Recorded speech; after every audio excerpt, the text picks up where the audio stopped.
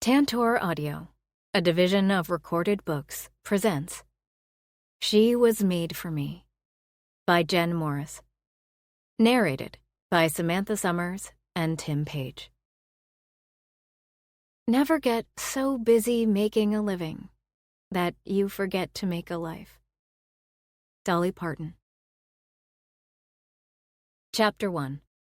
Violet. I have one piece of advice for anyone trying to impress their boss. It's not to fall asleep face down on the floor of their office. I don't even realize where I am until I hear the click of her office door closing, the sound of her setting a grande Americano on her desk, an Americano I was supposed to have ordered. Shit. "Oh, Violet," she says as I rouse myself from my slumber on her carpet. "Not again. Sorry, Deb." I groggily pull myself up, rubbing my eyes. This is not the first time I've spent the night at the office, and probably won't be the last. I glance at the poster board and post-its strewn around me in winds.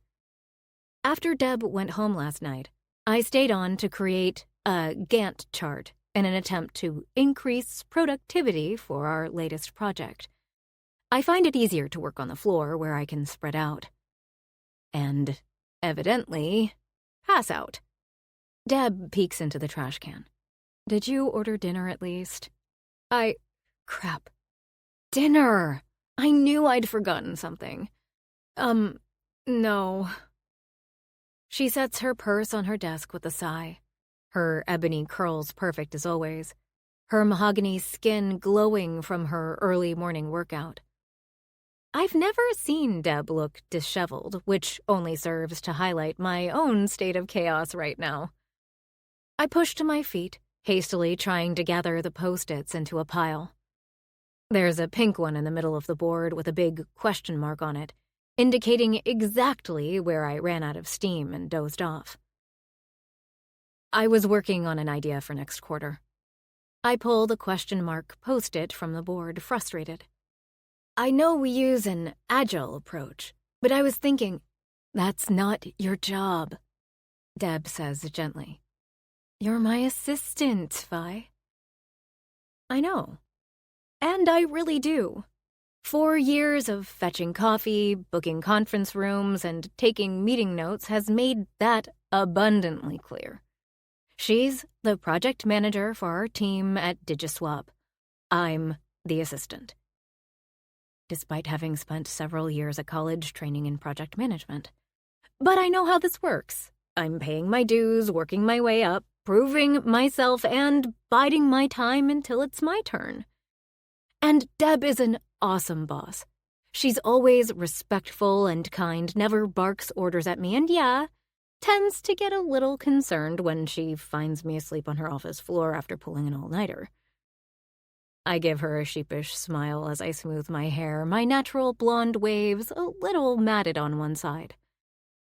At this point, Deb usually gives me a good-natured lecture about working too much, and I nod along, half listening, half thinking about the project I've labored over the night before.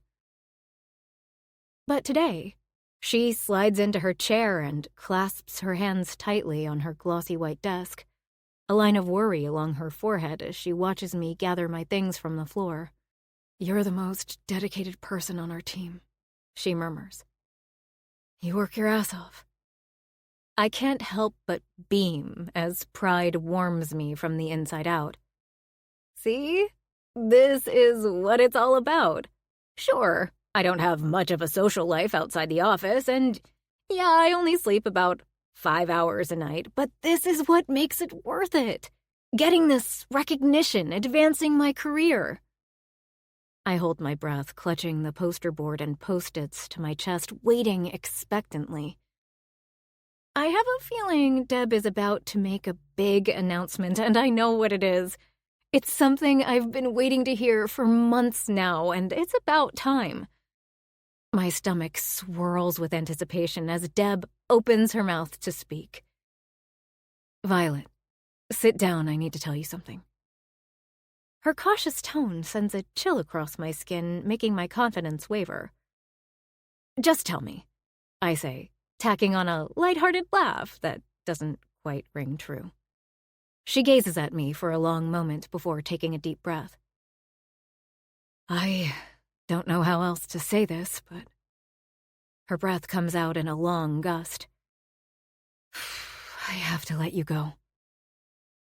The poster board slips from my hands, hitting the floor with a thud, followed by the Post-its scattering in a colorful pile at my feet like giant pieces of confetti.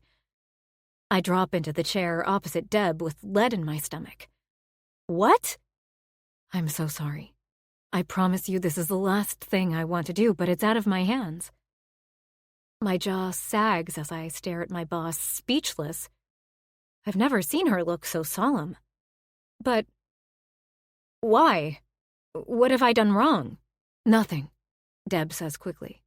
You're an amazing assistant, and I don't want to lose you at all, but last week, the board announced huge budget cuts to all departments, which means no more unnecessary spending. A disbelieving huff escapes me at her words. I've worked at this company for 4 years, giving them everything only to be described as unnecessary. Ouch. I can't believe this, I retort. So all the assistants are just gone? Deb grimaces again, this time not meeting my eyes. Not exactly. Departments have to share assistants going forward. I watch her awkwardly twist her coffee cup back and forth on her desk, shame washing over me as the meaning behind her words becomes clear. Right, I mutter, and I didn't make the cut. Deb forces her gaze to mine. Please don't think of it like that. I've fought hard for you, Vi. You deserve this job more than anyone.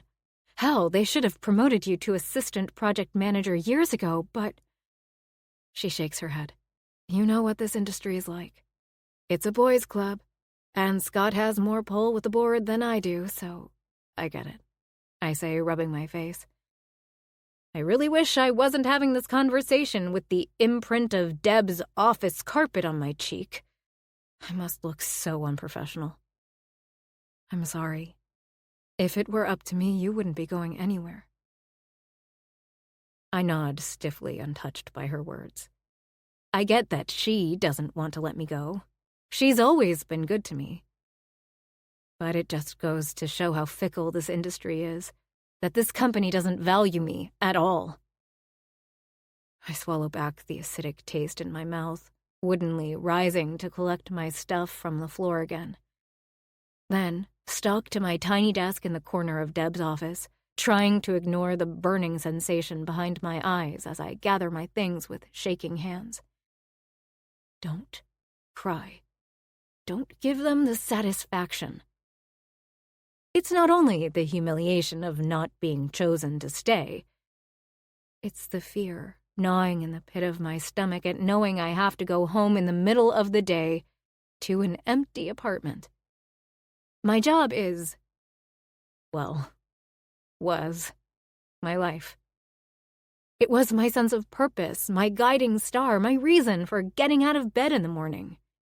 Without that, I don't know who I am. Despite being at the company for years, it only takes me 5 minutes to pack up my desk. Deb tries to give me a lengthy goodbye, telling me how much she's valued me, how much she'll miss me. But I make my excuses and leave. Each word from her mouth only twists the knife. I don't say goodbye to anyone else as I flee the building, the sting of humiliation threatening to send tears spilling at the slightest nudge. The air is cool as the elevator lets me out into the parking garage, my arms cradling a box of items from my desk. It's not much. Notebooks, pens, stapler, photo frame with a picture of me and my parents at my graduation, and a sad little succulent that has been on the brink of death for 6 months. It'll most definitely die now. I'm sure of it. I dump the box into the trunk of my car and slink around to the driver's side. As soon as the door is closed, I drop my forehead onto the steering wheel and let out a low, ugh. I'm 25 and unemployed. What the hell am I supposed to do now? By the time I arrive home, I'm fuming.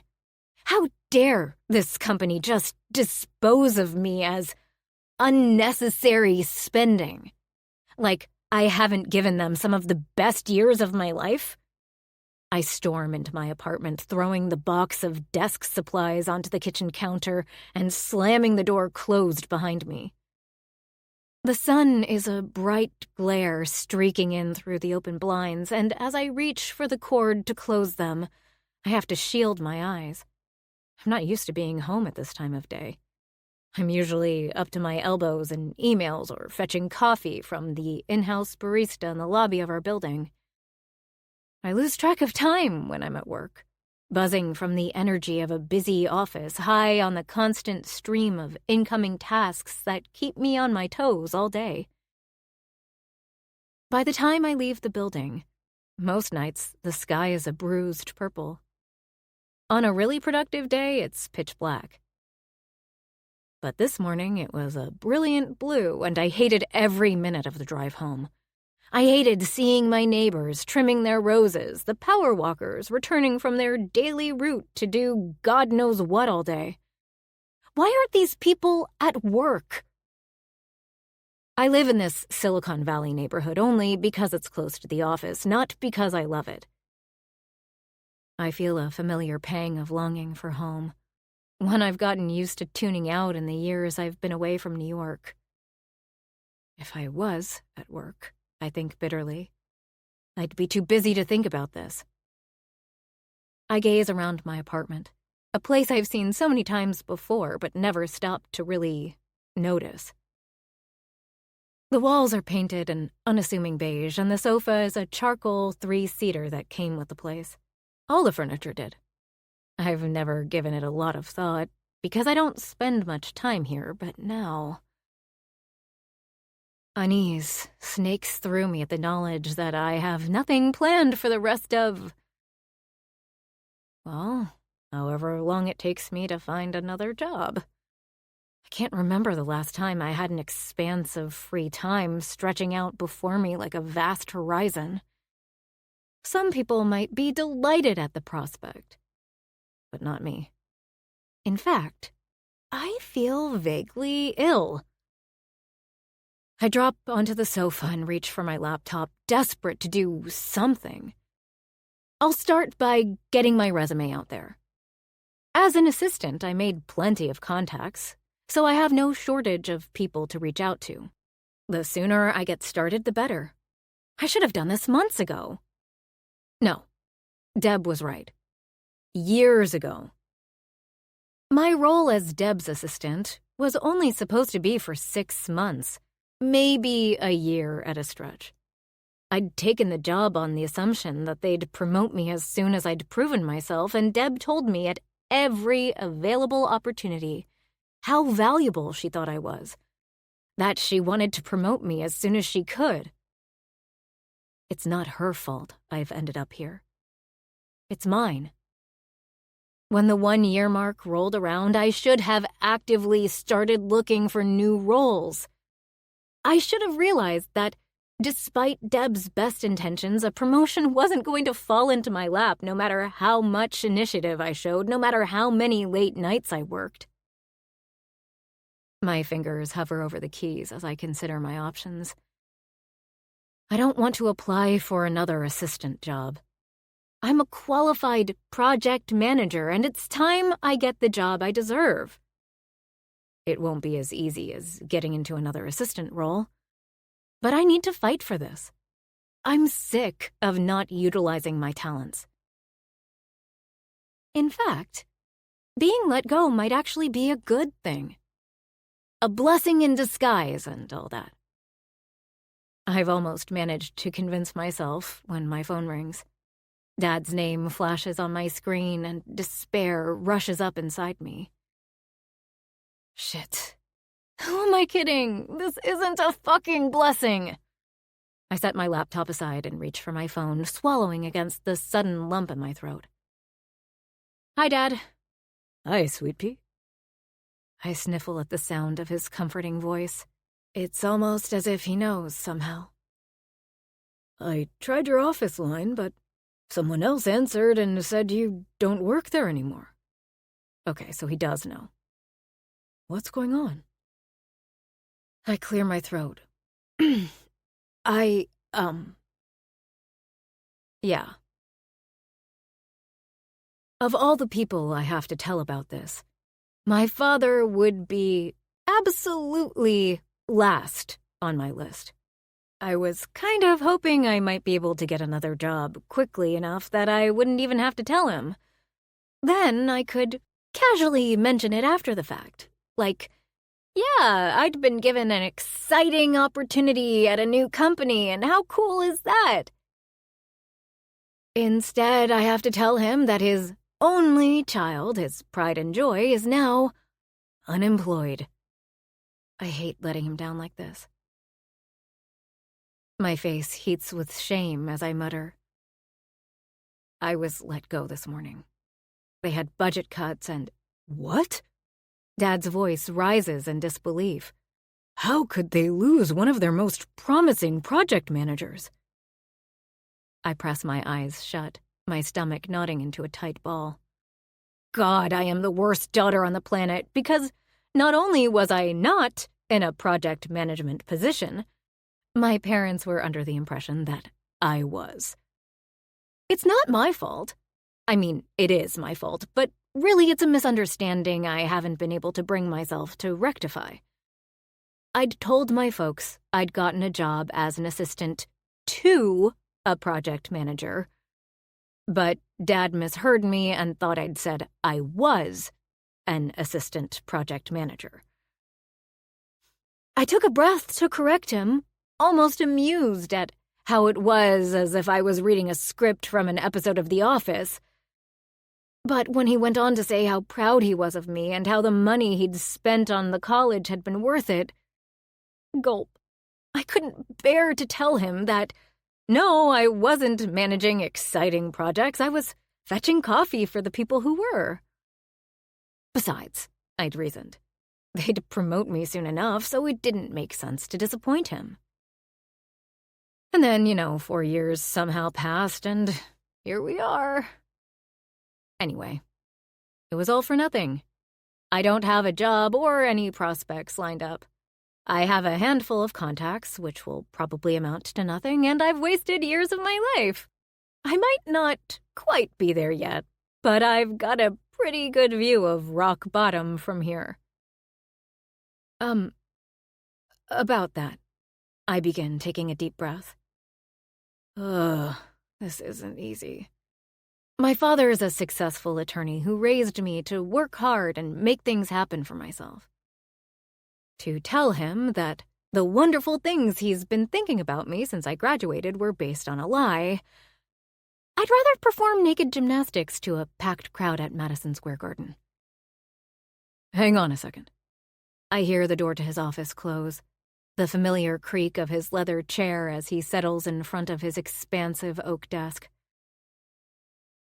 I only visited Dad's office once, years ago, but the feeling of it sticks vividly in my mind. The law firm had an air of importance about it, like the work they did mattered. It made me realize how much I wanted to do work that mattered, too. I sigh, needing to get this out. If I don't tell him now, I never will. And I've lived with this untruth long enough. Dad? You know what I think, Violet? Screw them. If they can't see what they're missing out on, that's their loss. Thanks, Dad, but what are your plans moving forward? I falter. Sometimes conversing with my father makes me feel more like I'm a witness being cross-examined on the stand than his daughter. I'm already sending my resume out and getting in touch with contacts I have. Excellent. Do you have anything lined up? Lined up? I only left the office an hour ago. Not yet, but it won't be long until I do. I pick at a nail, hoping my voice conveys more confidence than I feel. Dad is quiet for a beat, and a slow churn begins in my gut. He's not buying this. Why would he? And I still haven't told him the worst part yet. But he surprises me when he breaks the silence. Why don't you come stay with us for a while? Stay with you? Sure, Dad says easily. You can keep up the job search from New York. Who knows? You might even find something closer to home. Home. I sigh, thinking about New York. The truth is, I've missed it ever since I left. The bustle of the city streets, the convenience of having everything on your doorstep, and the beautiful row houses that remind you of the city's history. There's nothing like that here. The problem is, most of the good project management jobs in tech are on the West Coast.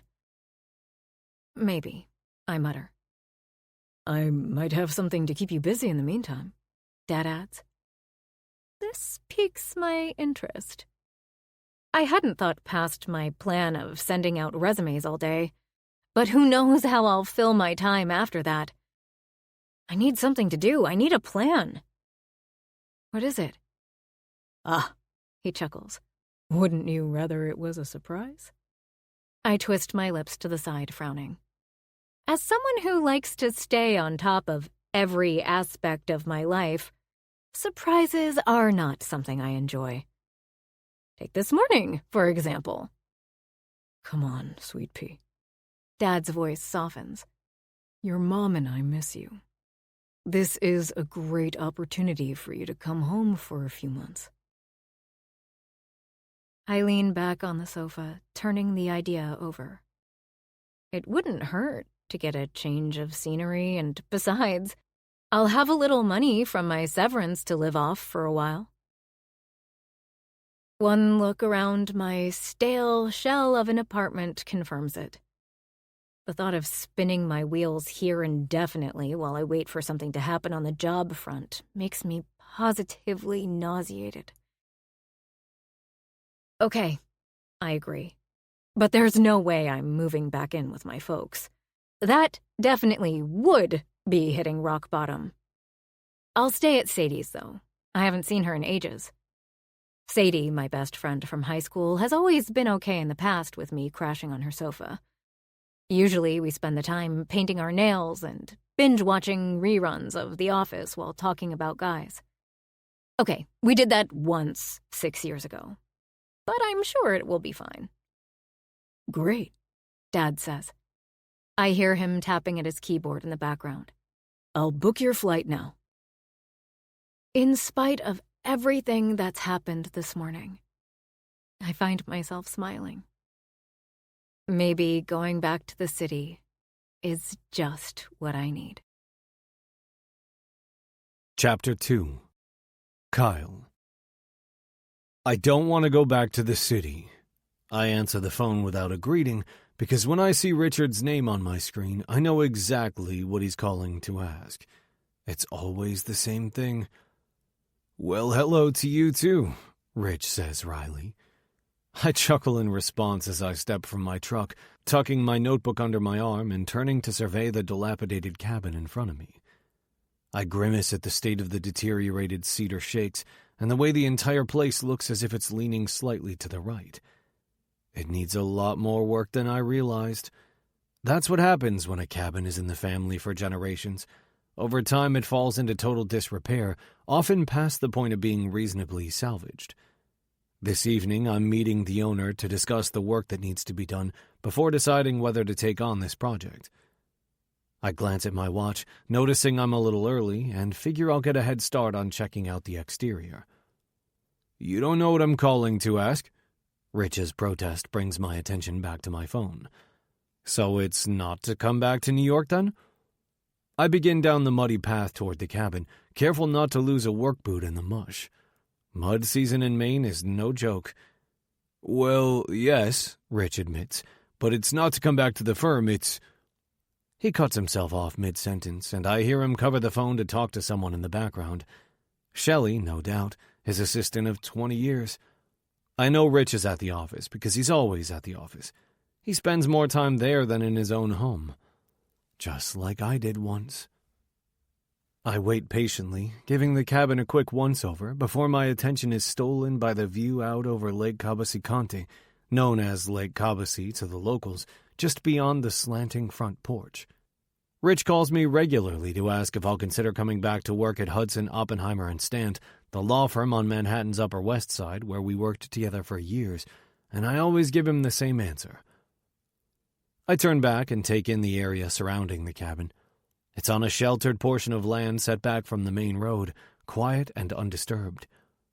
The cabin itself is surrounded by pine trees, their scent as familiar as home. I hear a loon call out on the lake and smile. Why on earth would I want the madness of the city when I have the beauty of Maine every day? Sorry. Rich returns to the phone. What was I saying? Oh, right, I have a project, and you're just the man for the job. A project? You remember that townhouse I bought a few years back? I do remember the townhouse, a 4-story red brick building in Brooklyn Heights, just minutes from the promenade. I grew up around there and know the area well. Rich bought the townhouse as an investment years ago, but it's sat empty and gathering dust ever since. Sure, I say, beginning to suspect where this might be going. I've decided now is the time to remodel it. I want you as the lead contractor on the build. I scrub a hand across my beard, coarse and bushy under my palm. One of the benefits of no longer working in an office. I don't have to shave every damn day. Why me? I ask. I've never worked on a project like that. I restore old cabins, not townhouses. I know, but the previous owner did half the work before they sold it. Besides, it can't be that different, can it? Actually, regardless, Rich says brusquely, and I stifle a laugh. He's a shark in court, always was a far better attorney than me, and I already know there's no way I'll win this battle. You're the guy I want on this. I hear the crunch of car tires on gravel and turn to see a red Honda Civic pull up beside my truck. I'll call you back, I mutter to Rich, watching an elderly lady with old money elegance climb from the car. My client is here. This conversation isn't over, he says as I hang up the call. I stuff the phone into my pocket with a chuckle.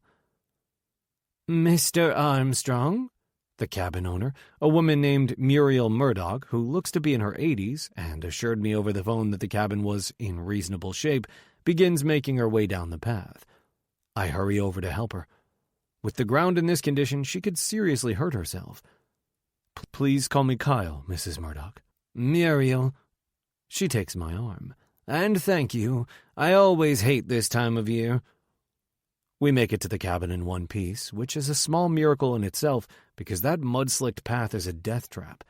But as she fights to open the twisted front door, I begin to wonder if it's safer out here. Once the door is finally open, Muriel gestures for me to enter first. I take a tentative step across the threshold, careful not to fall through rotten floorboards. It wouldn't be the first time. The planks creak under my boots, but nothing more, and I say a silent thanks. The smell of damp, musty cabin air swamps my lungs, and I wait for my eyes to adjust to the dim room. So many of these old cabins are dark, with few windows. I love finding a way to honor the charm and history of the cabin, while also making them feel more open and bright, usually with an entire wall of glass facing the water. I glance at Muriel as she steps in behind me, surveying the place wistfully. I haven't been here for at least a decade. Sure smells like it, I think, but thankfully managed not to say. She draws back some filthy drapes to let more light in, and I set about inspecting the place in earnest. It's reasonably spacious, but the good points stop there. The walls are lined with a hideous fake wood paneling that was probably installed in the 70s, and the ceiling tiles are water-damaged, sagging so low in one place I can see the insulation peeking out. When I give one tile a gentle nudge, it crashes to the floor, exposing some kind of nest and animal droppings. "Oh!" Muriel cries, startled. "Very common in a cabin this age," I tell her. "You might not have been here for years, but plenty of critters have been living in the ceiling." I give her a smile to soften the blow, but she looks disgusted, because it is disgusting. Why did I choose this line of work again? I wander over to one corner, prying back a piece of the wood paneling to inspect the wall cavity. Squirrels have been living in the walls, too. Muriel appears behind me. How can you tell? I gesture to the piles of acorns inside the wall cavity, and she blanches. Pulling back the paneling further, I notice a line of carpenter ants. Excellent. How long have you been restoring cabins? Muriel asks, hovering behind me as I yank up a corner of the linoleum to examine the floor. A few years. I scribble some notes in my notebook with a frown. I'm pretty sure we can't salvage the floors, and they'll be expensive to replace. I look back up at the ceiling. That will need to be ripped out, and the insulation will all need replacing too. And you do the work alone? Uh-huh. Well, that's not entirely true. I have the occasional contractor who does jobs that aren't in my area of expertise, like plumbing and electricity, but for the most part it's just me. Must be lonely, she murmurs. I glance at her over my notebook. Is it lonely? I guess I try not to think about it. I keep myself busy enough to get through my days, and the physical labor means I always sleep solidly at night. I have my own beautiful cabin on the waterfront and a cold beer at the end of a long day. It's a different life from what I had in the city, and that's intentional. If I occasionally miss having someone to wake up next to as the yellow rays of the sun warm my bedroom ceiling each morning, that's a small price to pay. I shrug, stepping back outside to check the foundations. There's definitely a lean to the place. I could feel it as we walked around inside, and as I crouch at the back of the cabin, I can see why. The entire back sill is rotted through, so soft I can scoop the wood out with my fingers. It's too close to the ground, and snow piles up during winter, damaging the wood. None of these old cabins have pressure-treated lumber, so they simply rot. I rise to my feet with a sigh. This place has pretty much everything you could imagine wrong with it. Most of my jobs have at least one or two of these issues, but not all of them at once. She'd be better off tearing the cabin down and starting from scratch. I thank Muriel for her time and tell her I'll be in touch with a quote for the work, but I'm not sure I want to take on the job. It's a lot of work for one person and would take me forever to complete. I take the scenic route home along the lake, stopping in at the market to grab some fresh produce for dinner. When I finally roll down my gravel driveway, I'm tired. It's been a long day finishing up a job on one site before meeting with Muriel at the House of Horrors. I'm ready for a beer and a long sleep. I take the steps two at a time up to the screened-in porch at the side of the house and smile looking out over Lake Cobbessy as I kick off my work boots. I bought this cabin when I first came up here 4 years ago. It wasn't in great shape, though nowhere near as bad as the place I just saw, and it took me months to painstakingly restore, learning everything as I went. Now I can't imagine living anywhere else. I grab myself a beer from the fridge, casting my gaze around. The kitchen and living room are open concept, with a cathedral ceiling supported by huge, rough-cut hemlock beams spanning the space overhead. There's a bathroom and bedroom downstairs, and a lofted bedroom above them, looking out over the living space below. The entire front wall of the cabin is made up of windows, framing an expansive view across the lake. In winter, I warm up by the wood-burning stove after an afternoon of ice fishing, and in summer I have the windows open to let the breeze blow through when I'm not in the water. It is, in a word, paradise. My phone vibrates in my pocket, and I retrieve it with a chuckle, knowing it's Rich following up from our earlier call. You're not going to let this go, are you? My friend's voice is confident in my ear. What do you think? I lean back in my chair and prop my feet up on the coffee table in front of me. It's made from local pine and took me hours to sand and polish to bring out the natural grain of the wood. It was one of the first projects I finished when I first moved, and reminds me of why I left the city. Up here, in the beauty of Maine, I don't have the stresses of corporate life that nearly killed me. I spend my days working with my hands, restoring neglected cabins in Kennebec County to their former glory. When I became an attorney years ago, I did it because I wanted to make a difference in people's lives. I still do that now, but in a way that doesn't cost me my health or my sanity. I think you're a pain in my ass, I say good-naturedly, and Rich laughs. I try. His voice turned serious. I want you on this project, Kyle. I'll pay you twice your normal rate. I sigh. At 49, Rich is 6 years older than me and has always done this big brother thing, more so over the past 4 years since my life fell apart and he scraped me up out of the gutter. You know I get plenty of work up here, I say gently. Though when I think back to the cabin I checked out this evening, I grimace. I appreciate the offer, but I don't need— It's not that. I know you're busy, and sure it's not your usual job, but you're the only guy I trust to do this. I look down, brushing sawdust off my work shorts. The thought of going back to New York churns my stomach, but Rich has always been there for me, no questions asked. If he needs me, I'll have to make this work. You know this is too much for me to take on by myself, I tell him. Of course, I'll get a team together, and I'm in the process of getting a project manager as we speak. I frown. I don't need a project manager to keep me organized, but that's the least of my problems right now. So you want me to start right away? If you can, Rich replies. I'm hoping we can get the whole thing done in a couple of months. Let me get this straight. Instead of spending summer at the lake, you want me to spend it in the city sweating my balls off? Richard barks a laugh, and I continue, where will I even find a place to stay at this late notice? You'll stay in the guest room at our place. We're out of town for a couple weeks over summer anyway, so you'll have the place to yourself for a while. I contemplate this.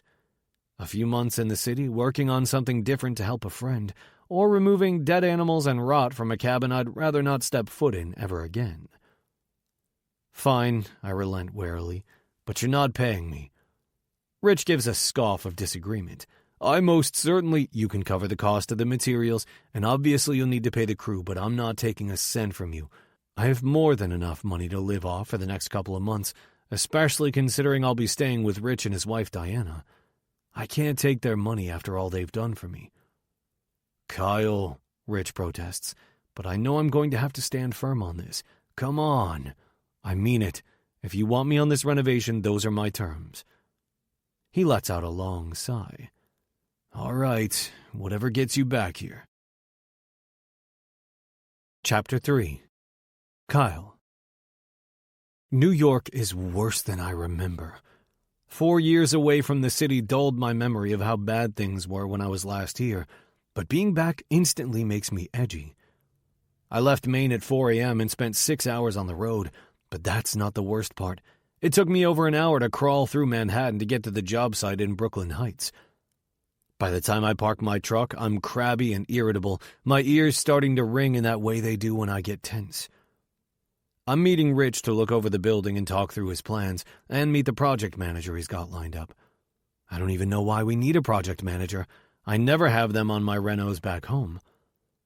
Still, this is a much bigger project than anything I've done in Maine. If I'm being entirely honest, I'm a little concerned there are aspects beyond my expertise. But when I mentioned that to Rich, he wouldn't hear a word of it. You're the best carpenter I know, he said. I tried to point out that I was the only carpenter he knew, but he laughed me off. You're who I want as the foreman, Kyle. I won't take no for an answer. And when I thought of the way he'd shown up for me when I was at my lowest point, I had no choice but to swallow my hesitations and agree to the project.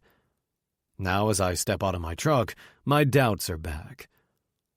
I wander around to the sidewalk with a sigh. I never used to be like this.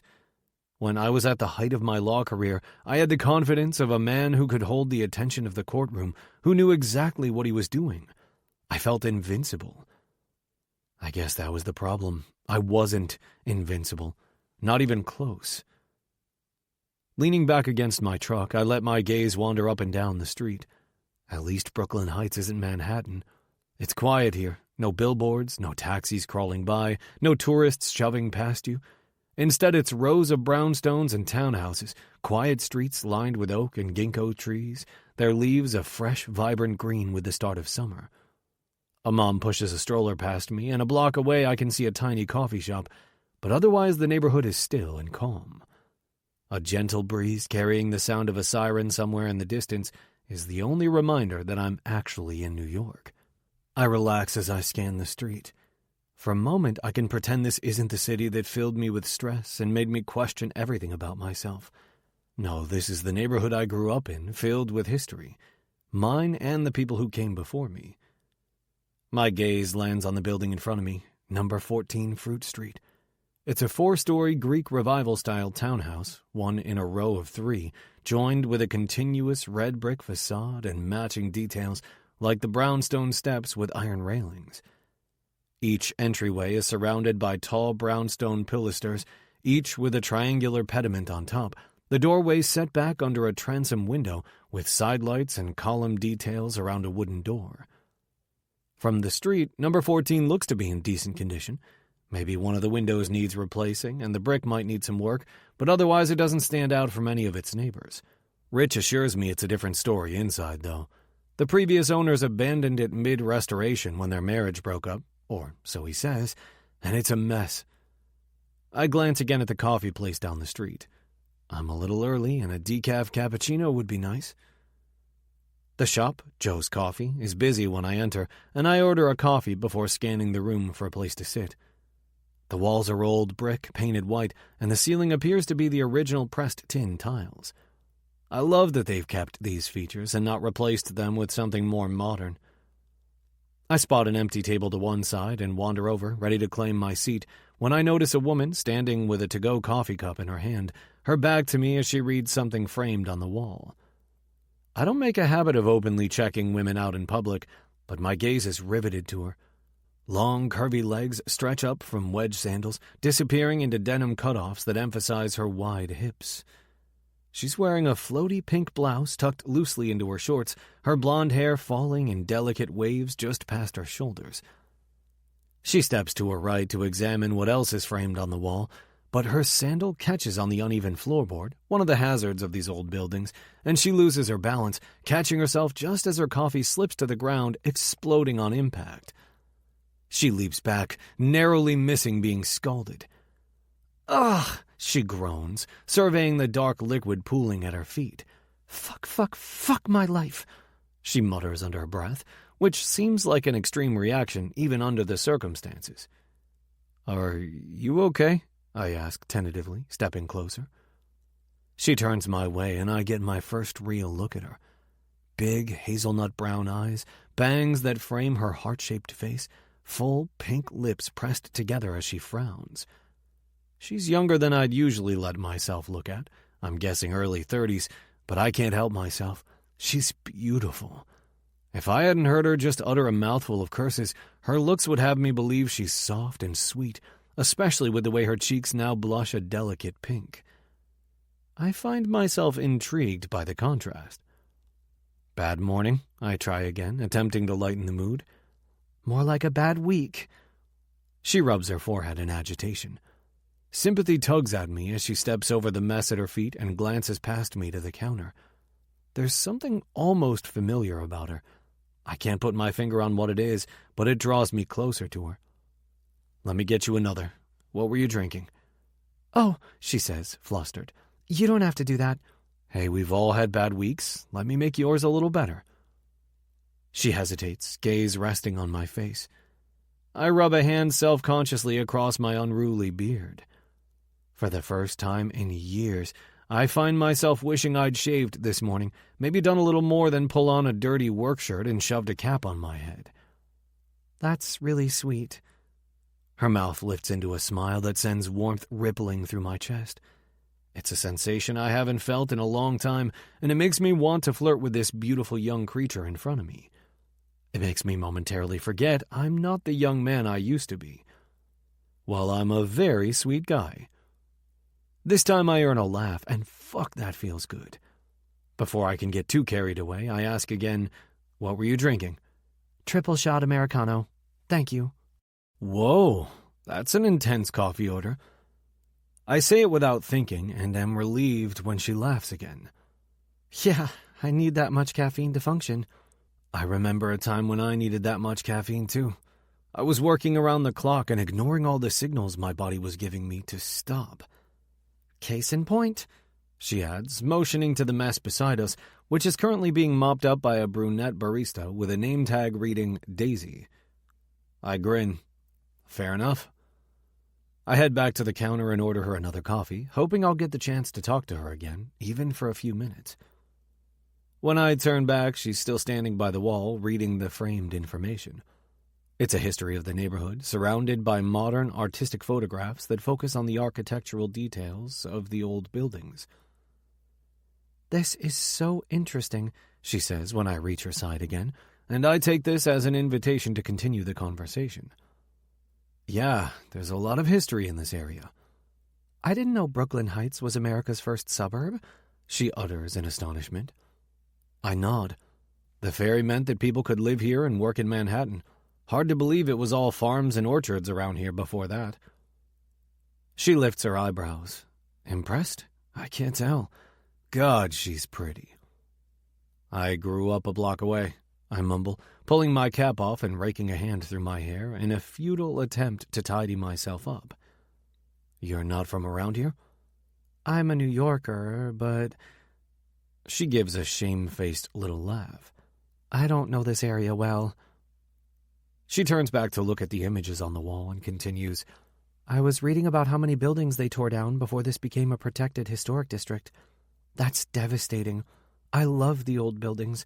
Such a shame to see that history lost." There's a funny flip in my ribcage. Historical building preservation is something I've always been passionate about, especially growing up in this area. I've never met a woman who cares about that too. It is, I agree, wondering how insane it would be if I asked for her number. She must be a good decade younger than me. My order is called from the counter. She lifts a single brow when I claim my decaf cappuccino, then turns back to the wall. Someone who consumes 3 shots of caffeine in one drink probably won't understand that a single shot of the stuff makes me agitated and jittery. I hover near the sugar stand, wondering if I could get away with hanging around to talk to her some more. I might be a little late meeting Rich, but I'm sure he'd understand. He's been urging me to get back out there for ages. The barista saves me from my nervous dithering by calling out her order, and I swoop in to pick it up and hand it to her. I cringe at myself as I reach her side again. "Play it cool, man." "Your coffee, madam?" "Nice one." I tug the brim of my cap down to hide my embarrassment. Fuck, it's painful watching myself attempt to flirt. But she laughs again, taking me by surprise. "Why, thank you, kind sir." I glance at her, my mouth pulling into a wide grin. "Seriously, thanks." She raises her cup and taps it against mine as if to say cheers. Her gaze flicks to the door, then back to me. Disappointment trickles through me at the thought of her leaving until she says, "Which way are you heading?" She's asking me to walk with her. I have to glance down to hide my smile. Down the block that way." "Me too. Shall we?" She motions for me to follow, and I nod, pressing my lips together to hide my nerves as we leave the coffee shop. I don't know why she's giving me the time of day, but I'm not going to say no to a few more minutes in her company. "So you grew up here?" she asks as we walk. "Yeah, a block that way, on Cranberry Street in an old brownstone. At the time, the building was split into several apartments, but I think it's been restored to a proper 5-story home." We pause at a street crossing, and she glances up at me. She's a lot shorter than I am, probably even more with those heels off. My gaze strays to the creamy skin of her neck, then to the opening of her blouse where I steal a peek of soft cleavage. I catch myself whipping my gaze back to hers. There's a shimmer of amusement in her eyes that tells me she noticed my lack of self-control, and I'm about to apologize when she turns to step out onto the road. "What's your favorite thing about the neighborhood?" she asks as I scramble to catch up with her. The promenade." I gesture to our right. "A couple blocks that way. Beautiful views of downtown Manhattan." "I'll have to check it out." Her walk slows right in front of my truck. "I'm Vi, by the way." She extends her hand, and I take it in mine, swallowing as her soft fingers brush against my calloused palm. "Kyle." Her hand lingers in mine, her gaze sparkling as we stand there looking at each other. My pulse spikes, and I begin to think that coming back to the city was a very good idea indeed. I don't know how she knows to stop right here, or what her plans are for the rest of the day, but I think I'm about to ask this young woman out. What the fuck is happening? I don't date, and I especially don't ask out beautiful women 10 years younger than me, but there's something in the way she looks at me the electricity between us. She could have left the coffee shop without me after all, but she asked me to join her and is gazing up at me as if she's waiting for something. Of course, this could all be in my head, but when I think about letting her walk away, fuck it, I'll kick myself if I don't at least try. It's been years since I've even considered asking a woman out. I don't care if the odds are against me on this one. I'm going for it. Listen, Jesus, it's been way too long since I've done this. What do I say again? This is probably a long shot, but is there any chance you might like to— Oh, good, I see you two have met. I turn to see Rich approaching, hands in his suit pockets, smiling as his gaze moves between the two of us. I glance at Vi, then at Rich, confused, but my confusion evaporates when she steps up onto her toes to hug Richard and says, "Hi, Dad." Dad. Wait, what? This is Richard's daughter? No, that can't be right. She's like 20 or something, isn't she? I open my mouth to ask what's going on, but stop when her eyes swing back to mine, a little confused, a lot embarrassed.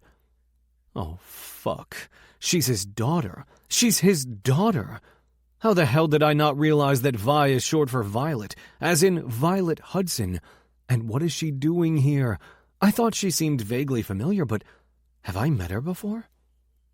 Actually, yes, I think I have. Once, years ago, when she came to the office, but her hair was brown then, and she was a lot younger. Because she is a lot younger, jackass. I do some mental math.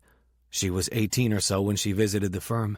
I remember because she was going off to college, and that was about 6 years ago. So that would make her 24, give or take, not even close to early 30s, and a hell of a long way from 43. Nausea churns through my stomach, and I avert my gaze from hers, my face hot. I think I'm going to be sick. I've spent the past 20 minutes hitting on my best friend's very lovely, very young daughter. Chapter 4. Violet. Kyle! Dad steps over and pulls Kyle into a hug, clapping him on the back. I knew I could get you back here. It's been too long. Kyle nods half-heartedly, clapping him back. This is Dad's friend, Kyle? Last time Dad mentioned him, he said Kyle was a contractor up in Maine. Come to think of it, I might have met him briefly once or twice, but he certainly didn't look like this. He'd been wearing a pristine suit, clean-shaven and very frowny. I stare at the two of them, trying to put the pieces together. Last night I had dinner with Mom and Dad, and halfway through our entrees, Dad casually asked me to meet him at some random address in Brooklyn Heights this morning, but wouldn't tell me why. I deliberately arrived early so I could get my coffee fix after being kept up all night by Sadie and her boyfriend having unnecessarily loud sex. Ugh. Only to drop said coffee after one sip. And when a guy asked if I was okay and if he could buy me another coffee, I found myself saying yes. He wasn't my usual type. I tend to go for the clean, tidy, and styled look. This guy's beard was a mess and his hair stuck out at all angles from under his cap. But he was tall and well-built, with deep green eyes, the kind that crinkled at the corners when he smiled. I could tell he was handsome underneath all that scruff, that if he tidied himself up, he'd be unbelievably attractive. And I certainly didn't think he was Dad's age. Sure, he had some gray in his beard, but I know guys in their 20s who are going gray. It wasn't until he pulled off his cap to run his hand through that mop of hair that I noticed the gray on his temples, too. Still, I felt myself drawn to him. He wasn't just ruggedly good-looking. He was sweet and interesting, and he made me laugh after what's been a pretty average week. And, admittedly, it's been a while since a nice guy has paid any attention to me. I mostly worked with men at Digiswap, but I learned early on that the only way to be treated with any kind of respect was to act like one of the boys. If that helped me get a promotion, then so be it. Spoiler alert, it did not. But it meant that after a while, they treated me like one of the boys, too. And given that I hardly went anywhere outside the office, well, let's just say it's been a very long time since someone flirted with me. Add to that the fact that I've gained a few pounds from working around the clock and never making time to exercise or eat properly. I haven't felt great about myself lately. So it was nice to have Kyle's attention. The way he tried not to check me out, and failed, was adorable. And I could be mistaken, but I think he was about to ask me out right before Dad arrived. He looked nervous as he started to speak, and I felt a thrill, wondering if I'd get lucky enough to see what was beneath the flannel shirt that strained across his broad, muscular shoulders. Is it wrong that I wish Dad hadn't shown up just then? Yes, he's your father's friend. That's weird. Kyle's gaze clashes with mine before darting away, and my face heats. You remember my daughter, Violet? Dad asks Kyle, completely unaware of the uncomfortable cloud that's descended upon us as he retrieves a set of keys from his pocket. Kyle presses his eyes shut, looking ill. Uh-huh. I scrunch my nose, trying to suppress my disappointment at the misunderstanding, realizing it must be 10 times worse for Kyle. I'm the daughter of his friend. Even I know that's a no-go. And you remember Kyle? Dad asks me. I think so. Great. Let's go in. Dad starts up the front steps of a red brick building. I follow, momentarily distracted from Kyle, who trudges warily up behind me. I still don't know why Dad has brought me here, of all places, but when I reach the doorway, my thoughts skid to a halt and my steps falter. Wow, I murmur, gazing around the entry hall. Much of it is in disrepair, but I can see the original beauty of the curved banister sweeping up the stairs to my left, the skylight several floors up, bathing the landing in natural light. Yeah, Kyle says in agreement, pausing next to me. We stand side by side in the doorway, close enough that I can feel the heat from his large frame, and we glance at each other. Our eyes lock for a brief second.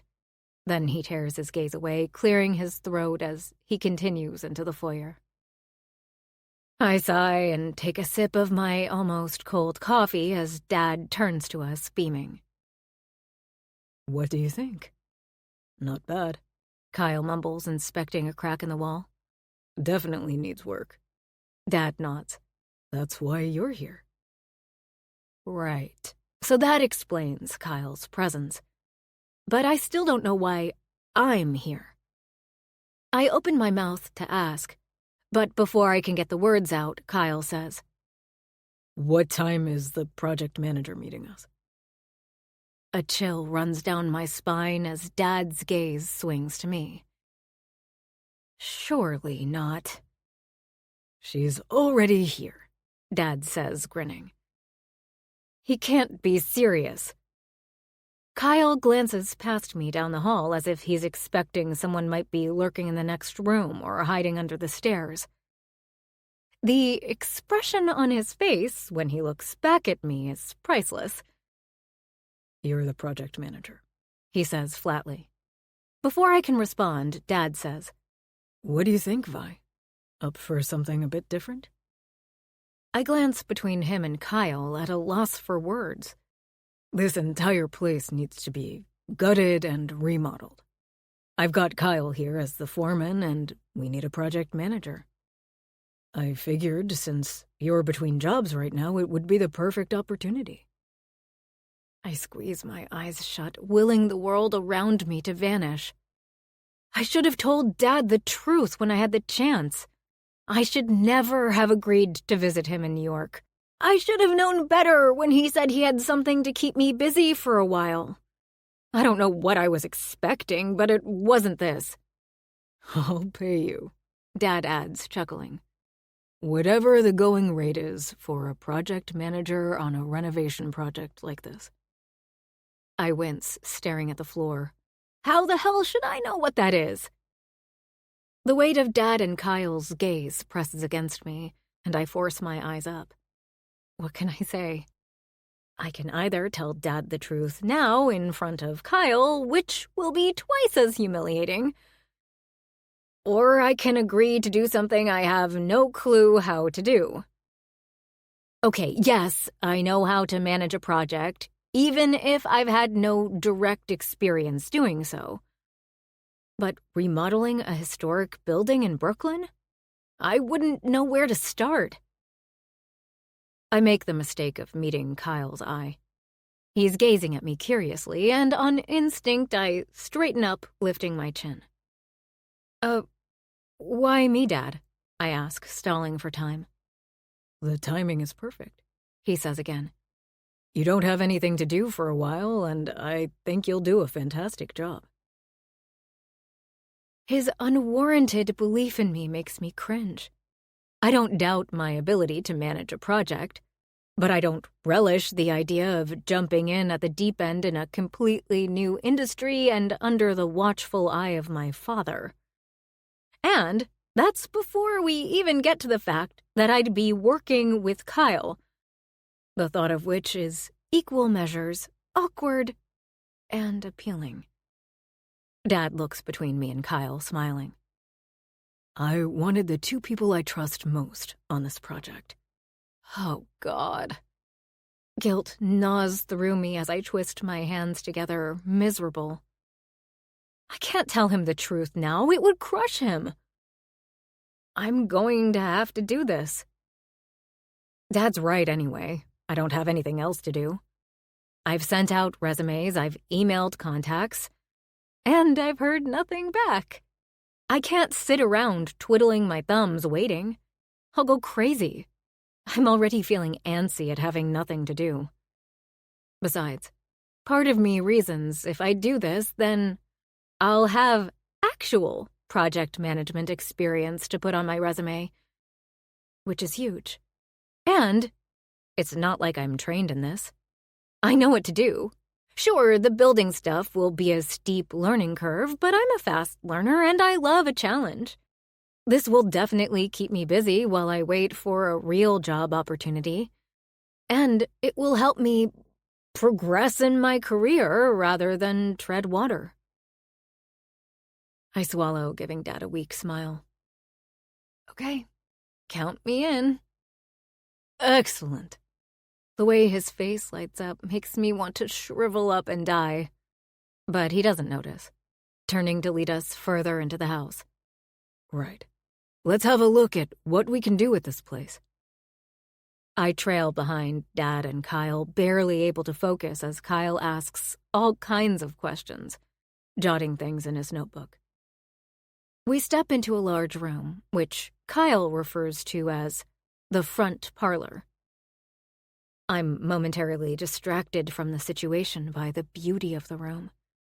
The intricately detailed crown moldings, the rich, dark wooden floors, the rosette around the light fixture on the ceiling that Kyle points out. He explains the history of these types of townhouses. I hear him use the term Greek revival, and despite myself, I'm riveted. His eyes are bright as they move around the room, his deep voice ringing with passion as he speaks, and I almost forget Dad entirely as I watch Kyle. When he moves near me to show us the pocket doors, my body tingles with awareness. That's great, Dad says, bringing my attention back to him. But I'm thinking of a more modern feel. I want the place split into several apartments. Kyle frowns, scrubbing a hand over his messy beard. He opens his mouth to say something, but appears to bite his tongue. I don't say anything either, but have to admit that seems a shame. After spending so long in the commercial area of Silicon Valley, a place with so little character, the charm of this neighborhood, this building, is hard to deny. The thought of deliberately stripping away that history to create a bunch of apartments feels like sacrilege. Still, it's Dad's place, not mine. He's the client in this situation. He's the one we need to please. I'm sure Kyle is used to working with people who have a different vision for a project from his own. We head from the front parlor to the back parlor, because apparently one parlor wasn't enough in the 19th century, and out to what looks like a balcony. Kyle says it's a later addition, and that these spaces were often used as tea rooms. I don't drink tea, but I imagine the balcony would be a nice place to bring my laptop and work outside. There are 2 floors above this one, each with 2 bedrooms and a bathroom, but they're a mess with brick and wiring exposed in places as half the walls have been torn out. It gets worse when we go down to the basement. Kyle explains it's a garden-level basement, which means it's half below street level on one side, but you can walk out into the yard at the back. Whatever it is, this is apparently where they stored all their junk. There's no sign of the kitchen that Kyle tells us would have once been here. And, as for the yard, it's little more than an overgrown tangle of weeds and building materials. By the time we're back in the entry hall, my head is spinning, wondering what I've gotten myself into. Not just with the house, but with the foreman, who I can't seem to take my eyes off. I trust you'll know what's best for the place, Dad says with a grin. I'm not sure if that's directed at me or Kyle, but either way, it's the vaguest request I've ever heard from a client on a project. I can't decide if that's a good thing or not. Dad gets Kyle and I to swap numbers so we can set up a time to get together and begin our plan for the work. My 2 favorite people working together, he says, squeezing me on the shoulder with a chuckle. She's a handful, Kyle. I hope you're up for the challenge. Kyle pulls his cap off, sighing as he runs a hand through his hair. My face warms and I shoot Dad a sarcastic smile. Thanks. Seriously, sweet pea. Dad pulls me into his side, the heat in my face intensifying as he uses his childish nickname for me in front of Kyle. I think you'll do a wonderful job. I can only hope he's right. Chapter 5. Kyle. You okay, honey? Diana, Richard's wife, hovers above me where I'm seated on the sofa, lost in thought as I stare into my beer bottle. Rich wanders into the living room, loosening his tie with a chuckle. He's fine, just realizing what he's got himself into with the place on Fruit Street. I give them a grim smile. It might have been the job I was worried about to begin with, but not anymore. It's a beautiful building, isn't it? Diana says, handing Rich a bottle of beer. He shakes his head. It's completely outdated. We're going to modernize the whole place. I twist in my seat, focusing on the conversation properly. About that, Rich, I've been thinking. I know it's old, but there's a lot of history in that neighborhood. It was the first suburb of New York when the ferry service started in the early 19th century. Rich waves a hand. But it's not anymore. It needs to be brought into the 21st century. Well, it's a historic district, I remind him. There are restrictions on what we can do. Sure on the exterior, but inside we can gut the place and start from scratch. Carve it up into multiple apartments, which is far more useful. I grimace at the thought of gutting that beautiful row house, turning it into apartments instead of the stately family home it was designed to be. I know it needs a lot of work, but there's so much charm in the original layout and features. It just needs to be restored to its previous glory. What did Violet think of the building? Diana asks, joining us with a glass of wine in her hand. I haven't seen Diana in years, but we spent a reasonable amount of time together when I was at the firm, attending company dinners and client events. Looking at her now, it's so obvious she's Violet's mother. Same blonde hair, brown eyes, warm smile. How I didn't connect those dots earlier today, I have no idea. I guess it never occurred to me their daughter would be there. Last I heard, she was living on the West Coast. Rich rubs his chin. She seemed distracted, which is unlike her. I thought she'd be going around with her notebook, asking questions and grilling me for details, but she was strangely quiet. I shift my weight, taking a swig of beer. She's not normally like that? Diana and Rich laugh. Not our Vi, Diana says fondly. She's very outspoken. You have to be when you work in a male-dominated industry. I nod, absorbing this. Last time I saw her, she was going off to college. How old is she now? Rich smiles. 25? My little girl is all grown up. His use of the term little girl makes my stomach turn over. I think of the way he called her Sweet Pea today, like she was 8 years old, and shake my head to myself. I have never felt more like a dirty old man than I do right now. Diana sips her wine, thinking. She loved her job. Such a shame she was let go. I frown. She was let go? That's rough. Her words from the coffee shop about how she'd had a bad week come back to me. Suddenly, the overreaction to the spilled coffee makes a lot more sense. Di nods. Maybe that's why she was quiet today, she murmurs to Richard. Her confidence is shaken. Maybe. Rich sips his beer and glances at me. Well, you can keep an eye on her for us, can't you? As much as I want to shake my head, I nod. Sure. You know what guys are like on these kinds of job sites. I don't want any creeps trying to take advantage of her. Guilt claws up my throat, and I try to swallow it down with my beer. Thank God Rich doesn't know I'm the creep who hit on her today. I'm sure she can handle herself, Diana says with a laugh. She's not a little girl anymore. No, she most certainly is not. Still, Rich looks at me pleadingly. You'll look out for her. We're going out of town next month, and it makes me feel better knowing you're going to be there. I can't help but laugh. Rich, she's 25. She doesn't need me looking out for her. It's not only that. Rich sighs, setting his bottle down. This is her first project like this, and she has a lot to learn. What do you mean this is her first project? I thought she'd done this before. She has a background in project management, Rich hastens to assure me, but not in renovation. She comes from the tech world. Irritation flickers in my rib cage. So she doesn't know a thing about remodeling a house? She's a very fast learner, Di says, but this is new to her, so she might need some guidance. I take a long chug from my bottle to hide my frown. I already felt uneasy about being back in the city and taking on this project, and this doesn't help. I'm about to ask why he's hired her if she's so inexperienced, but I already know the answer. She was out of a job, and her father, being the good guy he is, wanted to help her out. It makes sense, but it doesn't make the job any easier for me. It's bad enough that I have to work with a woman who is both attractive and completely off limits, but now I have to babysit her, micromanage her so she doesn't fuck things up? This is too much. I open my mouth to protest, but Diana rises from her chair with a smile. Is Mexican still your favorite, Kyle? I was thinking of making fajitas for dinner. Any annoyance I feel quickly dissolves.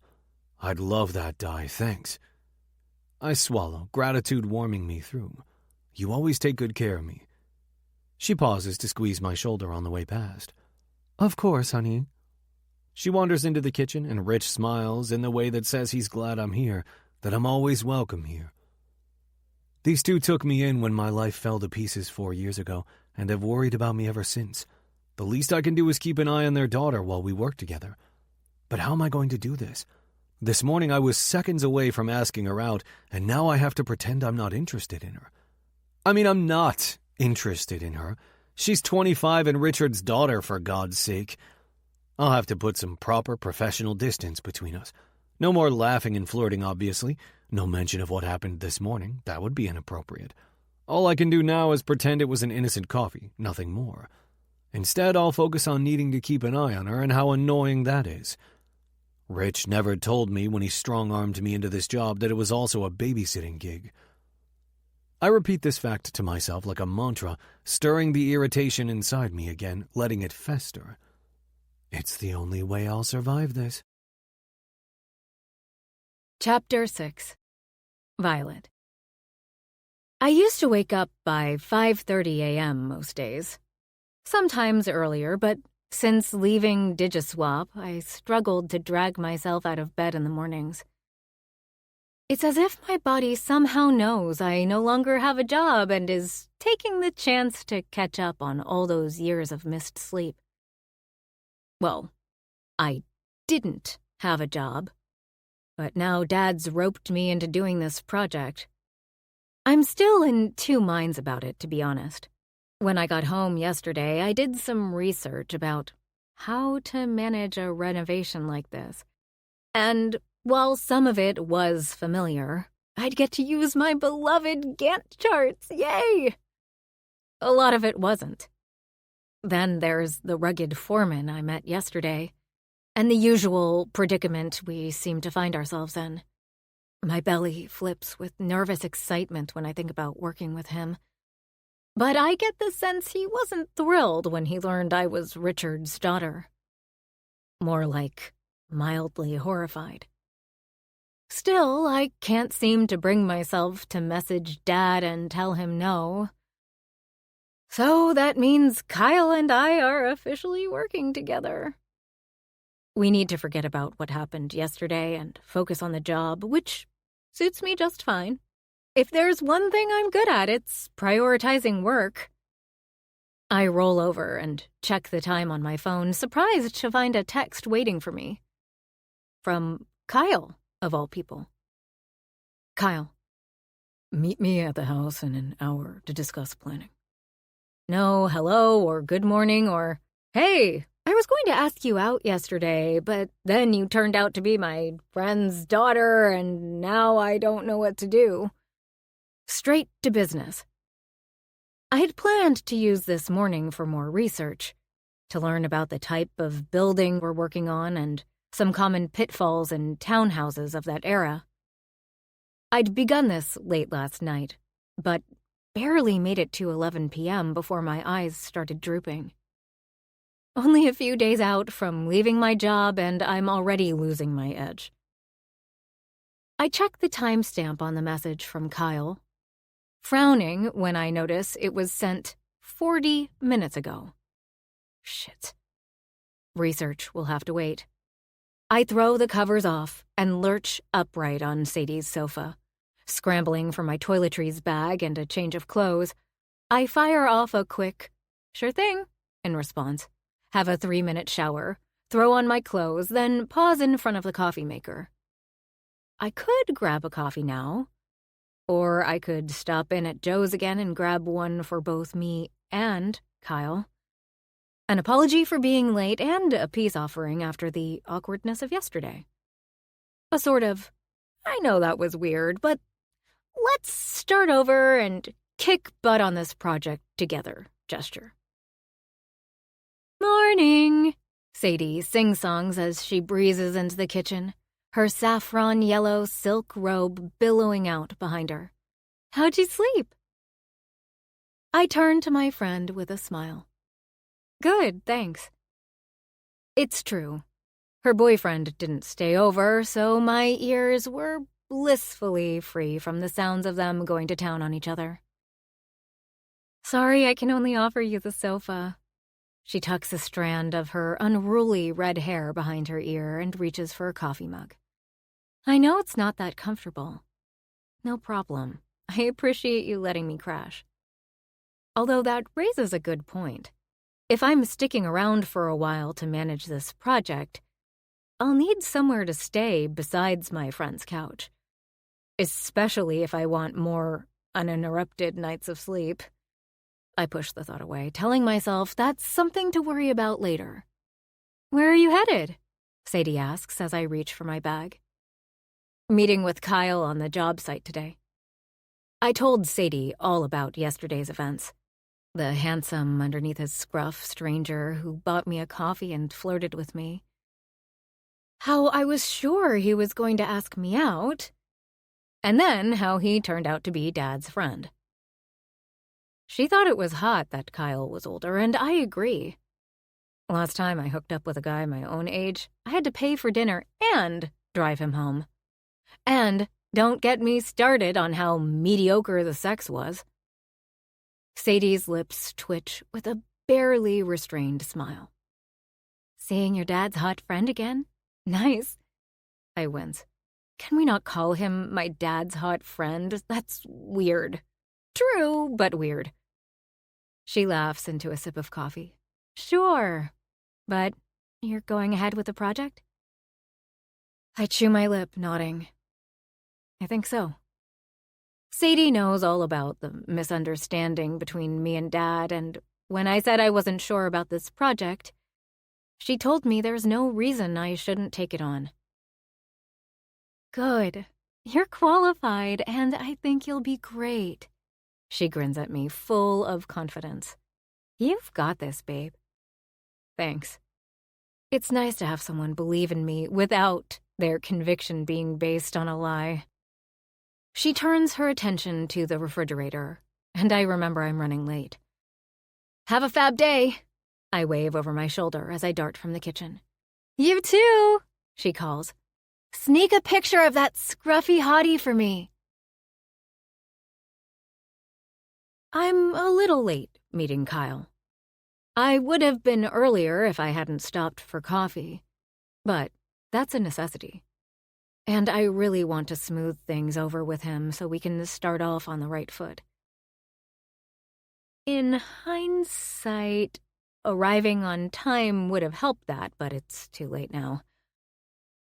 It took 2 trains to get here from Sadie's apartment in Bushwick, and when I finally climb the front steps to the building, I realize I'm nervous, which is silly, of course. Kyle might be Dad's friend, but he's also a nice enough guy. That much was clear yesterday. I just need to hand him the coffee, address the elephant in the room, then we can put it behind us. You're late, Kyle grumbles when I push open the front door. Geez, I'm not even in the building yet. Sorry, yes. My hands are full with the coffee, so I push the door closed with my butt and turn to smile at him. He's standing in the entry hall in shorts and work boots, a red flannel shirt open over a plain white tee, sleeves rolled to the elbows. The same cap from yesterday contains the mass of dark hair on his head, and he holds a clipboard in one hand as he frowns at me. He's cuter than I remember, even though I now know he's nearly 50, which is double my age. Yikes. I stopped to get us coffee. I hold his decaf cappuccino out with a sheepish smile. He seems tense, and I guess that's not surprising. If I can only get him to laugh like yesterday to relax, this job might actually be fun. He stares at the coffee cup in my hand, brow pulled low, apparently deciding whether to accept it. Is it decaf? He asks at last, and I nod. Thanks. I notice he's careful to make sure his fingers don't touch mine as he takes the cup from me. Have I become poisonous overnight? I tap my cup against his like I did yesterday, and he flinches. I owed you anyway, I say, trying to segue into addressing the delicate issue at hand. But before I can continue, he lifts his gaze to meet mine. You didn't have to do that. I was trying to do something nice to make your day better. You did, I smile, letting my gaze rest on his face. Smooth, light olive complexion, strong nose, beard that would have once been a rich brown but is now threaded with gray. His eyes are a darker shade of green today, a lush forest after rain, and small creases fan out beside them as he studies me. God, I could get lost in those eyes. Snap out of it! I swallow. You definitely did, I murmur, my voice huskier than I intend. A flicker of something passes across his features. Then he seems to catch himself, clearing his throat and glancing away. Well, thanks for the coffee. He taps his clipboard. Now we need to... Actually, before we do that, can we talk about... Kyle looks back at me impatiently, but I square my shoulders, trying to do the right thing and clear the air. I know this is all kinds of awkward, having to work together after... He stares at me, unmoving. No, I don't know. I huff an uncomfortable laugh. Way to make this even more awkward, Kyle. Well, it seemed like you were going to ask me out yesterday, I think. Why is my voice so squeaky? And then you realized... Anyway, I don't want things to be weird, so... I wasn't. He says sharply. What? I wasn't going to ask you out. He clears his throat again, his cheeks turning pink under his beard as he pretends to study something on his clipboard. Okay, so he's embarrassed. Fair enough. Look, you didn't know I was Richard's daughter. I get it. I didn't know you were Dad's age either. I'm not. He cuts in. I'm only 43. Then he frowns at the clipboard as if it has personally offended him. Right. So he's not nearly 50. That makes sense. He certainly doesn't look it. It's okay, I say gently. We were hitting it off, but obviously now... It's not okay. I bought you a coffee. Nothing more. Irritation fizzles in my stomach. Is he freaking serious right now? I'm almost certain he was about to ask me out. It was basically out of his mouth just as Dad arrived. Why won't he admit it? I put a hand on my hip. Are you kidding? He takes a long sip of his coffee, buying time. Eventually, he swallows and says, Nope, not kidding. And I don't want to waste time talking about something that doesn't matter when we've got shitloads of work to do. I give a scoff of disbelief. He wants to be like that? Well, he can be like that. I've worked with plenty of difficult men, and I can give as good as I get. Fine, I motion along the hall. Lead the way. He tightens his grip on the clipboard and nods. Great. He turns and stalks into the front parlor. A ridiculous name in this day and age, but I digress. And reads from the notes on his clipboard. First thing we need to do is meet with a structural engineer to check the integrity of the building. Once we get the all clear there, we can meet with an architect. I wander across to the fireplace and set my coffee down on the mantel, rifling in my bag for my notebook and a pen. Hey, whoa. He strides over and snatches my cup off the mantel. That's antique black walnut. Don't throw your coffee down on it. I narrow my eyes.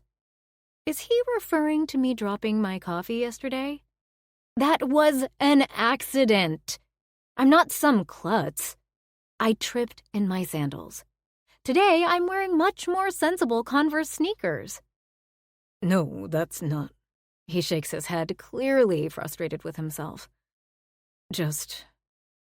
that mantle is over 150 years old. We need to be careful. Oh. I take my coffee from him and step back to assess the mantel. It's a large wooden structure with small decorative columns running up each side. A layer of dust covers a thick slab once painted in what I think may have been white, but now appears to be a dirty taupe color, soot blackened in places. I can imagine what it looked like back in the day, though. A roaring fire inside the black cast-iron grate. Maybe some oil lamps or pictures or whatever it was people put on their mantle 150 years ago. Got it. Don't touch the priceless mantle. I glance from the fireplace to Kyle, who's standing right beside me. He's much taller than I remember. Almost a foot more than me, which would make him around 6'4". Which is not relevant, I remind myself. I shake the thought from my head, gesturing to the elaborate mantle. Will this be staying, though? It's not very modern, and Dad said, I'm not removing an original mantle in good condition like that, he says gruffly. We'll make it work. Okay, then. I glance around for somewhere safe to set my coffee down. There's a spot on the dirty floor in the corner, and I gingerly tiptoe across and place my cup out of harm's way. On closer inspection, I notice the floor is quite damaged in places. "Have you seen this floor?" I ask, turning to find Kyle watching me. He heaves an exasperated sigh. "Yes, Violet, I've seen the floor." I resist the urge to roll my eyes. I didn't mean it quite so literally. "No, I mean the damage to the wood. Will we replace this? Maybe put down some vinyl or..." The horror on Kyle's face makes me stop short. "That's a no, then." Admittedly, it wouldn't be my first choice, because the wood is beautiful and worn in that way that only old wood floors can be. But some of these boards are really damaged. How would we even find replacements that match? And old wooden floors don't exactly feel modern. "We'll restore the floors," he says, as if it's obvious. "We can take spare boards from a closet or something upstairs to replace the damaged ones. That way they'll match." Huh, that's clever. I grab my pen and note this down, along with what he said earlier about the structural engineer and architect. I'm assuming we'll need a plumber and electrician at some point, probably a landscaper and decorator as well, so I note that down too without saying anything. Kyle and I talk for a little longer, him pointing out things that are apparently obvious but I completely miss, me taking notes as he talks. Ultimately, we both agree that we can do nothing until a structural engineer assesses the place, so I leave with a promise to organize one as soon as possible. Kyle tries to insist on contacting one himself, but I remind him that, as the project manager, liaising with contractors is one of my main tasks. He reluctantly relents. It's a relief to get out of there. If I thought yesterday was uncomfortable, today is worse. What happened to the sweet man I met at Joe's? I get that things didn't start off great, but I don't know why he's so touchy. And the fact that he wouldn't admit to flirting with me yesterday. I shake my head as I walk back to the subway, dropping my empty coffee cup in a trash can on the way. I'm not full of myself. It's not like I think all men want me or whatever, but I feel kind of ripped off. We definitely had a connection at the coffee shop. I haven't felt a spark like that in a long time. And I know I didn't make it up. Anyway, that's the least of my problems right now. I felt like an idiot in there, not knowing about the mantle or the flooring, or anything else for that matter. I need to contact a structural engineer as soon as I'm back at Sadie's. Then, I've got some serious research ahead of me. Chapter 7. Kyle. To clear my head, I've started running early in the mornings. Though I'm generally fit from my work, I haven't gone running in years. It's taken me a few days to get back into it, but it was like muscle memory. Throwing on my shoes at 6 a.m. and heading up Central Park West, cutting into the park through Strawberry Fields and Cherry Hill. In a way, it's almost like I never left my life on the Upper West Side 4 years ago. Almost. At least my anxiety is nothing like it was then, although it's definitely increased since being back in the city. I can tell by the way my ears ring like they used to, the way my thoughts race more than usual. The Violet debacle certainly hasn't helped. Things with Violet have been as difficult as expected. It started when she confronted me about the fact that I was flirting with her before Rich showed up. I didn't want to lie, but what was I supposed to say? I thought you were beautiful and interesting, and yes, I was about to ask you out. What if she told Rich? No way could I risk that. And she knows nothing about the house. It's not like I expected to recognize black walnut on sight, but to at least have some knowledge of a renovation like this would be useful. I'll have to hold her hand throughout this whole damn project, all because Rich wanted his daughter to have something to do while she was out of a job. I sigh, turning to head back to Rich's place, reminding myself that it doesn't matter. I owe Rich big time, and I want to be there for him like he was for me. Even if being there for him really means being there for Violet. Still, if I wasn't doing this for Rich, I'd be pulling animal feces out of Muriel's cabin back in Maine, and this is much better. I think. Back at Rich and Diana's, I shower and eat, thinking about the day ahead. We got the report from the structural engineer yesterday, and besides some rotten oak planks on the staircase, which I already knew about, and some mortar that needs replacing in the brick facade, the house is in reasonable shape structurally. Pretty surprising given the building dates back to 1847. And Rich wants to modernize the whole thing and carve it up into apartments? I shudder at the thought. It was designed to be a beautiful family home, and I don't know if I can bring myself to destroy it like that, even if 4 floors is a little excessive for the average family. Usually I trust Rich's judgment without question, but I think he might be wrong on this one. Besides, he said he trusted me, didn't he? Even if technically he is my client, and even if technically he is allowed to alter the interior to that extent, I feel the need to protect the history of the neighborhood I grew up in. Which reminds me, I'll need to contact the Landmarks Preservation Committee before we can begin work. No doubt I'll have to jump through a stack of hoops for this project, unlike back home. I'm not used to working like this, but if it means the history of Brooklyn Heights is preserved, I'm all for it. People have already erased too much of this city's past. I head out the door to my truck, making a mental note of what I want to do today. I'm planning to go to the site and make a more detailed list of what needs to be done and which contractors I'll need for more specialized tasks. I haven't asked Violet to meet me because really, what's the point? I don't need a babysitter again, and I definitely don't need the distraction of her wandering around in those denim cutoffs.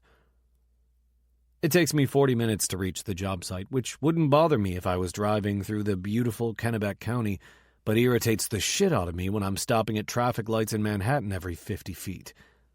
If a job was far enough away in Maine, I'd take an air mattress and stay out there for the week.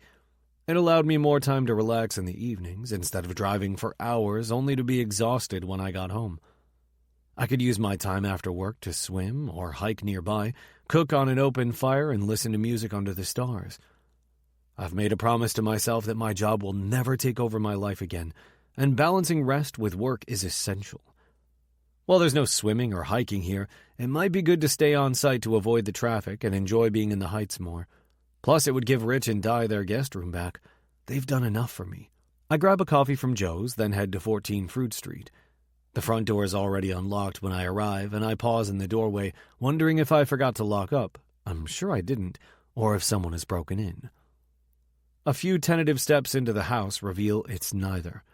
Violet is here, sitting cross-legged on the floor of the front parlor, leaning over the glowing screen of her laptop. Scattered around her are books, notebooks, and pens. Behind her stands a large dry erase board on wheels, dotted with Post-its. She's set a drop cloth down underneath her, a careful island containing her chaos, and something tugs in my chest. She's trying to protect the floor. "Hey," I say, my voice strangely rusty. She doesn't notice, though, because she's too busy leaping out of her skin. "Jesus!" she shrieks, one hand flying to her chest. "I didn't hear you come in. Were you tiptoeing?" Despite myself, a laugh slips out. "No, I think you were just very focused." She glances at her laptop, rubs her eyes, then looks back at me and closes the lid. "Sorry, I'm trying to get a handle on things after we got the engineer's report yesterday." I nod, looking down at the single coffee cup in my hand and feeling like an asshole. If I'd known she was here, I would have bought her one. Then I remember I'm not supposed to be chummy with her. I'm supposed to be putting distance between us. So here I am, the jerk who accepts her free coffee and doesn't reciprocate. I don't like being this guy.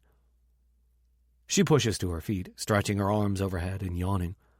Today she's in a periwinkle blue floral cotton dress that rises above the knee as she stretches, revealing the soft, creamy skin of her thighs.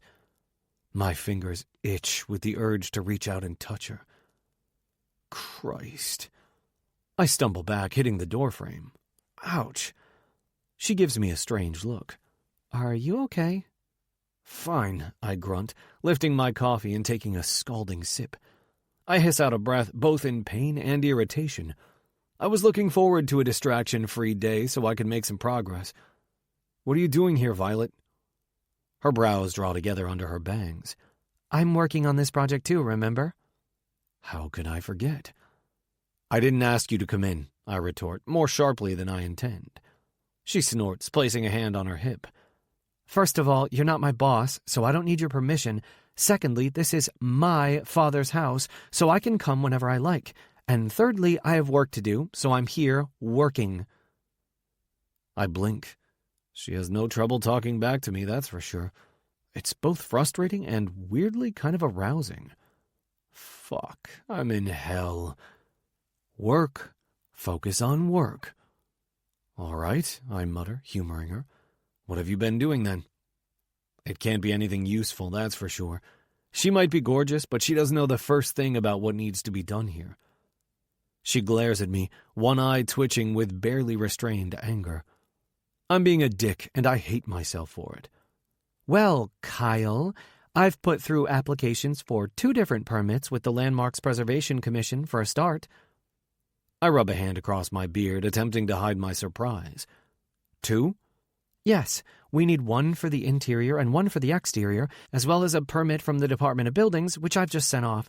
I had a lovely chat with Ruth at the DOB, who's going to try to push our permit through within the next few days. Okay, that's impressive. Permits can take weeks to come through, if not longer. And I've got an architect coming to meet with us on Monday. His name is Ben, and his firm specializes in townhouses like these. Huh. I may have underestimated her. I sip my coffee, trying to appear underwhelmed.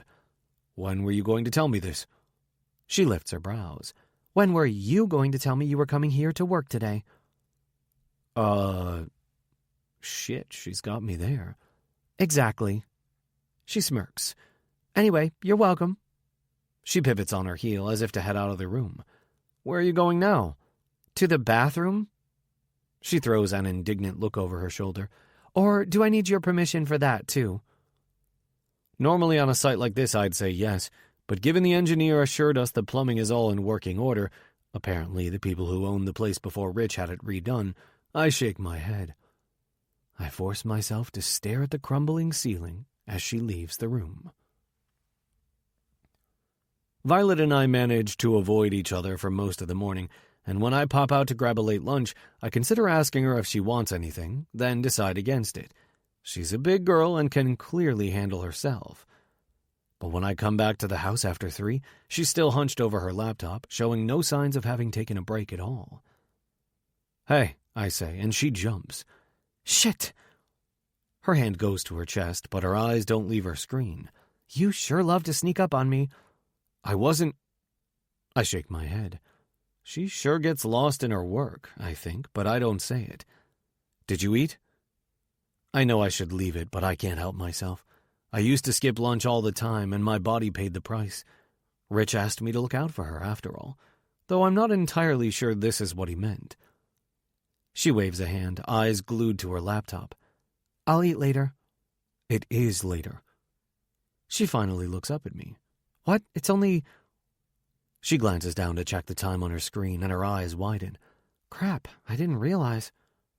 She snaps her laptop closed and rises to her feet, and this time I make sure to turn away when she stretches. Sitting on the floor like that can't be good for your back, I mumble. Then I feel about 1,000,000 years old. 25-year-olds don't tend to worry about shit like that. She shrugs, but I make a mental note to look for the fold-out camping chair I always take to job sites. It's somewhere in the back of my truck. She needs a desk, really. Maybe there are some stray building materials in the basement or yard I can cobble together into something. Or maybe you should focus on the job and stop thinking about what she needs. I want to start putting together a plan for how the project is going to unfold, Violet says, apparently forgetting about lunch again. Something comes back to me from my days in law, something I haven't thought about in ages. Gantt charts. They're essentially a bar chart that shows how a project schedule will unfold. Rich used to go on about how they were a useful tool for planning legal projects and communicating procedure with clients, and insisted we all use them. I'd never considered their application in a reno project, but I can see how they might be useful in a large-scale one like this. What about a Gantt chart? It's a tool that shows how to structure... I trail off as Violet looks irritated. Or is it amused? You don't need to mansplain. I know what a Gantt chart is. Of course she does. This is her job, you fuckwit. What do you think this is for? She gestures to the dry erase board behind her. Pictionary? I stifle a chuckle because even though she's clearly still irritated with me from this morning, that was kind of funny. God damn it, the last thing I need is for her to make me laugh. Yeah, all right, I mutter, frowning down at the floor. Then let's figure this out. First of all, we need to decide what we want to tell the architect on Monday. Violet lifts a shoulder. We know what to tell him. Split the place into apartments. Make it modern. Yeah, we're not going to do that. There's a beat of silence, and then... Excuse me? I told you, we're not removing those original features. She rolls her eyes. I know you want to keep the mantel and the floor, but we will be keeping those things, I say firmly. Her hands go to her hips as she glares at me. What makes you think you get to decide that? I'm the foreman. Rich asked me to head up this project. Yeah, and he asked me too. But you don't know anything about remodeling a house, I say, my voice rising in exasperation. Her eyes narrow and guilt darts through me. Her father told me that in confidence, and she's trying her best. Even I can see that. Maybe not, she forces out through gritted teeth. But I understand the importance of meeting client expectations on a project. That's not... I shake my head, looking away as I realize there's more to this than only her lack of experience. I think back to the woman I met in Joe's, the one who admired the history of this neighborhood and felt sad to see it erased. You know what's pissing me off the most, Violet? She throws her hands up. I have no idea. When we met, you talked about how much you love these old buildings. Now you're doing your best to strip the history out of this one. Oh, now you want to talk about what happened the day we met? That's not what I mean, I say, caught off guard. The last thing I need is her pressing me again to confess that I was about to ask her out. In Joe's, you said, I know what I said. Unlike some people, she looks at me pointedly, I can actually remember what happened that day. Don't bite.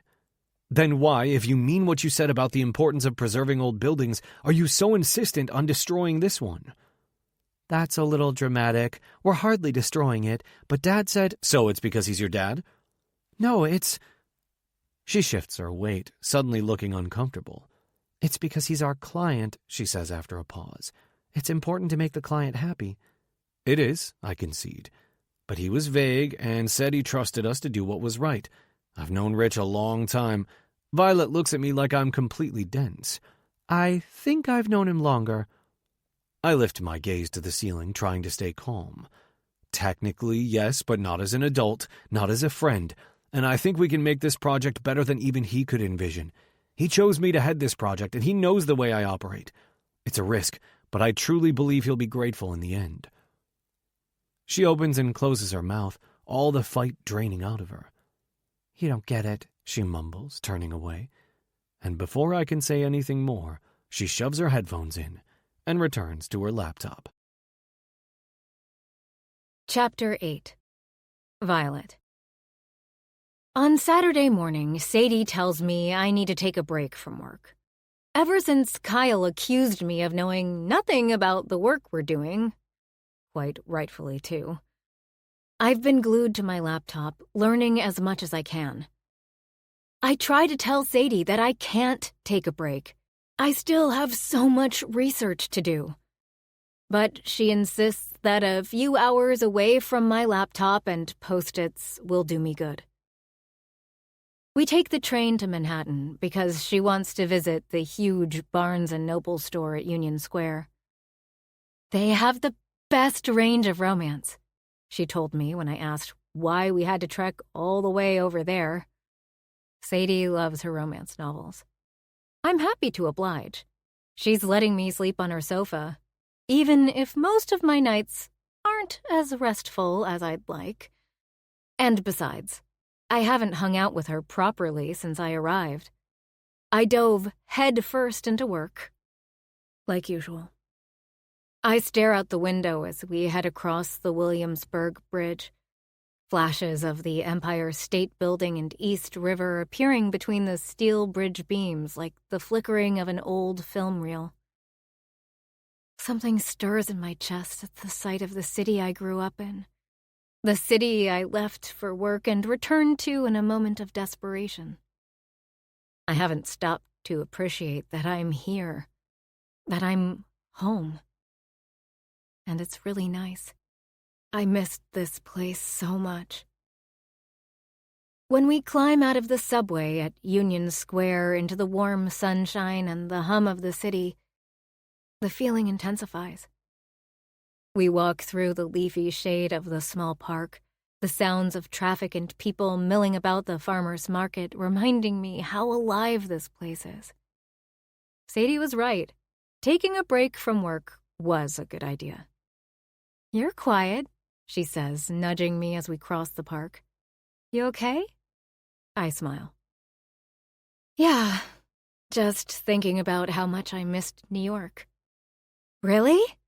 She turns to me excitedly, her wild red curls spilling over her shoulders. "Does that mean you're moving back for good?" I can't help but laugh. Sadie and I were inseparable in high school. Then I went out of state for college and straight into work at DigiSwap, and our friendship faded from long-distance calls to the occasional text. My career became the center of my universe and left little room for anything else. Sure, I missed Sadie, but most of the time I was too busy to think about it. Being back here with my friend, I begin to wonder how I could let that happen.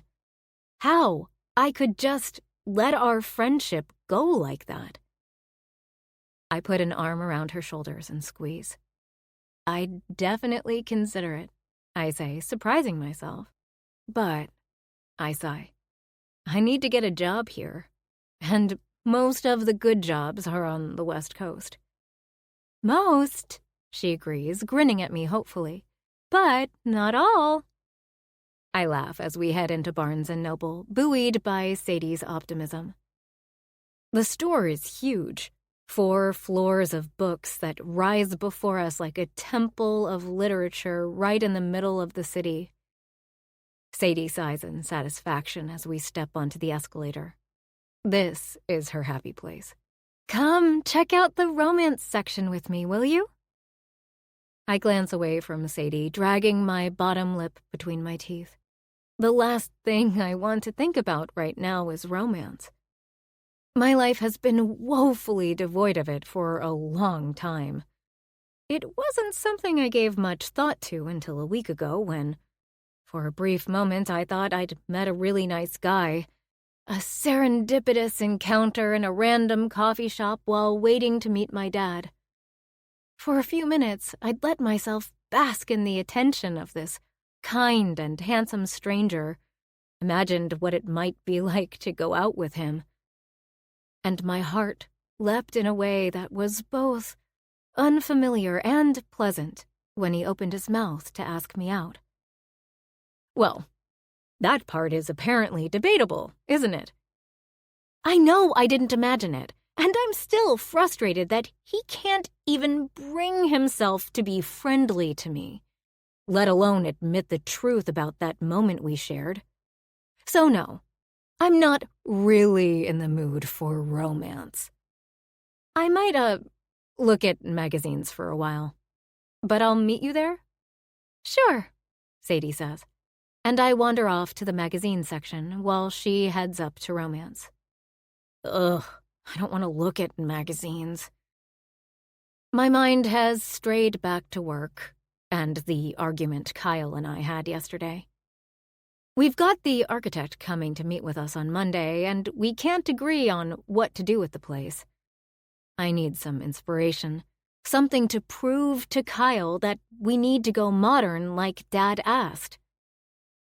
After several wrong turns, I find the architecture section and hunt for books on remodeling old houses. I come across several, all massive tomes, so I pull them out and sit cross-legged in the aisle, flipping through them. One in particular, titled Restoring a House in the City, shows a lot of townhouses similar to ours, renovated in various ways. Some are restored to their former glory and look like they're straight out of the mid-19th century, with elaborate plastered details on the ceiling, original wood flooring, and, yep, mantels similar to ours. Others have a much more modern twist, with bright pops of color, lots of steel and glass, and no sign of the original details. I sigh as I pore over the book, comparing the different styles, and my heart sinks. As much as I hate to admit it, I think Kyle might be right. The modern houses, while beautiful in their own way, do completely eliminate the history of the building. Sure, from the outside they look like an original. They have to, thanks to the Landmarks Preservation Commission. But inside, they could have been built yesterday. They lack the charm and character that the house's facade promises. I think back to the buildings I'm used to from the commercial hub in Silicon Valley. Almost all of them modern, with little character or history. There are plenty of places like that in the world, and we have a rare chance to preserve something that has meaning, that holds stories from years gone by. But when I think of Dad insisting on the place being modernized, my stomach wobbles. Plus, he wanted it to be split into multiple apartments, not kept as one big home. How can we please him and also preserve the building's history? Can we reach a compromise that somehow does both? There you are! I glance up to find Sadie, her arms piled with romance novels. I blink. Oh, hey. I was calling you. It's been over an hour. What? I pull my phone from my bag, surprised. I shouldn't be, though. I often lose track of time when I'm working. Which I'm not supposed to be doing today. Whoops. I give Sadie a shame-faced smile as I push to my feet, stretching out my back. Kyle's right. Sitting on the floor all the time isn't good for my posture. I think it's giving me headaches. Damn it, I hate that he keeps being right. Sorry. I grab a handful of books from the floor and hold them to my chest. I got distracted. Working, Sadie says. But her tone is affectionate, not judgmental. You really love this project, huh? I consider this as we make our way to the register. Admittedly, I wasn't sure about it when Dad first proposed it, awkward Kyle issue aside. But the more I learn about buildings, especially these old ones, the more interesting it becomes. In tech, so much of what we did was intangible. But with a project like this, I can look at the house and envision how it can be different, be better. We haven't started work yet, and we're still waiting for the go-ahead from the Landmarks Commission. But I'm excited to begin.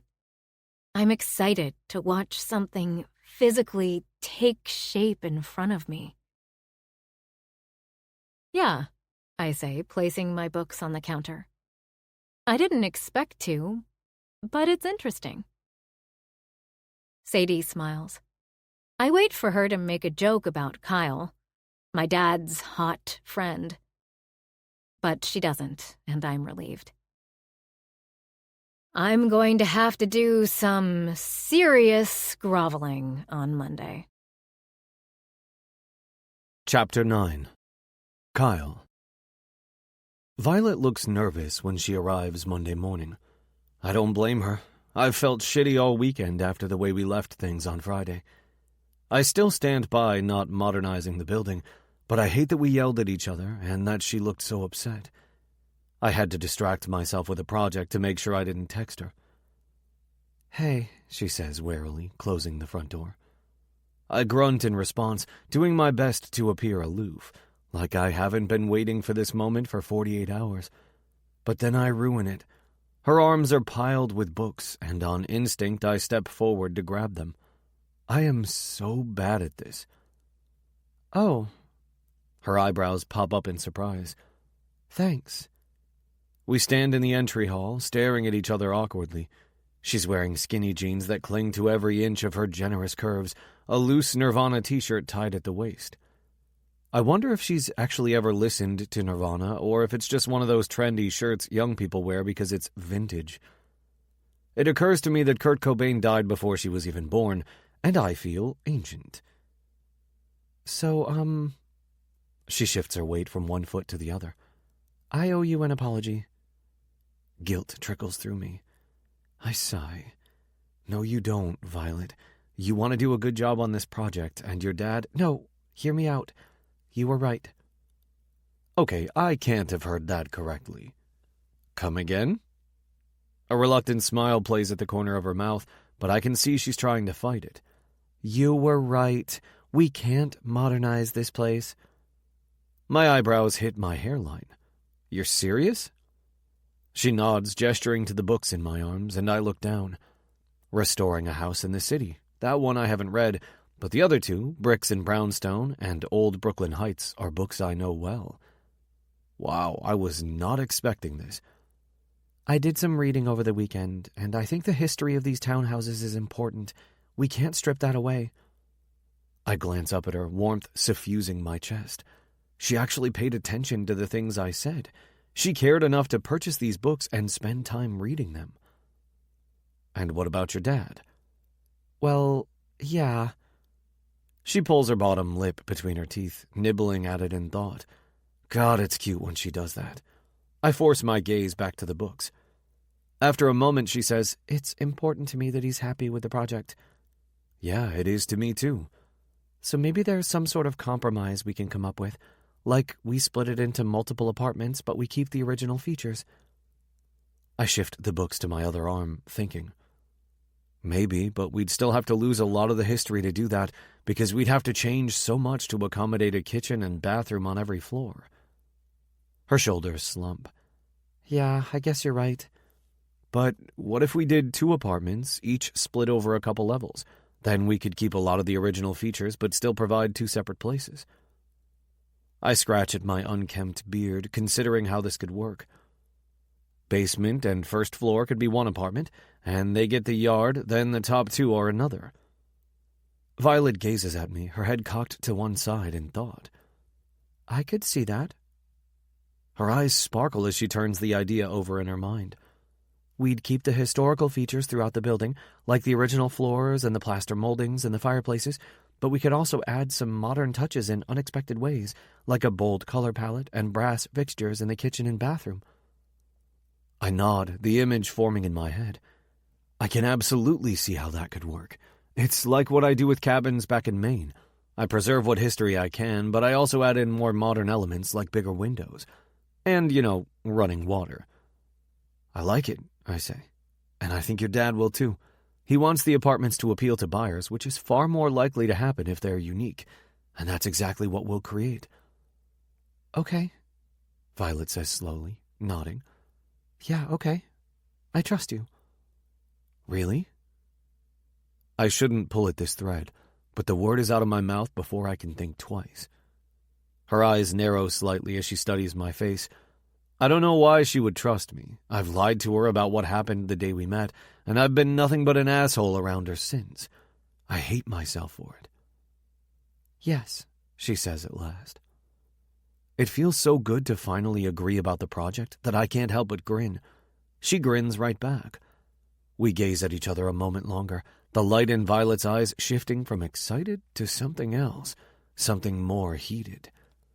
The silence between us becomes heavy and loaded, and Violet swallows, running her tongue across her bottom lip as she looks at me. I tear my gaze away, frustrated.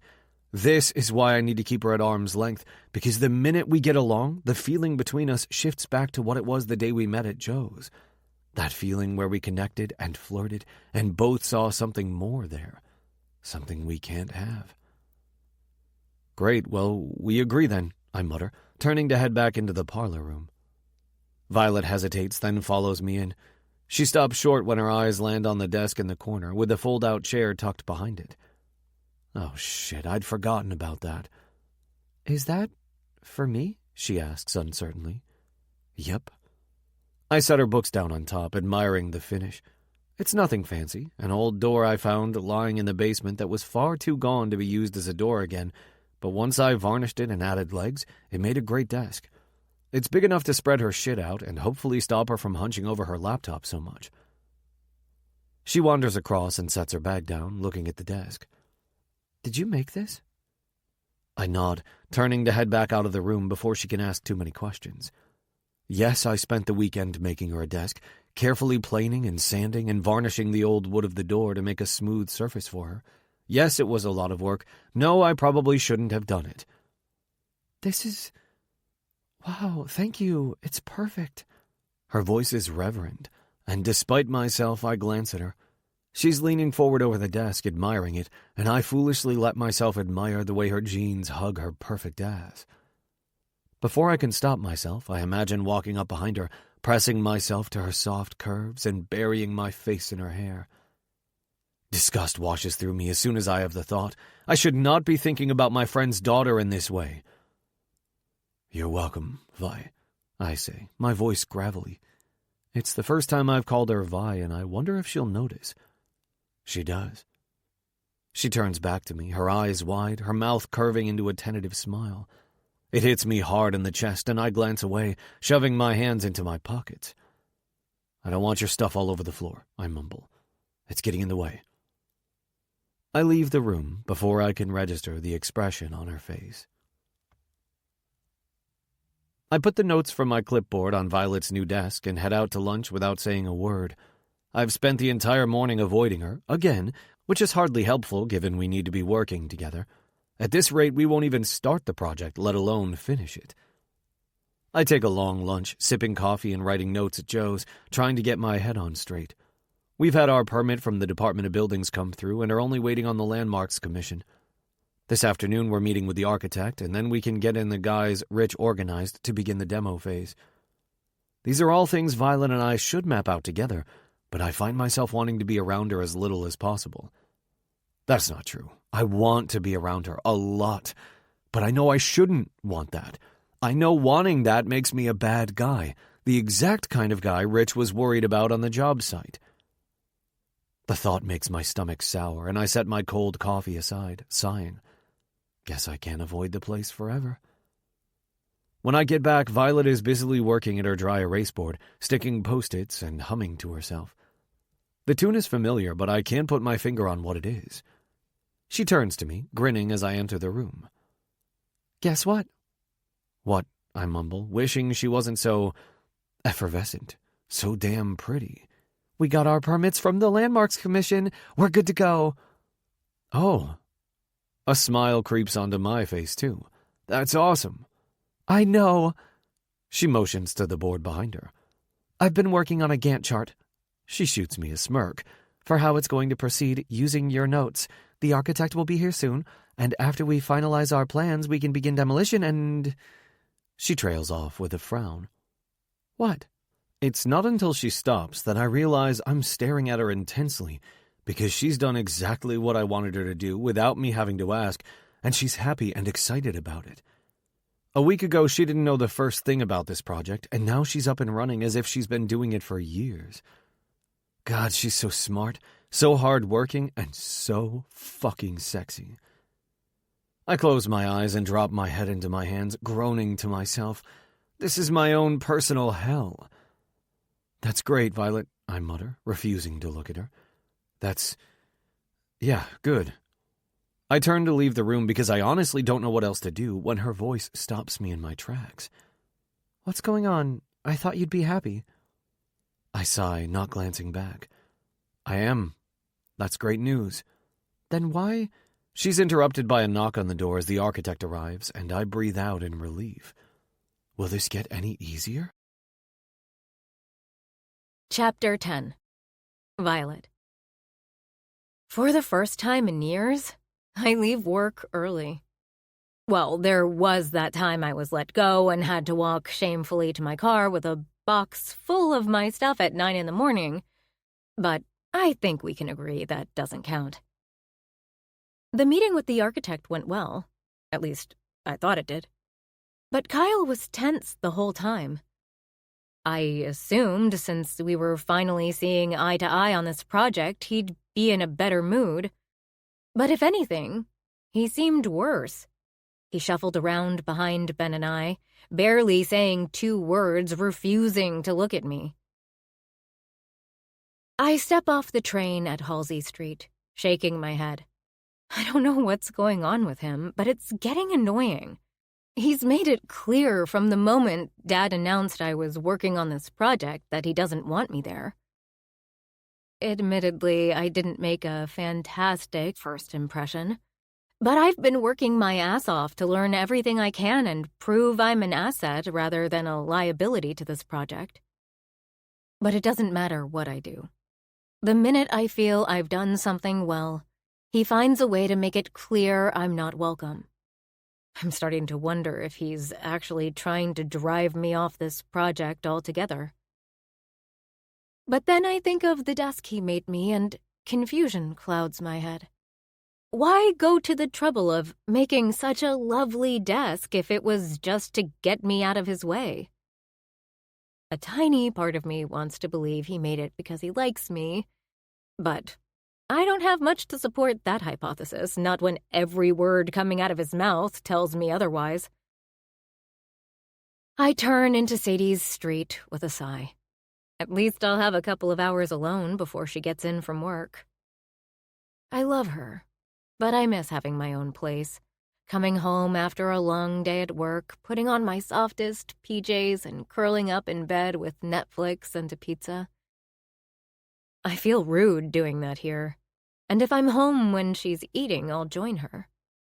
And it's rarely just Sadie. Her boyfriend, Tim, is there more often than he's not, and I can't exactly complain because he's not the intruder here. I am. No matter how much Sadie assures me I'm welcome. I let myself into Sadie's, looking forward to the quiet. I'm just going to use it to work anyway. I've still got research. Ah! I lurch back, hitting my shoulder on the door frame as my hands fly to my eyes. Shit! Sorry! Sadie's voice is high-pitched as she and Tim scramble for their clothes. That's right. I walk in on them having sex on the living room floor at 3:30 in the afternoon. I'll go, I say, turning blindly for the door. I dropped my keys in shock and start fumbling for them on the floor, one hand still firmly over my eyes, but it's too late now. The image of Tim's bare butt is seared into my retinas. Ugh, I want to bleach my brain.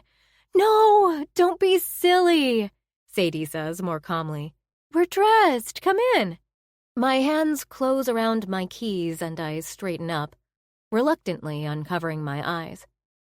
Sadie is sitting on the sofa, her cheeks flushed as Tim slinks from the room. Sorry, I cringe. I should have knocked or... No, I'm sorry. We don't usually... She shakes her head, giving an awkward giggle. But I got the afternoon off work and Tim was free and... She shrugs, grinning. You know how it is. No, I don't know. I say non-committally, hanging my keys on the hook by the door. I haven't had sex in months. Or is it years? And the last time wasn't anything to write home about.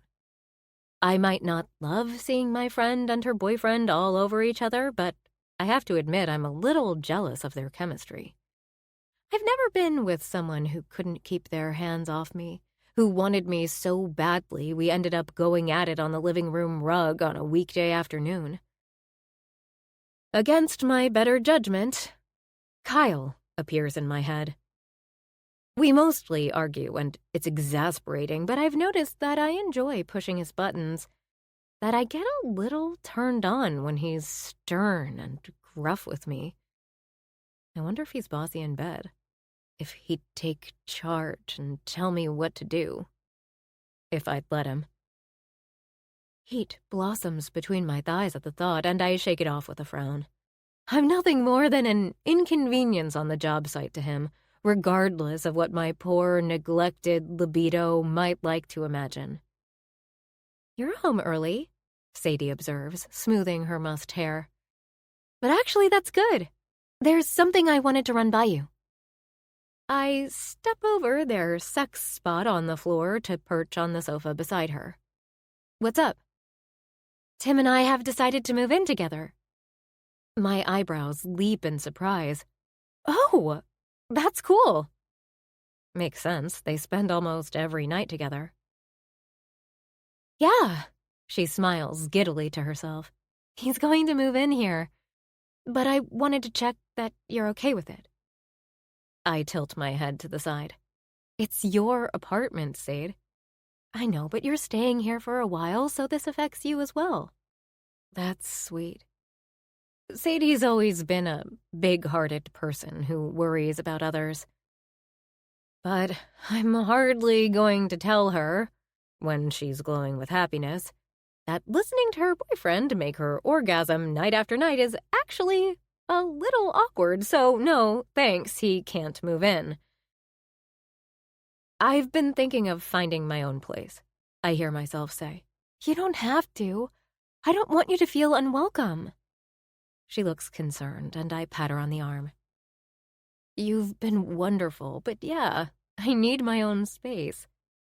I don't know how long this project is going to last, and I can't stay on your sofa forever. I think it's really great Tim's going to move in. You guys are a good couple. I just don't want to, witness it quite so much. Okay, if you're sure. I smile. I'm sure. Now I have to figure out where to go. Sadie insists we all have one last meal together, which she cooks from scratch, while Tim studiously avoids eye contact with me. I pack my stuff into my duffel bag and do a quick search on Airbnb for any last-minute places, but they cost a small fortune. I have my severance, and Dad said he'd pay me for this job, but I feel uncomfortable taking a paycheck from my father. I'm still paying rent on my apartment back in Silicon Valley, and I don't know when I'll get my next real job. Still nothing in my inbox from the feelers I've sent out, so I need to be careful with the money I have. I absolutely do not want to end up having to move back in with my parents, unemployed and broke. Halfway through dinner, it hits me. I'll stay at the house on Fruit Street. It's a huge pain having to take the subway 40 minutes each way to get to work there anyway. Time I could use either working or sleeping. There's electricity and running water, and best of all, it's free. I stop in at Target to pick up a few essentials like an air mattress, a lamp, some towels, a sleeping bag, and a couple of folding chairs. Maybe Kyle is annoyed I'm using his, before taking an Uber to Fruit Street.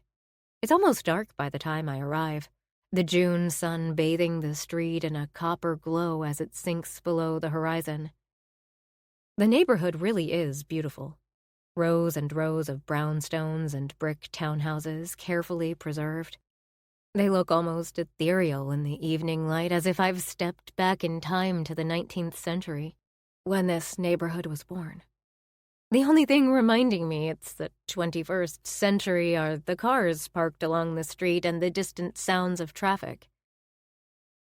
I smile as I climb the front steps to the building, my arms laden with my supplies.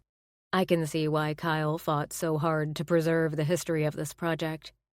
The entire neighborhood has a magical feel to it in a way that modern areas just don't have. I leave one folding chair in the parlor room. I've gotten used to calling it that now. And go down to the basement to set up the rest of my things. Because I'm trying to be stealthy, and I'm less likely to be spotted from the street with my little lamp down here. There's a lot of junk from the previous renovation attempts, and mountains of dust. But I spend a few minutes making space and sweeping a clear area for myself.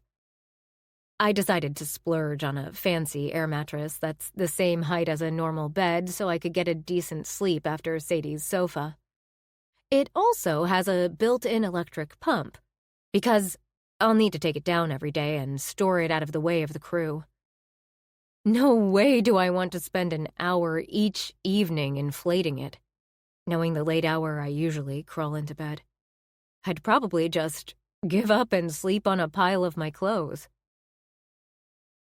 I'm ecstatic to learn it only takes 5 minutes for the bed to self-inflate, during which time I venture into the small bathroom to brush my teeth and change into my pink PJ shorts and tank top.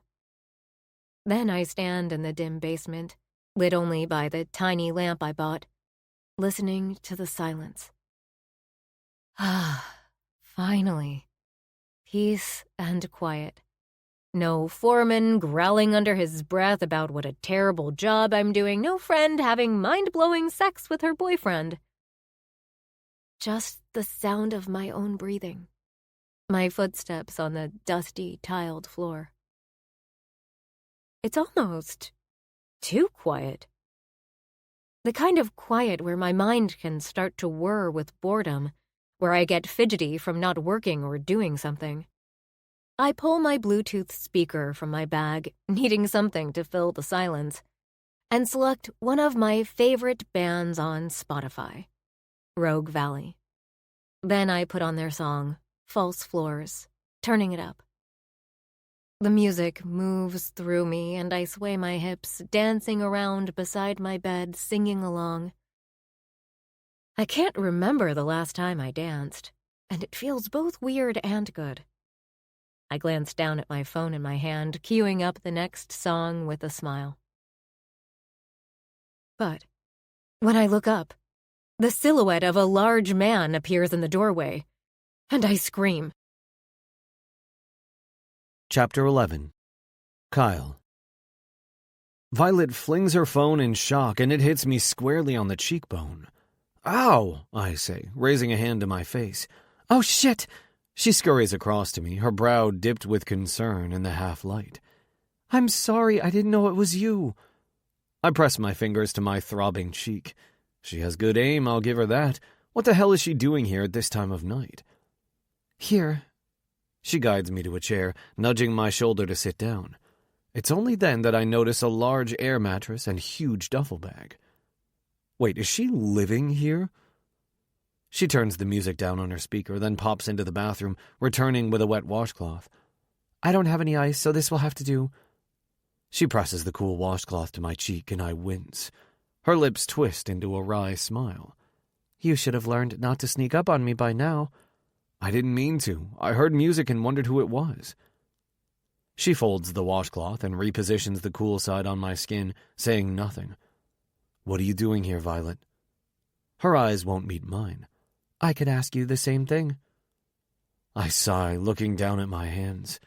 The truth is, I don't feel like going back to Rich and Diana's place tonight. I didn't feel like smiling and making polite conversation with my friends, knowing the things I've been thinking about their daughter. Every time Rich asks me how Violet's doing, I choose my words carefully in case they give me away, and then I feel like a complete dirtbag. What kind of asshole gets a crush on his best friend's daughter? It was a pain having to drive all the way back to Manhattan in traffic every night, I mumble. I'm crashing here, upstairs. I used to do it on job sites back home all the time. At least it's not a lie. Violet is quiet for a beat, then says, My friend's boyfriend moved into her tiny apartment, and I wanted to give them space. I glance up to see her nose scrunched in disgust, and curiosity gets the better of me. You don't like him?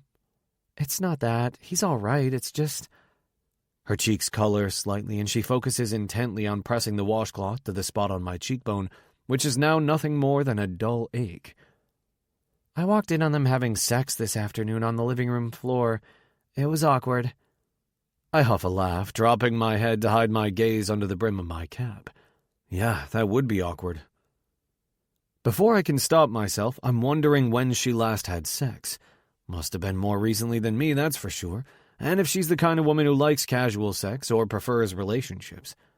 Rich has never mentioned anything about her having a boyfriend, and that makes sense when I think of how dedicated she is to her work. She probably doesn't have time, which is a shame. She's young and beautiful and full of life. Any man would be lucky to have her. Violet places a hand under my chin, gently guiding my head up so she can examine the damage. My breathing is a little off as she studies me, and I hope to God she can't read my thoughts on my face. It's not too bad. She brushes the pad of her thumb softly across my cheek. It sends a shiver through me, which I pray she doesn't notice. But you'll probably have a bruise. Sorry. I swallow. There's something about the tender way she's caring for me that cracks my chest open just a little. It's been a long time since a woman has showed me this kind of care, and it's the last thing I deserve after the way I've acted around her. Her gaze lingers on my face, as though she's searching for answers to a question she hasn't asked. She's close enough for me to smell her, a sweet vanilla scent that makes my mouth water. Her hand still rests on my cheek, and my pulse accelerates as she strokes her thumb across my skin again. I try to keep my expression neutral, but I must not do a very good job because her breath catches and heat flares in her eyes. Shit, I have to stop this. I lean back in the chair, away from her touch, trying to be nonchalant. You have good taste in music. She tugs her gaze to the washcloth in her hand, breathing out hard. You know Rogue Valley? She asks in a tight voice. When I give a casual nod, she relaxes. My friend Sadie introduced me to them years ago. They're my favorite. Mine too. I've liked them for years, but I don't know anyone else who's familiar with them.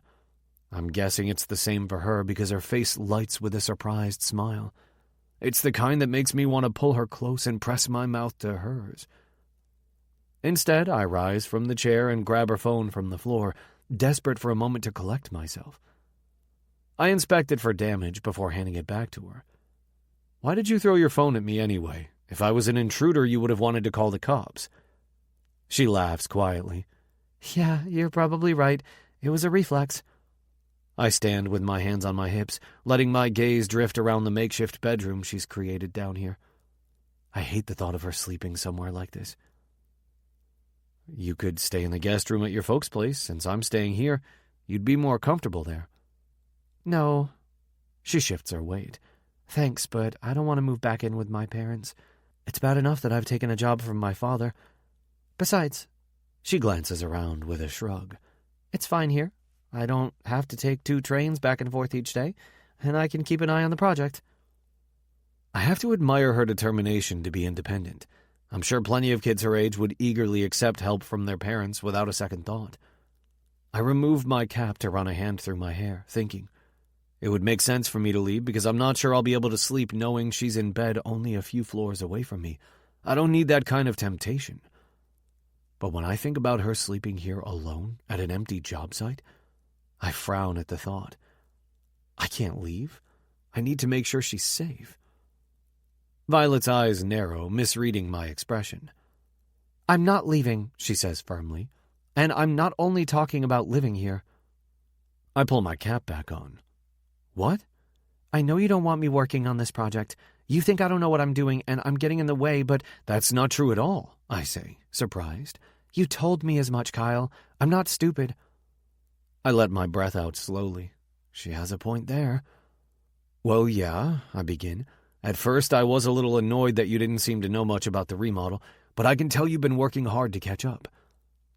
I meet her steely gaze. There's something about being here at night with her that feels so different to the time we spend together during the day.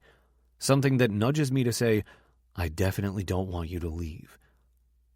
Her eyebrows tug together under her bangs. Then why have you been so difficult? When we met in Joe's, you were nice and we really clicked, but working with you, you're like a totally different person. I know, I mumble. I have been a different person, a person I don't even recognize. Gone is the carefree guy up in Maine who never takes on more than he can handle, who lives a carefully constructed life to ensure he stays mentally and emotionally healthy. Now I'm the guy who's worried he's taken on a job that's too big for him, the guy who's developed inappropriate feelings for his best friend's daughter. I've become the guy who has trouble falling asleep at night, whose ears are ringing from the creeping sense of anxiety about it all. I wipe a hand down my face, frustrated. My cheek still tingles from her gentle touch, and I'm desperate to tell her the truth, that I haven't been able to stop thinking about her since we met, and working with her is only making it worse. But I know that once I tell her I can't take that back, and I'm not sure what it will do to our working relationship. Worse, I'm not sure what it would do to my relationship with Rich. I'm sorry, Vi. The truth is, I have found it difficult working with you. I'm trying to walk the fine line between not revealing too much while still being honest with her. She looks hurt, and I shake my head, quick to add, it's not your work ethic or your knowledge of the project. You've impressed me with how much you've learned in such a short time. She crosses her arms, her brows still low. Then what is it? I rub the back of my neck, avoiding her gaze. I hate this. It's not fair for her to be in this position. I can't really explain. I want to leave it there, but in the dim light of the basement, I hear myself continue. I'm just having a hard time, is all. Every time you laugh or smile at me, I trail off with a grimace as she tilts her head, examining me. Fuck, I've said too much. I should have kept my mouth shut. She stares at me for a long moment, her face giving nothing away. I shift my weight uncomfortably. She opens her mouth to say something, and I silently pray she won't ask me to elaborate. When she closes her mouth again, I'm equal parts relieved and disappointed. We gaze at each other in silence, the words I'm not saying filling the space between us. The air becomes so thick, I'm almost afraid to take a breath. Well, the house is what matters most here, she mutters at last. This is all temporary anyway. We're only here until we finish this project. Then we both go back to our real lives, right? I nod, not letting myself think about what my life will be like once she's no longer in it. It's an absurd thought to have after only knowing her for a week, but it's there nonetheless. So let's focus on the job, she adds, and try to stay out of each other's way. Even though it's exactly what I need, it still feels like a punch to the gut because I don't want to stay away from her. I want the opposite, and I'll never be able to have that. I force myself to nod. Good idea, I say, not meaning a word of it. I turn for the door before I say anything else I can't take back. Good night, Violet. Good night, Kyle. She gives a quiet sigh as I leave the room, and I pretend not to hear. Chapter 12. Violet. The air mattress is 10 times more comfortable than Sadie's sofa. And I don't have to listen to anyone having sex just a few feet away from me. And yet, I hardly sleep. Instead, I spend all night wondering where in the house Kyle is sleeping and trying to make sense of our conversation. He'd looked so agonized when I asked him why things had been tense between us, and he couldn't explain exactly why. I'd just assumed he'd been annoyed about my inexperience with this project. But he was pretty clear last night that it's not about that. Every time you laugh or smile at me, I lie awake in bed, the early dawn light seeping in through the half windows of the basement, replaying his words from the night before. I held my breath as he said those words. Words he didn't finish. What? I wanted to ask him. What happens when I do those things? I'd been so busy trying to learn everything I could about this project, worried he thought I was useless, that I couldn't see what was staring me in the face. He's struggling because he's attracted to me. That's what he was saying, right? I know he didn't use those words exactly, but the electricity between us last night, the look in his eye as I moved closer and touched his cheek. A thrill pulses through my body at the memory, and I roll over and punch the pillow in frustration. It doesn't matter, does it? Nothing will come of it because we've agreed to keep our distance.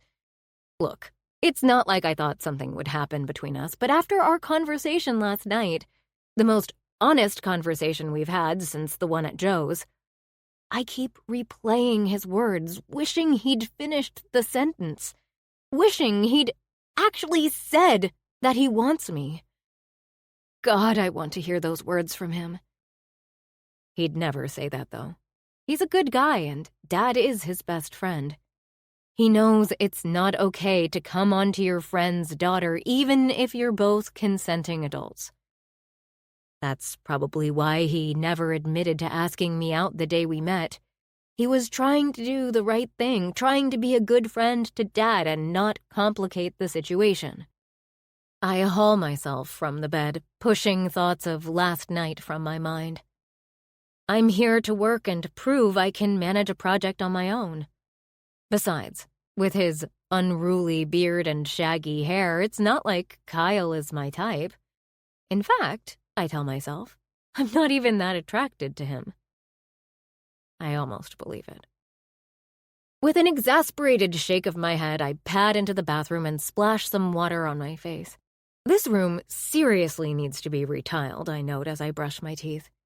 The house wouldn't have had bathrooms when it was built because only the very wealthy had indoor toilets at that time, and bathrooms were added later on the landing of the stairways or in closets upstairs. I don't know when this one was added, but it's definitely more practical than pretty. We'll need to change that. I dress quickly and find a protein bar in my bag for breakfast, then head out to Joe's for my daily caffeine hit. Given I hardly slept at all, I can't skip that. In fact, would it be too much to ask for a quadruple shot? My phone buzzes in my pocket as I walk. It's a text from Dad saying he and Mom want to meet with me and Kyle for lunch, to catch up and talk about the progress on the house. Nerves flutter in my stomach as I read his words. We've got a crew arriving today to begin demo, but other than that, there's not much to update him on. Well, there's the decision Kyle and I made to stick to a historical restoration and not do what Dad actually asked for. Thinking about that makes me uneasy. How's he going to take it? I swing into Joe's, absently staring at my phone as I line up to place my coffee order. At the counter, I slide my phone away and ask for my regular Americano, then hesitate. Is that all? The barista asks. My instinct is to get one for Kyle. Whether by kindness or out of habit because I always got coffee for Deb, I'm not sure. But I sense that's not the right thing to do anymore. Yes, that's it. She nods, grabbing a pen and a paper cup. What's the name? Violet. The barista smiles as she scribbles my name on my order. My name is a flower too, she says, motioning to her name tag. For the first time, I noticed the word Daisy pinned to her shirt. I've seen her working here, but I haven't ordered from her before. I'm named after my favorite flower, she tells me, and I pause, wondering how that works. How her parents could have known her favorite flower before she was born. But before I can ask, she adds, "What about you?" My dad got my mom violets on their first date, I say with a laugh. Apparently it stuck. What a sweet story. A grin brightens her pretty freckled face. Well, your coffee won't be long. Thanks. I turn and step away from the counter to wait, smiling to myself. My smile quickly drops away when I notice a certain tall, broad-shouldered contractor with a messy beard and cap standing on the other side of the coffee shop, his eyes on me. I stumble in surprise, quickly catching myself and glancing away as if I didn't see him. Well, this is awkward. Kyle appears at my side with a sigh. You don't have to act like we're strangers, he mutters. Sorry, I wasn't sure if I should say hello. He doesn't respond, but I can feel his gaze on me. Eventually, I can't take it and glance at his face. His green eyes look tired, and I wonder if he spent the night like I did, tossing and turning, thinking about our conversation. When he finally tears his gaze away, I notice the purple bruise on the side of his cheek. I want to reach out and touch him, to apologize again. But I stop myself. Instead, I say, Mom and Dad want to meet us for lunch to discuss progress on the house. I know. He won't look at me and seems relieved when his coffee order is called. We're going to be pretty busy with demo today, he says on his way past me to the door. so you should probably stay out of the way. Then he steps outside, saying nothing more. Kyle and I walk 2 blocks in uneasy silence to meet my parents at a cafe on Pineapple Street for lunch. True to his word, he's been busy with the demo crew, so I made myself scarce and spent the morning in Joe's with my laptop, occasionally chatting to Daisy. I hadn't planned to walk to lunch with Kyle, but I came out of Joe's right as he passed, and there was nothing to do except fall into step beside him. Besides, we're going to have to be around each other at lunch anyway, and we'll need to do a better job of acting like things are okay in front of Dad for him not to wonder what the hell is going on. Wait. I grab Kyle's arm, stopping him outside the cafe, and he turns to me with a frown. I want to tell Dad. His eyes widen, and I realize I need to clarify. I want to tell him what we're doing with the house. That we're doing something different to what he asked. Kyle regards me carefully, stroking his beard. You don't want to surprise him at the end? I wring my hands, feeling queasy at the thought. No, I want to make sure he understands our reasoning and is on board. It's important to me that this goes perfectly. Kyle studies me for a moment longer, and something in his face softens. Okay. We'll walk him through it today. Thank you. He nods, turning up the steps to the cafe, and I follow him inside. We thread between the tables and outside to a paved area bordered with raised gardens, tucked between the back walls of the neighboring buildings. One wall is painted in fruits of bright colors, honoring the street names of the area, which makes me smile. My parents are sitting under a large umbrella, shielding the table from the midday sun. Hi, honey, Mom says, rising from her chair to hug me. I haven't seen her since we had dinner on my first night back, and she squeezes me tight. Hi, Mom. I turn to Dad and hug him, too. He's in his work suit, as usual, probably planning to make up for lost time later. Dad shakes Kyle's hand, and Mom pecks him on the cheek. I try not to feel jealous because, honestly, what the fuck is wrong with me?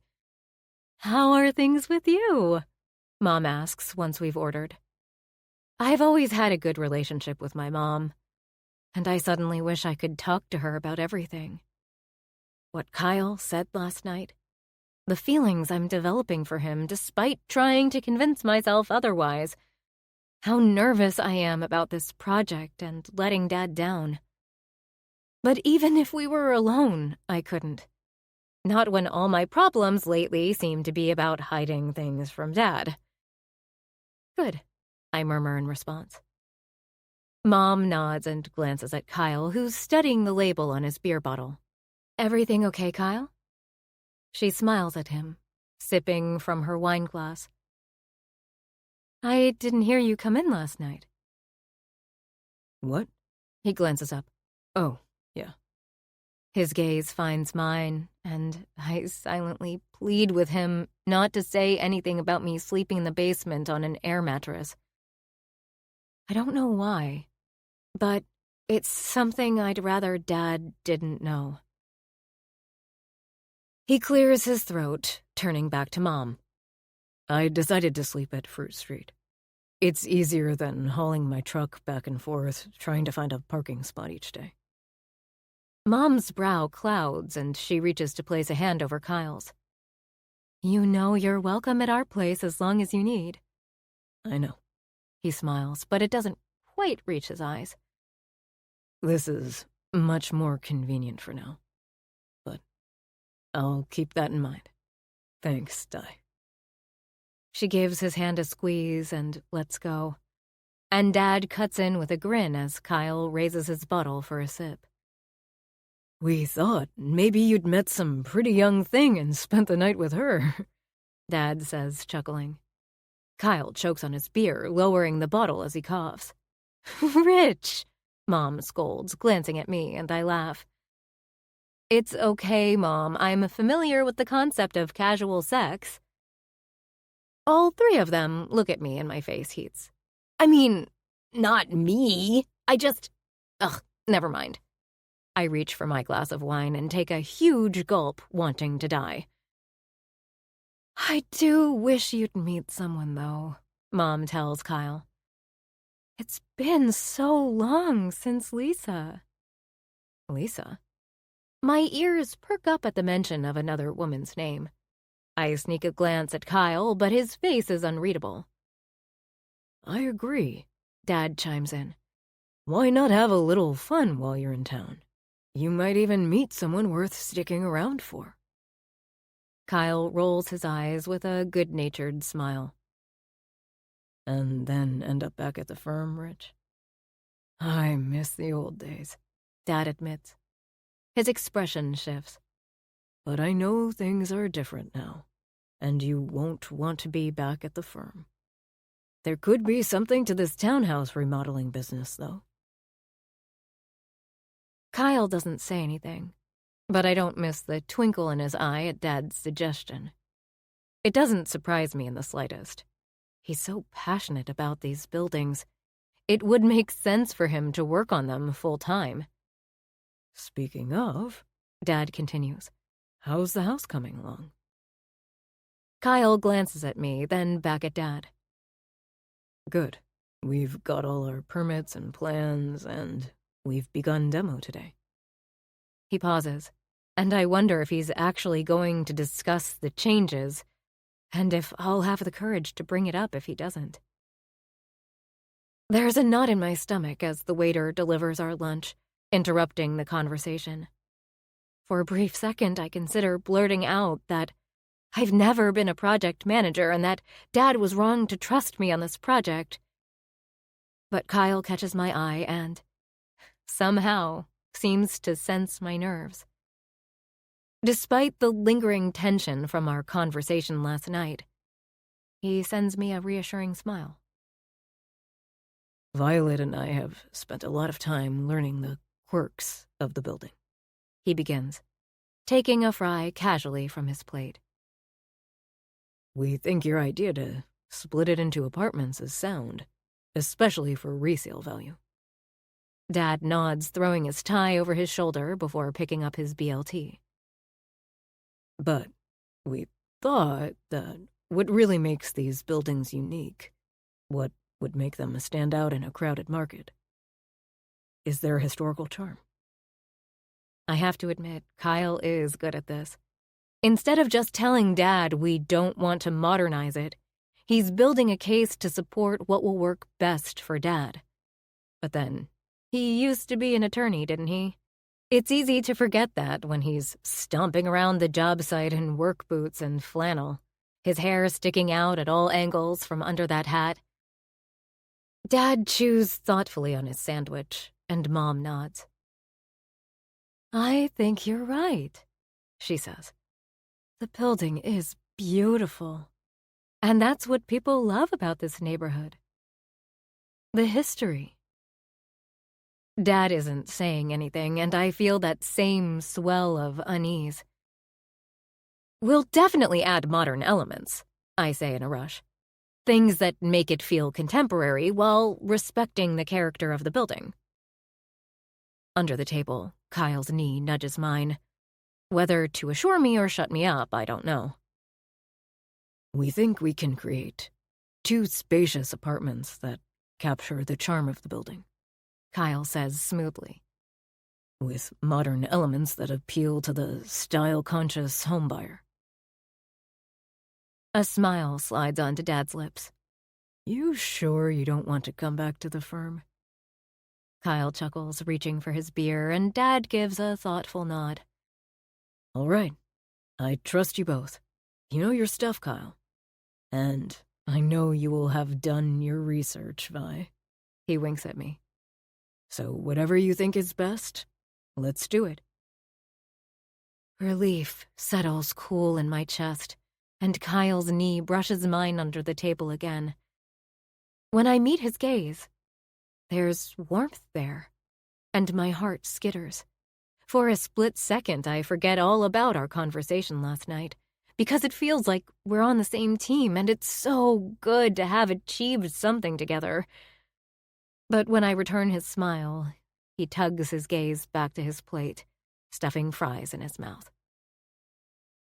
You know what? Dad says after a pause. If you think the history of the building is the most important feature, then let's do this right. Instead of apartments, we'll keep the original layout as a single home and sell it as a historical restoration with modern touches. I blink in surprise. Kyle was right, of course. Dad trusts him implicitly. I can't help but smile, knowing we don't have to lose the charm of the house. I think that's a great idea. Kyle is grinning too, clearly thrilled that Dad's on board. Then, instead of being like every other New York duplex or apartment conversion, it will stand out as a beautiful family home. Exactly. Dad nods. I'll get a realtor to come out and meet with you. See if he has any advice. Couldn't hurt. Kyle agrees. He can give us an appraisal before we start the build so we can see how much value we add. I'll organize that, Dad, I offer, still feeling the need to prove myself. Let me know which company you want to go with, and I'll call them. Mom spears a salad leaf with a smile. Who knows? You may want to buy the house yourself, Vi. I laugh, finally contemplating my lunch now that the conversation is over and my stomach is more settled. As if I could afford a house around here. And what about work? I'll be heading back to the West Coast as soon as I've got another job lined up. A funny sensation washes through me at the thought of leaving New York for California again. I'd always reasoned it was a small price to pay for my career. But since being back in the city, I haven't thought about Silicon Valley at all. I definitely don't miss it, even if I miss having a real job. I shake the thought from my head and concentrate on lunch. No point thinking about any of that while I'm on this project. I need to focus and make sure Dad's faith in me isn't completely misguided. Chapter 13. Kyle. Living with Violet has taught me several things about her. Not that we're really living together. In the evenings, I make a point of staying upstairs so we don't spend any more time together than we did previously. But I've noticed things that I hadn't before, like how she doesn't ever seem to eat a proper meal or how she hardly sleeps.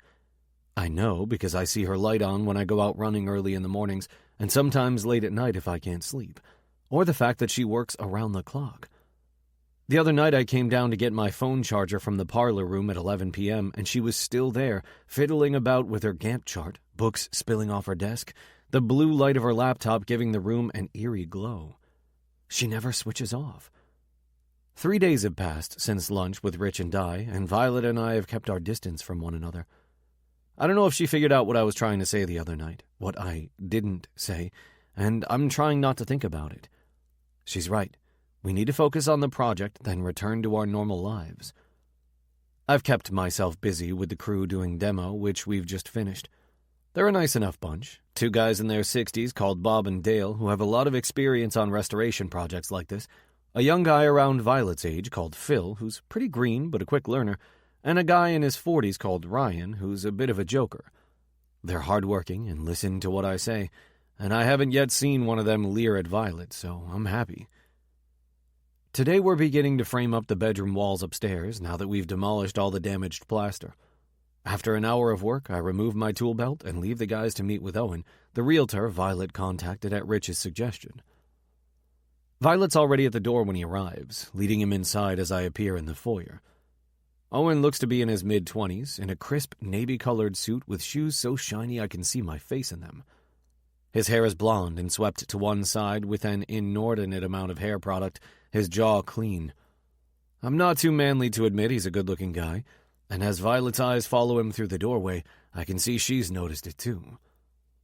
He shakes Violet's hand enthusiastically as they make introductions. His gaze sweeps across her figure when she glances away, following the curve of her hips to her cleavage. I can't help but clench my jaw in irritation as his eyes swing to me. "And you must be Violet's father." He extends his hand and I shake it stiffly. I already hate this kid. No. I may grip his hand a little harder than necessary. "Forgive me," he says, not looking even slightly remorseful. "She mentioned in her email that her dad owned the place, so I assumed—" Beside me, Violet snorts a laugh into her hand. I frown at her, then at Owen. "I'm the foreman. Her father is a friend of mine." "Right, of course." He flashes a dazzling smile at Violet, and she practically swoons. I trail behind as she leads him into the parlor. "This is quite the place you've got here," Owen remarks, glancing around. The house is a mess at the moment, as we've ripped several of the plaster walls out to reframe and re-insulate, exposing the rough brick underneath. It pained me to see some of the beautiful molding torn down, but it was too damaged to salvage. We'll replicate any of the molding that was lost, and I must have taken hundreds of photos to ensure it gets redone properly. I opened my mouth to tell him as much, but Violet speaks first. "We're in the middle of working on it, obviously," she begins. "But what we hope to achieve is a contemporary feel without losing any of the historical features of the building." Owen smiles, apparently impressed. "These old places are cool. It's nice to see you keep the original features rather than remove them." He glances at me and I nod begrudgingly. At least he can appreciate that. "I agree," Violet says, and I swear to God she's fluttering her eyelashes. "Shall we start the tour?" "Absolutely." Owen grins, 2 rows of perfect white teeth that make me think of a cartoon shark. They turn for the stairs and I hesitate. I'm tempted to leave them to it so I don't have to witness whatever the hell is going on here, but the thought of leaving her alone with him makes my stomach roil. I tell myself it's because I'm supposed to be looking out for her, nothing else. Heaving a sigh, I plod up behind them as they ascend the wobbly staircase, feeling like a chaperone on prom night. "As you can see, it's a blank canvas at this point," Violet says. "But we'll have 2 large bedrooms here with walk-in closets." She motions to the ceiling. "We've lost some of the plaster moldings in the demo, but they'll be replaced with ones that perfectly match the originals." "Nice," Owen murmurs, but his gaze isn't on the ceiling at all, and I want to kick him. Violet's oblivious. "It's a very specialized art, replicating plaster moldings. We'll have a professional do them." She turns to Owen with an amused expression. "I was reading the other day that the original plaster contained crushed limestone or shell and was often mixed with cattle hair." She giggles. She fucking giggles. "Isn't that gross?" Owen laughs too. "Yeah, it kinda is." "Of course," Violet continues with an air of expertise, "after around 1830, a lot of the ceiling plaster work was mass-produced by steam-powered machinery and made from papier-mâché or stucco, so I'm not sure if these are true plaster." "They are," I mutter, but neither she nor Owen notice. He gestures to the floors. "What's the plan here?"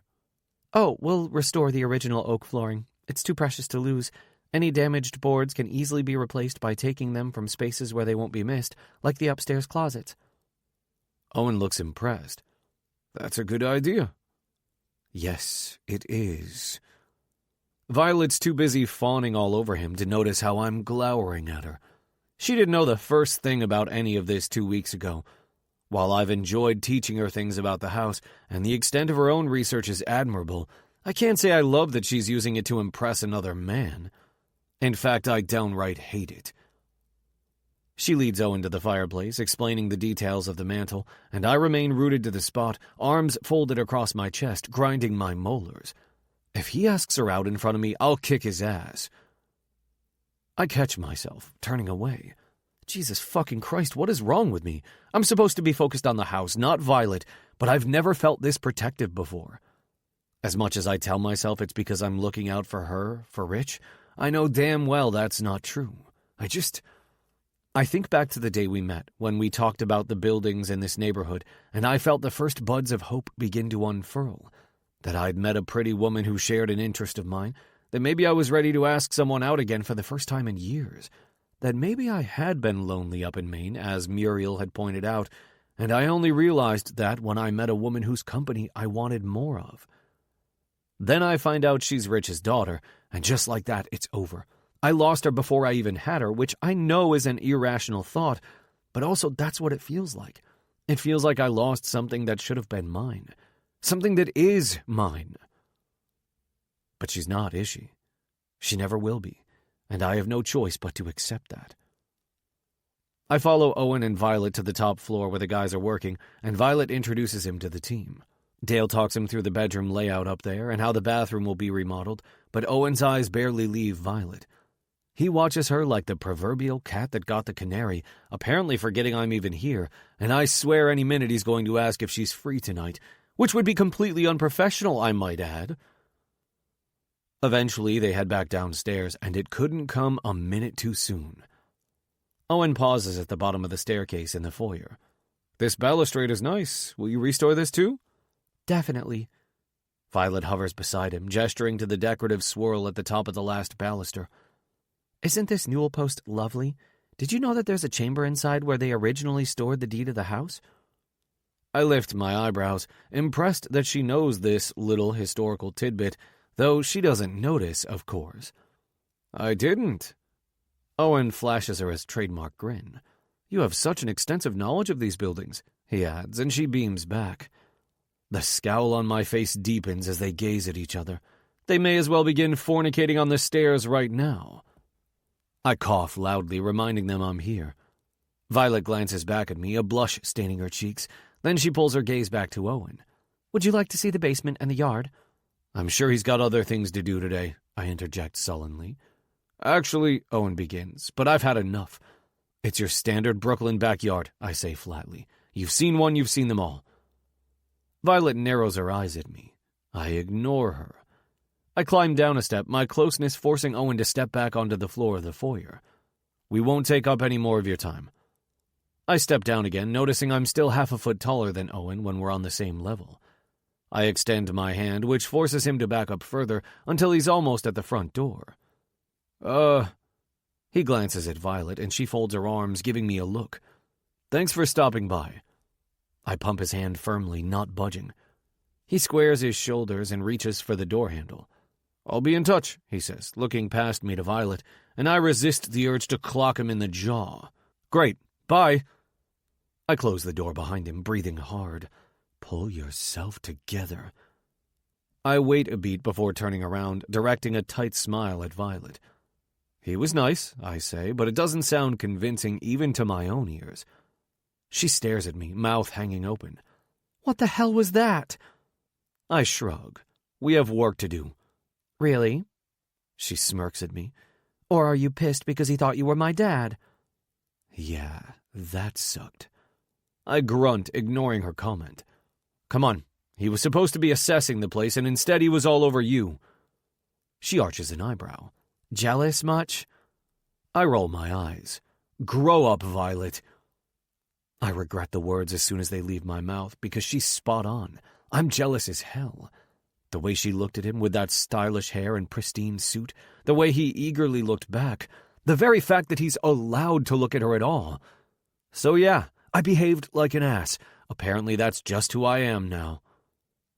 Violet's staring at me, arms crossed, shaking her head. "I may be 18 years younger than you, but I'm not the one who needs to grow up." My heart sinks as I watch her storm back into the parlor room. I try to tell myself that at least I've done an excellent job of pushing her away today, but I still feel shitty. I pull my cap off and rake a hand through my straggly hair, suddenly feeling in desperate need of a haircut. Chapter 14. Violet. I probably shouldn't have flirted quite so hard with Owen in front of Kyle, but it wasn't exactly a hardship. He was attractive, if not a little too smooth, a little too... something. Young, shiny, nice, maybe? But after the past couple of weeks with Kyle stomping around the place, maybe that's what I need. A nice, uncomplicated man who openly likes me and doesn't hesitate to show it. Physically, Owen is much more my type than Kyle. Plus, he's already emailed to ask if I'm free for dinner sometime, which is refreshing. So why am I not excited about it? Why did I feel more of a thrill from arguing with Kyle after Owen left? "We're going to start on the upstairs bathroom today," Ryan, one of the crew members, says to me. I glance up from my morning coffee, pushing away thoughts of grumpy, shaggy-haired Foreman. "Did you finish framing up the bedrooms yesterday?" Ryan sips his own coffee. "Mostly. Bob and Phil will finish that up and begin the insulation while Dale and I start tiling the bathroom." I nod, glancing at my Gantt chart.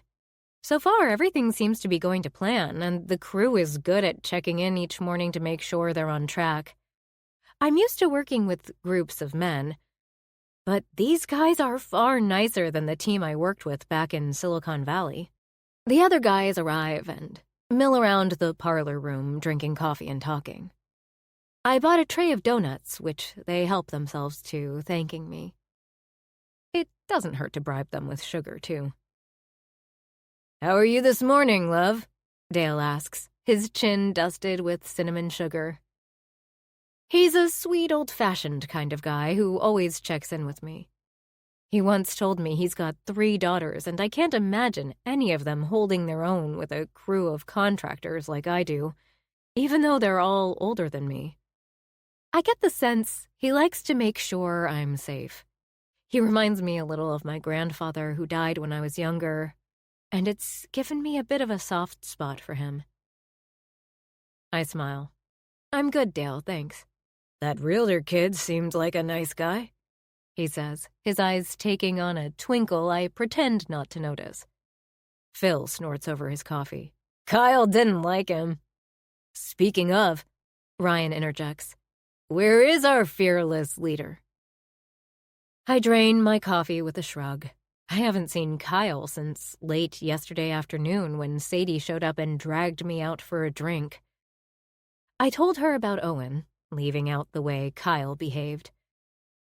I don't know why, but I don't want her to judge him. I mean, I'm judging him. The way he acted wasn't cool, but I feel protective of how she might see him. Which is ridiculous, because it's not as though I like him. He was kind and sweet when we first met, but I've seen very little of that since. And as for his appearance, look, I'm not shallow, but between the dirty work clothes, the worn old cap, and the hair that sticks out in every direction, from both his head and his chin, he's a mess. Sure, his shirt strains over his biceps in a way that makes my thighs clench, and his eyes are like pine trees in the summer, and when we're alone, there's a spark between us that sometimes short-circuits the logic center in my brain. But that doesn't mean I'm into him, right? "Ah, here he is," Bob calls, and I make sure not to glance Kyle's way. I don't want to give him the satisfaction of even a simple good morning. Beside me, Phil wolf whistles. "Looking sharp, boss." "Whoa, who the hell is this guy?" Ryan asks behind a grin. I force myself not to look, focusing on straightening a few of the post-its on my chart. Kyle drawls behind me. "It was time for a trim, that's all." "Did you go to that place over on Montague?" Kyle inquires. "They're good," Bob agrees. Okay, now I'm curious. I twist around, meaning to casually glance at Kyle and then down at my laptop.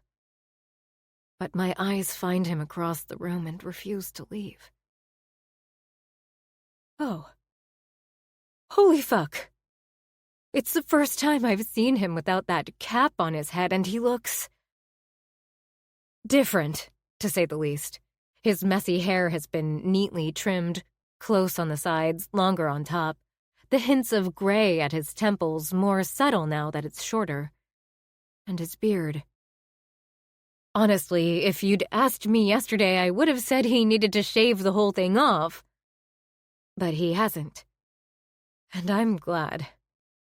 Instead, it's been trimmed and groomed, so it's much neater, but still a full beard, dark with flecks of gray.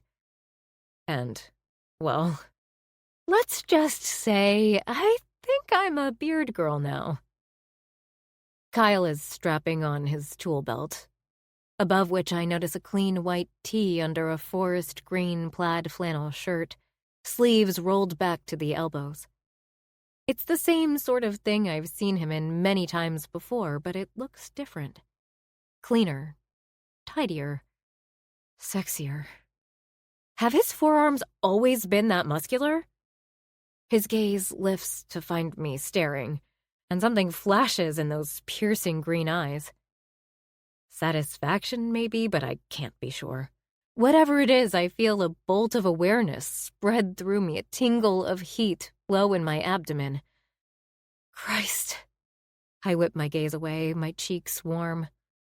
Overnight, he's gone from being my dad's rugged, kind of handsome friend to a freaking smoke show. God damn it! How am I supposed to focus now? I can't even remember what we're supposed to be doing today. Instead, all I can think about is walking across the room and running my hand over his beard. I wonder if it would be coarse or soft.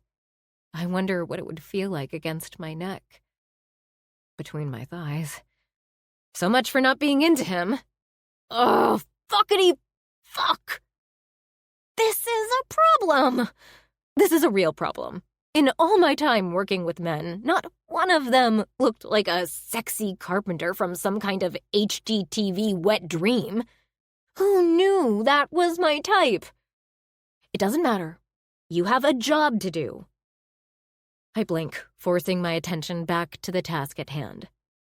I'm here to work, not ogle the foreman. I need to get my head on straight. So I do the only thing I can think of.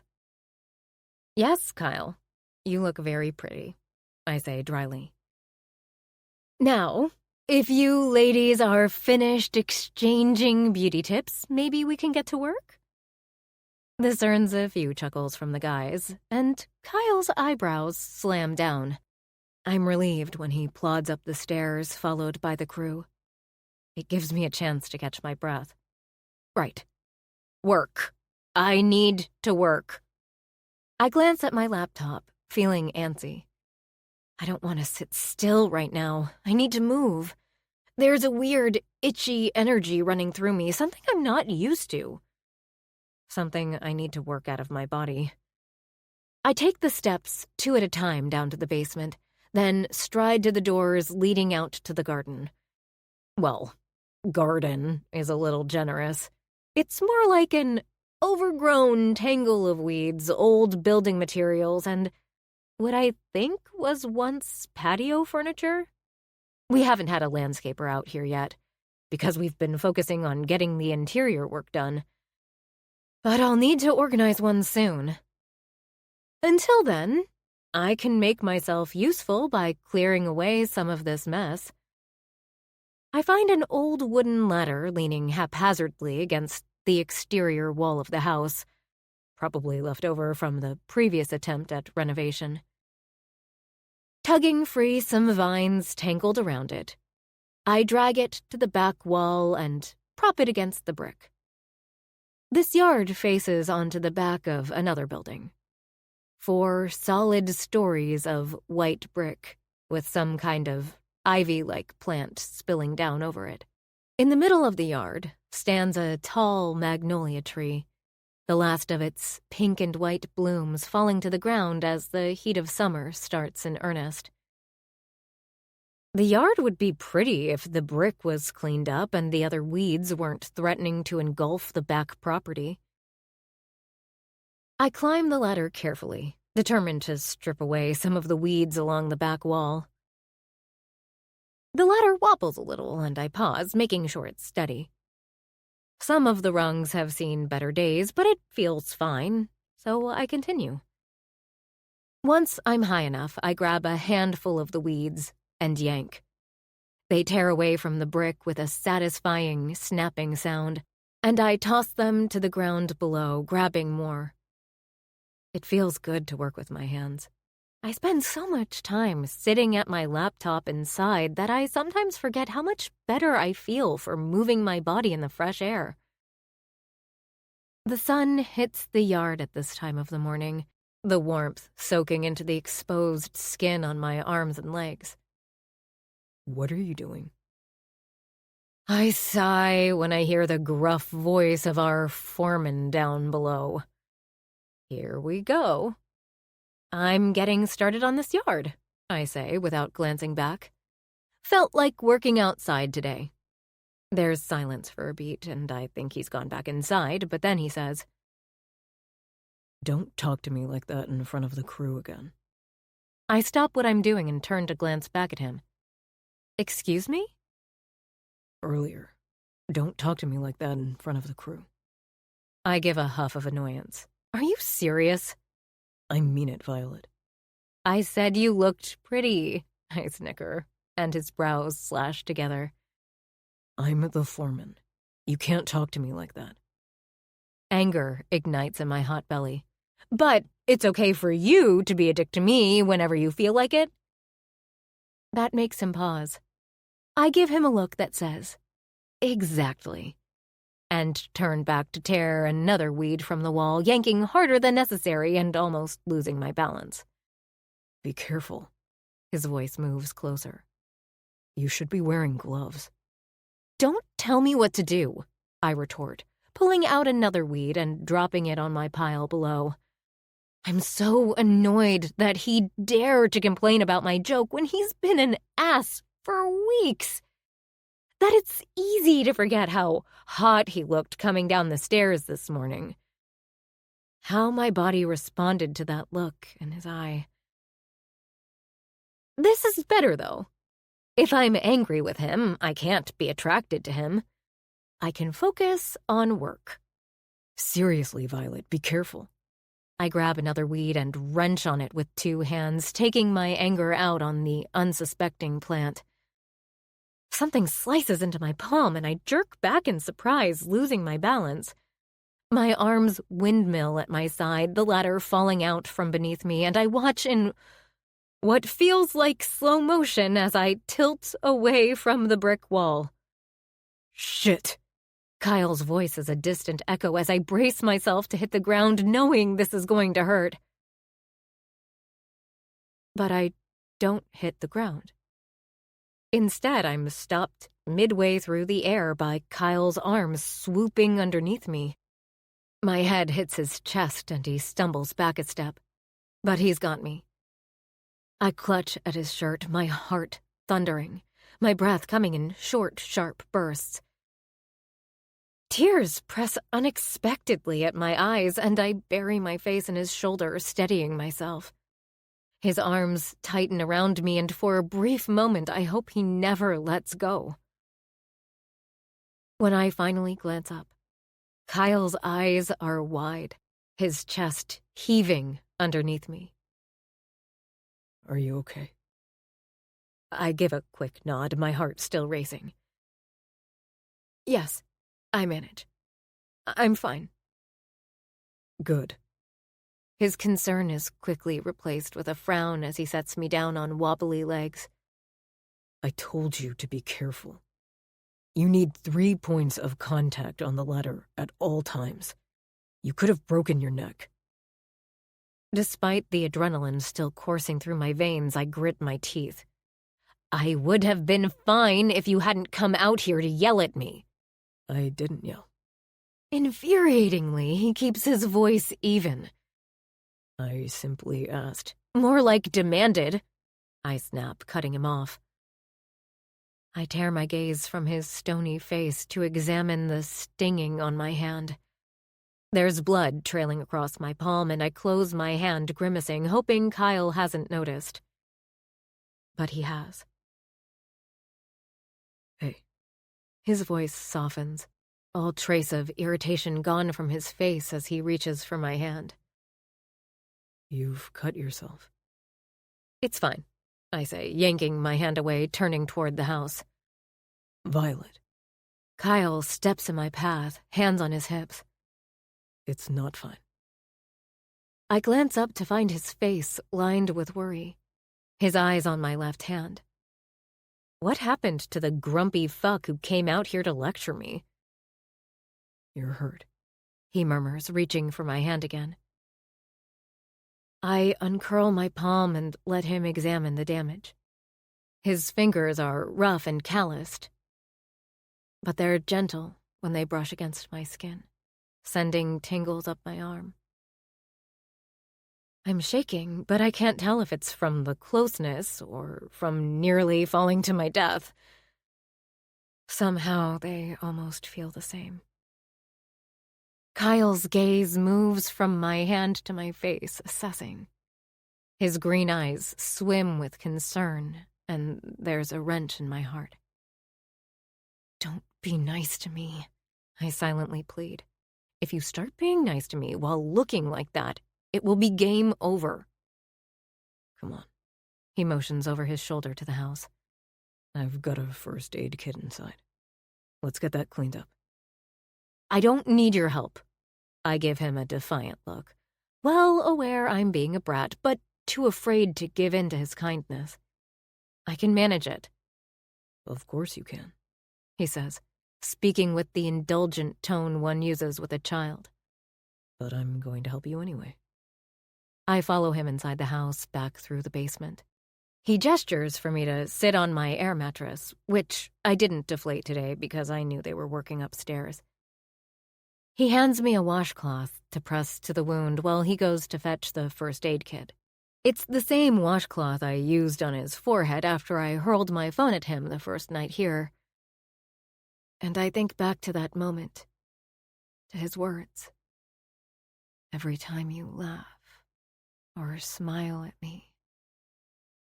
God, I wish he'd finished that sentence. Kyle reappears with the first aid kit, lowering himself onto the bed beside me. The mattress shifts under his weight, making me lean closer. I should move back, but I don't want to. I can smell his scent, a combination of an earthy, musky cologne and something woodsy. Probably sawdust. It's his smell, I realize. So perfectly him. With a gentle touch, he takes my hand in his, turning it over so my palm is facing up. I watch as he carefully cleans the cut, which isn't too deep, thankfully. It must have been a thorn or something on one of the weeds I was tackling. He doesn't say anything as he works, but there's no need for words right now. Not with the way he's touching me so tenderly, with the attention he's giving the task, with the way I can feel his warmth beside me on my bed. I press my eyes shut, imagining for a moment what it would be like to close the distance between us, to brush my mouth over his and pull him down on top of me. As he dresses my wound with such care, I can't remember what I was so mad about outside. All I can remember is the nice version of Kyle. The one who made me a desk, who helped me convince Dad about the restoration, the one who laughed and flirted with me in Joe's and nearly asked me out. He did. I'm sure of it. I've always been sure of it, regardless of his denial. And I've always wished he had, that Dad hadn't shown up at that moment. I stare down at Kyle's gentle hands, my heart thrumming in a steady rhythm. I've been kidding myself that I haven't been into him this whole time, messy hair or not. It was easier to deny when he acted like a jerk, and it was definitely easier to pretend before he tidied himself up. But now that he's sitting here, being so kind and caring, looking so fucking good and smelling like some kind of sexy forest. Crap. I'm in big trouble. Chapter 15. Kyle. Good work today, guys. I close the door as Ryan and Phil leave, glad it's quitting time. It's been a long, hot day restoring the oak staircase on the upper level, and I'm ready for a drink. I think back to my house on Lake Cobbossee, wishing I could dive into the cool water right now. I haven't minded being back in New York as much as I thought I would, especially not here in the Heights, but I miss the beauty of Maine and the convenience of living by the lake in the summer. I can't exactly go for a dip in the East River. Oh well, a cold beer and a good meal will have to do. I enter the living room to find Violet peering down at the cold scraps of pizza left over from the lunch she ordered for the team today. I wrinkle my nose. That was shitty pizza 6 hours ago. There's no way it's gotten better since then. Are you sure you should eat that? She looks up at me with a frown. Don't body shame me. I recoil in shock. What? What I eat is none of your damn business.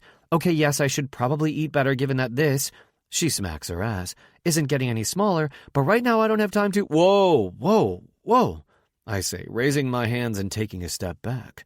Holy crap, have I wandered into a minefield here? I didn't mean— I begin, but I don't know how to tell her that I asked because I'm worried about her, not because I think there's something wrong with her body. I never see her eat. Even at lunch with her parents, she basically just pushed her food around her plate, and now she's considering eating something this nasty? She deserves to have someone take her somewhere elegant, or better yet, cook for her. She deserves more than disgusting cold pizza for dinner. And as for the suggestion her ass is too big, just no. I haven't been able to keep my eyes off her perfect proportions since we met. I'd give anything to have my hands on that gorgeous backside of hers, even if thinking that makes me a creep. I can't fucking help myself. She's still glowering at me, the pizza looking less appetizing by the second. She's been in a mood all week, ever since we argued in the yard, but goddammit, she's lucky I was there. She could have been seriously injured. My mind flashes back to the way it felt to hold her in my arms in the garden, the softness of her hair tucked against my shoulder, and the way she clung to me for a moment as if I was her safe space. And when I saw that she was hurt, there was no mistaking the way my heart clanged violently. I didn't stop to think. I just knew I had to care for her. It wasn't until we sat on our bed, so close I could breathe in her sweet vanilla scent, her hand in mine as I cleaned the cut, that I realized what a mistake I'd made. All it would have taken was a few inches and her mouth could have been on mine. God, I wanted that.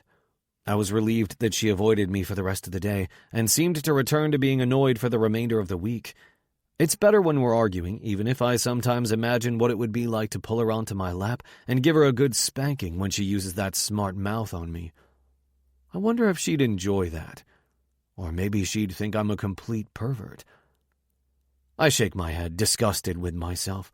What the fuck would Rich say if he knew I was thinking these things about his daughter? What is wrong with me?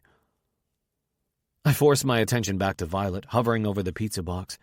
It might be better for us to be at each other's throats, but that doesn't mean I'm going to let her eat this trash for dinner. I'm genuinely concerned about her health at this point. I think of Rich asking me to look out for her and wonder if he knows how hard she works and how little she takes care of herself. If she's not going to do it, someone else will have to. And even though it's against my better judgment, part of me wants that someone to be me. I sigh. No, Violet, I just think you deserve to eat something better, that's all. I swipe the pizza box into the trash before she can protest, then gesture to the stairs. Get changed. I know a place. She lifts her hands to her hips. I can't go out right now. I have work to do. Work can wait. She opens her mouth to protest, and I add, Violet, it's summer. You're young and— I almost say beautiful, but catch myself just in time. Single, and you're choosing to spend this stunning evening with your laptop and cold pizza. She twists her lips to one side, considering this. You make it sound so sad. I cut her a look that says it is sad. Ugh, fine. She sulks off downstairs to change, and I grin to myself. At least she'll have a decent meal tonight. Violet appears in the parlor room 30 minutes later wearing a pretty white dress with loose sleeves, a low-cut neckline, and a hem that stops mid-thigh. She's got the same wedge sandals on from the day we met, her legs long and shapely. Not going to lie, my cock twitches at the sight of her, at the way she looks both innocent and sexy at the same time. I don't realize I'm staring until she shifts her weight from one foot to the other and laughs uncomfortably. Is this okay? I don't know where we're going, so... I tear my gaze from her, reaching for my wallet. Taking her out is a terrible idea. What the hell am I thinking? You need to calm the fuck down. Yep, I mumble. It's fine. It's better than fine. It's gorgeous, and I want to rip it off her. It will be okay, I try to tell myself. As long as you're out, as long as you're not alone, it will be okay. You can control yourself. You're not an animal. We head out into the bright summer evening, the air still hot and sticky from the long day. The place I'm taking her is only a few blocks away on Montague Street, so we walk. As we cross the streets of Brooklyn Heights, I'm reminded of the day we met, the day I almost asked her out to dinner. It occurs to me that technically I am taking her to dinner, but under very different circumstances, even if I wish the evening would end much the same way as a date. We reach a Mediterranean restaurant and I pause, making sure Violet is okay with the choice. Her gaze swings from the tables and chairs spilling out onto the sidewalk to me, and a smile curves along her mouth in response. I swear that smile is going to kill me.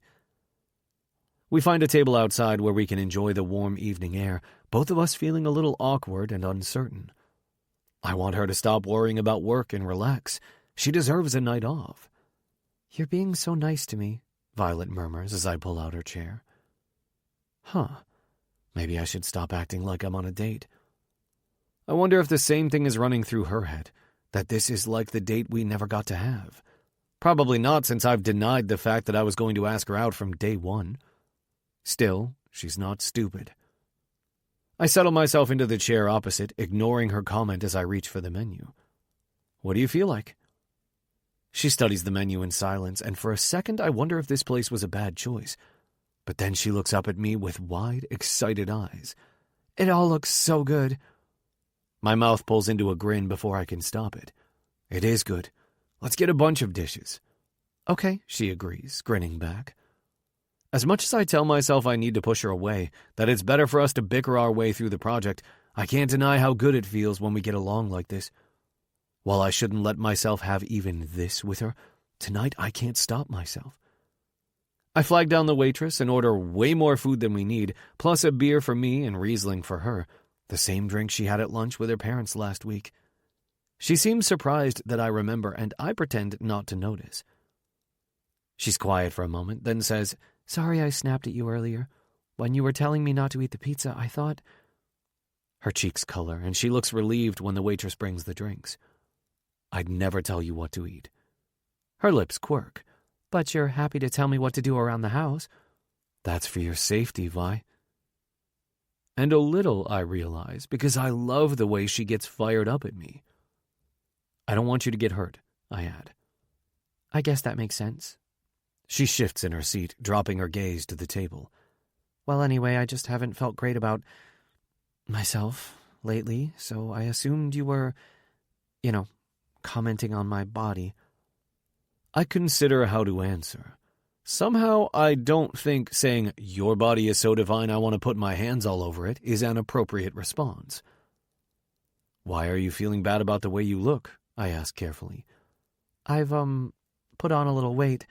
I should make time to exercise or maybe cook healthier food, but it just feels like there aren't enough hours in the day. God, I understand how she feels. I lived for decades like that, working all hours, convinced there was never enough time in the day. But that always comes at a price. I want to tell her this, but I don't know how to do it without sounding like I'm lecturing her. If there's one thing I've learned about Vi, it's that she hates being lectured. The food arrives, and she looks down at it with a crease in her brow. I get the sense she's uncomfortable eating in front of me after that conversation, and I desperately want to make her feel better. You have nothing to worry about. I busy myself with my napkins so I don't have to meet her gaze. Seriously, you're... Fuck, I think I'm going to say it. You're beautiful. That's not inappropriate, right? It's an observation. I'm merely stating a fact. There's a long silence while I reach for an olive, chewing slowly as I cast my gaze out across Montague Street. It's a bustling little shopping and dining area between the more residential streets of Brooklyn Heights, and tonight the restaurants are packed with people high on that summer night feeling, enjoying the fading light. Eventually, I can't stand the silence and let my gaze wander back to Violet. She's studying me over her glass of Riesling, her hazelnut brown eyes warm in the golden glow of the evening. "Thank you." Her voice has taken on a husky purr that makes my pants a little tighter. "You're not too bad yourself, you know."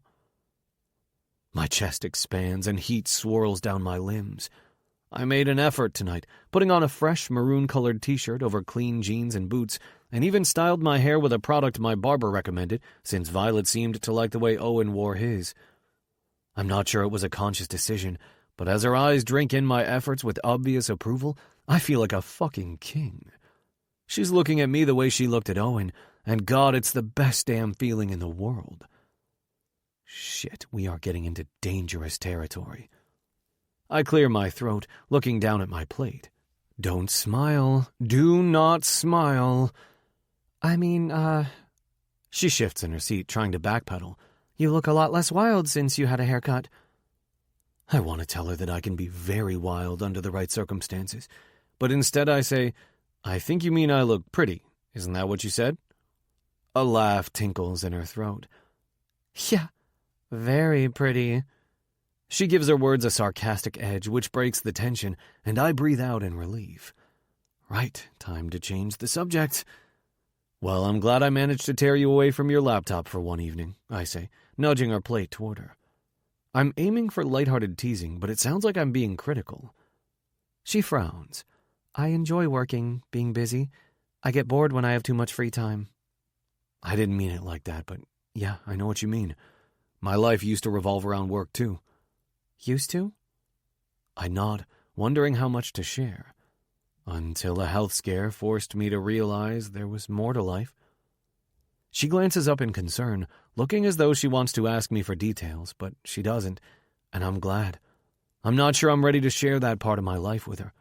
God knows how she'd see me after that. I reach for my beer. I'm more careful now to choose jobs I know I can handle and set my own work hours, taking it a lot easier than I used to. She looks thoughtful, but don't you miss challenging yourself? I turn this question over as I twist my beer bottle. Since arriving back in the city to tackle this huge house project, my stress levels have been higher than I'd like, but now the work has actually started, I feel better. With the support of the crew and Violet overseeing the details, it hasn't been as overwhelming as I'd worried it would be. In fact, I'm enjoying the challenge of a more complex project. And then there's seeing Violet every day. That has been an unexpected, sometimes frustrating, but very enjoyable distraction. "I think it's good to get a sense of purpose and satisfaction from work," she adds. "That's important to me." "Sure, I get that." I dip some bread in olive oil. "But you deserve a life outside of work, too. Who are you when you're not working?" She glances up from her plate, looking mildly shocked. Her mouth opens, then closes, and her frown deepens. It doesn't surprise me that she has no answer to that question. For most of my working life, I didn't either. "Well, who are you when you're not working? What do you like to do?" "All kinds of things." "Like what?" she presses. Warmth spreads through me at the curious expression on her face, as if she really wants to know more about me, but I quickly tamp it down. Hiking, reading, cooking. I think for a moment. Ice fishing in winter. I kayak on the lake in summer, things like that. She nods, her expression clouded in thought. "I honestly don't even know what I like to do outside of work. My life revolves around my job. That's why I took it so hard when I was let go from Digiswap. I'm sure you remember I wasn't at my best the day we met." She's broken our unspoken rule not to talk about the day we met. But I nod anyway. I remember. "I wouldn't have taken this job with Dad if I wasn't desperate. As you made clear at the start, I didn't know anything about the industry. And then there's the fact that—" She snaps her mouth shut, fixing her gaze intently on her wine glass. "The fact that—" She shakes her head. "Nothing." I study her curiously. There's something she's not sharing with me, but I know better than to push her right now. I decide to take a different tack. "Why did you get into project management?" I ask, spreading hummus onto a piece of pita bread. She pulls her bottom lip between her teeth, nibbling on the plump flesh, and I smear hummus across my palm. Damn it, why is it so sexy when she does that? I reach for my napkin, wiping my hand clean, and she sighs. I wanted to get into law like Dad, but... She shrugs as she dips some bread in the olive oil. It didn't work out. What do you mean? She chews her bread slowly, avoiding my gaze. It's hard to explain. I did a week of pre-law, but I had to switch my major. There's something about the change in her tone, the shift in her posture, that makes me set my drink down. What happened? I freaked out in one of my political science classes. We had to do an impromptu debate. I can't even remember what the topic was now, but I just couldn't do it. I froze, and something weird happened to me. I got all shaky. I couldn't breathe. I couldn't think. I just had to get out of there. Then I couldn't make myself go back. Every time I tried, I was terrified it would happen again. Oh, Violet, I murmur. My heart aches for her. You had a panic attack. She glances up at me, surprised. You think that's what it was? Yes, I do. I wish I could tell her I have a lot of experience with panic attacks, but I can't get the words out. She lifts a shoulder, glancing away.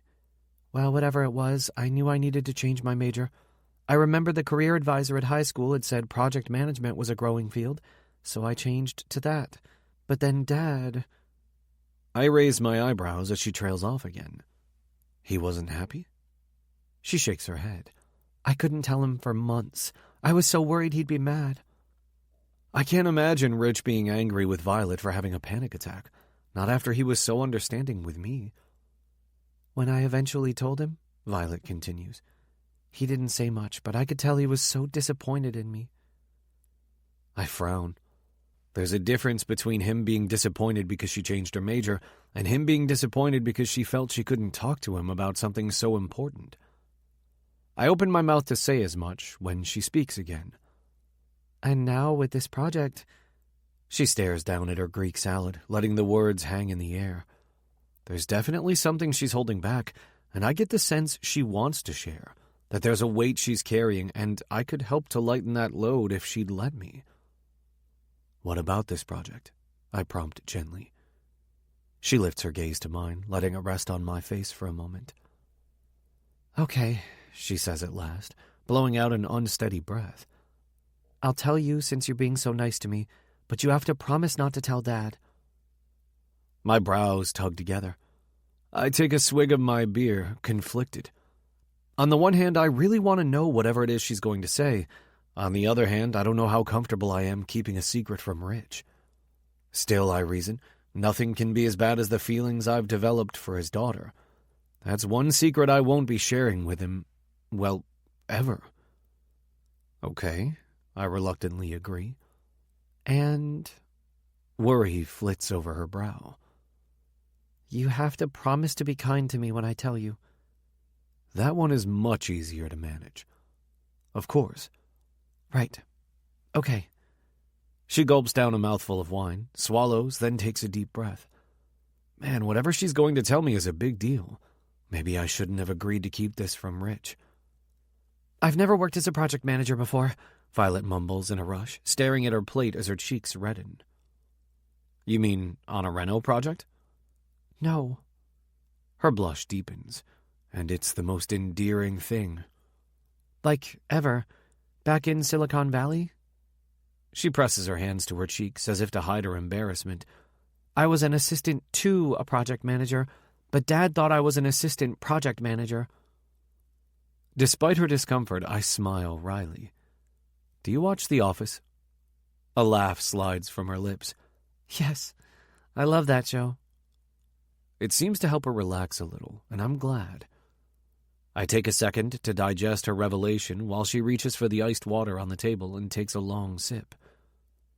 I think about what she's just shared with me, the panic attack she had in class, how she felt she couldn't tell Rich about changing her major, and now she's too afraid to tell him she doesn't have the experience for this job.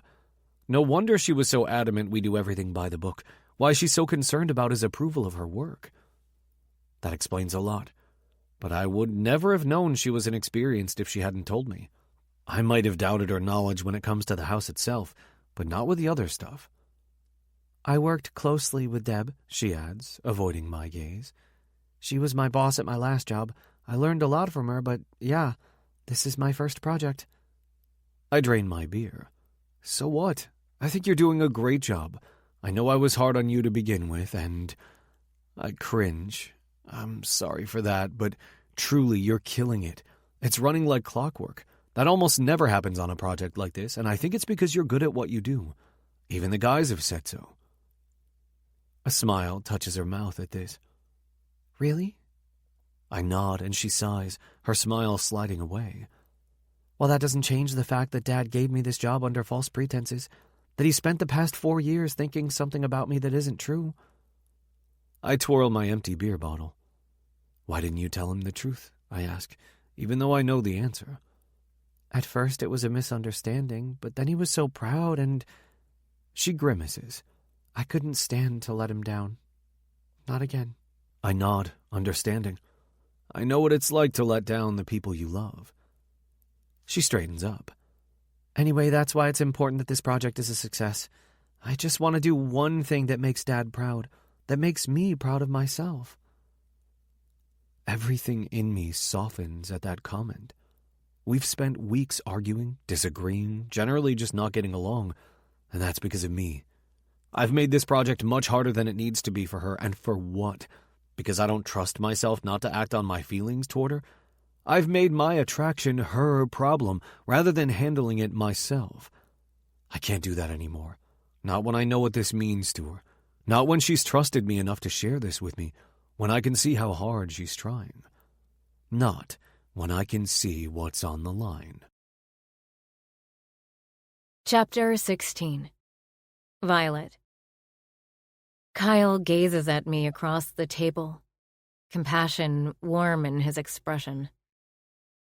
I've never told anyone about what happened in class that day, and I have to wonder how he knew it was a panic attack. What he doesn't know is what caused it. The thing is, he's Dad's friend. I don't want to say anything that would make him think badly of Dad, because I know it wasn't Dad's fault. Sure, he worked long hours and never seemed to have much time for me as a kid, and yes, he broke a few promises to me growing up. But it's not like he did it on purpose. His job was important. I learned that years later. But that didn't help me at the time. The memories flood back uninvited, and I press my eyes shut. It was senior year of high school, and I'd been instrumental in getting our debate team to the regional championships. Dad was thrilled when I told him. He was a very successful attorney with high standards for his only daughter, even making the time to help me prep for the debate. We spent an entire week of late nights researching possible topics, brainstorming arguments, and rehearsing rebuttals. It was the most time we'd ever spent together, and I'd never felt so close to my father as I did that week. When he promised he'd be there to support me on the big day, I knew he wouldn't let me down. I was understandably nervous the day of the debate. It was so hot on that stage, and my teammate Naivasha had been undermining me all morning.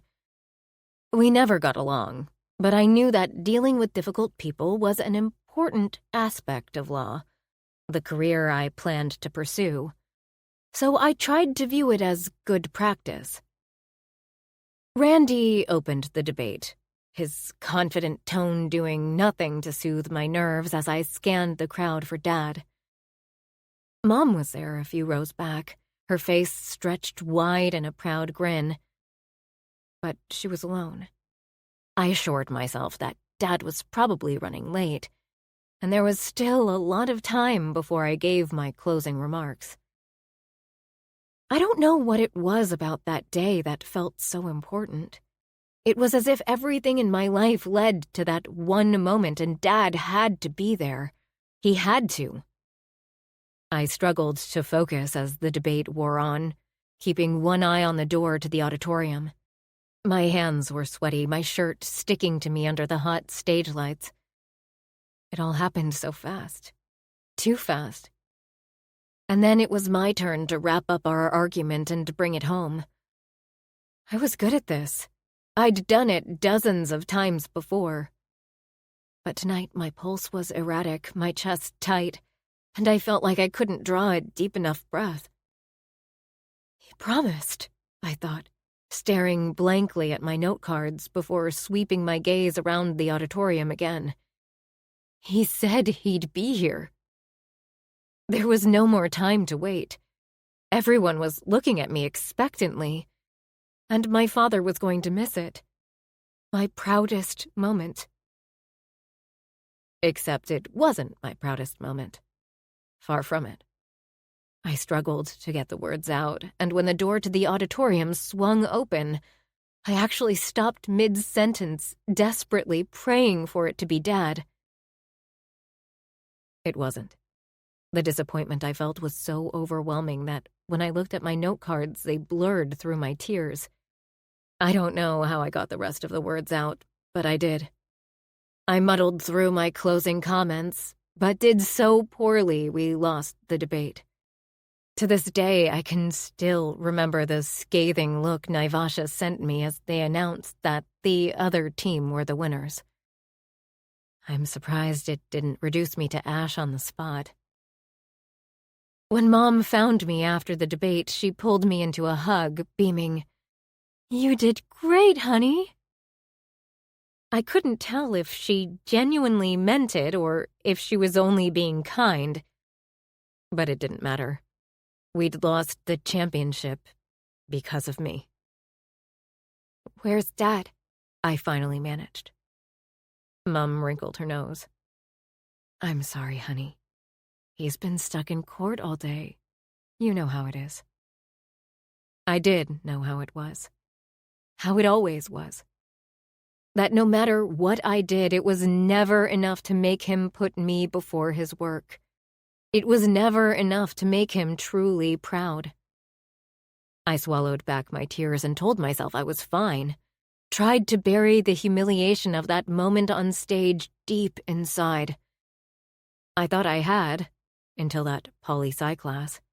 Until it all came back to me in such a vivid way that it felt like it was happening all over again.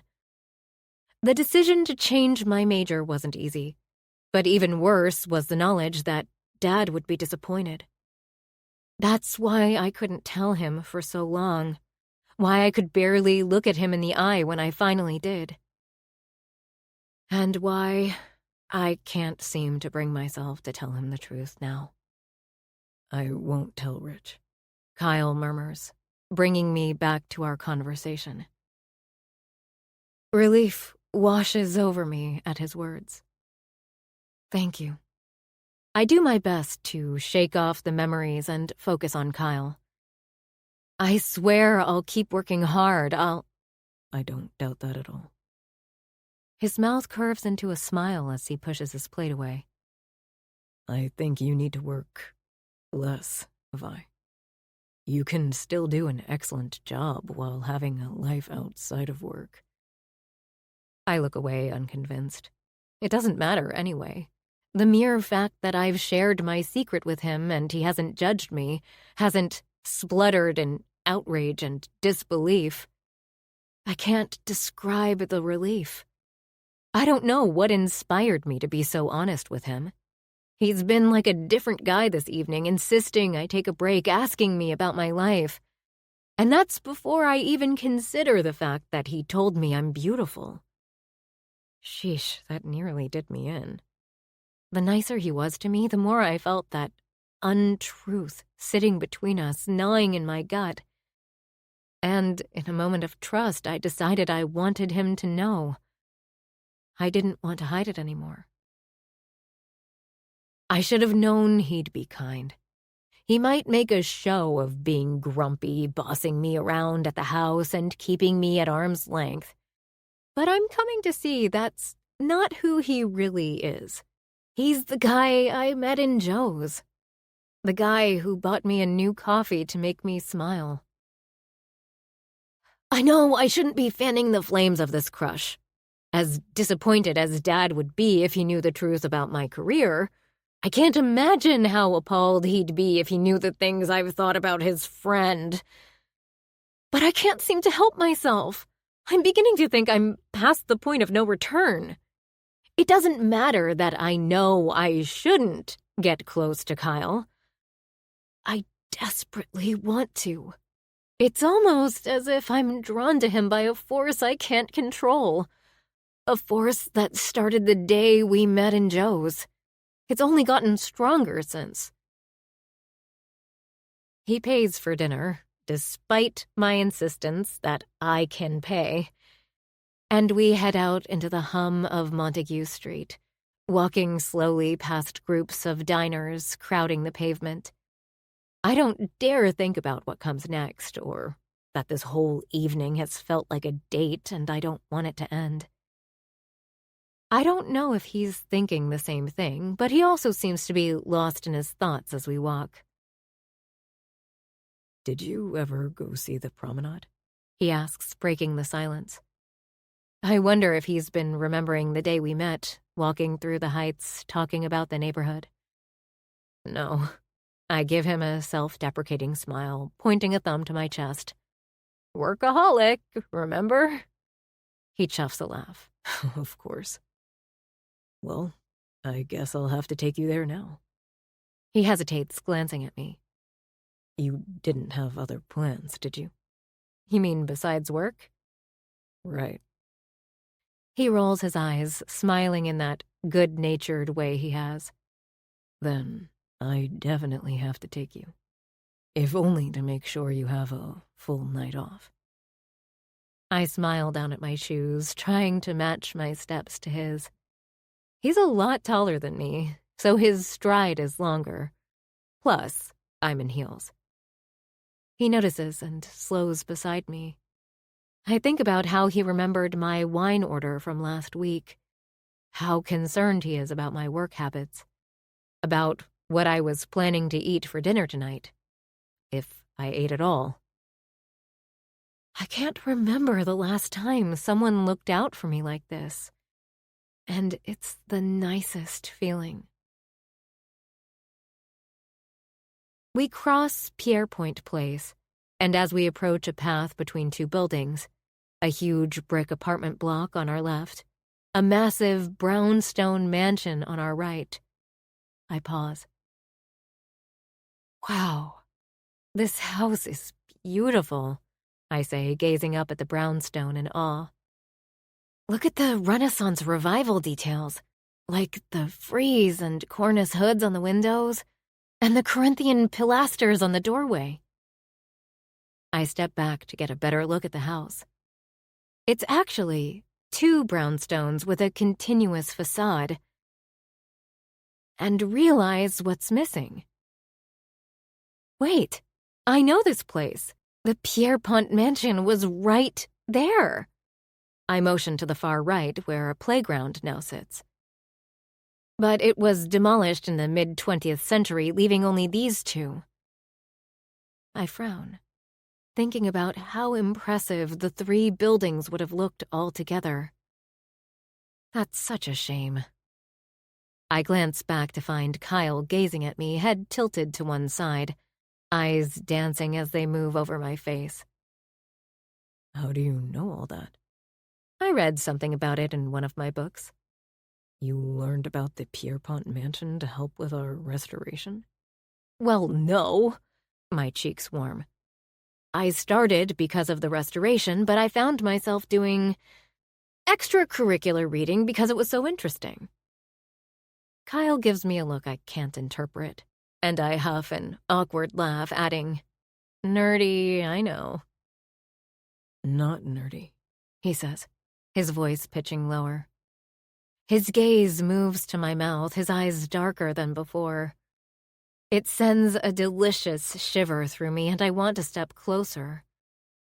Before I can, he looks away, motioning to the pathway running to the left of the brownstone. The promenade is through here. I follow him, gazing up at the house through the branches of the huge honey locust tree beside it. The path opens out to a long, paved walkway on the bluff along the edge of the heights. looking directly over the East River to Lower Manhattan. The sun is finally slipping below the skyscrapers of downtown, giving the sky a pink and orange glow. My breath catches at the sight. I can't believe I've never been here. I wander across to lean on the iron railing that runs the length of the promenade. See what you miss when all you think about is work? Kyle murmurs beside me, and I glance at him with a smile. I've missed a lot over the years, and I'm only just realizing. This beautiful city, meaningful friendships, having fun, but also passion, falling in love. I've never been in love, and I wonder what it feels like. What it would feel like to be loved by a man like Kyle. I force my gaze back to the view. Do you miss living in New York? Not New York so much, but I miss Brooklyn Heights. I can see why, I say, thinking of the beautiful neighborhood. I think I'll miss it when I go. I'm struggling to picture myself back in Silicon Valley right now, but I shake the feeling off. You're still going to go back? Kyle asks. Of course. My whole life is there. Well, my career, which I guess is the same thing. I just need to do a good job on this project so I can prove I have project management experience, which will help me move into a better role when I go back. That's why this needs to be perfect. I stare across at Manhattan, listening to the sound of the Brooklyn-Queens Expressway that runs beneath the promenade. The city glitters in the dusty pink light, and I try to ignore the way my heart aches at the thought of leaving this place again. I'm so sorry, Violet, Kyle says. When I glance at him in surprise, he's looking down at his hands. Why? I know I haven't been easy to work with. I've made the situation harder than it needs to be, and I didn't even consider how that could affect you. I study him in silence, the ache in my chest growing stronger. His broad shoulders slump, and he runs a hand wearily over his face. I love the dark cut of his beard against his cheek, the way his green eyes cloud when he's lost in thought. I think back to last week, when I finally let myself acknowledge how much I liked him, and how hard it was to focus on work after that. How it was easier to act like a child or avoid him altogether. It's okay, I mumble. I understand why you did. Clouds gather above us, and a breeze lifts off the East River, ruffling my hair. Kyle reaches out to brush a strand back from my face, his eyes searching mine. You were right, you know. I have no idea what he's talking about, but my breath falters at the intensity in his gaze. About what? That day in Joe's, when we met. You were right. He's standing so close to me that I can barely think straight, so it takes me a few seconds to understand. You mean, you were going to ask me out?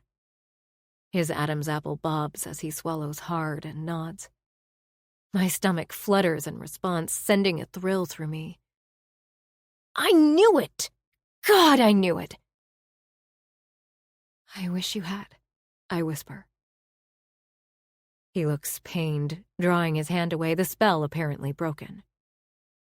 It's probably a good thing I didn't. I feel cold at the loss of his touch.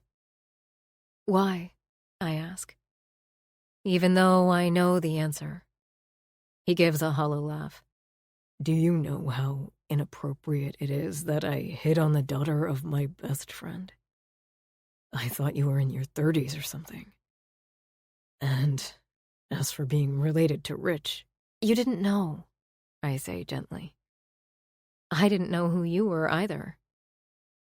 He gives a slow nod, looking at Manhattan across the river. That I do now, Violet. Yeah, I murmur, because I understand exactly what he's saying. Now that he knows my real age, that I'm Rich's daughter, he can't unknow that. He probably thinks it would be a betrayal to Dad, even if I'm a grown woman who can make my own decisions. Even if I want him more than I've wanted any man I've ever met. There's a loud crack in the sky above, and we both startle, glancing up. I hadn't realized how gray the sky had become because I'd been too focused on Kyle. But now, a fat raindrop lands on my cheek, followed by another. We should go. Kyle steps back from the railing. From me. This way. I follow him north along the promenade, watching people scatter, dodging raindrops as they fall. That familiar smell of fresh rain on pavement clinging to the air. Kyle breaks into a light jog as the rain picks up, but I can't keep up in my sandals. I stop to take them off, and he notices, turning back for me. He takes my shoes, then slides his other hand into mine, and we begin to jog as the rain pelts down in sheets. It's only a few blocks, but I'm out of breath by the time we arrive at the house. Kyle, on the other hand, hasn't even broken a sweat.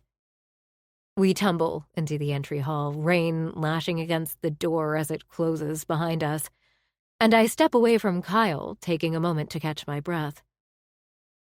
We're soaked through, my hair trailing rivulets of water down my chest and shoulders.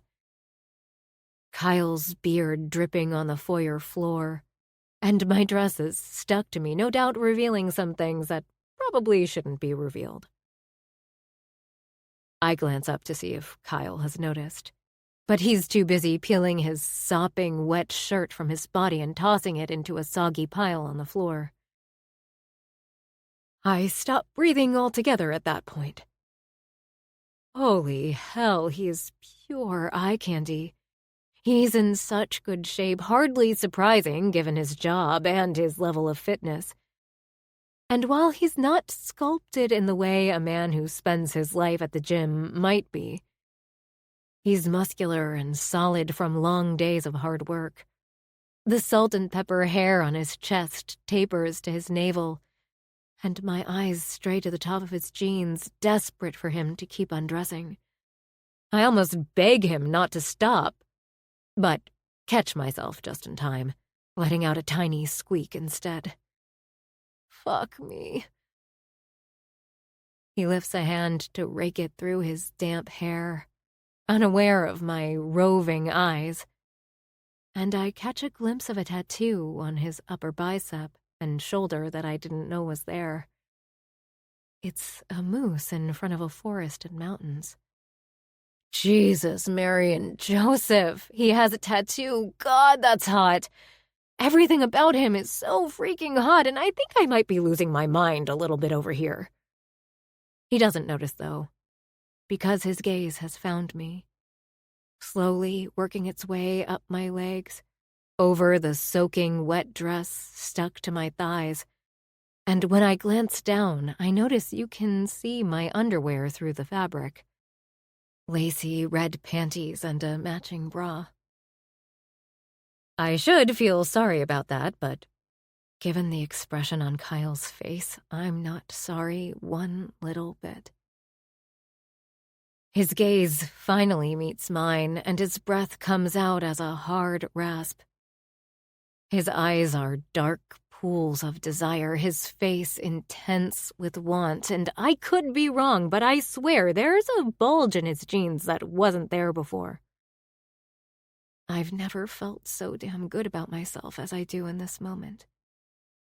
I know he doesn't want to hurt Dad. I don't either. But we're adults. We both want this. Do we have to fight it so hard? Violet. He says, his voice rough in a way I've never heard. It sends heat shooting through me, and I press my legs together, itching for his touch. Come here, I silently plead. Come here and kiss me. Take me to bed, please.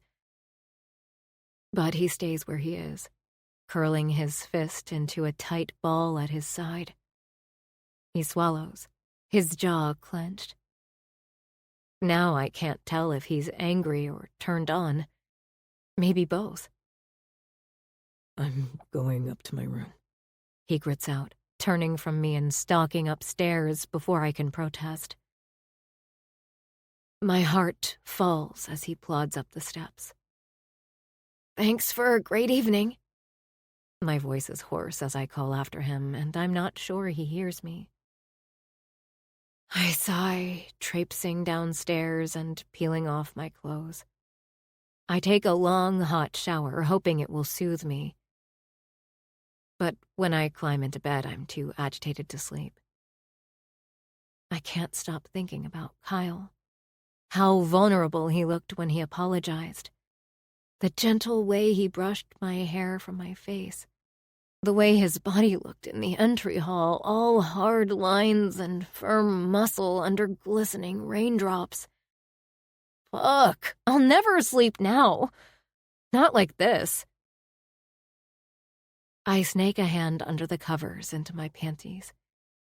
I'm not surprised to find I'm already wet, thinking about the way his voice sounded when he said my name. I wonder what sounds he makes in bed. I wonder how he likes to fuck. Does he take control or let the woman take the lead? I wonder what his face looks like when he comes. Oh, God. Yes. Thinking about Kyle, I orgasm in 3 seconds flat. Chapter 17. Kyle. I paced the top floor of the house, feeling like a live wire, restless and dangerous. I heard the shower turn on in the basement as I climbed the stairs, and knowing Violet is down there, naked under a stream of hot water, is driving me fucking crazy. Why the hell did I let my guard down with her tonight? Laughing and talking over dinner, apologizing for the past few weeks, and then admitting that I was going to ask her out? What was I thinking? All that has done is turn the heat up on this pressure cooker. I replay what she told me tonight about having a panic attack in class, how worried she is about letting her father down. I wanted to pull her into my arms and tell her I understand, that we're more similar than I realized. I wanted to press my mouth to hers and erase any pain she's ever felt.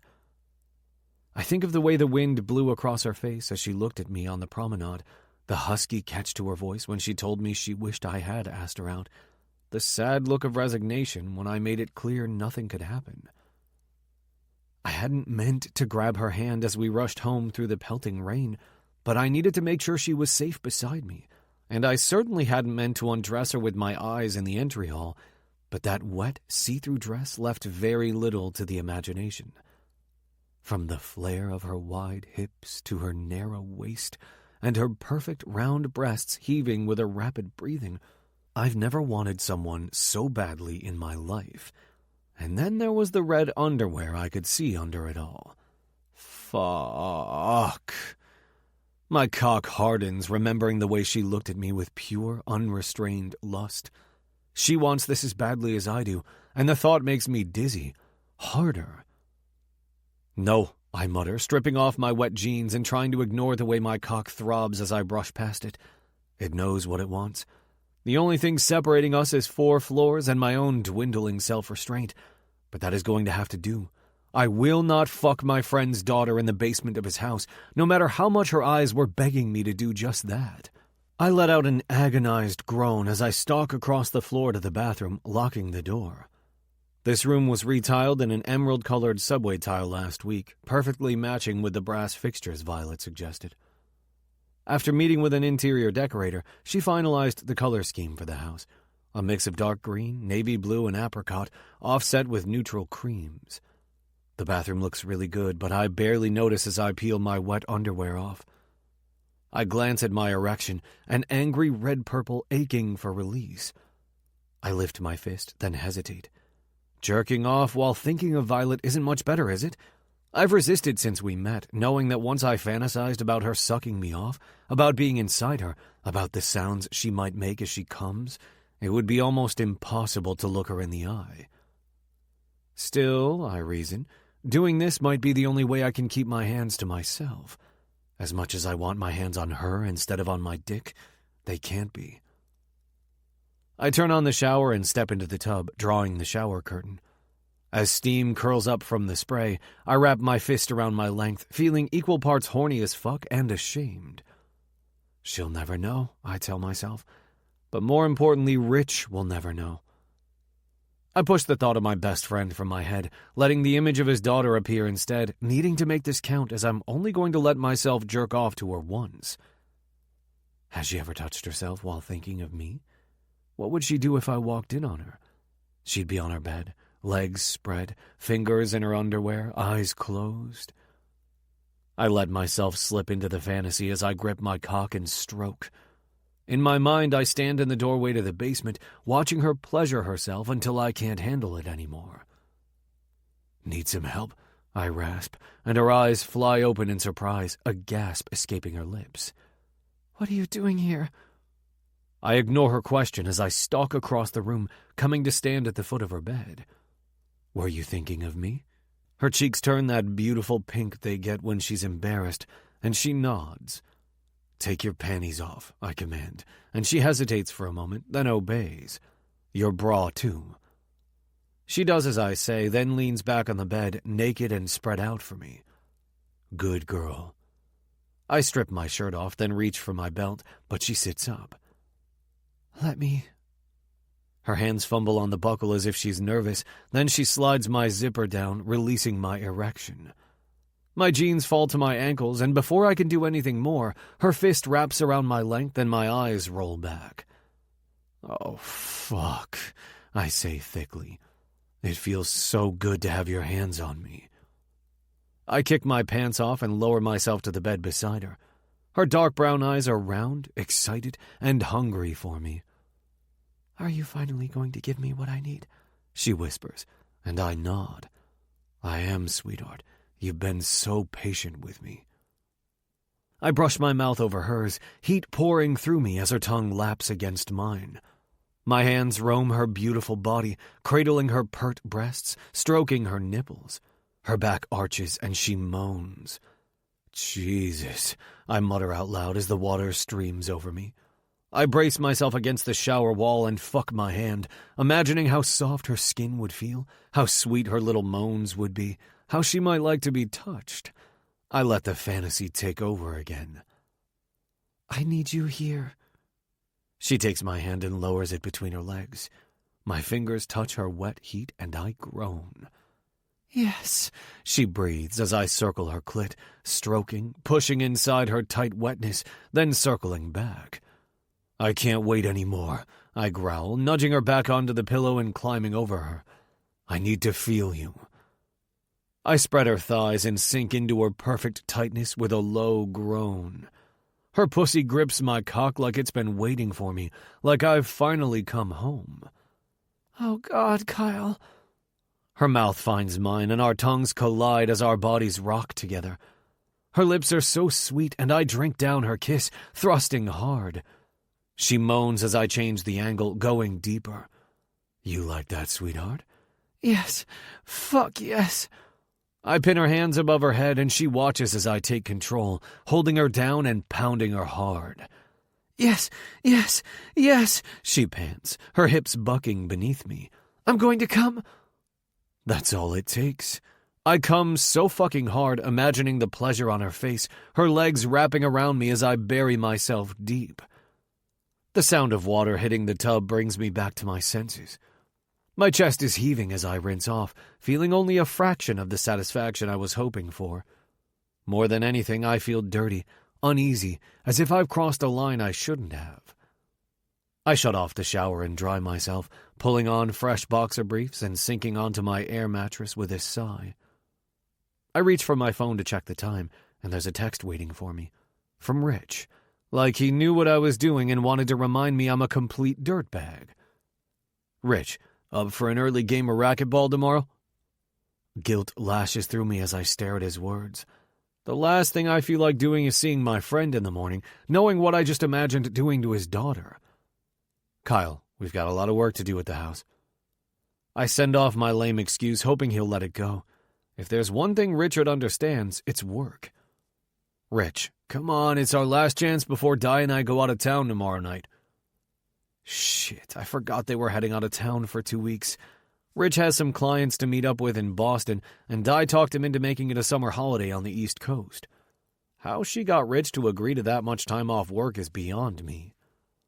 I sigh, giving in to my friend. Kyle, okay, usual time and place? We used to play weekly back when I lived in the city, so he'll know what I mean. Rich, see you then. I throw my phone under the bed and lie back to look at the ceiling, at the plaster that still needs to be repaired, but I can't even muster the energy to care. All I can think about is how I'm going to look Rich in the eye tomorrow. Chapter 18. Kyle. I slam the ball into the wall and instantly feel better. There he is, Rich says, as my serve ricochets off the front wall and sails past him. Just as sharp as ever, I see. I laugh, catching the ball and preparing to serve again. It's been a long time since I've held a racket, let alone played, but being back here with Rich feels good. When I left the city, I was trying to escape the hectic life I'd built for myself. I didn't realize what else I'd lose in the process. Rich doesn't miss this time, and we rally for a few minutes, dodging each other, eyes glued to the ball as it flies around the court. At the end of the first game, we stop to catch our breath. Rich reaches for his water bottle with a smile. How are things at the house? Good. I inspect my racket, refusing to meet his gaze, as if something in my eyes might give away what I did last night, and Rich will realize what a bad friend I truly am. Are you looking out for my girl? Despite myself, I feel a prickle of jealousy at the way Rich refers to Violet as his girl. Because she is his girl. She's his daughter, for fuck's sake. She's fine, I mutter, prepared to leave it at that, but there's a pinch in my chest as I think again of what she told me at dinner, how scared she is that Rich will be disappointed in her, that he won't be proud. Very good at her job, I add. Yes, she's hard-working. Rich sets his bottle down, though sometimes I worry she works too hard. I wonder where she gets that from, I respond dryly. He chuckles. Yeah, but I'm an old man. She's young with her whole life ahead of her. She needs a life outside of work, too. I nod, picking up the ball and bouncing it on my racket. That's what I told her last night. Rich gives me a curious look. You saw her last night? Shit. I feel the color drain from my face and concentrate on bouncing the ball. I can't lie to my friend. Yeah, we ended up grabbing dinner together after work. I try to console myself with the knowledge that we didn't do anything wrong, merely ate dinner and talked. I had every chance to do more than that, and I didn't. Rich is quiet for a while, and my stomach churns with unease. I glance over to see if he's figured it out, that I want his daughter more than anything, and I've let myself imagine what it would be like to have her, but he's just busy tying his laces. I'm glad she has you there, Rich says when he straightens up. I should be relieved, but his words make me feel worse. You two seem to work well together. Uh-huh. I toss the ball to Rich, hoping that's the end of this conversation, but instead of serving, he holds the ball and studies me. Everything okay? You seem preoccupied. You were like this at lunch the other week, too. I twirl my racket, considering how to answer. I really don't want to lie to him, but it's not like I can tell him what's on my mind. Would it help to talk? He asks gently, and guilt swamps me. I'm instantly transported back to 4 years ago, to the way Rich was there as my life crumbled around me. It started with what I thought was a heart attack, chest pains, shortness of breath, palpitations, dizziness, all the usual signs. I was admitted to the hospital and run through every test they could think of, only to turn up nothing. I went home feeling stupid and, quite frankly, terrified. They said it was nothing, but it wasn't nothing. I'd felt something I didn't understand. It happened again a week later in the middle of court, and Rich took over for me without a word. I saw a different doctor this time, a woman who suggested I was having panic attacks. I thought she was joking. I don't panic, I'd said. But once she'd explained what a panic attack was, how it felt, and how it could seemingly come out of nowhere, I knew she was right. I was at the top of my career, about to be made partner, and I was having panic attacks. It was humiliating, to say the least. So I did what I'd always done and put my nose down, ignored the problem, and vowed to work harder. It didn't hurt that Lisa, my girlfriend of 5 years, supported this approach, and it wasn't long until I was back to being on top of the world, handling the stresses of my job like a pro. But here's the thing about the body. It has an intelligence the mind does not. It knows when it can't handle anymore, even when the mind wants to push it past all reasonable limits. And it tells you when it's had enough. While I could hold it together at work, the panic attacks started happening in the middle of the night. I'd wake up in a cold sweat, my heart racing, struggling for breath. At first, Lisa was concerned, holding my hand and helping me through them, but she grew tired of it and started sleeping in the spare room. I figured it was a phase and reasoned that as long as they didn't happen at the office or in court, it was fine. But soon they happened all the time, anytime, and I could never be prepared. It was Rich who talked me into going to a therapist. He found someone and took me to my first session, waiting outside while I told a stranger what was happening to me and how I couldn't understand why. It was Rich who suggested I lighten my workload at the firm. When that didn't help, it was his suggestion for me to take some time away from work, from the city, and when Lisa kicked me out... Anyway, if it hadn't been for Rich and Diana's kindness, their care and concern, I don't know what I would have done. And now here I am, fantasizing about their daughter like some kind of depraved creep. Rich has been the best possible friend I could ask for, and how am I repaying him? By betraying his trust. It doesn't matter that I haven't acted on my feelings for Violet. Having them in the first place is enough of a betrayal. I need to remember what matters most here, and it's not getting my dick wet. I shake my head. No, I don't need to talk about it, but thanks. It's just something at the house, but I'll sort it out. It's not the full truth, but it's not a lie either. Rich nods, accepting this. That reminds me, how did it go with the realtor? I never heard. It occurs to me then that neither did I. I scrub a hand across my beard, trying not to scowl at the thought of Owen coming on to Violet in front of me. My grip tightens on my racket when I remember that he thought I was her father. As if. I'm not sure. I'll have to check with Vi, I say carefully. Maybe he contacted her. He'd better fucking not have, I think, against all better judgment. Rich nods again and returns to the game, serving the ball. For the next hour, I whack the shit out of that ball, pretending it's not Owen's face I'd rather be hitting. Chapter 19. Violet. Morning, gorgeous. I glance up from my laptop to find Sadie grinning at me from the doorway. Oh, hey. I push my laptop away and stand from my desk, stretching. I didn't hear you come in. I knocked, but there was no answer. She sweeps her red curls over one shoulder as she enters the room. The door was unlocked, so I let myself in. I hope that's okay. Of course. I wouldn't have heard her over the music from the Bluetooth speaker on my desk and the banging on the floor above me. The guys are framing up the bedroom walls on the second floor, but I haven't seen Kyle this morning. Probably for the best, after the things I pictured him doing to me last night. I clear my throat, feeling warmth touch my cheeks. Sadie's eyebrows rise, but before she can say anything, I ask, "What are you doing in this neighborhood?" "I've got a meeting with a potential client on Clark Street. Thought I'd see if you're free for a coffee first." Sadie works at a respected marketing firm in Manhattan, and I've always admired her for it. I glance down at my laptop, then over at my Gantt chart. We've got a countertop being delivered today, ready for the kitchen install starting next week, and I'm not sure when it's arriving. I don't know if I can get away, I say. I might need... You should go. Kyle's voice enters the parlor, and Sadie spins on her heel to see who it is. By the looks of things, Kyle has just arrived from the gym. He's a little sweaty, his moist tee clinging to the hard swell of his biceps and the broad expanse of his chest. Oof. Hi! Sadie steps forward, hand extended. I'm Sadie. Kyle drops his gym bag on a chair and takes her hand. Kyle. Oh, you're Kyle. Her gaze sweeps over him, assessing. then swings to me. Her widened eyes and barely contained grin tell me she approves.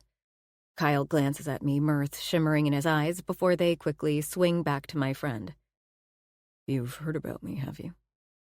Sadie, realizing her mistake, and that I'm going to kill her, hastily backtracks. Well, Violet mentioned you're the foreman, that's all. She beams up at him innocently and I roll my eyes.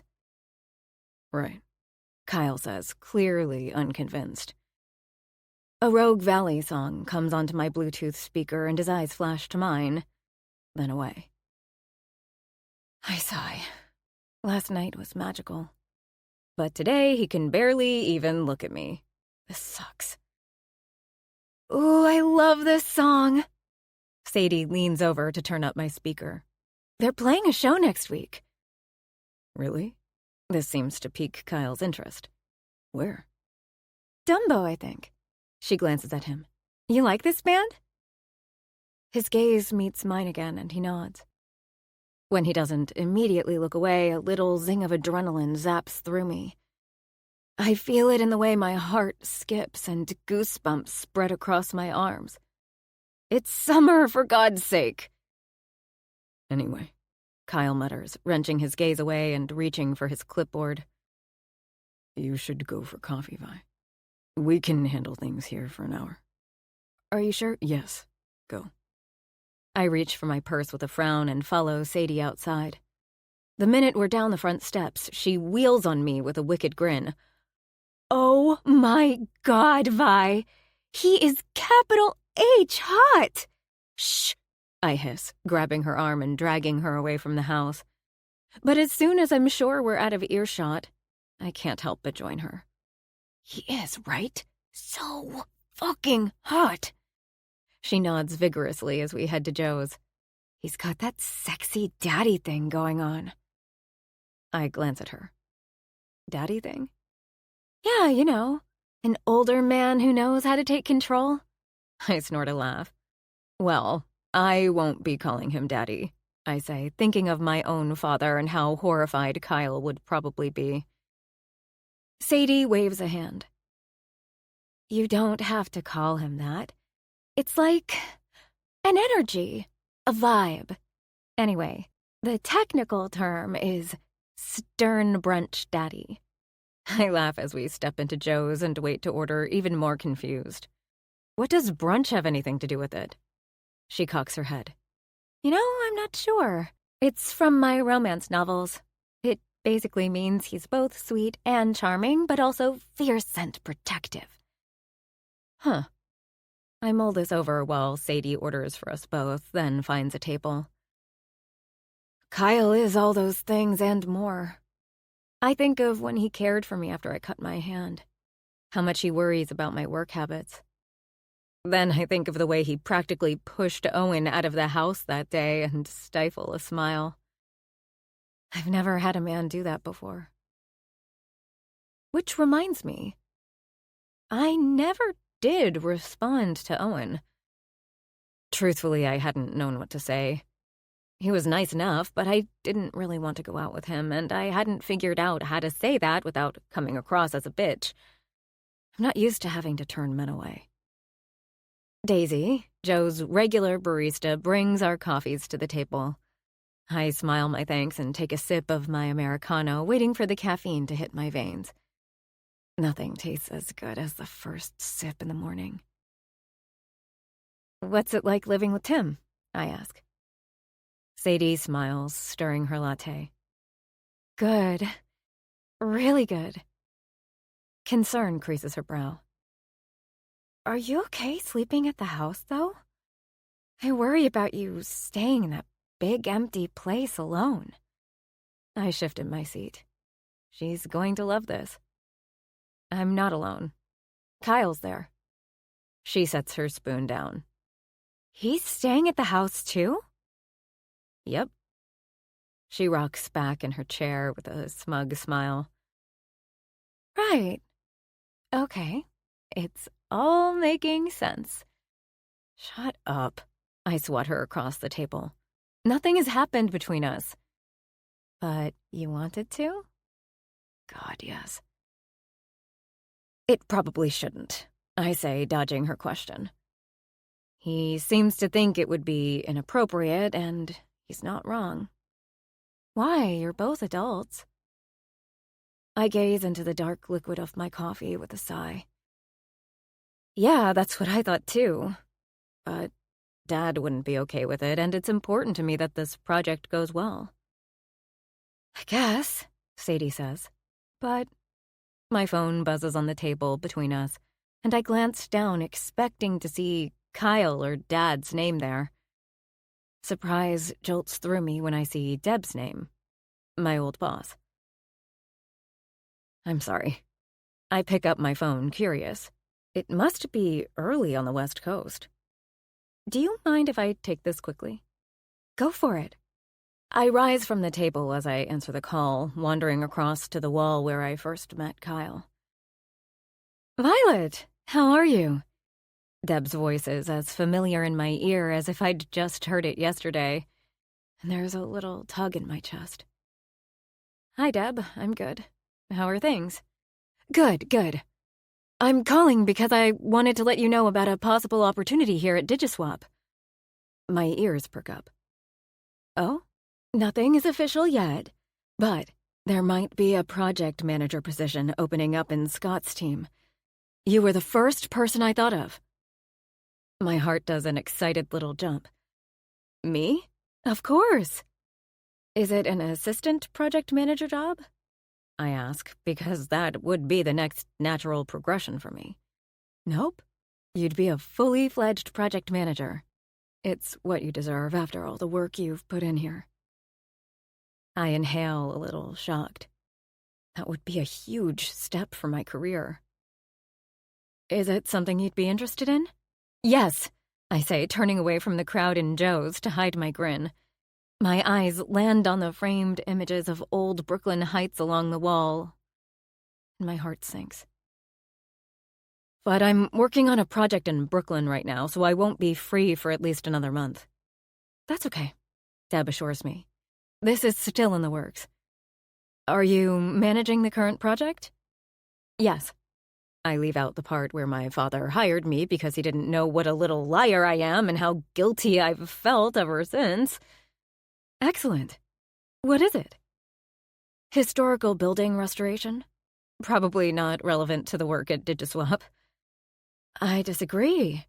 It shows you're able to adapt to a range of projects and environments. Can you get a letter of recommendation to me sometime in the next few days? That will really help things here. A letter of recommendation. I twist my lips to the side, knowing that Dad would probably give me a glowing recommendation, but that it won't count if it comes from someone with the same last name as me. On a sigh, I realize exactly who I'll have to ask. I can probably get one from the Foreman. I'm working closely with him. Would that work? Definitely. Get him to send something through, and I'll keep it on file for when things start moving here. I'm going to do everything I can to make sure you get the job. She's quiet for a beat, then adds, It will be so good to have you back. I study the frames on the wall, the pictures of brown stones and old streets, the history of the neighborhood around me, trying to imagine myself back in soulless Silicon Valley. But what alternative do I have? This project will end soon, and if I don't take this opportunity, I'll be back where I started, unemployed and lost. This is what I wanted all along. A real project management position. And a month back in New York hasn't changed that. My career matters to me, just as much as before, if not more now. Thank you so much, Deb. I can't wait to come back. I end the call, ignoring the hollow feeling in my chest as I return to the table. Who was that? Sadie asks. You seem to be grinning pretty hard there for a moment. That was my old boss, Deb. She said there might be a job opening back at Digiswap, and she's going to suggest me for it. Awesome! Sadie high-fives me across the table. Although I do wish you'd stay in the city. It's been so nice hanging out again. It has. I take a long sip of my lukewarm coffee. Anyway, I might not get it. I have to ask Kyle for a recommendation, and God knows how that will go down. You don't think he'll do it? I lift a shoulder. He's so hot and cold with me, I have no idea. I like to think he's professional enough to do it, but... Sadie nods, setting her coffee cup down with a twinkle in her eye. What if we could give him a little nudge in the right direction? If you're about to suggest I use sex to bribe him, I really don't think that will help. She laughs. Not sex, but there might be something else. I lift my eyebrows with interest, but she catches sight of the time and jumps up from the table. Shit, I'm going to be late. I'll call you, okay? What? Bye! She pecks me on the cheek, then whips out of Joe's before I can ask anything more. It's 2 hours later when she calls me. 2 hours I spent agonizing over the best way to ask Kyle for a letter of recommendation and coming up with nothing. Did you get my email?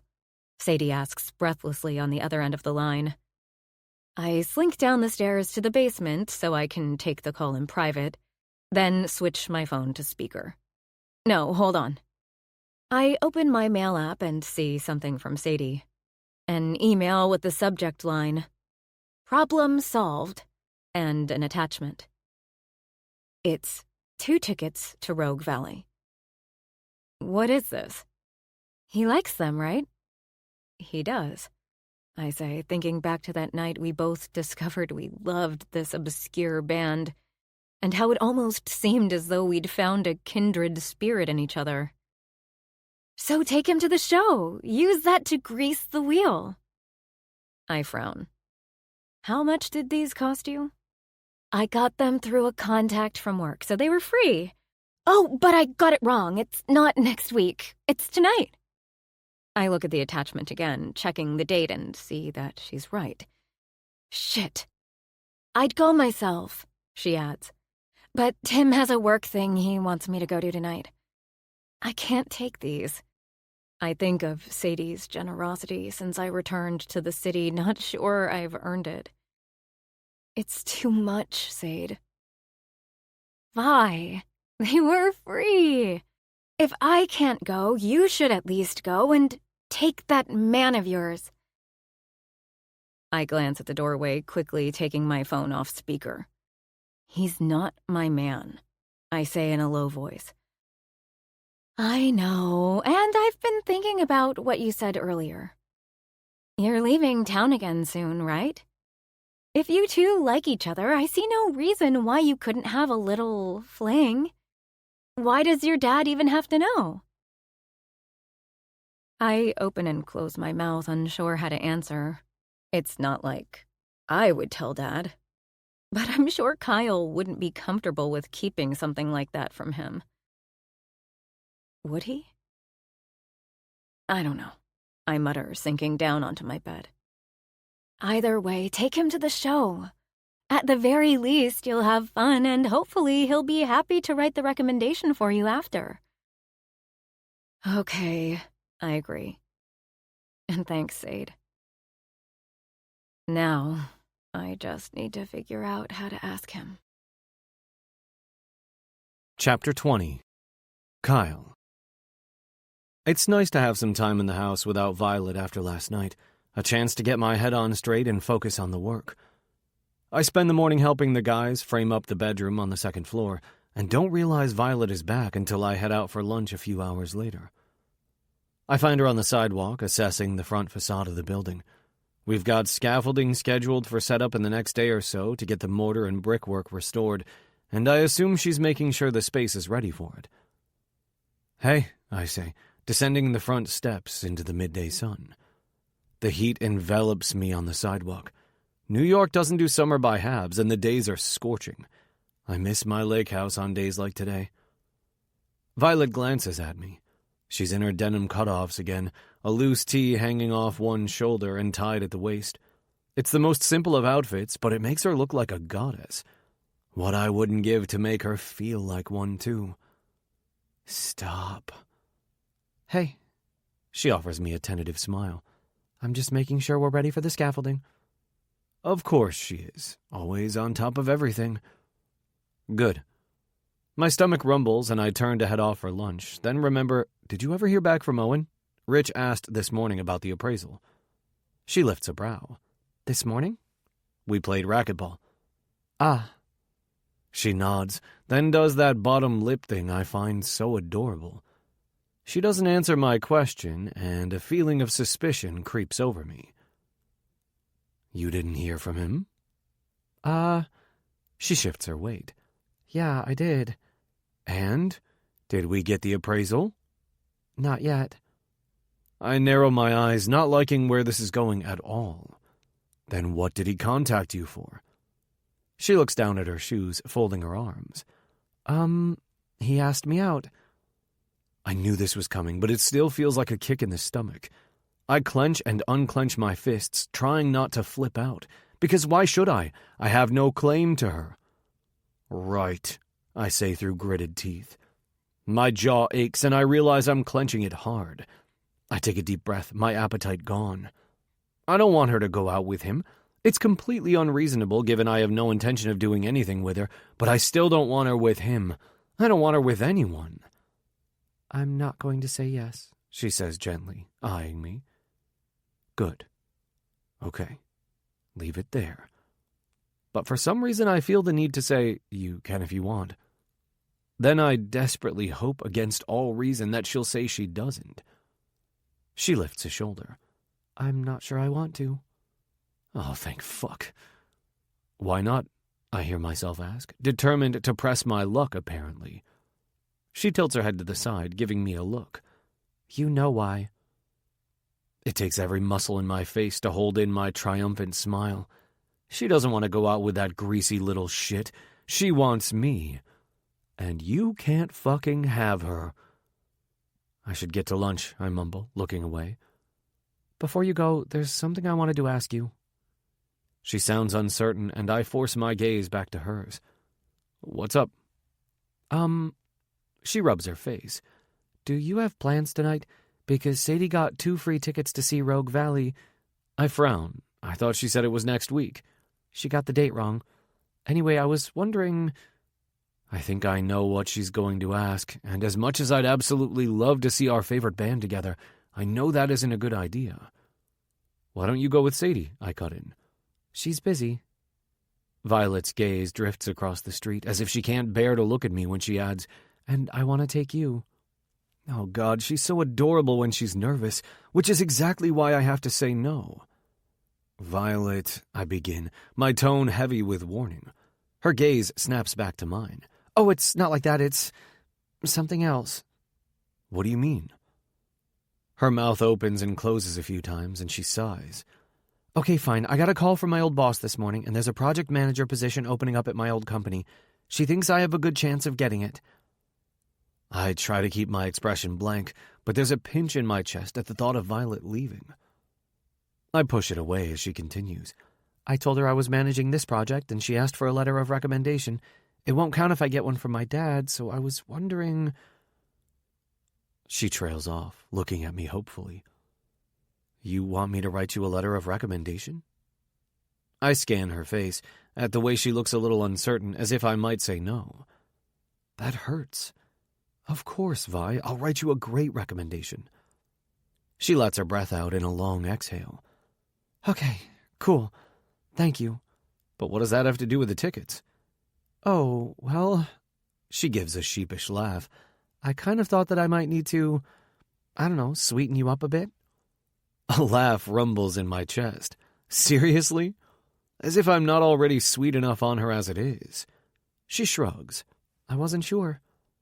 God, I'd give anything to step forward and pull her close, to bury my face in her neck and stroke her hair and tell her I'd do pretty much anything for her at this point. I rake a hand through my hair, thinking. So it's definite then. She's going back to the West Coast, and I'll be returning to Maine. It's just like she said, this is all temporary, then we go back to our real lives. and suddenly I want to make every moment I have left with her count, in all the ways I'm allowed to, at least. There's no harm in two people enjoying some music together, is there? And Rich will be out of town. He'd want me to make sure she's safe. Besides, what if I don't go with her and she invites Owen instead? Fuck that. Well, if you have the tickets, it seems a shame to waste them, I say, with what I hope is a nonchalant shrug. Her gaze sparkles as it moves over my face. It does. You told me I need more time away from work, and I'd really like to see them, wouldn't you? I nod, a grin tugging at my mouth, because I do want to see them. I've never seen them live, and I want to do it with her. Cool. Her smile makes my chest ache. Then I'm looking forward to it. It takes me 45 minutes to get ready for the evening. It doesn't help that I sweat through my first shirt, which is absurd because, as I keep telling myself, this isn't a date. For some reason, that makes me even more nervous. I consider wearing a button-down shirt, then realize that's a bad idea. It's a concert in a converted warehouse where I'll most likely be surrounded by 20-year-olds. I don't want anyone to think I'm Violet's dad. Again. Eventually, I settle on a plain black tee, faded jeans, and boots, styling my hair in the way she seemed to appreciate last time. Then I worry I've put in too much effort until Violet meets me in the entry hall looking so delicious I want to take a bite out of her. She's wearing a denim miniskirt and some kind of white ruffled top that cuts across her chest, exposing her shoulders. Her cheeks are flushed with excitement, her blonde hair pulled high into a ponytail. There are a few loose tendrils around her neck, and I want to brush them away and trail my mouth across the soft, exposed skin. I want to forget the damn concert and take her to bed. Stop. Now. Ready? I say brusquely, looking away. Yep. She slings a little purse across her body, and we head out into the warm evening air, her sweet vanilla scent making me heady as we walk side by side through the heights. The venue is only a 10-minute walk across Old Fulton Street, named after the guy who ran the first steam ferry in 1814, Violet says with a grin, and I nearly kiss her right there. Then under the Brooklyn Bridge overpass to an old tobacco warehouse on the edge of the water.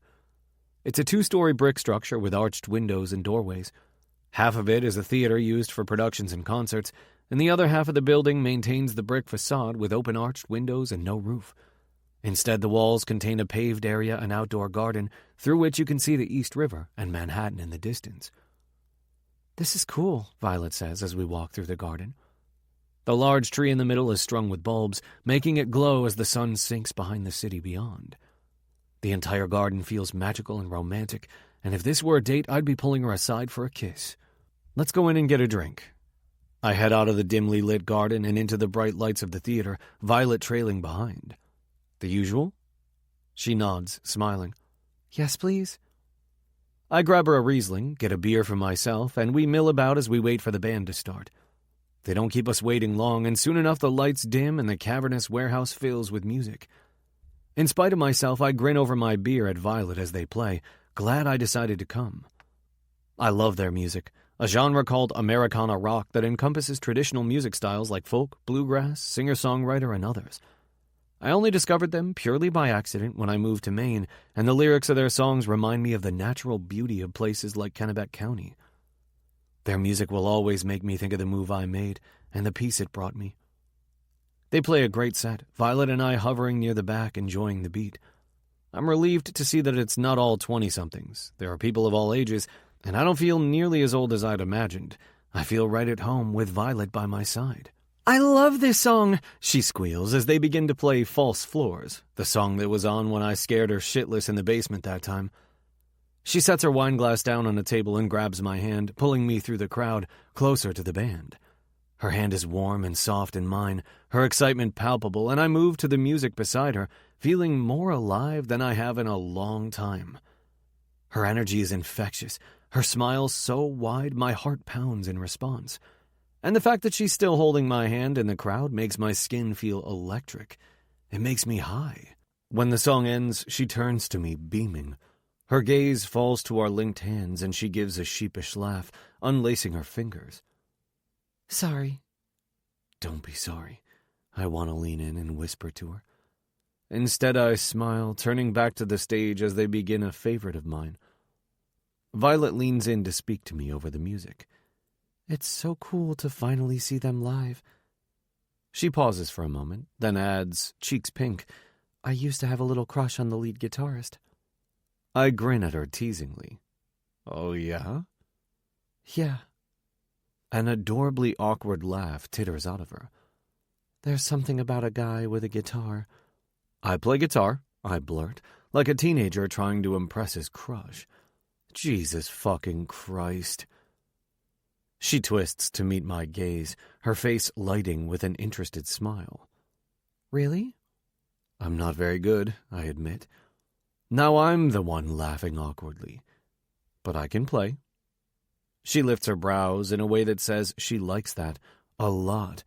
And even though I'm not supposed to be encouraging this, I'd be lying if I said I didn't love the feeling I get when she looks at me like that. The way my chest expands, my pulse accelerates. Then the guilt and disappointment that always follow. The knowledge that I'm falling for a girl I'll never be allowed to touch. I need to get some air, I mumble, pulling away from her. I push through the crowd and out into the garden, hoping Violet won't follow me. Ah, that's a lie. I expect the garden to be busy with other people getting a breather from the crush of the crowd, but it's not. It's only me and my racing thoughts, along with the sound of music drifting out from the theater into the garden. I step into the shadow of a birch tree and slump against the bricks, dropping my head into my hands. What the hell am I going to do? Rich is like a brother to me. He's truly the best friend I've ever had, someone I know will always have my back, no matter what. Well, not no matter what. If I made a move on his daughter, it would change our relationship, and not for the better. And yet... I sigh, grinding the heels of my hands into my eye sockets. I've never met a woman like Violet, someone who challenges me, who makes me laugh, who constantly surprises me. Someone who looks at me like I'm the best thing she's ever laid eyes on, like I could be her whole world if I let myself. Someone whose smile makes me want to give her everything. I lower my fist and slam it into the wall behind me. My jaw clenches as the rough brick bites into my skin, but I welcome the pain. Anything to stop myself from storming back into the theater and pulling Violet close. But it's no use. I spot her wandering through the garden, weaving between the trees until she finds me. The only light comes from the string bulbs on the tree in the garden's center, giving the place an otherworldly feel, but it's enough for me to make out the concern on her face as she steps into the shadow of my birch tree. Are you okay? Fine, I mutter, pushing off the wall. I can't be out here with her. I need to be inside, around other people, not alone in the darkness where no one can see us. You're obviously not fine, she says as I step past her. And I know why. I freeze, then turn back to look at her, breathing hard. We stare at each other in the half-light, neither of us daring to move. Finally, Violet says in a quiet voice, If you had asked me out, what would we have done? The question catches me off guard, and against my better judgment, I answer, something like this. I shrug. Like dinner the other night? A smile ghosts across her lips. That was fun. It wasn't a date, I snap, and any trace of a smile vanishes from her face. I know. Neither is this. I know. She looks hurt by my tone, and I hate myself for it. Look, Vi, it's not that I don't want... I screw up my face, rubbing my forehead in agitation, then let the air out of my lungs slowly. When we started this project, your dad asked me to look out for you. She cocks her head. He did? He specifically asked me to make sure you're okay, to take care of you. So that's why you've been pushing me away, making sure I don't work too much, that I eat? I frown, shaking my head. That's not... Stop. She lifts a hand, her brows crashing together in frustration. I'm a big girl. I don't need a babysitter. Hard to disagree with her there. I'd even said as much to Rich at the time. But what I can't tell her is that I want to look out for her. I want to make sure she takes care of herself. Hell, I want to take care of her. So instead I say nothing, and she folds her arms across her chest, staring at me, getting increasingly angry. "You know what?" she says bitterly. "Maybe I should go out with Owen. At least he's man enough to tell me how he feels." My blood simmers at the mention of him, at the suggestion that he'd be better for her than me. I grind my molars hard, feeling everything boil up inside me until I can't hold it in anymore. "You want to know how I feel, Violet?" She gives an impatient, exasperated shrug. "I feel jealous and possessive." The words spill from me without hesitation. I feel conflicted, constantly horny, ashamed and guilty. I feel fucking crazy. Crazy? Her brow knits in confusion, and I realize in that moment that she's feeling a lot of the things I am, too. "Yeah," I murmur. She looks just as lost as I feel, and I begin to soften. "I'm crazy about you." She stills, her eyes wide as they move over my face in the darkness. "You're crazy about me?" I give a defeated sigh. "What do you think?" She swallows, her gaze falling to my mouth. "I think you should kiss me." Oh, God, I'd give anything to do that, literally anything, except my friendship with Rich. I can't. My heart jumps when she steps closer. "You mean you won't?" I shrug, because really, what's the difference? She closes the gap between us. "Then I will." And just like that, her mouth is on mine. Her sweet vanilla smell swamps my senses, the soft brush of her lips enough to make me howl, and when her hand touches my cheek, the world around me disappears. I'm lost to the taste of her, the feel of her, to the way the blood in my body rushes south, stiffening my cock and making my head spin. The sound of a siren wailing nearby pulls me back to reality, and I stumble away from her, my pulse thundering. "We can't, Violet." My voice is a desperate rasp I've never heard before, but I'm barely holding on. I reach for the one thing I know a good guy would say in this position. "You've been drinking." She huffs in irritation. "I've had half a glass of wine. I'm hardly drunk, Kyle." She stares at my mouth, her chest rising and falling with her quick breaths. "I know what I want, and I'm tired of being treated like a child." She squares her shoulders, lifting her dark gaze to mine. "I'm a grown woman." Her voice becomes breathy. Her eyes beg me, "Please treat me like a woman." I take a step closer, intending to put a stop to this, but I can't. I don't know if it's the romantic feeling of this garden, the secrecy of the darkness, or that I'm a very weak man. But I kiss her again. Properly this time. Chapter 21. Violet. I have never been kissed before this moment. I thought I had, but I was so wrong. Kyle's mouth slants over mine, his tongue parting my lips. When it sweeps into my mouth, heat rushes my bloodstream, making my legs shake, my thighs squeeze together with need. I wind my arms around his neck and pull him into me, stumbling back until I'm pressed against the brick wall. A low groan comes from deep in his throat as my hands thread into his hair. His fist goes to my ponytail, tugging, and my breath stutters against his.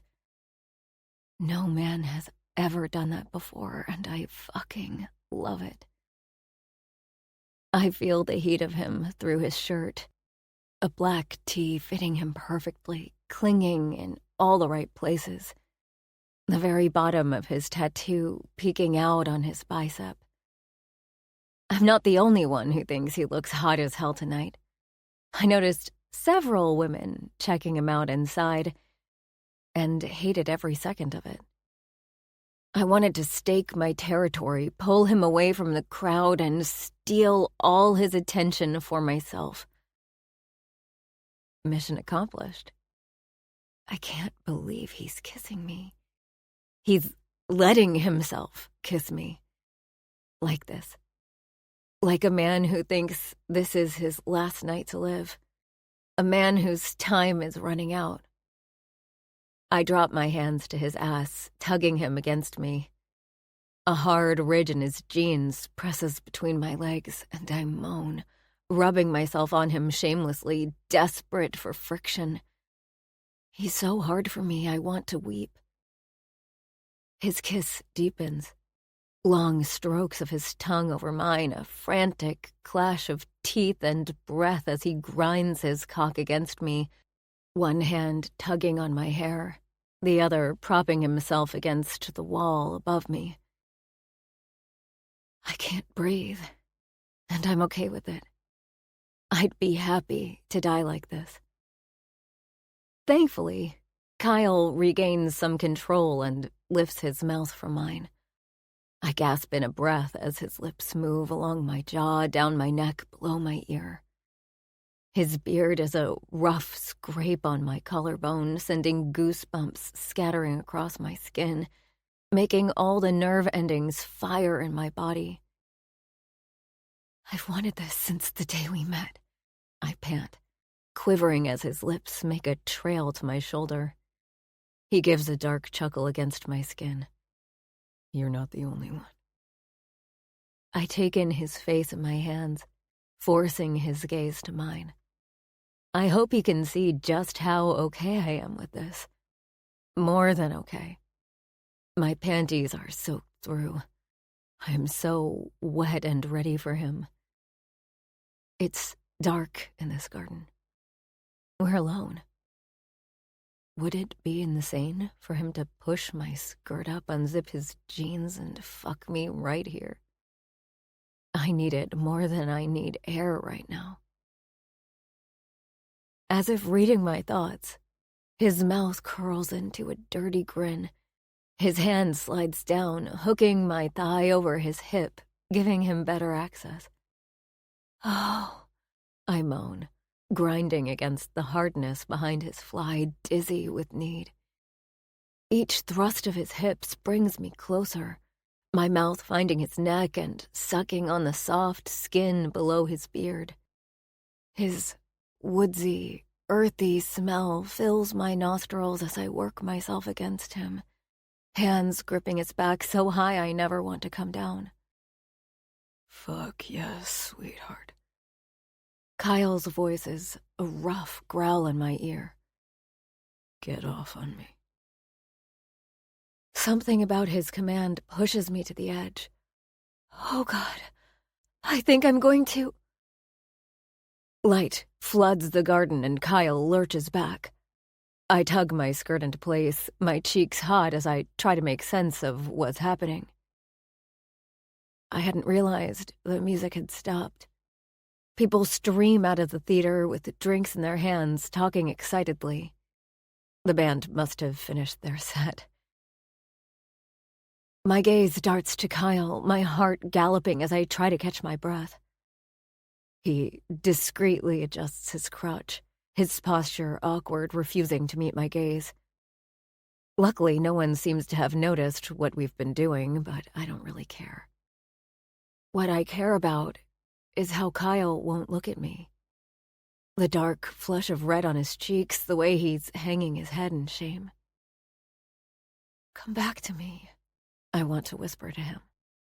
I want to pull him close again and press my face to his chest, rub a hand over his back to tell him we haven't done anything wrong.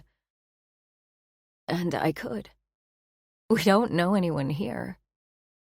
But everything in Kyle's body language tells me not to go near him.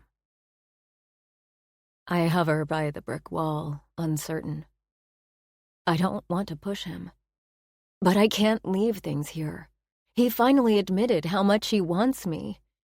He had me on the brink of orgasm, for fuck's sake. I can't just smile and go back in to watch the band like nothing happened. I force out a heavy breath, pushing away from the wall. The garden feels suffocating and I need space to think. I step through the arched doorway and out to the path beyond, not bothering to see if Kyle is behind me. This won't end well, because he won't let it. He won't let himself. Manhattan glitters across the river, a picture-perfect postcard laid out before me. To my left, the Brooklyn Bridge looms large, an imposing tower of brick with cables that stretch across the water, sparkling against the black backdrop of the night.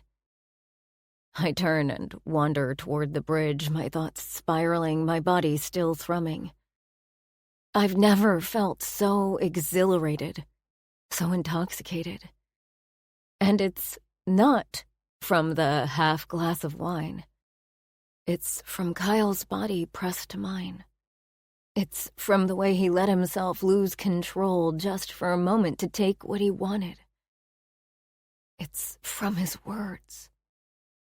Fuck yes, sweetheart. Get off on me. That make me whimper remembering them.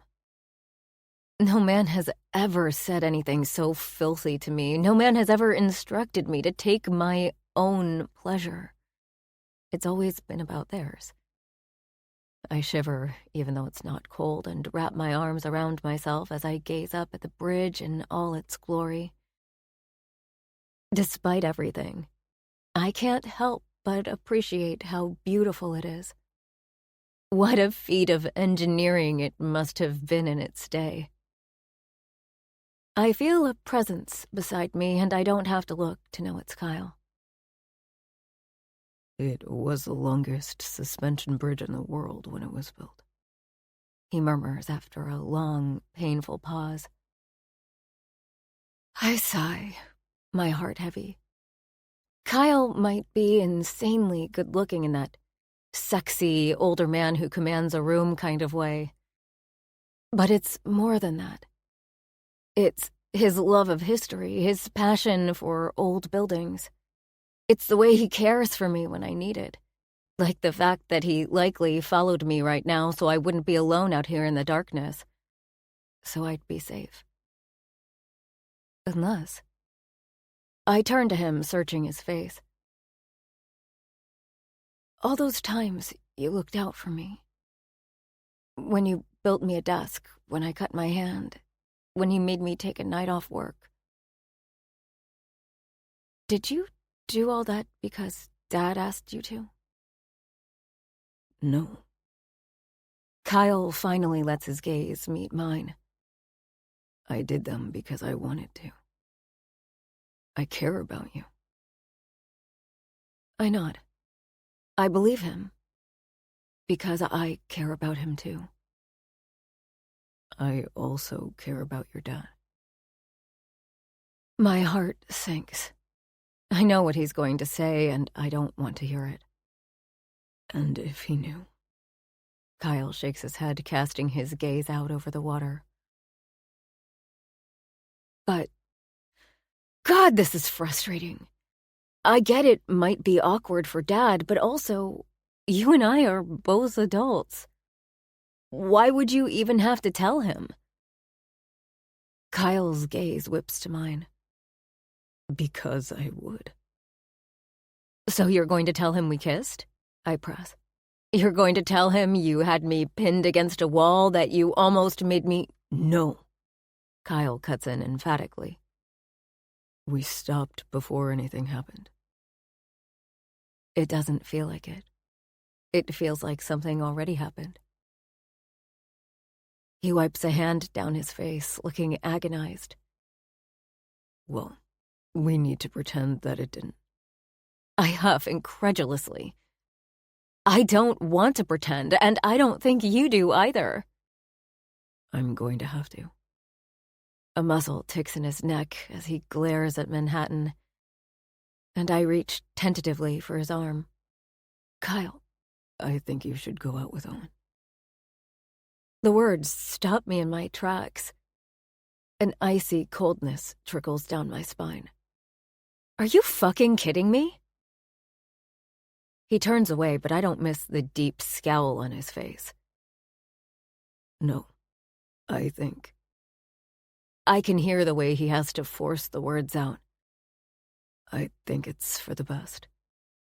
I stare at the back of Kyle's head, fury churning through me. It's one thing to say nothing can happen between us, but to tell me to go out with another man as if I'll simply follow his instructions? As if I don't have a say in my own feelings, my own needs? I want to scream at how stubborn he's being, but I know that won't help.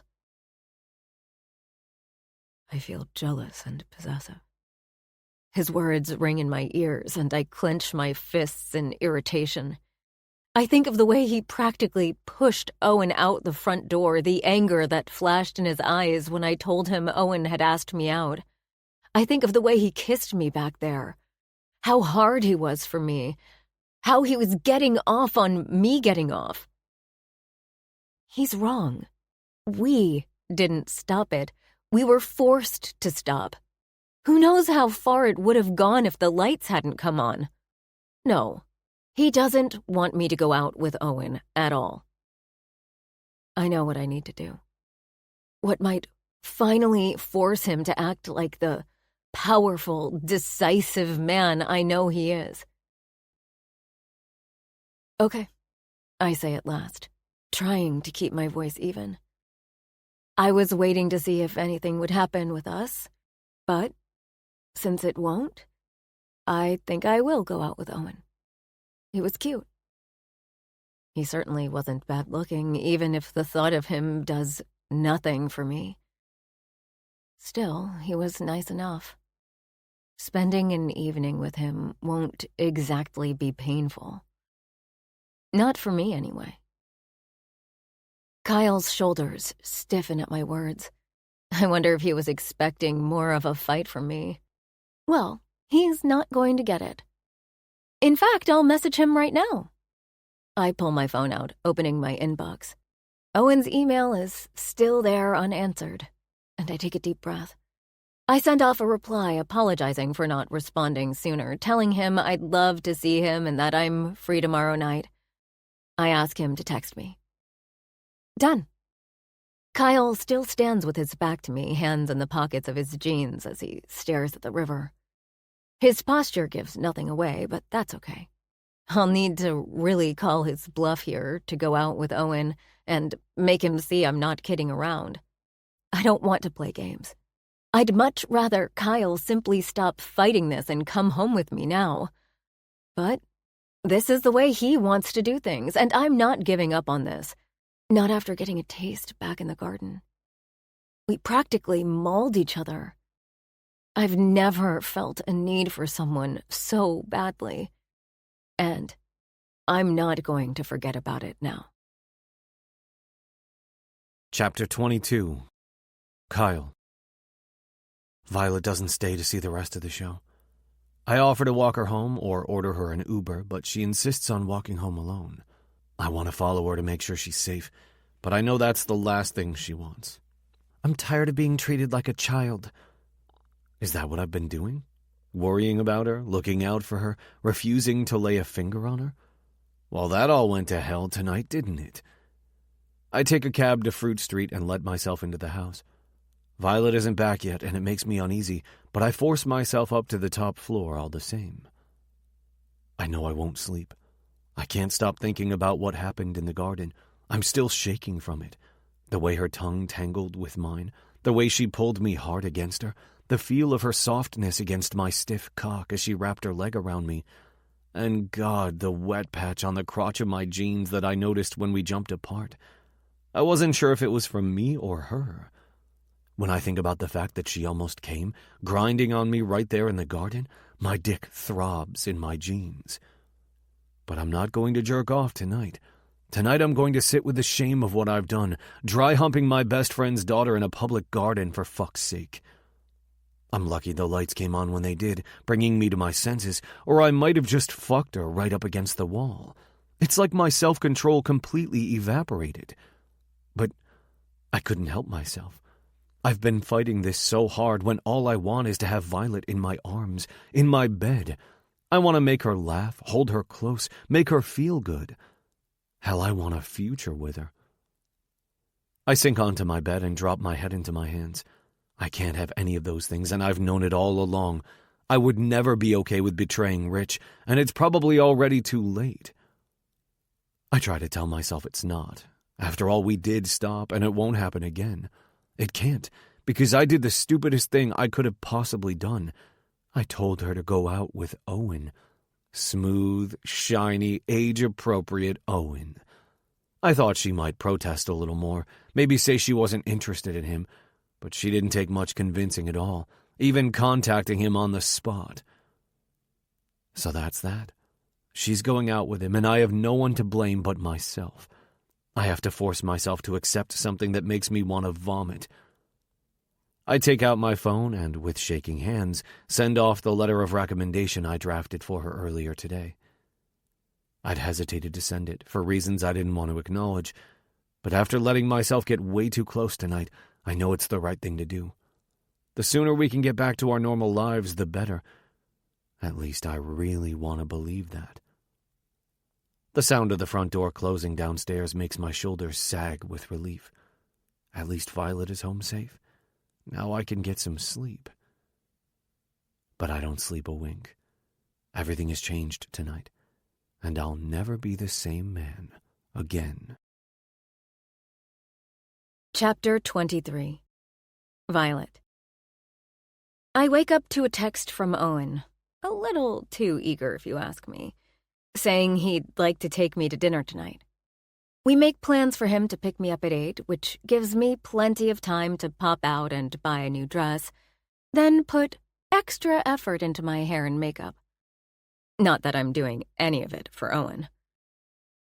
Guilt twists through me as I curl my hair in the bathroom mirror. It's probably not fair to drag Owen into this, to use him to get Kyle's attention. I might not be interested in him, but he's not a bad guy. He doesn't deserve to be led on. I make a mental note to ask Sadie if she has any single friends I could introduce Owen to after tonight. Or maybe that barista from Joe's, Daisy. She's about our age, and she might hit it off with Owen. Today was awkward as fuck. True to his word, Kyle behaved as if nothing happened between us last night. He wouldn't look my way, and he barely said 2 words to me, but that's not unusual for us. I tried to stay out of his way and spent the day in the yard ripping out more weeds with the gloves on this time. I made sure to avoid the latter, too. Kyle couldn't have left the house any faster when the workday ended, but I was relieved to have the place to myself. Now I'm putting the finishing touches on my look for the evening, hoping Kyle will be back in time to see me off. There's a flicker of doubt in my chest, and I glance at the stairs. What if he doesn't come home at all tonight? Or worse, what if he lets me go out with Owen without putting up a fight? What if it's all for nothing and this is it?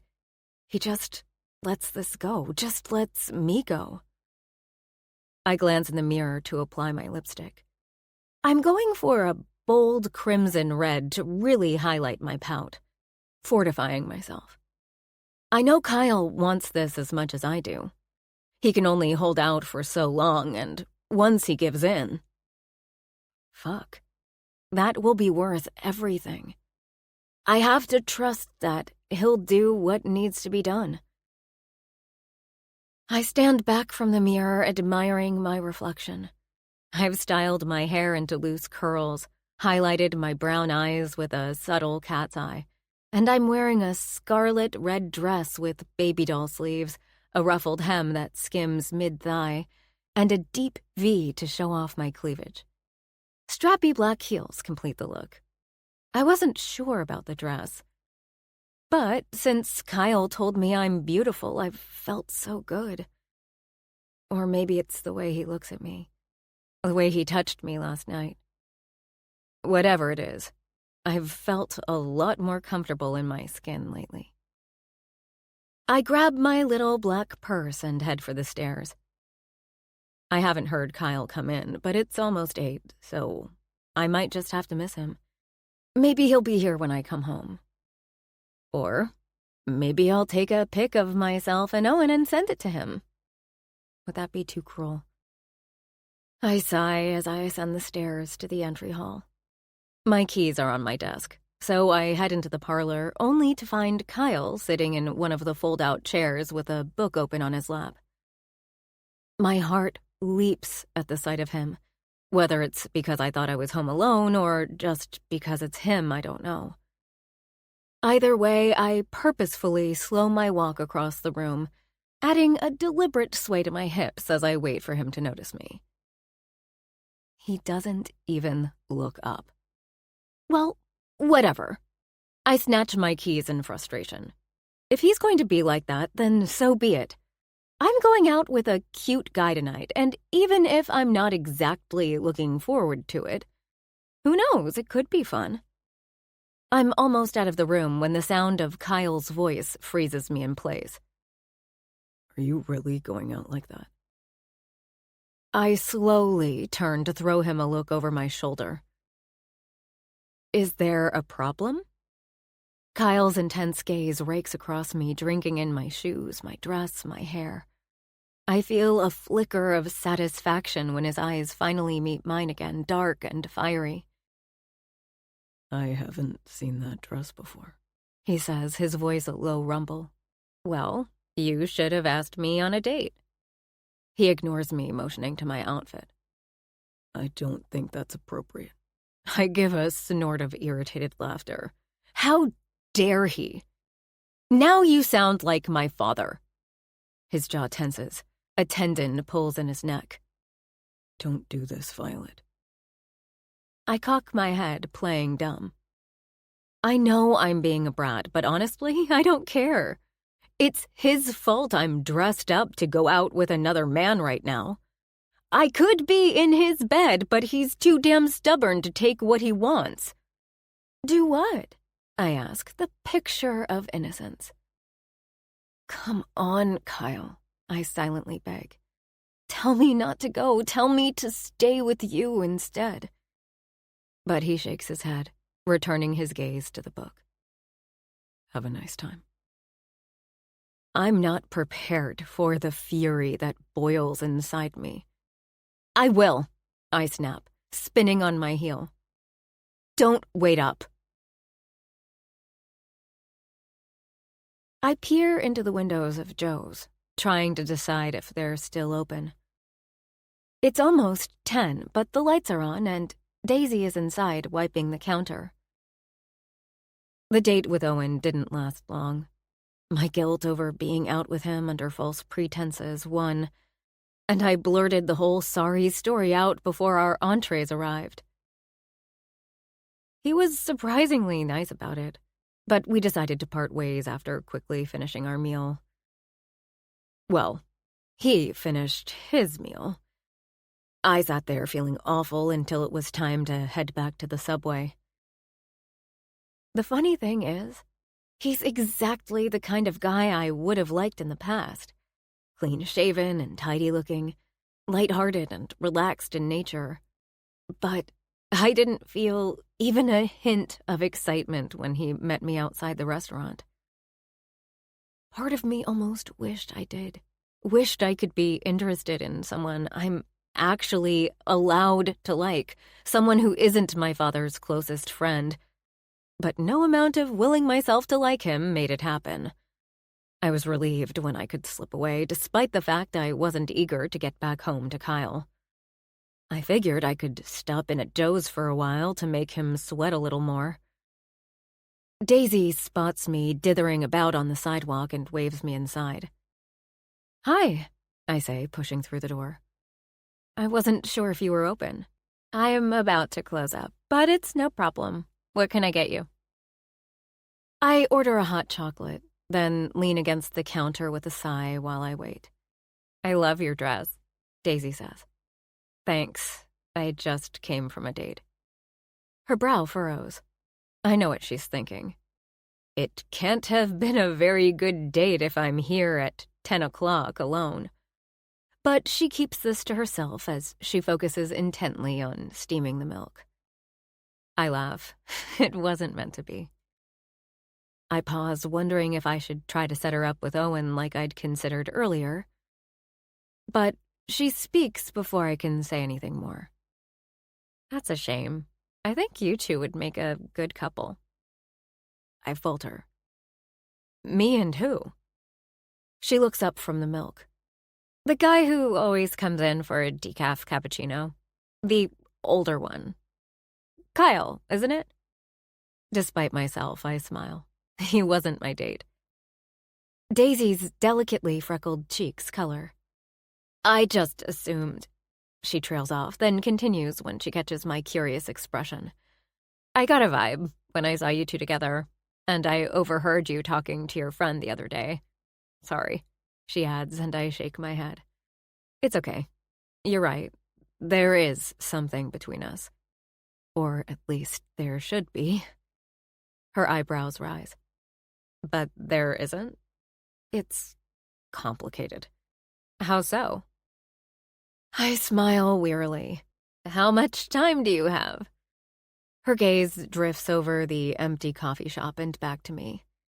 If you don't mind me wiping tables and cleaning while you talk, I've got all the time in the world. I laugh, sinking into a chair at a nearby table. All right, then. He's my dad's friend. Daisy nods, focusing on carefully pouring the hot chocolate. So he's what, 20 years older than you? 18, I correct. I know that's a lot, but I don't care. The truth is, I've never cared about his age, not from the moment I met him. I care about who he is, the man who looks out for me, who teaches me interesting things about the house and the neighborhood, who's reminded me what it means to have a life outside of my job. I'm not judging, she says kindly. I've actually, got a little crush on an older guy who's started coming here every morning. There's something about an older man that's so hot, right? I grin, and Daisy nods in agreement. Fuck yes, sweetheart. Get off on me. Kyle's words from last night replay in my mind, sending a shiver of heat through me. And I add, I bet they're way better in bed than guys our age, too. Red streaks across Daisy's cheeks, and she glances away. Probably, she murmurs. I cringe inwardly at my big mouth. I hardly know her, and here I am talking about sex like we're old friends. Sometimes I forget not everyone is as open about this stuff as Sadie. Well, I begin, trying to steer the conversation back to safer ground. Maybe you should ask him out. Oh, no. She glances back at me with a sigh. I think he's married. I just like to look. Bummer. She sets my hot chocolate in front of me, and I look down to see the most beautiful latte art in the milk. 2 hearts made of chocolate syrup and foam linked together. When I glance up at her, she smiles. Think of it as a little good luck for you and Kyle. I can't help but smile back. We're going to need all the luck we can get. That's sweet, thank you. I press the lid onto the cup, almost sad to destroy her masterpiece. Daisy picks up a rag and wipes a nearby table. So, what are you going to do then? About Kyle? I really don't know. I fill her in on all the details. Our kiss last night. How he told me to go out with Owen, and how I hope he's back at the house, jealously waiting for me to come back from my date. I like him so much, more than I've ever liked a guy before. I just need him to get over the stuff with my dad. Daisy nods, and I sigh, rising from the table. Anyway. Amidst the flow of words, stillness is the most important bridge. Now, let's listen to a relaxing meditation piece together. Gently close your eyes, turn your attention inward, and rediscover your own inherent balance.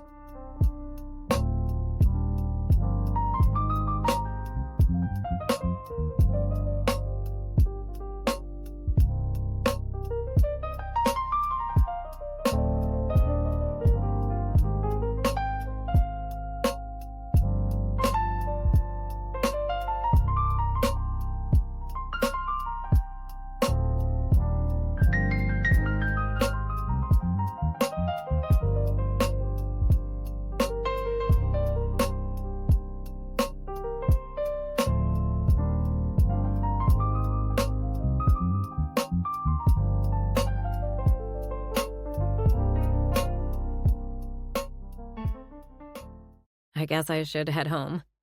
No way, she shakes her head. You need to make Kyle realize what he's missing. Stay out late and make him think you're having a fabulous time. Make him lose it a little.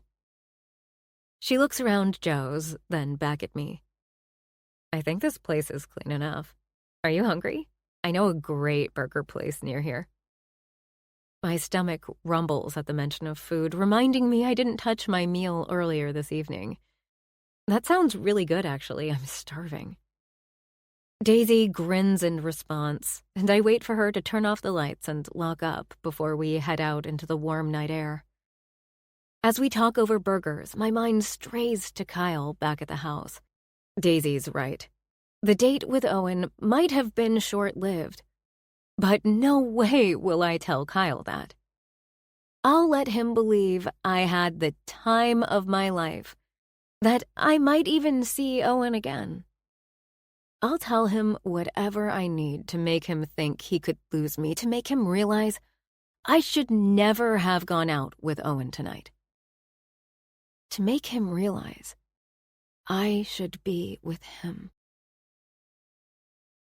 Chapter 24. Kyle. 4 hours. Violet has been out for 4 hours with Owen. What the hell could they possibly have to talk about for that long? Unless they're not talking at all. I think of that sexy red dress she wore when she left tonight, those heels that made her legs look so long and delicious, the way she'd obviously spent a lot of time doing her hair and makeup. She looked like sin, and no man would be able to resist her, least of all some 20-something guy who wouldn't have a clue how lucky he'd got. Bile rises in the back of my throat. I lurch from the chair, tossing aside the book I've been attempting to read since she left, and pace the worn floorboards. They wouldn't be hooking up, would they? Not when less than 24 hours ago her mouth was pressed to mine, her hands were on my ass, and she almost came in my arms. A strange cocktail of arousal and fury swarms my bloodstream, and I stop at the window, peeking out onto the dark street. It was light when they left, and now it's pitch black. What's taking them so long? Fucking hell, I mutter to myself. Get a grip. God, I hope she's safe. I figured Owen wasn't really a bad guy. A little shiny and polished, but some women like that. At least he cares about the preservation of historical buildings, I'll give him that much. But is he good enough for Violet? Can he take care of her in the way she needs? With that quick temper and smart mouth, surely she'd bulldoze him before he even knew what was happening. No, she needs a real man. Someone who's strong enough, both physically, like that time I caught her when she fell off the ladder, and mentally to match her quick wit, handle her sharp remarks, and bring out her playful side. She needs a man who knows how to worship a woman like her, knows how to touch her perfect body in just the right way, and make sure she never feels the need to look for pleasure or comfort anywhere else again. I turn away from the window and sink back into my chair, scrubbing a hand roughly over my beard. I bet that kid couldn't even grow a beard, he's so damn young. Like her. Fuck. Dropping my head into my hands, I pull in a long, steadying breath. Jesus, what has happened to me? Last night I told Vi to go out with Owen. I told her that nothing could happen between us, and I practically pushed her into his arms. Now I'm pacing the apartment like a possessive boyfriend, murderous at the thought of him touching her. But it's more than that. I keep imagining worst-case scenarios in cruel, vivid detail.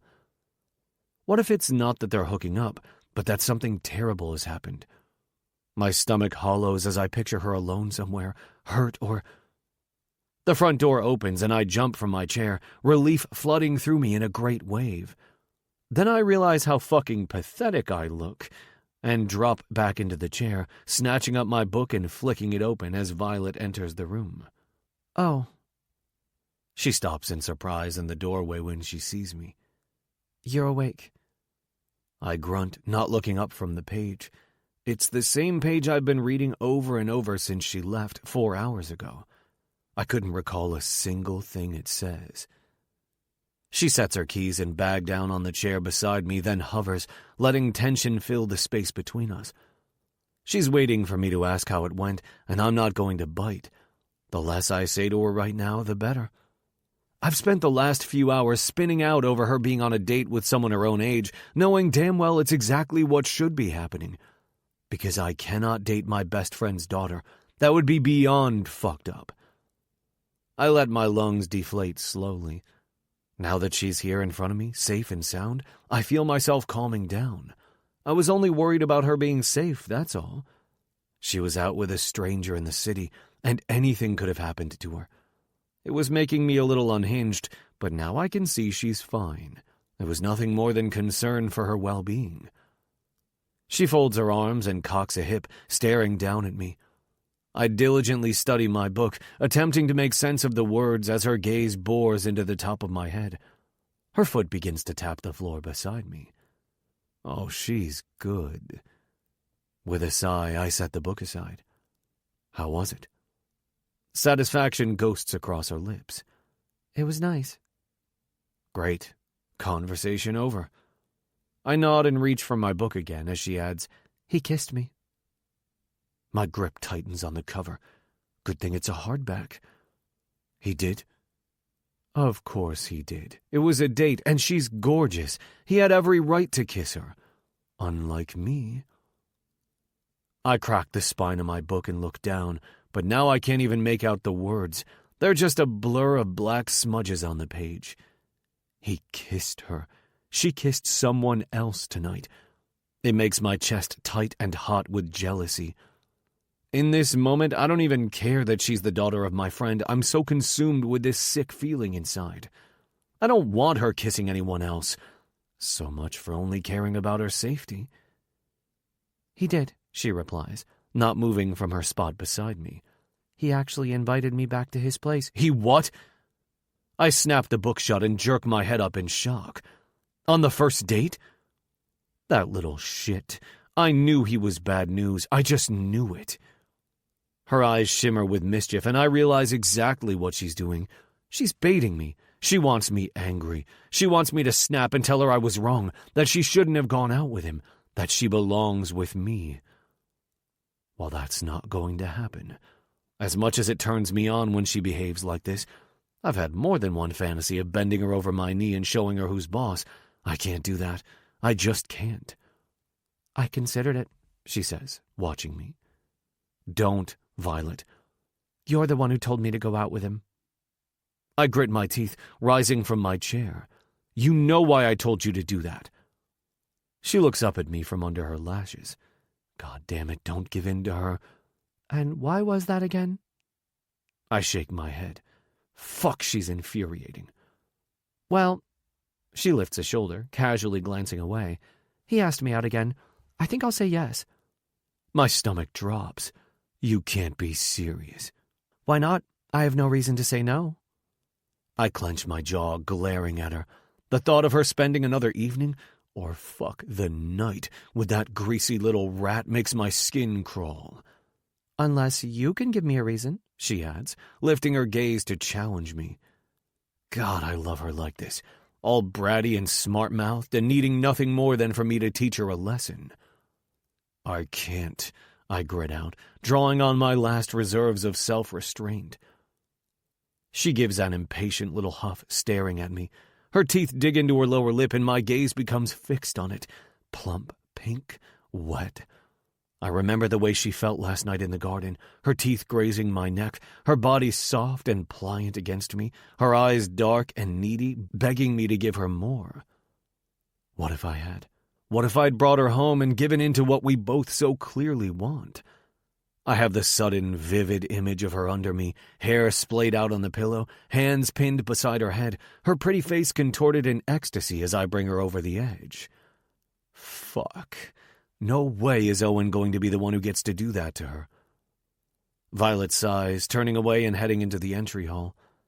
I guess I'll go text Owen about our next date, she calls over her shoulder. I stalk out of the room after her. No, you won't. She stops near the stairs and glances back at me. Christ, what am I doing? But I can't stop myself. You won't be going out with him again. Her eyebrows rise expectantly. And why is that? You know why. She gives a triumphant little nod, her mouth curving smugly. Fuck, she's so cocky right now, and I can't take it for another second. Get over here, Violet. She takes a step in my direction, but I'm too impatient after waiting for her all evening. I cross the entry hall and pull her into my arms, crushing my mouth to hers. She melts against me, moaning as I part her lips and our tongues collide. She tastes like wine, smells like sweet vanilla, and feels like heaven in my arms. My hands tangle in her curls as we kiss hard for a long, desperate moment. Then I yank myself away with a low growl. I should not be doing this. Rich's face flashes into my mind, and I drag an agonized hand through my hair. If he knew, he'd kill me. He'd fucking kill me. I glance at Violet, wavering. It's not too late to put an end to it. I should do it now before it really begins. But the truth is, it began the moment I met her in Joe's. It began the moment she smiled at me, the moment I heard her laugh. It's a runaway freight train at this point, and there's nothing I can do to stop it. I shake off the thought of my best friend, reminding myself how much it hurt to watch her walk out with Owen tonight, how much it killed me when I thought she might be going home with him instead of coming home to me. It instantly brings a scowl to my face, and Violet's brow creases. "You're angry," she murmurs, and just like that I feel myself soften. She can be such a ballbuster, it's easy to forget she has a vulnerable side. I think about her telling me she had a panic attack in class that time. I think about the way she cared for me when she hit me with her phone. She definitely has a soft side, and it makes me weak for her. But I can't let that weakness in now. I can't feel soft and caring for her right now, because if I do, I'll realize what a truly terrible idea this is. I force myself to harden my features. "I am," I say, stepping close enough that I can feel the heat coming off her. "Telling me you had a great time tonight, that you're going to see Owen again?" Something flickers in her eyes, an understanding of how we're going to play this, and she nods. "You don't like it when I talk about going out with someone else?" "Fuck no." I lift a hand to stroke her hair, tenderly at first, then I catch myself and pull away. "Don't ever talk to me about another man again." She gives an indignant huff. "Don't tell me what to do." I let out a dark chuckle. "Oh, I think you'll like it very much when I tell you what to do, sweetheart." She blinks, staring at me for a second. I can see her pulse thrumming in her neck, her chest rising and falling. "I think I will too," she breathes, her voice husky as she leans into me. It sends a shot of lust straight to my dick. "You never wanted to go out with him anyway," I say, more for myself than anything else. "And you know what I want, do you?" "I have an idea." My gaze falls back to her mouth and she shivers. "You want this." I lean down, brushing my lips over the warm skin where her neck meets her shoulder. It feels so good to finally have my mouth back on her that I take my time, tasting the sweet skin below her ear. Her breath falters as my lips move to her earlobe and whisper, "You need to be fucked by a man who knows how to do it right." Her mouth forms a perfect little O, and I chuckle. "You don't have to act so shocked. You just have to tell me I'm right." She swallows, her pupils wide and dark. "You're right," she whispers. "Good girl." Her breath rushes out, a pink blush staining her cheeks. I hadn't meant to say that out loud, but seeing her physical response to those words, I'd bet anything she's already soaked by the way she's squeezing her thighs together. I can't help but give her a devilish smile. I'll call her whatever she wants if it gets her off. I lean down to take her mouth again, leading her backward until she's against the wall. She hooks a leg over my hip and pulls me into her as her tongue meets mine. I'm tempted to slide that dress up her thighs, push her panties aside, and sink inside her right here. But if there's one thing I've learned from last night, it's that I don't want to fuck her quickly against the wall. I want to take my time. I drag myself back from her lips, adjusting the throbbing ache in my jeans. Then I slide my hand into hers. Upstairs. I want to take you on my bed. Chapter 25. Kyle. Violet's eyes are round with anticipation as she follows me up the newly restored staircase. The layout of the top floor has changed since I moved in, now providing 2 bedrooms with a small bathroom, and my bed is in the farthest one, overlooking the backyard. Well, I say bed, but really it's a large, double-height inflatable mattress. I'd much prefer to be taking her on a 4-poster bed in a stunning hotel room, or, God, in my own bed at home in Maine, but this will have to do. She doesn't seem to mind, though, her gaze following me as I lead her across the room and switch on the lamp. Is this really happening? She looks almost nervous, and it makes me pause. No matter how much I want to tear her clothes off and devour her, no matter how much I love playing with her, this will only happen if she truly wants it. I'd never make her do anything she wasn't comfortable with. Only if you wanted to, sweetheart. Her pulse beats in her neck as she gazes up at me. I really do, she whispers. I pull her close, my heart softening for her again despite all my intentions. This won't be a one-night stand, and that will make everything unbelievably complicated. But at this moment, I don't care. All I care about is being close to her, to finally exploring this thing between us. I turn her around in my arms so her back is to my front and sweep her hair off to one side as I slowly tug down the zipper on the back of her dress. The scarlet fabric slides over her arms, down her waist, then pools at her feet. I trail my lips along the smooth, warm skin of her shoulder, breathing in her familiar scent. My heart is in my throat as she steps out of her dress, still in her heels, and turns back to look up at me. Jesus Christ. I slowly, reverently skim my hands down her waist to rest on her hips. Her hair is a halo of gold around her heart-shaped face, her eyes glassy under dark lashes as she gazes up at me in her underwear and heels. She's a fucking wet dream. I take her mouth in a torturously slow kiss. My hands slide to her arms, gently lowering her backward. Then I step back to admire her, sitting on the end of my bed. This isn't fair, she complains, pointing at me, fully clothed. You need to take something off. I grin, reaching behind my neck to pull my t-shirt over my head. It's not like she hasn't seen me shirtless before. I'd thoughtlessly peeled my wet shirt off the day we got caught in the rain, but she stares at me in delight like I'm the Rockefeller tree being unveiled. I can't say I mind the way her eyes gobble me up, the soft hum that escapes her lips as she looks her fill, but I'm getting impatient. I kneel at her feet, undoing the straps of her shoes one by one and setting them aside.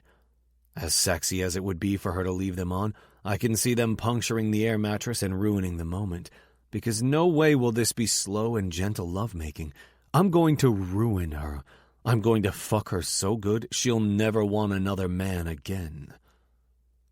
Christ, I shake my head to myself. What are you thinking? But I know what I'm thinking. It's what I've been thinking since I met her, whether I could admit it or not. I sigh as I let my gaze sweep across her beautiful body, her soft curves, a freckle on her stomach I didn't know was there, the skin of her thighs creamy and smooth in my hands as I part them and move between her knees.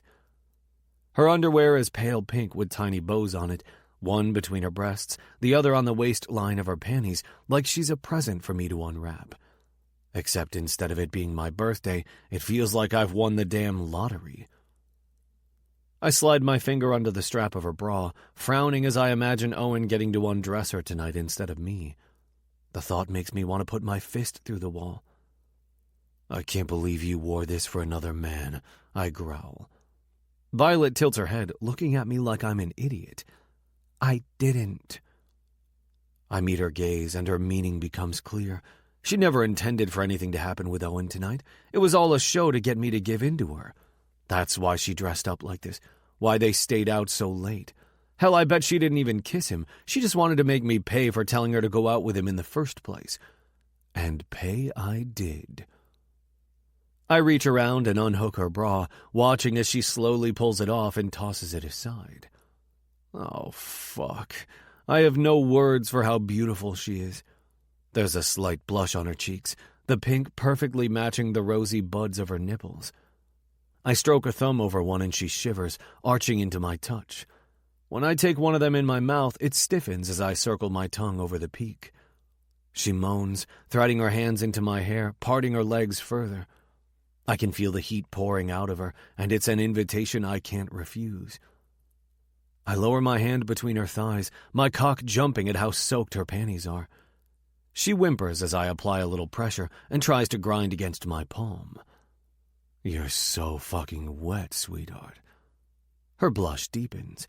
Now do you finally understand how badly I need you? I'm sorry I made you wait, I whisper into her neck as I gently cup the damp fabric. I wish I'd had the chance to ask you out the day we met. She sighs, stroking a hand over my beard, her eyes deep pools of longing as they search my face. Me too, but you're worth the wait.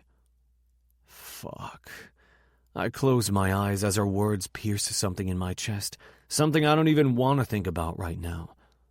I press my mouth to hers, sweeping my tongue over her bottom lip as I slide a finger into the waistband of her panties to tug them down. I have to break the kiss and move back for her to shimmy them off, and impatience has me forcing her legs apart again the moment she's done. Her brows jump at my aggression, but I don't miss the spark of excitement in her eyes, the way her breath hitches in response. Good to know she doesn't mind me getting rough. I can't promise I'll always be gentle with her. My hands skim down her thighs, spreading her open for me on the edge of my bed. I take in the perfect triangle of blonde hair, her pink glistening slit.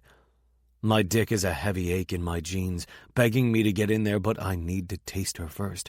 I need to make sure she definitely knows I was worth the wait. She watches as I slide a finger through her wetness, then bring it to my mouth.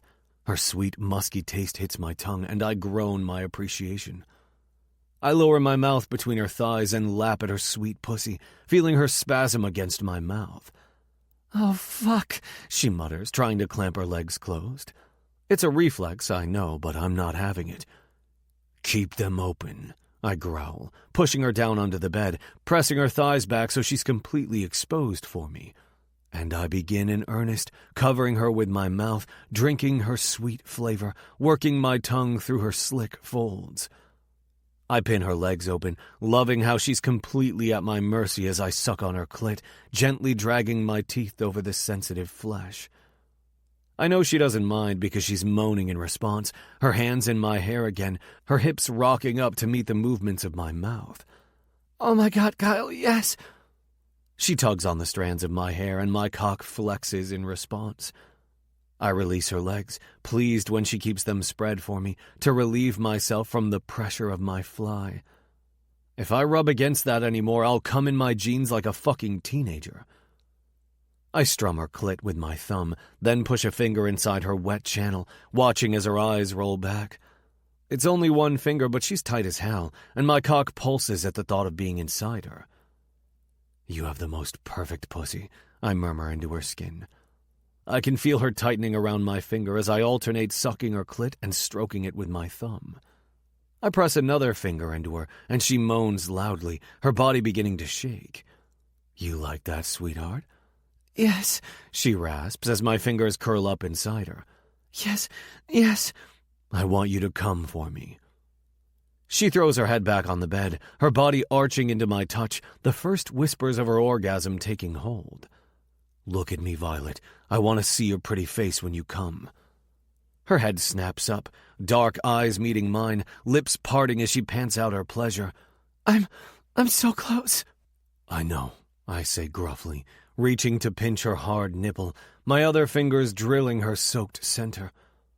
I've never felt as intoxicated as I do right now, making this woman feel good. I'd spend forever doing this if she'd let me.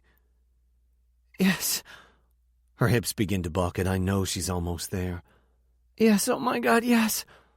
That's it. I trail my mouth up her stomach as she quakes against my busy hands.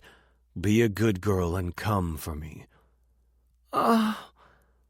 She tips over the edge, and I capture it with my mouth, wanting to feel her orgasm on my tongue, to taste her pleasure. I lap up her wetness eagerly, her taste hastening the urgency I feel to be inside her. The moment her aftershocks subside, I rise to my feet and shuck my pants, my dick so hard it hurts. You're amazing, Violet slurs from the bed, sitting up woozily. I'm still shaking. I give her an unabashed grin, feeling unreasonably proud. I don't think anything will top the feeling of making Violet come. It's a high I wasn't expecting. Her gaze fastens on my stiff cock, her lips curling as she leans forward to take hold of me. Her touch sends sparks shooting down my limbs, heat coiling low in my abdomen. She strokes my length, looking up at me with dark, hungry eyes, and my knees nearly give way. The sight of my cock in her beautiful hands almost makes me come on the spot. I suck in a breath, trying to stay in control. "I'm not very experienced," she says, stroking me shyly. We don't often speak of the age difference between us, but I know that's what is running through her mind right now. Fuck, Violet, I don't care. I thrust into her hand, then stop abruptly, feeling a flicker of panic. Wait, you're not a virgin, are you? Why didn't I consider that before? Why didn't I ask? "No." She smirks up at me. "Sorry to disappoint." A laugh rumbles in my throat, relieved. That's not what I meant. I just didn't want to "Steal my innocence?" she says, with a jerk of her wrist that makes me groan. You're a lot less innocent than you look. She gives a throaty giggle, swiping her thumb over the tip of me to collect the bead of pre-cum that's gathered there. I watch as she licks it off her thumb, keeping her gaze riveted to mine. Jesus Christ, I don't know how much longer I can wait. She leans forward, looking as though she's about to take me into her mouth, and I force myself to step back, out of her reach. "Hey," she protests. "I want to—" Violet, I warn, my patience waning fast. I'm about to throw her down on the bed and take what I need without waiting another second. Not that I think she'd complain. "But—" I shake my head. I need to be inside you, sweetheart. Her breath stutters at my words, and she nods. "Okay." She wriggles up the bed, and I go to climb on beside her, then freeze. God damn it. I don't think I have a condom. I rub a hand over the back of my neck, feeling unbelievably annoyed at myself. How could I have been so stupid? But I didn't exactly plan this, did I? "I do," she says. "But I'm on birth control, and I'm healthy. Are you—" Oh, holy Christ, is she suggesting what I think she is? I nod, trying not to appear too eager. I had a full health check a little while ago. "Then—" she bites her lip adorably, giving a little shrug. "Maybe we don't need anything?" My head falls forward in disbelief. The thought of being bare inside that sweet pussy is almost too much. "Unless you want to use one, of course," Violet adds, misinterpreting my response. When I look up, she's eyeing me uncertainly, and my chest tightens. I want nothing more than to feel you, I whisper, lowering myself onto the bed. What I don't say is how worried I am that once I do, nothing will ever compare again. I climb over her, nudging her legs open with my knees. She looks up at me breathlessly as I position myself at her entrance, my heart thundering. She's so beautiful I almost can't believe she's here giving herself to me, that I get to be with her. "I need you so badly," she murmurs, and with that I thrust into the wet heat of her. She lets out a long, breathless moan, and I swallow it down with my kiss as I attempt to sink deeper.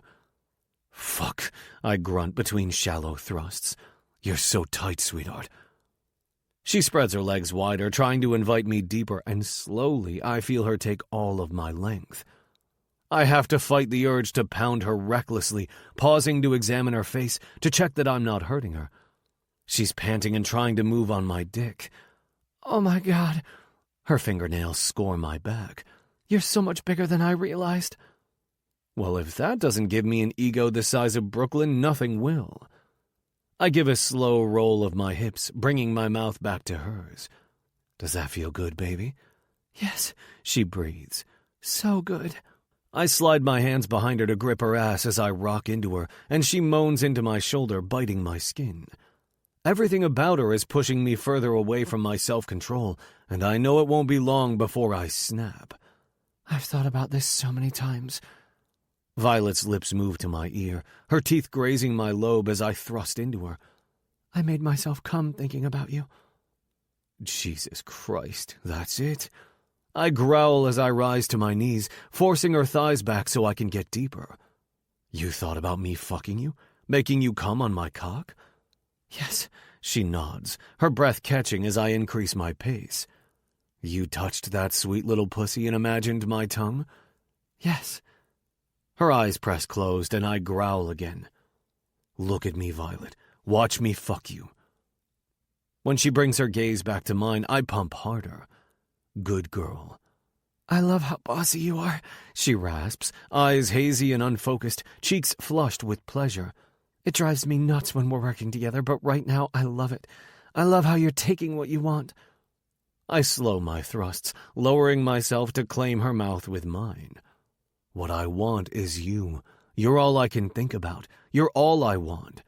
Then take me, she whispers. However you want me, take me. I press my forehead to hers, my breathing ragged. I tell myself it's from the sex, but the squeeze in my chest tells me it's more than that. I'm getting in way too deep, way too fast with the last person I should be looking at, let alone touching, but I don't care anymore. I just don't fucking care. As I thrust into her, I slide a hand between us to stroke her clit, desperate to make her come again. She wants me to take what I want, but what I want is for her to feel good. Yes, yes, yes, she chants, writhing underneath me. She tightens around my cock and I take her hands, pinning them to the pillow above her head. Her body shakes in spasms as I slam into her, trying to hold my own release at bay. It's only when her moans subside, when I'm certain that she's come, that I let my orgasm break. Oh, fuck, baby. Waves of pleasure crash through me harder than I could have imagined, and a guttural groan tears from my mouth as I bury myself deep, gathering her close. Her lips find mine, our tongues merging as we both slowly come down from the high. Then we lie there, limbs tangled, chests heaving with shallow breaths. She trails kisses over my shoulder, sighing happily, but my pulse won't slow down. It's not the sex. It's more. It's her. It's the feeling in my gut that I don't want to let her go. But I have to because she wriggles away with an embarrassed laugh. I'm going to go and take care of... She gestures vaguely to her lower half, and I manage a gravelly laugh. Shit, it's been so long since I've had sex that I've forgotten my manners. No, stay there. I'll get you something. I pop into the bathroom to find a washcloth, my heart a steady boom in my chest. I expected the sex to be good, but that was something else entirely. That was like finding a lock for some random key that's been on my keychain for years, not realizing how desperately I'd needed to find where it belonged.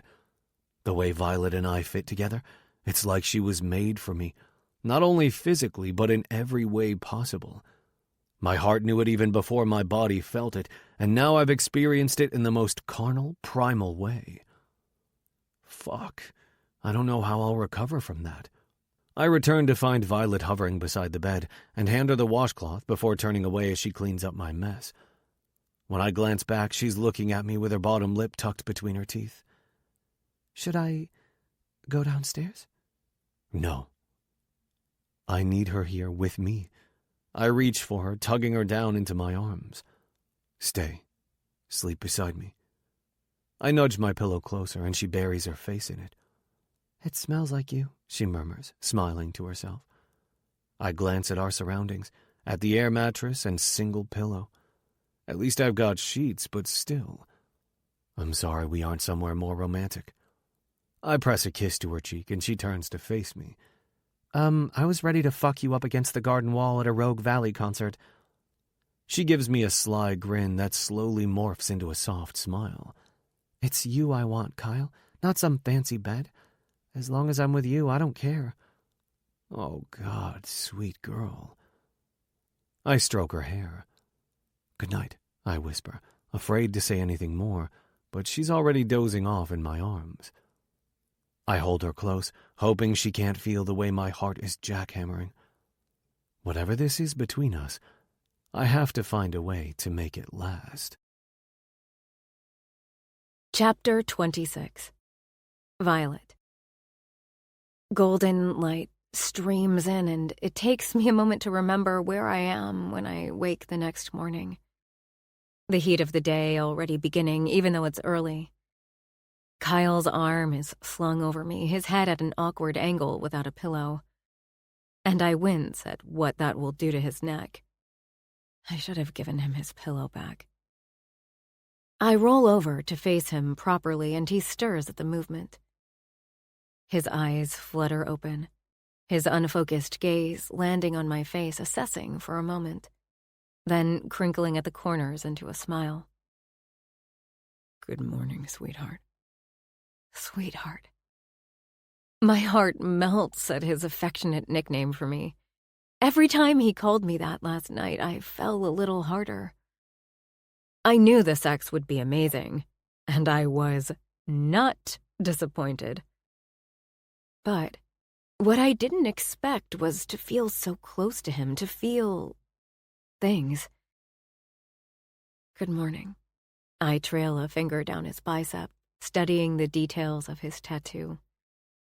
It's the silhouette of a moose surrounded by tall pines, the peaks of mountain ranges stretching above onto his shoulder. I love this, I say, touching my fingers to the ink. Does it mean anything? He gives a sleepy nod. I got it when I moved to Maine. I was hiking one afternoon and came across a huge moose.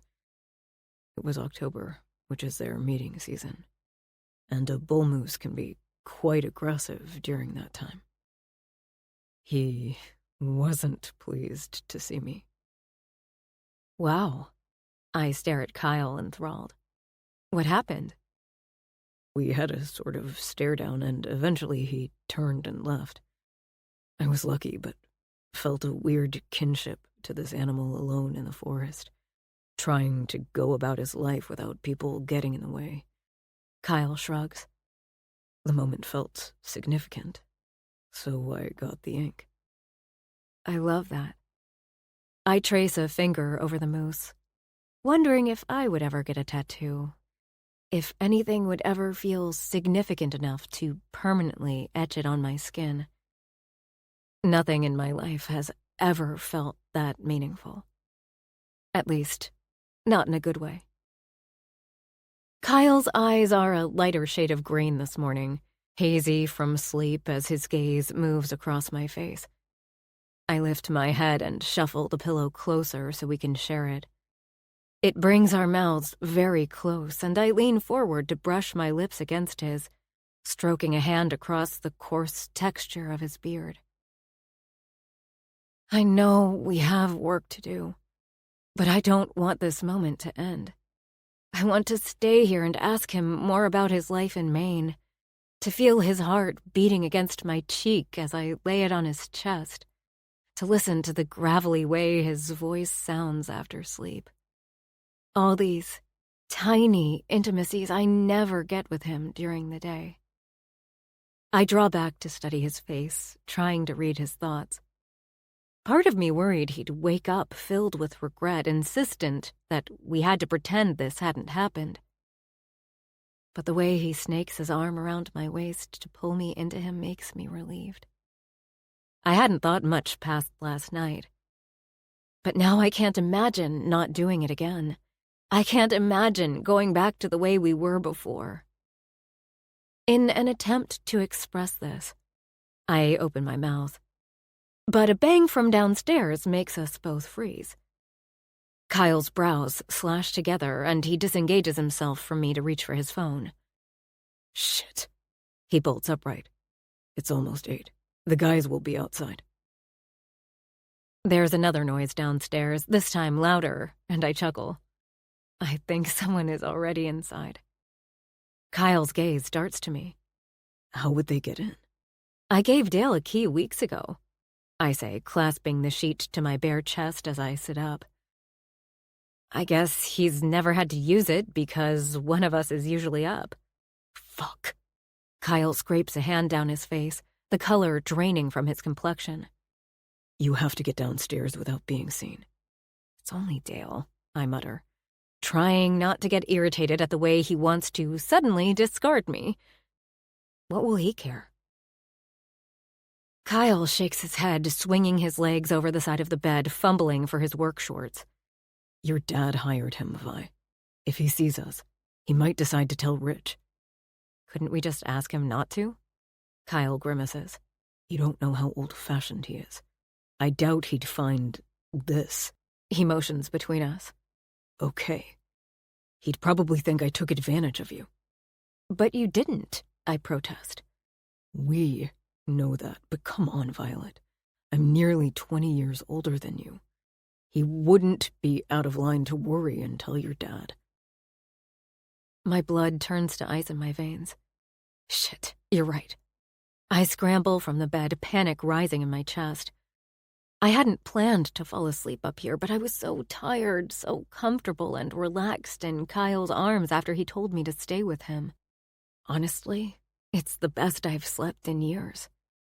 But none of that matters now. I find my bra and panties on the floor, my red dress at the end of the bed. Fuck.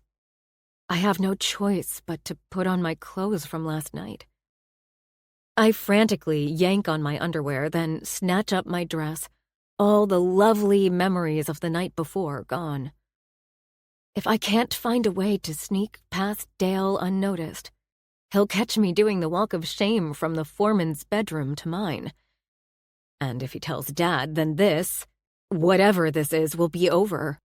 Kyle will probably never speak to me again, let alone touch me.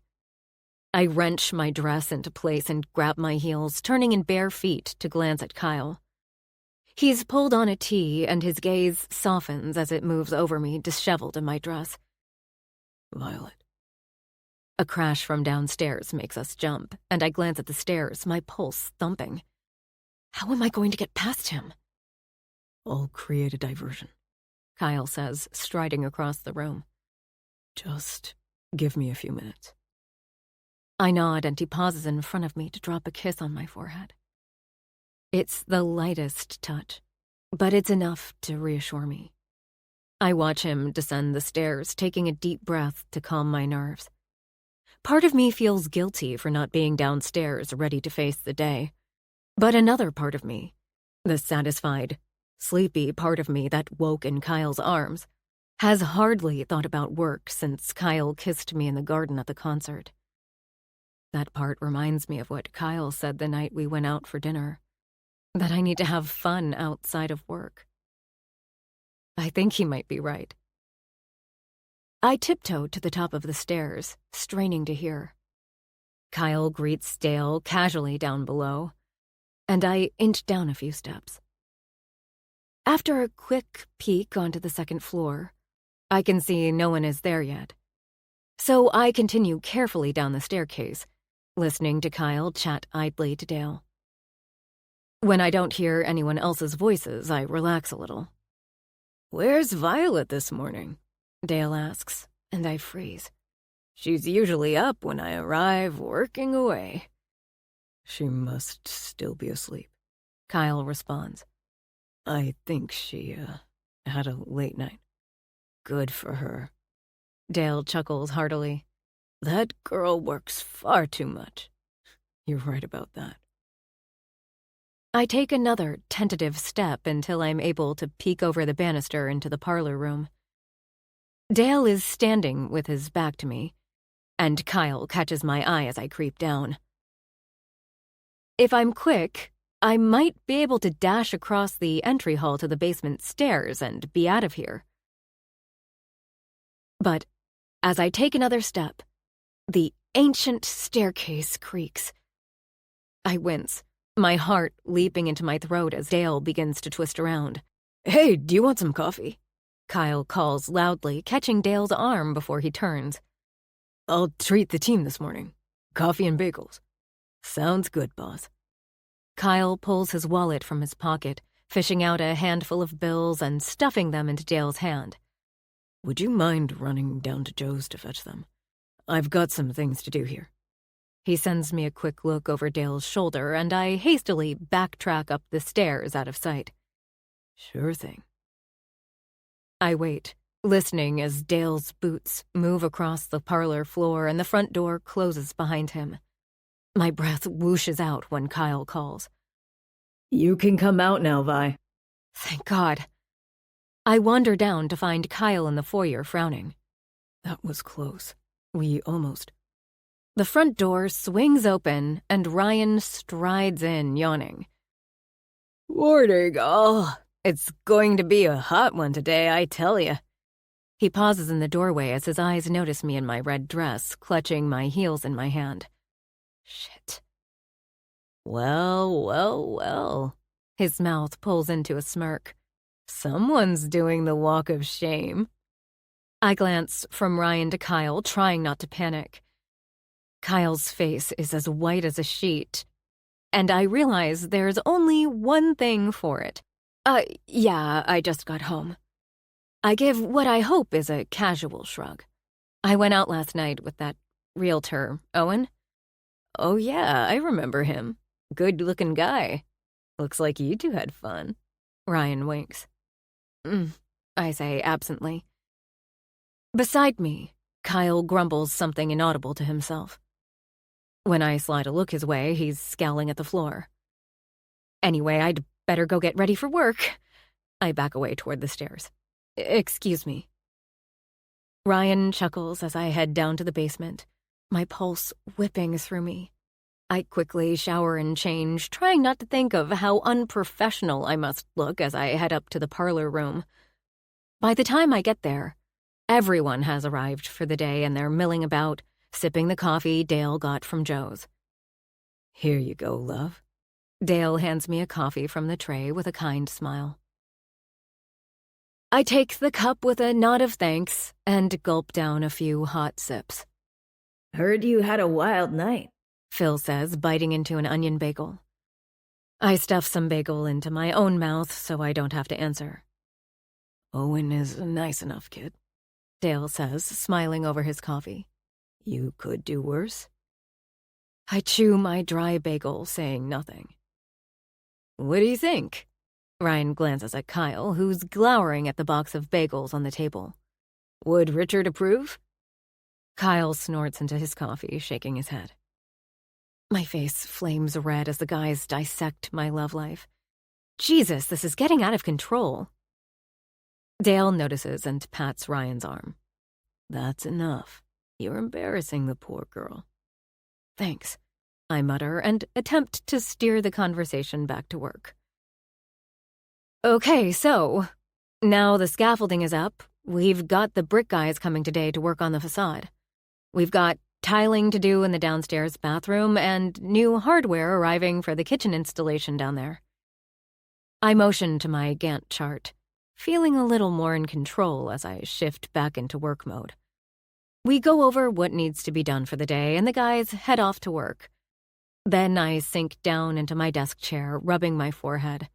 Not a great start to the morning, but everything seems to be back on track now. Except for Kyle's change in mood, but I can't worry about that now. There's work to be done. I spend the next few hours following up on late orders and finalizing the landscaper for next week. We're going with a local guy who has a company that specializes in small New York spaces. When I saw pictures of the work he's done in yards similar to ours, I knew we had to have him. By 11 a.m., I still haven't seen Kyle, and I can't distract myself with work anymore. Everything had seemed so lovely when we woke up beside each other this morning. But ever since I had to sneak downstairs, Kyle hasn't been able to even look at me. What if he's having second thoughts? I check that Dale and Ryan are working in the downstairs bathroom, while Bob is outside talking to the brick guys and sneak upstairs looking for Kyle. Phil is varnishing the banister on the second floor, and I find Kyle in the walk-in closet in the front bedroom, fitting shelves. I step into the small space, pulling the door closed behind me. Phil has his headphones on and didn't even notice me walk past, so we should be safe talking in here. Hey, I murmur, and Kyle glances over his shoulder at me. Hey, you. I chew my lip, watching as he screws the shelf into place. What is it about a guy holding a power tool that is so hot? Are you okay? I ask, keeping my voice low. Kyle sets the drill down and turns to face me, but doesn't say anything. Just folds his arms and lets his gaze wander over me, releasing a long sigh. I try again. Are you having regrets about last night? He gives a slow shake of his head, fire igniting in his eyes. Fuck no. I shiver at the low, rough edge to his voice. He glances over my shoulder at the closed door and steps closer, lowering his mouth to my ear. I haven't been able to stop thinking about how pretty you look when you come. Jesus fucking Christ. I huff out a breath, feeling hot and restless all over. God, I want him to kiss me. Immediately. But Phil starts whistling out on the landing, and Kyle growls under his breath, yanking himself away from me. You need to go. I can't help but frown at his change in tone, and he shakes his head. You need to go so I don't fuck you right here in the lock-in closet. He swallows, raking his eyes up and down my body. Stay away from me for the rest of the day, okay? My frown deepens and he looks pained. Stay away, and I'll reward you later, sweetheart. Oh, God. Anticipation tingles in my stomach at the thought of seeing him again tonight. I've never wanted the workday to be over more. Chapter 27. Kyle. I should regret it. I should have rolled over this morning, taken one look at the daughter of my closest friend lying naked in bed beside me, and been riddled with guilt. But the only thing I felt when I saw Violet's sleepy face smiling at me from my stolen pillow, besides the stiffness in my neck, was happiness. A blazing, full-bodied joy I haven't felt in years, if ever. It's a sensation I never felt in the courtroom, or on completing a cabin renovation in Maine. A sensation I never felt with Lisa, even on our best days.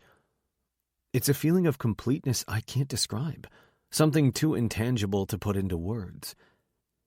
And just being able to reach out and pull her close, to feel her warmth and softness nestled in against me, it was impossible to dredge up any feelings of regret in that moment, despite what I knew I should feel. It seems that what I should feel and what I do feel are two very different things lately. The afternoon drags on forever. Dale and Bob talk about going out for a beer after work, but I make my excuses. I asked Violet to give me space for the rest of the day because it's impossible to focus when she's in the room. Every time I catch sight of her, I think of her beautiful, naked body spread out on my bed. I think of how it felt to be inside her, how it felt to pleasure her. But the day is long and empty without her, and after lunch, when Dale and I are discussing the kitchen installation for the basement, and he mentions how happy Violet looks today, I have to hide my smile. By the time the crew finally leaves for the day, I'm torn between asking Violet out to dinner and just taking her on the floor of the parlor room. I should be exhausted after we were up so late together, but being around her fills me with energy and makes me buzz in a way I haven't for years. I wave Dale and Bob off, impatient to talk to Violet. She's not in the parlor room, and a quick visit to the top floors tell me she's not there either. I plod down to the basement, where Dale and Ryan are working today, but there's no sign of her. Unease snakes through me as I consider that maybe she was all too happy to give me space today. Maybe she's the one having regrets. She did spend the evening with a much younger man, after all. Maybe she's decided I'm too damn old for a woman her age, and I couldn't blame her one bit. I notice the door to the yard is open and tentatively poke my head out. Violet is by the back wall of the garden, a pile of weeds at her side. She's made good progress out here, even though it's not part of her job. I think she enjoys it. She doesn't notice me, but seeing her makes me feel 100 times better. I think of how she came to find me in the walk-in closet today, the spark in her eye when I told her I'd reward her later, and any doubts I have vanish. It might be unconventional for a young woman like her to be attracted to a guy my age, but she's made it very clear that she is. I can't explain it. I only know I'm a lucky bastard, and I won't waste any chance of being with her. Not anymore. Hey, I say, approaching her through the tangle of weeds that swallowed up the old patio furniture back here. I rake a hand self-consciously through my hair, wondering if I should have showered or at least looked in a mirror before finding her. Probably, but I just couldn't wait. She spins around, wiping the back of her arm across her forehead in the warm evening air. At least she's got gloves on this time. Her face lights with a smile when she sees me. Hey, is everyone gone for the day? I nod, running my eyes over her. She's in a purple cotton dress with thin straps, her shoulders taking on an olive glow from spending more time out in the sun. It suits her. Her hair is pulled back in a ponytail again, like when we went to the concert, and I imagine pushing her up against the brick wall here to finish what we started that night. But there's something I need to tell her first. Last night wasn't just a one-time thing for me, I say firmly. I've thought about this a lot today. I might not know what the future holds, and I can't even begin to think about Rich, but I can't pretend last night didn't change things for us. She pulls her gloves off and tosses them aside, letting her breath out slowly. Good. It wasn't for me either. A grin threatens my mouth, but I don't give in to it yet. We've already crossed the line. I pause, the words I'm not saying hanging in the air between us. I don't want to go back. I don't think I could anyway after last night. Her eyes shimmer as they move over my face. Me neither. She pulls her bottom lip between her teeth. But what about... She gestures vaguely. It seems she can't bring herself to say it either, but we both know she's referring to her father. I ignore the spike of guilt I feel and step closer. Well, since your folks are out of town, maybe we could spend the next 2 weeks... I roll my hand, searching for the right words, exploring whatever this is. We could take that time together until... I trail off, not sure what I'd planned to say. Until what? They come home and we stop? Could I even do that after 2 weeks with her? But it's the best plan I have right now. The only plan. She looks up at me as I close the distance between us.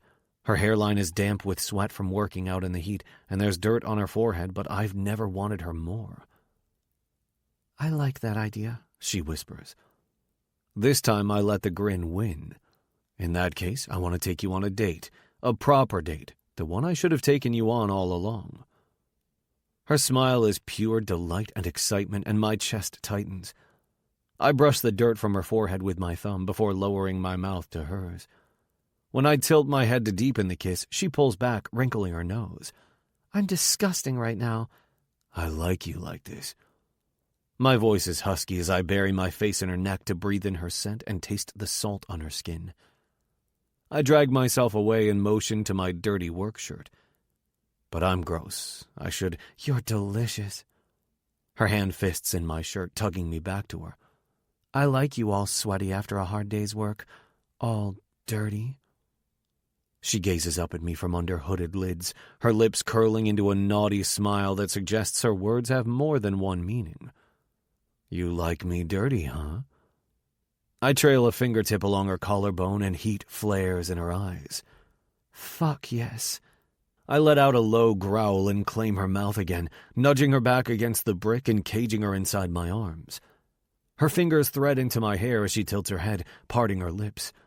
My tongue sweeps into her mouth, and she welcomes it with a moan, stroking it with her own. Fuck, Violet, I rasp, already hard for her. I've waited all day to have my hands on you. Then put them on me. She takes my hands from the wall, placing one on her breast, the other on her thigh. Touch me. Her skin is silky soft under my palm, her breast firm and her nipple hard. I groan into her mouth, stroking my thumb over the stiff peak through her dress, sliding my other hand up her thigh to the edge of her panties. You want me to touch you here, sweetheart? Yes, she breathes. She parts her legs for me, and I can't help myself. I grind my stiff cock at the apex of her thighs, aching to be inside her. I should probably take her inside, but down by the back wall we're hidden from neighboring houses by the vibrant green foliage of the magnolia trees. I can't wait anymore. You want me to fuck you here? I rumble into her neck. Make that pretty little pussy of yours come in the back garden? She moans, lowering her hands to tug at my zipper. Yes, she pants as my fingers hook into her panties and slide through her slickness. Fuck me right here. Her hands slip into my boxer briefs and grab hold of me. Christ, she's amazing. She's a fucking fantasy come true. I love having your hands on my cock. My voice is raw as she strokes me, sending pleasure coursing through my bloodstream. I try to return the pleasure, but it's hard to focus with her perfect hands jerking me. And I love touching you. She quivers against my hand before tightening her grip on me. I love how big you are, how hard you get for me. I've been wet all day thinking about you. Fucking hell, Violet, the mouth on you. I push 2 fingers into her moist tightness, and she expels a heavy breath into my ear, letting go of me as she rides my hand. I need you right now. She pushes my underwear over my hips. I need you inside me. She doesn't have to tell me twice. I shove her panties out of the way and sink inside her with a low moan. She's tight and warm and perfect, and I let out a ragged breath as she hooks her legs around my waist, letting me hold her against the wall. This is what I wanted you to do in the garden at the concert, she says as I rock into her. You would have let me fuck you against the wall? I change the angle and thrust into her hard, watching her bounce on my dick. Her eyes roll back and she can't answer with anything other than a nod. I wanted to, sweetheart. Fuck, I wanted to so bad. Her mouth finds mine, her hands digging into my hair as I pin her against the bricks, driving myself deep inside her. She sucks on my tongue, letting me pound her hard. You're such a good girl, I grunt between thrusts, taking my cock like this. I love it. Her nails rake over my scalp, and I love when you call me that. I draw back enough to see her face. You love being my good girl? Yes. Her voice is a breathy tremble, her cheeks flushed. She holds my gaze as she begs, Say it again. My good girl. I punctuate each word with a deep thrust that makes her mouth open around a silent moan. Then I drop my mouth to her neck and suck on her soft, hot skin, my hand finding her ponytail and tugging. Are you going to be a good girl and come for me, sweetheart? Yes, I'm... That's all she can get out before I feel her clamp down on my cock, shaking and shuddering in my arms. Watching the pleasure wash over her face sends me over the edge, too. I plant myself deep inside her, crushing her to the wall as my orgasm rips through me and I fill her. Ouch! Violet's laugh brings me to my senses, and I reluctantly withdraw from her, setting her down onto shaky legs.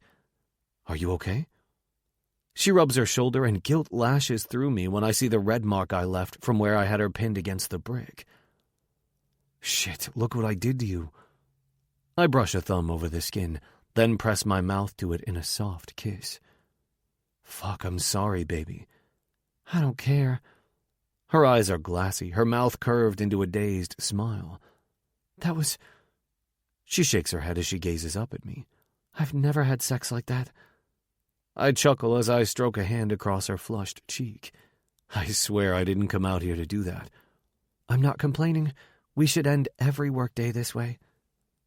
My face drops to her shoulder as I gather her into me, imagining a life where I get to do exactly that. Would it ever be possible? Is there a world in which I get to be with her and keep Rich as my friend? I need a shower, Violet says, laughing as she squeezes her legs together to hold my seed inside her. I like that thought a lot. I take her hand and turn to head back inside. Let's clean ourselves up and get some dinner. I'm tempted to join her in the shower, but then I know I'll never leave the damn house, and I want to take her out. She lets out a happy sigh as she follows me. Sounds perfect. I press a kiss to the back of her hand, then head up the stairs, leaving her to get ready. As I shower, I force dangerous thoughts about the future from my head. Now is all we have, and that's enough. It will have to be. Chapter 28. Violet. Tell me again why we're here? I glance at Sadie, shielding my eyes from the midday sun. I'd planned to spend Saturday in bed with Kyle. But when Sadie told me she'd be in Brooklyn Heights, I knew I couldn't blow her off. I'm not sure if I should tell her about Kyle or just let it run its course during the next 2 weeks while Mom and Dad are out of town. Nothing can come of it as much as I might want it to, so it seems pointless to even mention it to her. Sadie motions to the store in front of us, a white painted brick building with the words, Books are magic in bold script above the window. A line of people snakes out the door onto Montague Street, with us bringing up the rear. "We're here so I can get these signed." She holds up a stack of romance novels, explaining that local author Tessa Bailey is here doing a book signing. She writes the best sex scenes. "Nice," I murmur. Sadie keeps talking, but I'm not listening. My mind has strayed to my own sexy scene in the garden with Kyle yesterday. We had a lovely dinner last night, and even more delicious sex. But there's something about the way he fucked me against the garden wall that afternoon, all sweaty and dirty and desperate to have me, that makes me shiver. And God, the way he spoke to me, the things he said. Hello?" I blink, focusing my attention back on Sadie. More people have joined the line, and Sadie has moved up a few steps, her head cocked in amusement as I hastily shuffle forward. "What's going on with you? Thinking about work again?" "Not work, no." I cringe, staring down at the sidewalk as my cheeks heat. I've hardly thought about work at all since the Rogue Valley concert, and I'd be lying if I said I didn't feel guilty. This project is supposed to be my top priority, but to say I'm distracted is an understatement. And since Kyle finally gave in and let me into his bed, the house could have burned down around us and I probably wouldn't have noticed. This isn't like me at all. "What?" Sadie leans in closer, her eyes narrowing. "Is that a hickey on your neck?" Oh, Christ. I slap a hand to my hot skin, turning away from Sadie. Did Kyle give me a hickey?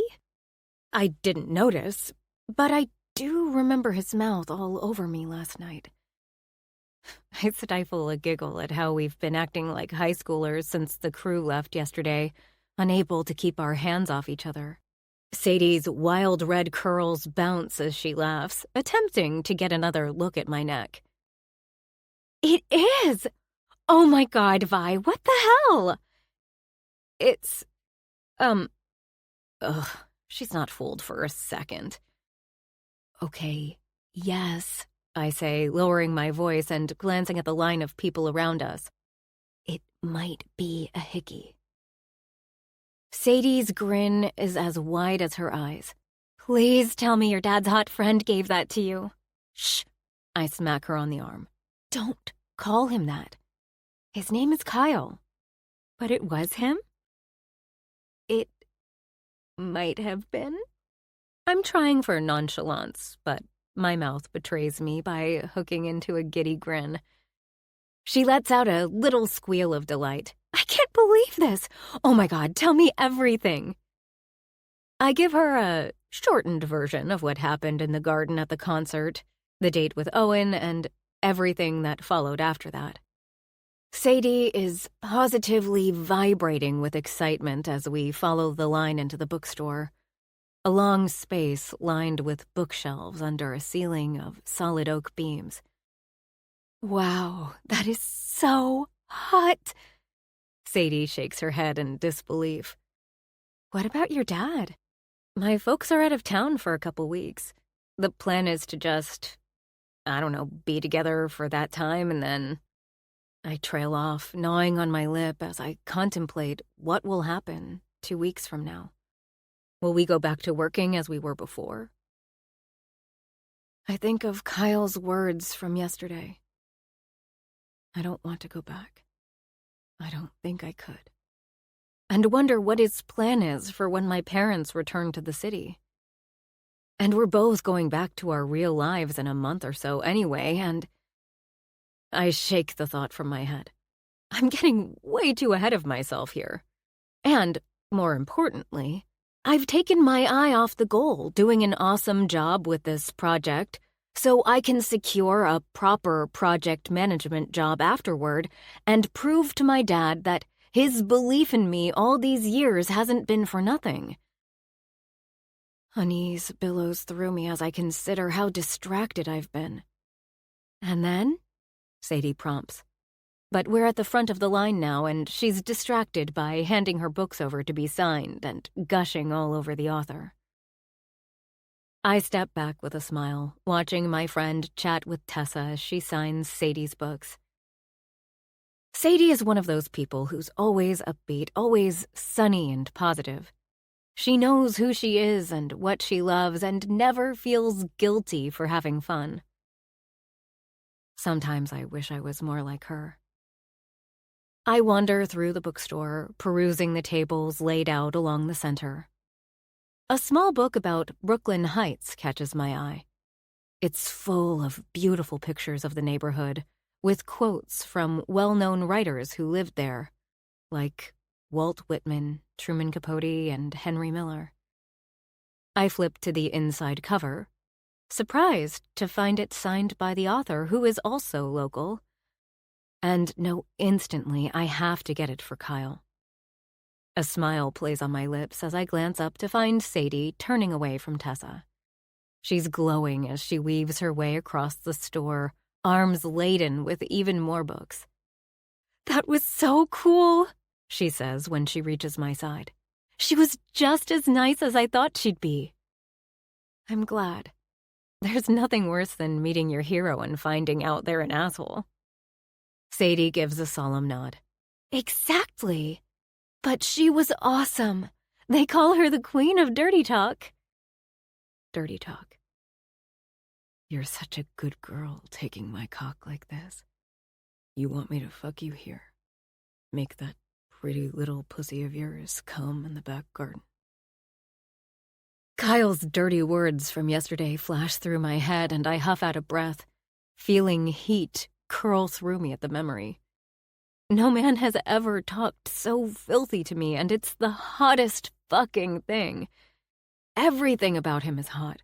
From the way he takes control in bed to the way he holds me close and kisses me feather soft afterward. Sadie's eyes are glittering with mirth when I finally glance back at her. "You're thinking about Kyle again, aren't you?" I chuff a laugh. "Is it that obvious?" "It is," she says affectionately. "I said dirty talk and you were away with the fairies." "Does Kyle talk dirty?" I nod, my cheeks warm. Ugh, I'm so jealous. I bet he likes to be in charge, too. He's a real stern brunch daddy. I laugh again at that term. Tim isn't like that? She lifts a shoulder, her gaze sliding away. He's sweet, but sometimes I wonder if he's, I don't know, enough for me. I frown. There's something in her tone that sounds off, and I open my mouth to ask more, but she pushes her mouth into a smile. "Anyway, I want to hear more about Kyle. I bet you're hardly getting any work done at all now." She gives me a grin that's meant to be cheeky and playful, but her words bring the guilt back again. "Actually, I have been distracted," I mutter, clutching the Brooklyn Heights book to my chest. "Of course you have." Sadie leans against a table of books, eyeing me. "That's normal. I'd be distracted with that hottie walking around all day." I give her a faint smile, and she sighs.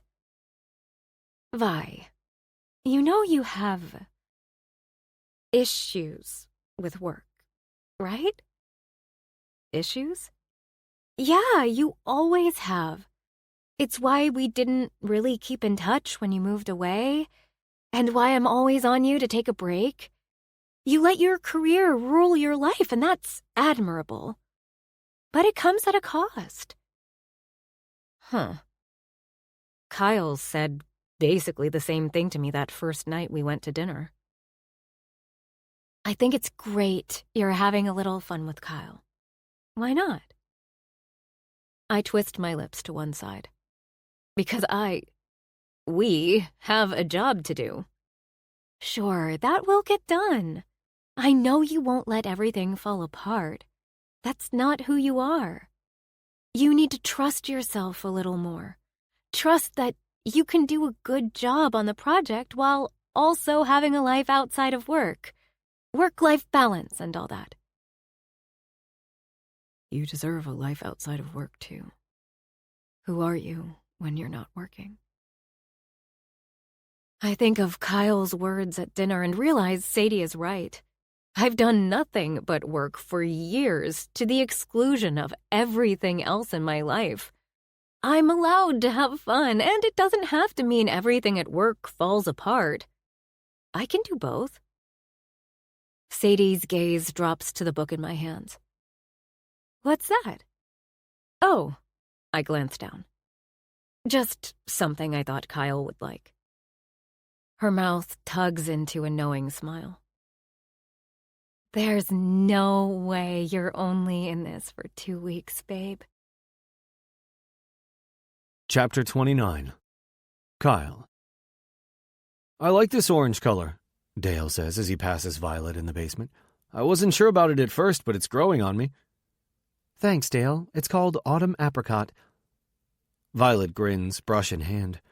She chose a rich apricot for a feature wall in the basement, and it works well with the cream kitchen countertop and navy blue hexagonal tiled backsplash. She had to remove her bedroom from the basement when we started working on this floor, but it hasn't mattered. She spends every night in my bed.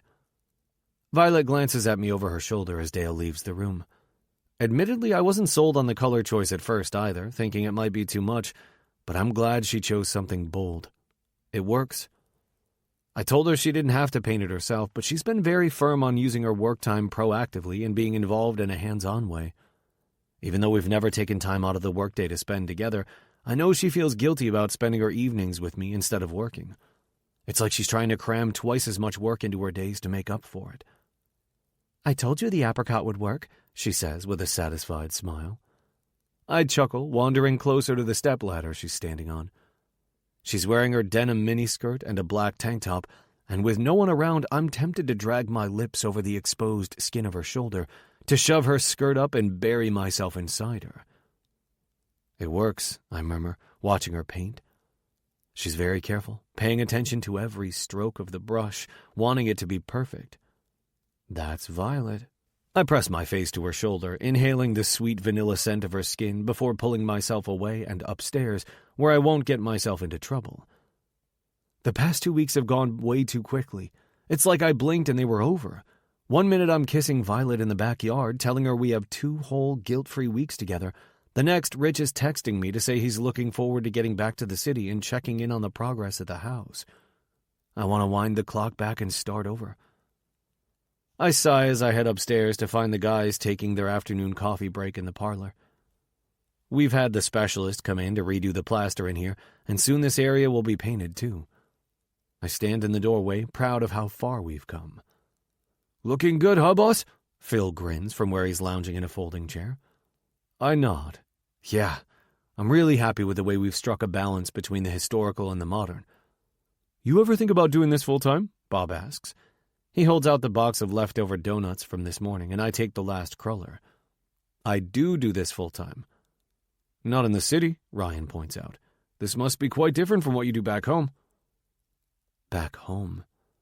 I think of my cabin by the lake, the place I yearned for when I first got to New York, but have thought about a lot less since I've had Violet in my bed. Kennebec County felt like home from the moment I lived there, but lately I've felt right at home here with Vi. It's almost as though we've lived an entire lifetime in the last couple weeks, and I'm not sure I can go back to Maine, to the life I had before, to my life without Violet. But what choice do I have? Rich and Diana returned to the city today, and this has to end. I could ignore the guilt while her parents were out of town, but I don't think I could look Rich in the eye knowing I'm secretly sleeping with his daughter. I couldn't live with myself. Besides, even if we didn't have the issue of Rich, things still couldn't be any more than they are. My life is in Maine, and Violet's life is on the West Coast. We said we'd spend 2 weeks exploring this, and now our time is up. Yeah, it's different. I tear off a piece of cruller with a frown. You have to admit it's nice to work on these grand old buildings, Dale says with a wistful smile. So much history. I like to see them restored like this. Ryan nods in agreement. I'd be interested in working on more places like this. If you decide to stay in the city, I think we make a pretty good team. I cast my gaze across the crew, all looking at me expectantly. What are you saying? Bob chuckles. We're talking about doing this on other houses, starting a business that specializes in historical restorations in these old New York neighborhoods. Well, you'd run the business, Phil says. We'd be the crew. My eyebrows spring up in surprise. You've discussed this? Sure. Dale sets his empty coffee cup down. We were all at a loose end before Richard hired us for this project. As good as it will be to see it finished, I'll be sad when it's over. I scratch absently at my beard, contemplating the idea. They're a good group of guys, hard-working yet easygoing, and we do make a good team. But the thing that's made this entire project tick over so smoothly isn't us. It's Violet. It's her meticulous planning, her staying on top of every aspect of the project, her energy and enthusiasm.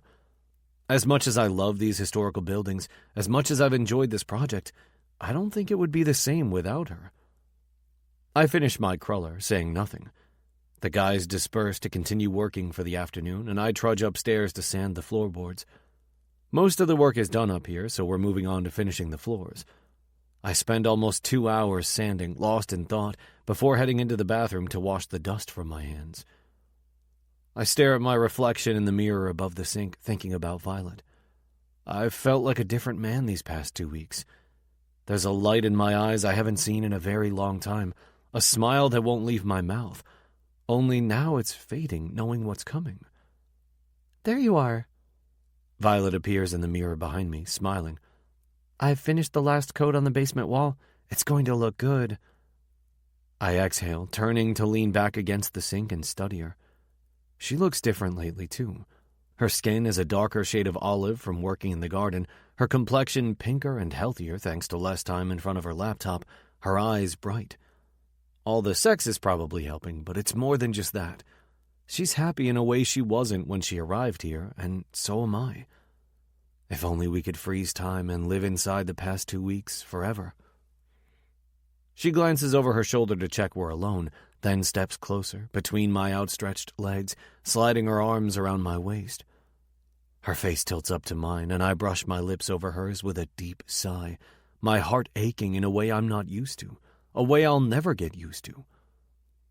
I want to tell her that I don't want it to be over, not yet, but I know it will only hurt us both if I drag it out.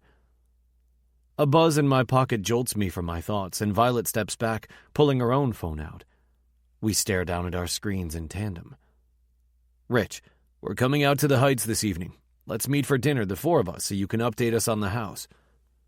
My shoulders sag with disappointment, which is quickly chased by guilt. I should be happy at catching up with my friend and his wife for dinner, but all I can think about is how this is it. I have to face Rich, and I can't keep lying to him. I need to end things with Violet. It's the right thing to do. I send a reply telling him we'll be there, then stuff my phone back in my pocket with a weighted sigh. I glance up to find Violet gazing at me, her eyebrows knitted, her bottom lip tucked between her teeth as she slides her phone away. She knows what's coming, and she doesn't want it any more than I do. I'm sorry, sweetheart, I murmur, stepping forward to press a chaste kiss to her hair. Me too. It's just what needs to be done. She swallows. I know. Her gaze finds mine, and I weaken, lowering my lips to hers for one last kiss. But knowing it's supposed to be our last sends urgency flooding through my veins, and I haul her hard against me, devouring her mouth with mine. She whimpers, tightening her hold on me, and I reach past her to slam the bathroom door closed. If this is the end, I need to make it count. Chapter 30. Violet. Our kiss is frenzied in a way it's never been before, tinged with desperation and haste. Our time is up, and we both know it. When Kyle shuts the bathroom door, I know his intentions. The crew is still downstairs, chatting in the parlor room before they pack up for the day. But he doesn't seem to care. Neither do I. He plunders my mouth with his tongue, hands roaming my back, moving down to my ass, holding me against him. Somehow, in the space of a few weeks, he's become both my safe place and the person who makes me feel the most daring. I think of all the things we haven't had the chance to do yet, and my heart squeezes. He moans softly into my mouth as my hands stray down his front to find he's already hard for me. I know what I want to do, what I need to do. I need to give this to him, to make him feel good, to leave him happy and satisfied once this is over instead of riddled with the guilt I know he's carried for the past 2 weeks. I drop to my knees on the tiled floor in front of Kyle and undo his zipper, letting his erection spring free from his boxer briefs. Without wasting any time, I take hold of him and lick his salty tip, savoring his taste. His breath hisses out as I draw him into my mouth and swirl my tongue around the head of his cock. Oh, fuck. His hips rock, and he takes a handful of my hair, holding it back from my face. He doesn't force himself into my mouth, but I want him to. I want him to take everything from me.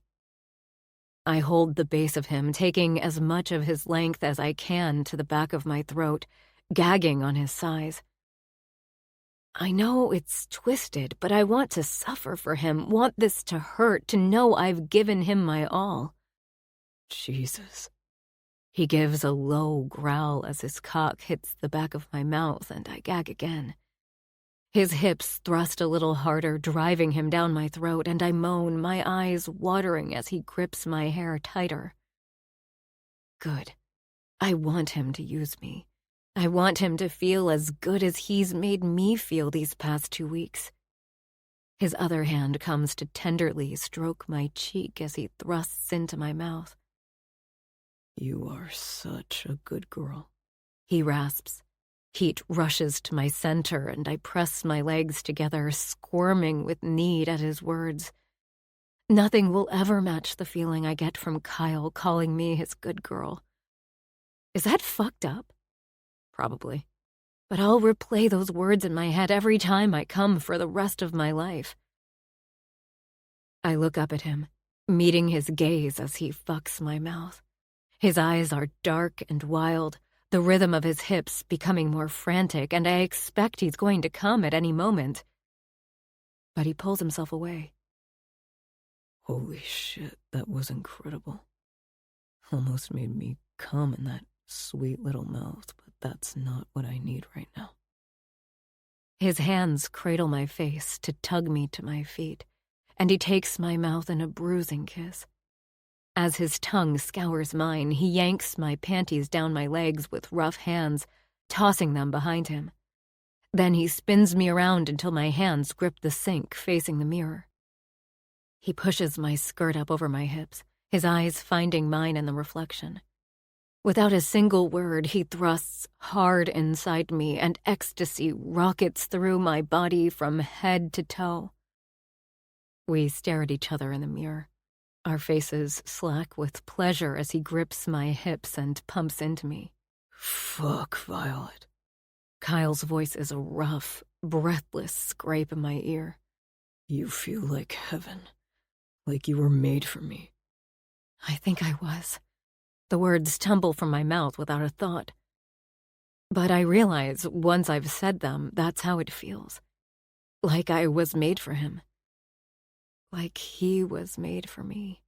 Like we're made for each other. Yet, we can't be together. My heart twists as his gaze sears into mine in the mirror, the same realization written all over his face. I drop my head and press my eyes closed to contain the emotion rushing up inside me. But Kyle takes my chin in his hand and gently tilts it up, bringing my gaze back to us. He buries his nose in my hair, his front pressed to my back, his arms wrapped around me tight. His eyes are still on mine in the mirror, one hand fumbling to release my breasts from the front of my tank top. He rolls my nipple between his fingers and thumb, his mouth on the shell of my ear. The feeling of his hot breath sends shivers through me, and when he pinches my nipple and thrusts deep, my legs shake. That's it, sweetheart. he says gruffly. He knows my body like a book he's read 100 times. His hands drop between my legs to stroke my clit, and I shudder as the pleasure builds in my core. I need you to come for me. I need to feel you come one last time. Yes, I whimper, quivering against his touch. The intensity in Kyle's gaze spears me right through the heart, and I dissolve in his arms as my orgasm hits. There we go. That's it, baby girl. He gives another hard thrust, driving the pleasure into every cell of my being as he joins me in his release. Letting out a bestial growl, he fills me with his liquid warmth, clutching me to him as we ride our orgasm together. I lean on the sink, Kyle's heart hammering against my back as we catch our breath. He's still holding me, still inside me, his chin resting on my shoulder. I twist my head to brush my lips over his. I wish we could stay in this bathroom forever, but I know the real world is waiting for us out there. We're meeting my parents for dinner, and there's no hiding from the reality of our situation any longer. Kyle draws breath to say something, but a knock on the door has us springing apart.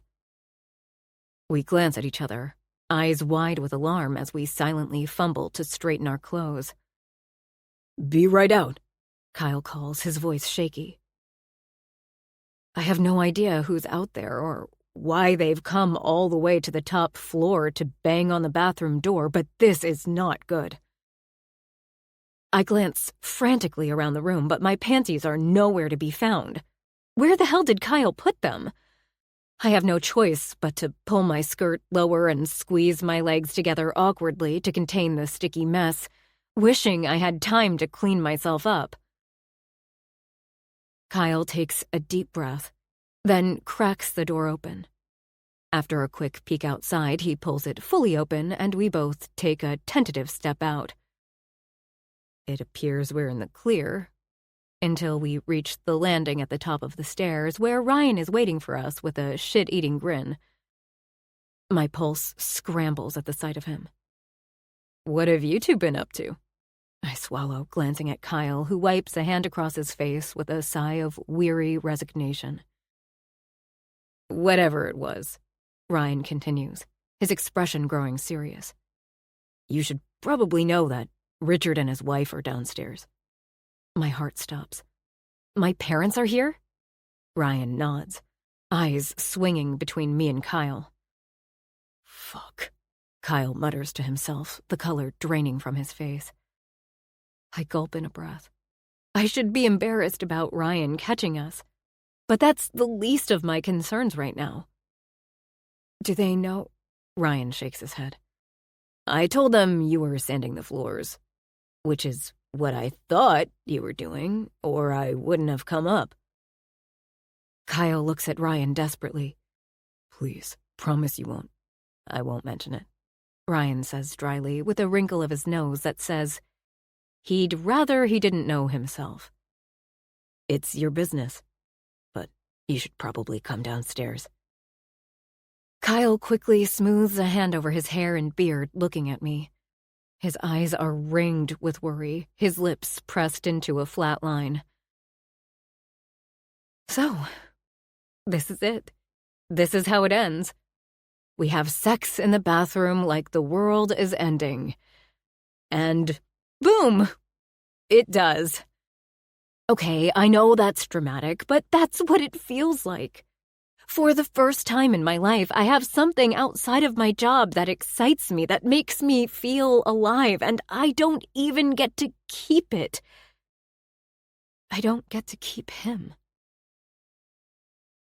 My throat feels tight as I say, I guess we should, and gesture to the stairs vaguely.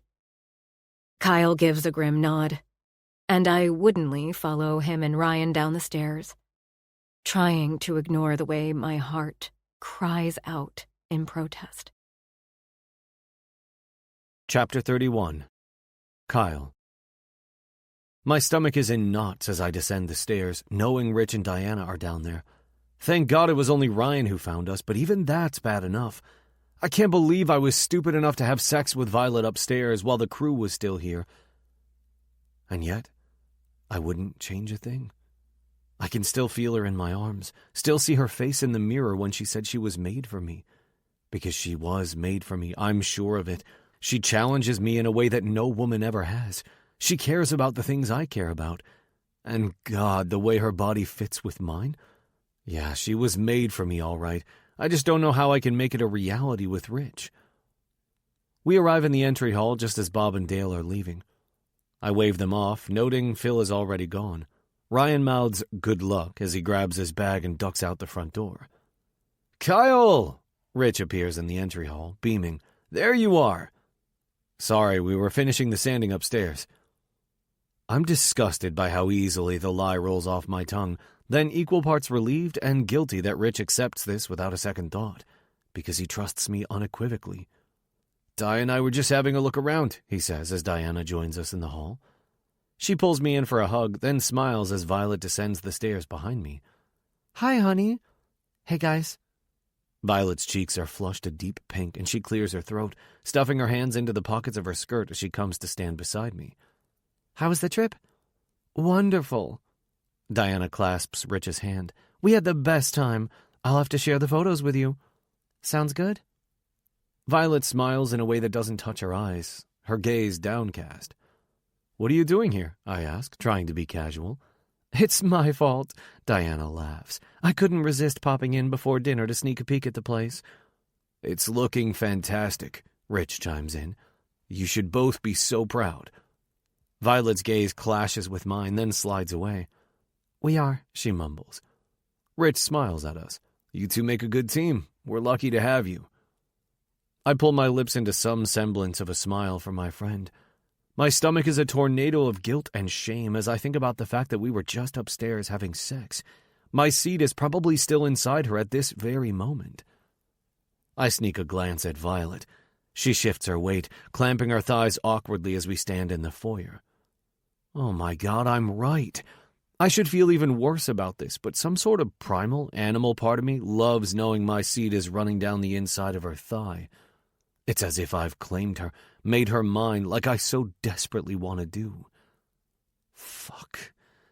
I grind my jaw, hating myself.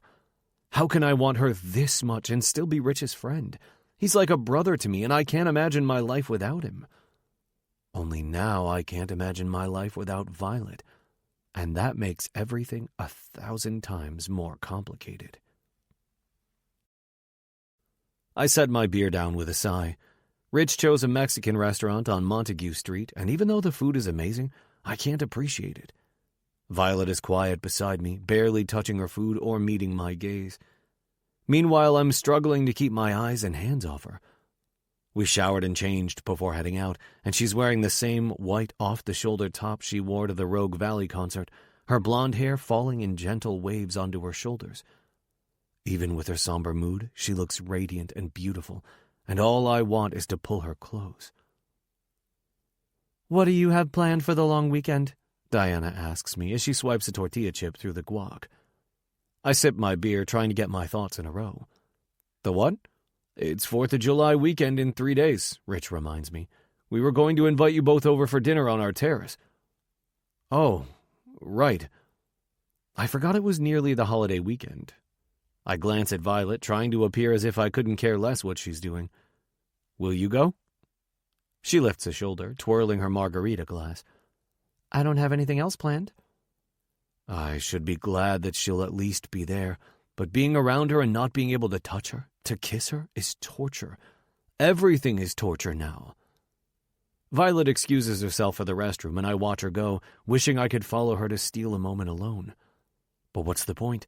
I can't keep lying to Rich. It was one thing while they were out of town, but to sneak around when he could catch us? To have to face him knowing what we're doing? I can't do that, and this afternoon was the wake-up call I needed. Unless you're planning to spend the weekend at the lake, Diana adds, bringing my thoughts back to the conversation. The lake. An idea germinates in my head, bringing with it a tiny bud of hope. Shit, yes, the lake. That's what I'll do. I'll take Violet up to the lake with me. We can spend a few days away from the city alone. We can swim, and I'll cook for her, and there will be no one to make us feel like we're doing something wrong. It might not solve all our problems, but if it buys me a few more days with her, I'll do it. Anything for that. Actually, I reach for a tortilla chip and casually lift it to my mouth. That's a great idea. Rich grins over his beer. We should all come up for the weekend. My eyebrows jump. Who are you and what have you done with my friend? My mouth hooks into a mocking smile. You've literally just got back from vacation. He chuckles. And it was a hell of a lot more fun than the office, I can tell you that. I shake my head, laughing quietly. This is not the Rich I know, and that's a good thing. But they can't come up to the lake. That would defeat the entire purpose. I'd love to have you guys stay, but I rack my brain for what I can say to put them off, and know there's only one thing for it. I've actually, met someone, I begin, treading carefully. I don't want to lie, and this gives me the chance to be somewhat honest. I was hoping I could spend the weekend with her up there. Diana's face breaks into a grin. That's great, Kyle. Tell us about her. The corkscrew of guilt turns in my gut. I should have seen this coming. Well, it's new, and I'm not really ready to talk about it yet. At least that much is true. But I shake my head, looking down into my beer bottle in an attempt to hide my smile. She's amazing. Then I fold my lips closed to stop myself from blurting out words I can't take back. Words like, she's your daughter, and I think I'm falling in love with her. Diana reaches for my hand and squeezes. I could tell something was different about you. It's wonderful to see you happy. Thanks, I murmur, unable to meet her eye. I don't know if she'd feel the same if she knew who it was we were discussing, but one problem at a time. All right. Rich sends me a sly smile. We can do the holiday weekend without you if it means you're finally getting back out there. He loads a tortilla chip with black bean dip, changing the subject, or at least he thinks he is. How's it been working with Vi? She giving you any trouble? She's giving me many things, but trouble isn't one of them. I can feel the heat on my neck as I shake my head. She's been great, I say, trying my best to keep my tone even. I remember how worried she is about impressing Rich and add, very good at what she does. She's the reason the entire project is running so smoothly. It's easy to say because it's the absolute truth. Rich beams at me. I knew she'd be great. He reaches for Di's hand with a proud sigh. Our little girl is all grown up. There's a punch of nausea in my stomach. God, I hate when he calls her that. Rich's gaze swings back to me with a genuine smile. Thanks for looking out for her on this project. I drop my gaze to my drink, giving a stiff nod. Overcome by so much guilt, I can't look at him. Instead, I set my beer down and rise from the table, needing a second to stew in my self-loathing alone. Could you excuse me for a moment? I have to make a quick call. I make a show of pulling my phone out as I step away from the table and head to the back of the restaurant, looking for the restroom. It's around a corner and along a corridor, and I find it just as Violet steps out. My heart lifts at the sight of her. She's so lost in thought, her head bowed, she almost walks right past me. Hey.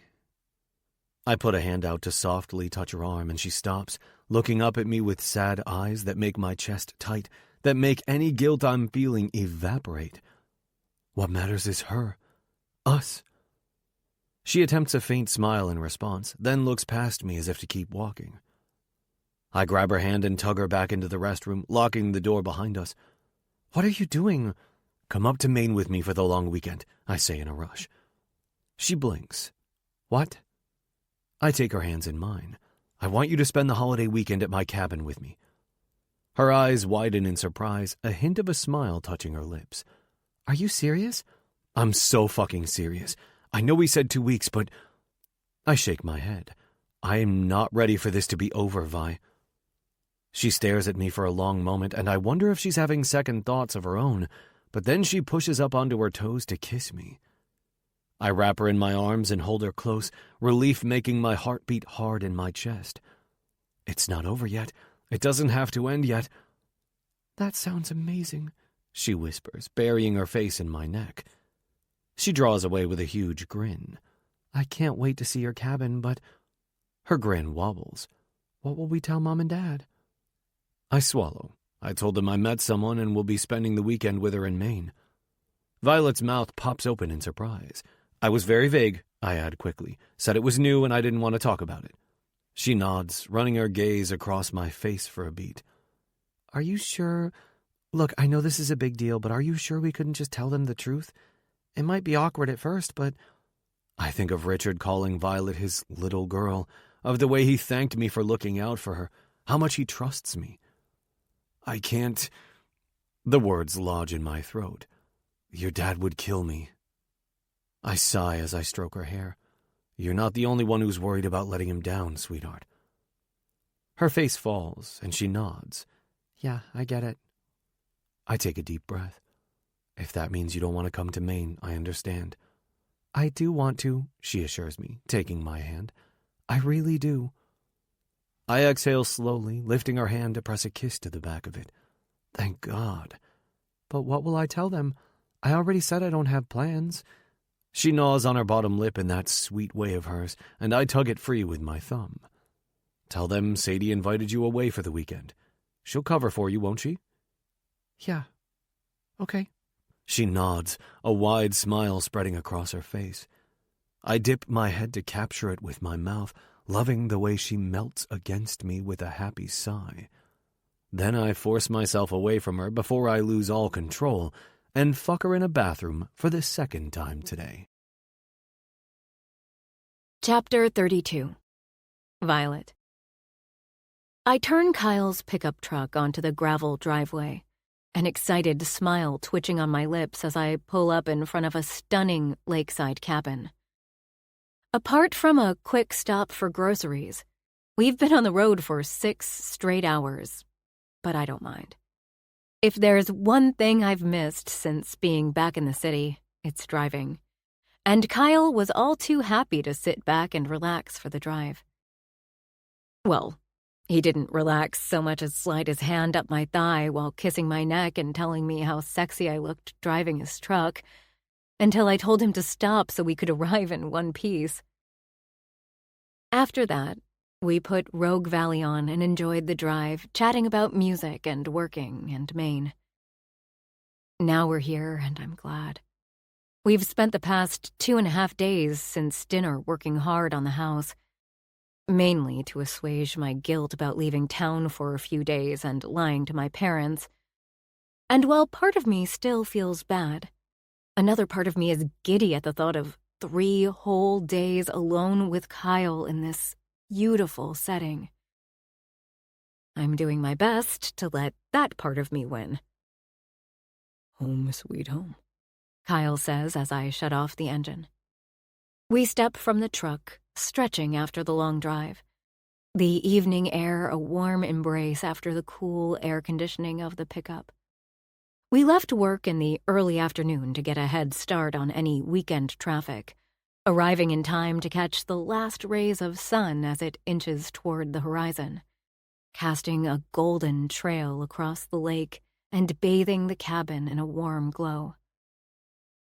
My breath catches as I take in the view before me. The cabin is clad in natural cedar shakes, with a red metal roof and a screened-in porch to one side. It sits at the edge of the lake, perfectly placed to capture the vista of the water shrouded in pine trees. I know there are other cabins nearby, but as I follow Kyle to the porch, I can't see anyone else. It feels like we're alone in the wilderness in the best possible way. Kyle sets our bags down to open the door, then leads me inside. He flicks on the light as the sun sinks further behind the forest across the lake, and I step into a large, high-ceilinged room. I twirl on the spot, marveling at the space as I take it in. The living room and kitchen are open concept, with wooden beams spanning the cathedral ceiling above, and a front wall that's almost entirely glass, designed to maximize the view over the water. There's a wood stove in the corner, and I sigh dreamily as I imagine sitting by that stove in the winter, looking across the frozen lake.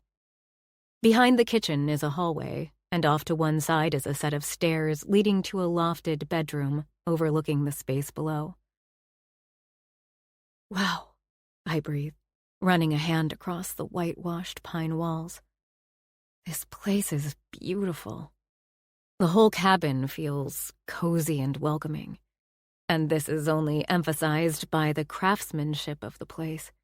The detail in the wooden banister on the stairs, the cabinetry in the kitchen, the rough oak dining table. I can see Kyle's touch everywhere I look, and my heart feels like it could burst at what this man can do.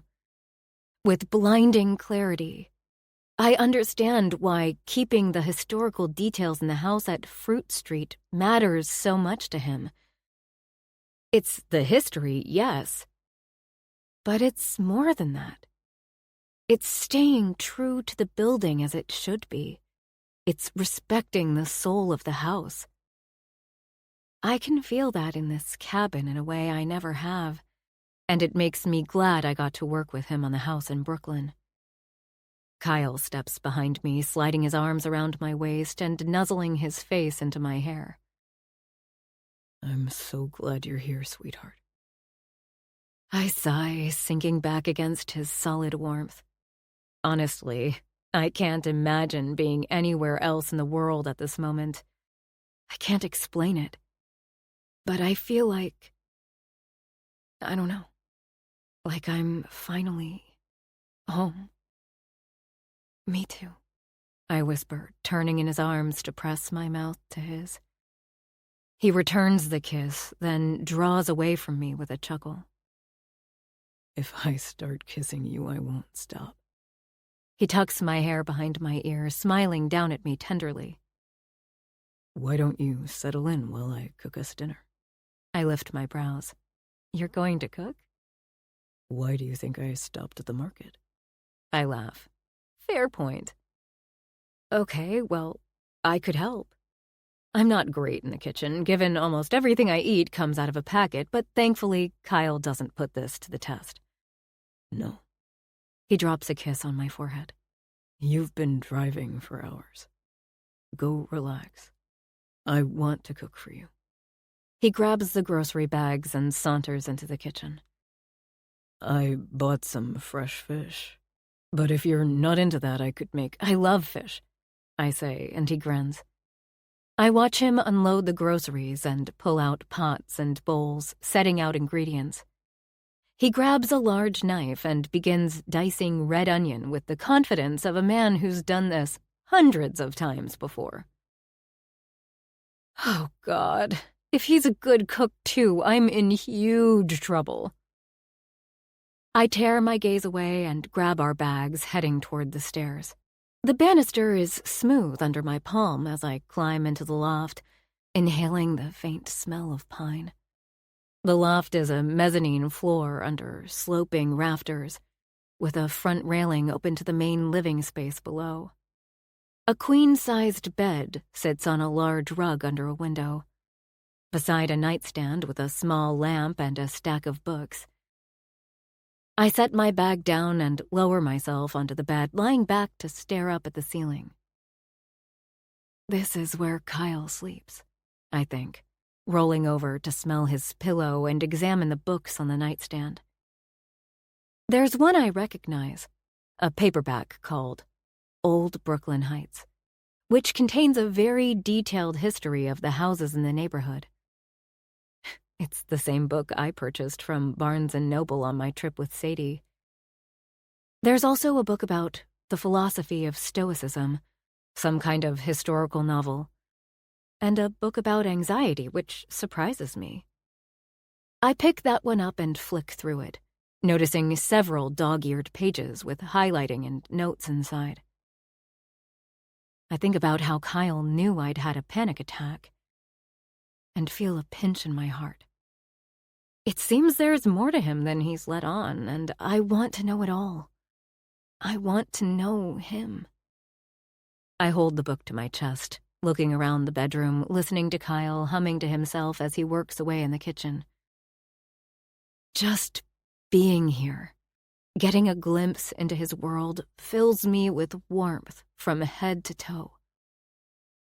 I stretch out on the bed with a sigh, feeling more at peace than I have in ages.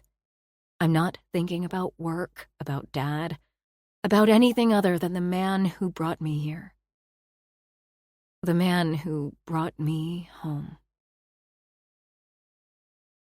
I wake to a hand stroking my cheek. Dinner's ready. I suck in a breath, bolting up, wondering where I am. Through bleary eyes, I see Kyle perched beside me with an amused smile. Right. I'm on his bed, in his cabin. Sorry, I rub my eyes. I must have dozed off. I'm not surprised, he says affectionately. It was a long drive, and you've worked your ass off the past couple days. And let's face it, this bed is a lot more comfortable than the air mattress. I stretch and yawn, my nose picking up the scent of food. My stomach rumbles, and I'm suddenly famished. You mentioned something about dinner? Kyle rises to his feet with a chuckle. Yep, it's downstairs. I stand too, and he pulls me close, brushing his mouth over mine. Having you here in my bedroom. He shakes his head.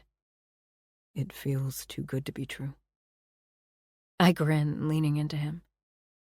I can assure you, it's not. And as soon as you've fed me, I'll make that very clear. Heat simmers in his gaze, but he steps back and motions to the stairs, clearly fighting the urge to skip dinner and go straight to bed. I follow him across the loft, watching him duck in what I can only assume is a habit. With his height and the slope of the roof rafters, it wouldn't take much for him to smack his head. Downstairs, he leads me out onto the screened-in porch where he's set up dinner, laid out with candles that flicker in the warm evening breeze. He's crammed the table with dishes, and I cast my eyes over the spread in wonder. What is all this? Ceviche, cilantro lime rice, tostadas, salsa, and guac, he says, boyishly proud of his efforts. My heart does a backflip as I glance from him to the food. No man has ever cooked for me like this before. If it tastes half as good as it looks, I might have to keep him. He hands me a glass with a grin.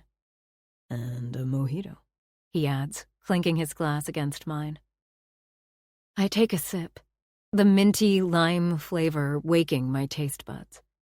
Wow, that's good.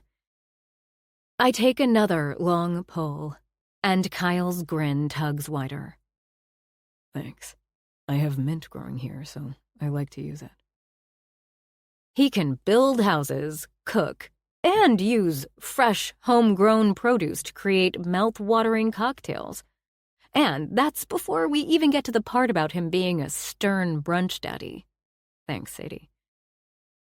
I'm well and truly fucking screwed. He motions for me to sit at the table, and I do, watching as he serves up the meal.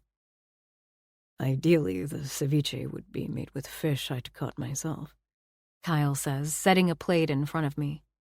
But the market catch is fresh today, so it's the next best thing. I remember him saying he likes to fish, and he plays guitar. And then there was that whole law career he used to have. I marvel at this man before me, seeing him in a new light. Is there anything he can't do?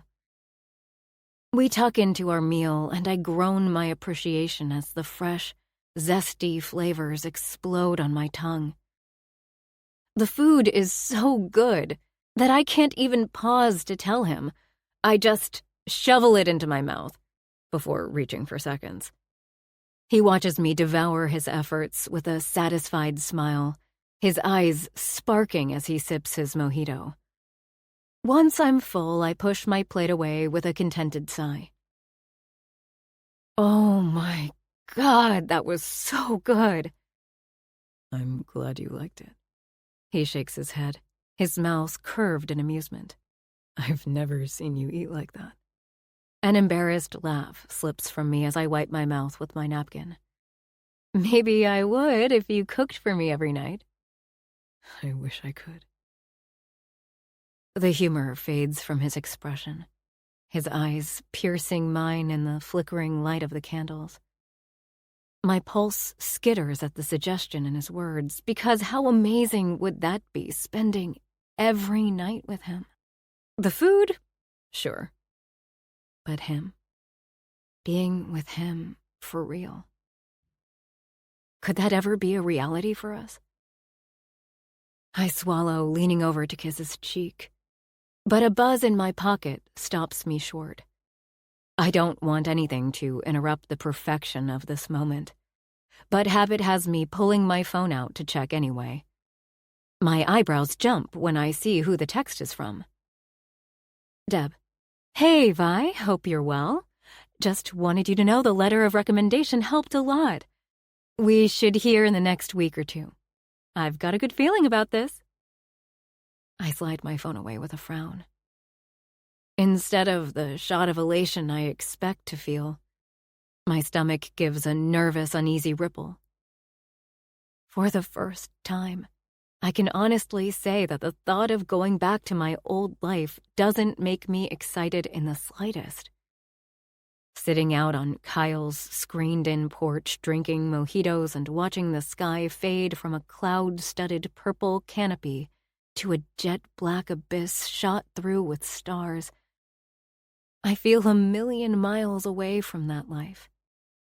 From the person I was in that life. When this project wraps up, I'm supposed to go back to it. I have my car and my apartment, and now I might even have my dream job waiting for me. But what if I don't want that anymore? What if what I want is everything I've had over the last month? Work, sure, but finding satisfaction in doing less of it and balancing it out with more of everything else, including this man beside me. Would that ever be possible? Does he want that too, and more to the point? Could we find a way to make it work with that? If there's one thing I know after this evening, it's that I'm not ready for this to be over either. Not now. Not in a week from now. Maybe not ever. I'm falling in love with Kyle, and I'm not ready to let him go. Chapter 33. Kyle. This place is paradise. Violet drops into the Adirondack chair beside me with a happy sigh, kicking her feet up onto one of the rocks surrounding the unlit fire pit in front of her. I agree, my face tilted to the mid-afternoon sun. We're a few feet from the lake on the lawn below the cabin, drinking mint juleps. I roll my head to the side, lazily gazing at Violet as she reclines in the sun. She's wearing that same purple cotton sundress she had on in the backyard when I had my way with her at Fruit Street, only this time it's over the top of a bikini. We've spent the past 2 days swimming in the lake, eating fresh food, listening to music, and having so much sex I'm surprised my dick hasn't fallen off. Tonight is our final night before we head back to New York tomorrow, and like the last time, I wish it wasn't about to end. In fact, it seems to hurt even more now. When I decided on the spur of the moment to bring Vi up here, I'd been thinking about getting out of the city somewhere we could be alone.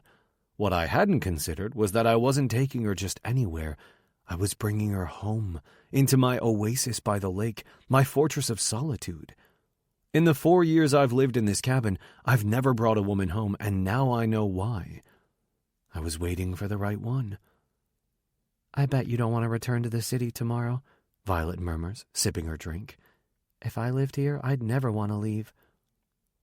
I turn her words over in my mind. As much as I've enjoyed being home, even more so with Violet here, the quiet surroundings aren't soothing me like they used to. I can't quite believe it, but I think I miss the buzz of the city. I'd assumed that going back there would be triggering after everything I experienced, and while it took me a while to settle in at first, lately it's been totally different. I'm not at the firm, and being in Violet's company has changed everything. Then there's the work itself, the challenge of tackling a major project and working with a team. Violet was right. I have missed the challenge of harder work. I just hadn't realized it. In fact, I hadn't realized a lot of things until I met her, like the fact that during the past 4 years I've become a bit of a recluse, hiding away in my cabin and only choosing projects I knew I could handle on my own. Working with Violet, with her relentless drive and ambition, has reminded me of how good it can feel to immerse myself in a project I'm passionate about. She's reminded me it's okay for work to be a source of satisfaction and enjoyment too. Violet, on the other hand, seems to have gone in the opposite direction. Since we left New York, she's barely mentioned work. Instead, she's easily unwound into the long hours of swimming, eating, reading, and generally relaxing. I didn't expect her to fit into this place so well, but she does. She fits here, with me. As I gaze at the beautiful woman beside me, I realize that's why we work so well together. We balance each other in all the right ways. Without Violet, I'm a recluse who hides from anything that might push me too hard, and without me, she's a workaholic who never lets herself rest. Together, there's harmony. Would you ever consider staying in the city? I hear myself ask. Violet mulls this over as she sets her drink down. It has been on my mind, she admits. I'm not sure I really want to go back to the West Coast, but my life is there, and if I get this job... What if you got a job in New York? She pushes her sunglasses up onto her head to look at me properly. That would be great, but I don't have contacts there. You have me. Her mouth quirks into a smile. I mean for work. I set my own drink down, trying to ignore the anxious twinge in my stomach. I do too. The crew spoke to me about starting a company doing historical restorations full-time. Well, it would be my company and they'd work for me, I add, thinking of how they phrased it. Or it could be our company. Violet's lips part in surprise. What are you saying? I'm saying that you were the reason this project ran so smoothly, that you could maybe stay in the city and work with me on more projects. There's another uneasy ripple in my gut, and this one is harder to ignore. Am I really considering leaving the carefully constructed comfort of my life here to start over in New York, the city I intentionally left behind? She stares at me. As a business partner, or... I nod, my heart drumming as I say the next words. Yes, as my business partner, but also... I swallow. As more. It's not until the words are out of my mouth that I realize how badly I want this. I don't want to live like a recluse in my cabin anymore, afraid of my life getting messy again. After these past few weeks with Violet, there's no way that could ever be enough for me now, even if the thought of appending my whole life makes my pulse surge. Her face lights with an incandescent smile. Are you serious? It's the smile that calms my nerves, that reminds me why I'm even considering something that 2 months ago would have had me running back to Maine with my tail between my legs. I don't want this to end, Vi. Not after this weekend. I just don't want it to end. I take her hand in mine. Do you? No, she whispers, eyes moving over my face. But there's more to this than just us, right? What about Dad? I grimace, feeling that familiar gut punch of guilt. God, I can't even think about that. She gives a deep sigh. You're going to have to think about it. Yes, we could both move back to New York, and yes, we could work together, but we can't actually be together if we don't tell Dad about us. And there it is, the thing I let myself forget up here at our little oasis by the lake, the thing that's really standing between us and happiness. Violet twists in her seat to face me squarely. Why are you so reluctant to tell him? I understood when we didn't know what this was, but we're talking about building a future together. We can't have that without him knowing. I look down at my hands, my stomach sinking. She's right. We can't have that life without him being on board, and I can't imagine any scenario in which I tell him and he's okay with it. Anxiety rises within me. Your dad was there for me during a really tough time in my life. He had my back when no one else did, and I took on this project as a way to repay him for everything. Then he asked me to look out for you. I shake my head. Getting together with his daughter feels to me like the ultimate betrayal. It goes against everything in the friendship code, especially after all we've been through. Violet nods, nibbling on her bottom lip. Can I ask what happened when he was there for you? When I don't answer, she adds, I saw that book about anxiety on your nightstand, and you knew I'd had a panic attack that time in class. Is that related? I sigh. I've been waiting all weekend for this question. I knew she'd seen the book because it was lying beside her the night I found her asleep on my bed, open to a heavily annotated page. That book became my Bible as I navigated my way through the transition into my new life here. I don't rely on it as much as I once did, but it comes from a defining period in my life.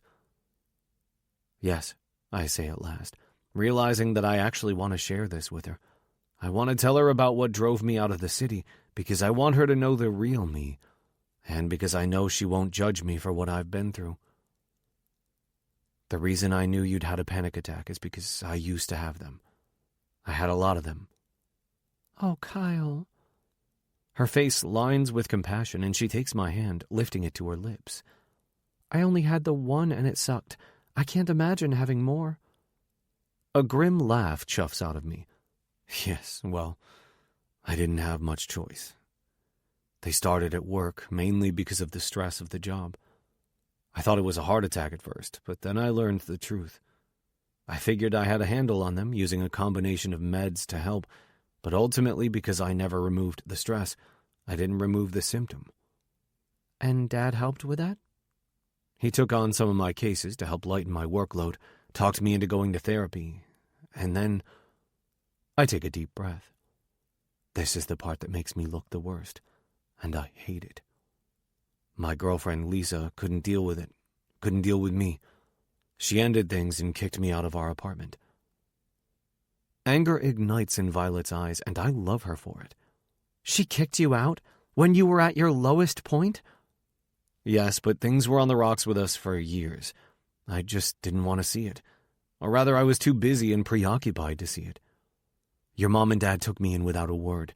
They were there for me when my whole life fell apart. Wait, she murmurs, her eyes round. I remember that. Not the details, but I remember someone from Dad's work staying with them for a while when I started at DigiSwap. That was you? That was me, sweetheart. I was a wreck, and your dad is the one who helped me get my life back together. He helped me find my place here, made sure I got a huge severance when I left the firm, and he's called me every week since to make sure I'm all good. He's truly the best friend I've ever had. Right. She gives a slow nod. That's why you don't want to tell him about us. I understand so much more now.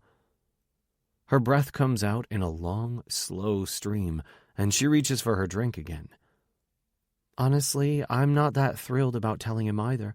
He hired me to manage this project, and instead I ended up getting together with the foreman. Hardly a model of professionalism. Not instead, I correct. You've done an amazing job with the house. Your work hasn't suffered at all. Well, she lifts a shoulder. There's also the other thing I've kept from him about my job for the last 4 years. She cringes. So really I have 2 reasons to disappoint him. She stares down into her drink, looking morose, and I watch her with a heavy heart. As worried as she might be, I don't think Rich will be half as disappointed in her as he will be with me. She's young. She's allowed to make mistakes. I'm old enough to know better. Anyway, she drains her drink and turns to me, doing her best to paint on a smile. It's a single word, but it's enough to tell me we're shelving this conversation for the time being, and part of me is relieved. I want everything we've talked about, but I don't have the answers we need right now. Violet's gaze flits to the lake, shimmering bright in the sun. Have you ever gone skinny dipping? A quiet laugh escapes me. No, I have neighbors. She gives a cursory glance over each shoulder. They can't see. Not from here, but they have a perfect view of the water. You can see their houses from the lake. A mischievous smile slides along her mouth. So? I lift my brows. She can't be serious. Old Mrs. McGrady next door would probably have a stroke if she were to glance out her front window. And then there's Tom Marley, the guy who lives on the other side of me. He's nice enough, but I've seen him leer at the young checkout girls at the local market. The thought of him getting an eyeful of Violet's perfect body makes my skin crawl. But she's already rising from her chair and pulling her sundress over her head to reveal the black bikini underneath. Her complexion is a shade darker after more time in the sun, her shoulders now dusted with tiny freckles. I think again about how much this place suits her, and how I wish we didn't have to leave. My train of thought completely derails as she unties the strings of her bikini top, letting it fall to the ground. The bottoms follow. My eyes trail her skin, wanting to touch her for the millionth time this weekend, but then I catch myself. When I meet her gaze with a stern look, she giggles. Let's go. I blink. It's hard to focus with her naked. What? I'm going in, she says with a grin. Come on. No way. I snatch up her dress, holding it out with a frown. I love every inch of her curves, but they're for my eyes only. You can't go out there like that. Her brow arches in challenge.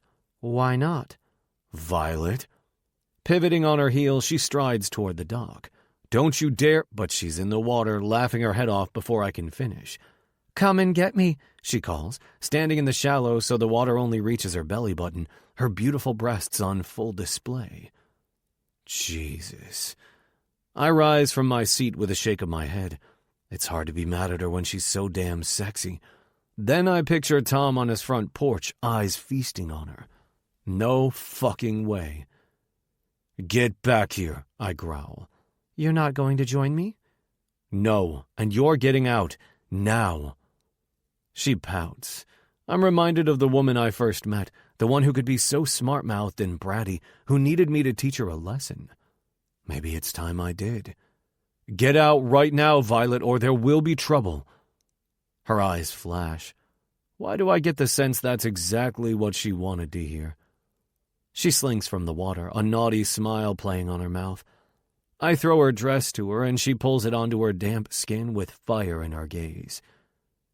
Come here. I reach for her, but she sidesteps me, heading defiantly into the house. Violet, I warn, starting after her, and she shrieks playfully as she tears up the steps. I follow her inside, grabbing her wrist as she heads for the stairs to the loft. I don't want her there. I want her here, on the sofa. She gives a gasp of mock surprise as my hand closes around her wrist. What are you doing? I told you not to go out there naked. What the hell? She glares at me brazenly. And I told you not to tell me what to do. I shake my head in disbelief. She's doing this on purpose, surely. She's trying to push my buttons like the old days, and God, I want to play along. Sweetheart, I say, a wicked laugh rumbling from my chest. You know that's not how this works. A whimper comes from her mouth as I push her down onto the sofa, but it's not a sound of shock or pain. It's a sound of arousal. Her hands move to her thighs, inching her dress up slowly, teasingly, and my cock flexes at the searing heat in her gaze. You're right, she purrs. I was bad. I guess the question is, what are you going to do about it? I lower my mouth to hers, close enough to kiss, but refusing to touch. I have an idea. Chapter 34. Violet. Kyle yanks me up, spins me around, and pushes me forward until I'm on my knees, arms along the back of the sofa. He's always been a take-charge kind of guy when it comes to sex. But there's something about the rough way he handles me now that makes heat rush to my core. His hands push my dress up, exposing my bare ass, and excitement sparks in my abdomen when I glance back to see his dark gaze riveted to my backside. What's he going to do? It doesn't matter. What matters is that I've distracted us both after that conversation by the lake. I still can't believe he asked me to stay in the city with him. That would be amazing. But unless he's prepared to tell Dad the truth, it can't be a reality. Talking about his panic attacks, about how much Dad supported him, made it pretty clear why he's so reluctant to tell him. That's not going to change. As hard as it is to swallow, maybe Kyle and I were only ever meant to have a few weeks of fun. The thought makes my heart wilt, but I push that feeling aside. This is exactly why I wanted a distraction. I don't want to think about the difficult things to come. I want to have fun with him now while we still can. And it was all too easy to push Kyle's buttons like I used to. I've almost missed his grumpy side. I told you not to go in the water. Kyle growls behind me. His hand strokes my butt cheek. Feathers soft and goosebumps rise on my skin. I know. I wiggle my butt, realizing that what I want is for him to spank me. It makes me feel like some sort of deviant craving that, but I don't care. I want him to hurt me just a little, then make it feel better. His hand lifts from my ass cheek, and my heartbeat quickens in response. When it lands again with a loud crack, I jump in surprise. It takes a second for the sting to come, but when it does, I suck in a sharp breath. The pain gives way to a rush of pleasure almost instantly, and wet heat pools between my legs. Again, I want to beg. Again. I glance at him over my shoulder, trying to let him know how much I like it. There must be something on my face that makes it clear because his eyes glint as he lifts his hand again. You didn't listen, Violet. This time the pain is more of a hot burn spreading through my lower half like melted honey. I let out a low groan and lift my butt higher. No man has ever treated me like this, and I can't believe how much I love it. Now I know what's been missing from my sex life this entire time. Only bad girls don't listen. Kyle's hand meets my ass again, and I whimper, squeezing my thighs together.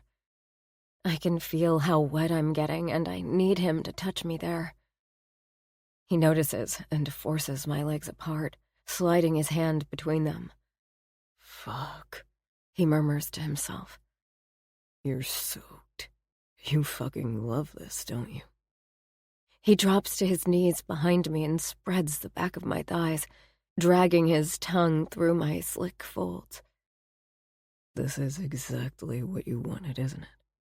For me to spank your ass and tell you that you really shouldn't be such a brat if you don't like the consequences. He's right. It is what I wanted, even if I didn't realize until his hand struck my backside. But he's wrong about the rest. Because I do like the consequences. I fucking love them. I'll be his brat anytime if this is how he responds. I want to tell him this, but I'm dizzy from the way his tongue is stroking my clit and dipping inside me. His hands are on my ass cheeks, massaging the pain away as his tongue slides across me. I'm not prepared for the way he licks higher to a place I've never been touched before. I inhale a short breath of surprise, and he hesitates before touching his tongue to the tight ring of muscle again, his fingers circling my clit as he does. I can't help the moan that escapes me. My head spins from the pleasure, from the way it feels so naughty but so damn good. He kisses his way up my back, peeling my dress over my head as he rises to his feet again behind me. You like that, sweetheart? You like me touching you there? I give a tiny nod, unable to meet his gaze because of the heat coloring my cheeks. Yes, I like him touching me in the most intimate of places. But part of me is too shy to admit it. I thought you did. He lets out a low, rough chuckle. You can tell me. Tell me you like the way my tongue feels on your perfect ass. Jesus fucking Christ. My breath stutters at his filthy words. I press my legs together, desperately needing friction, and I can feel the slickness running down the inside of my thighs.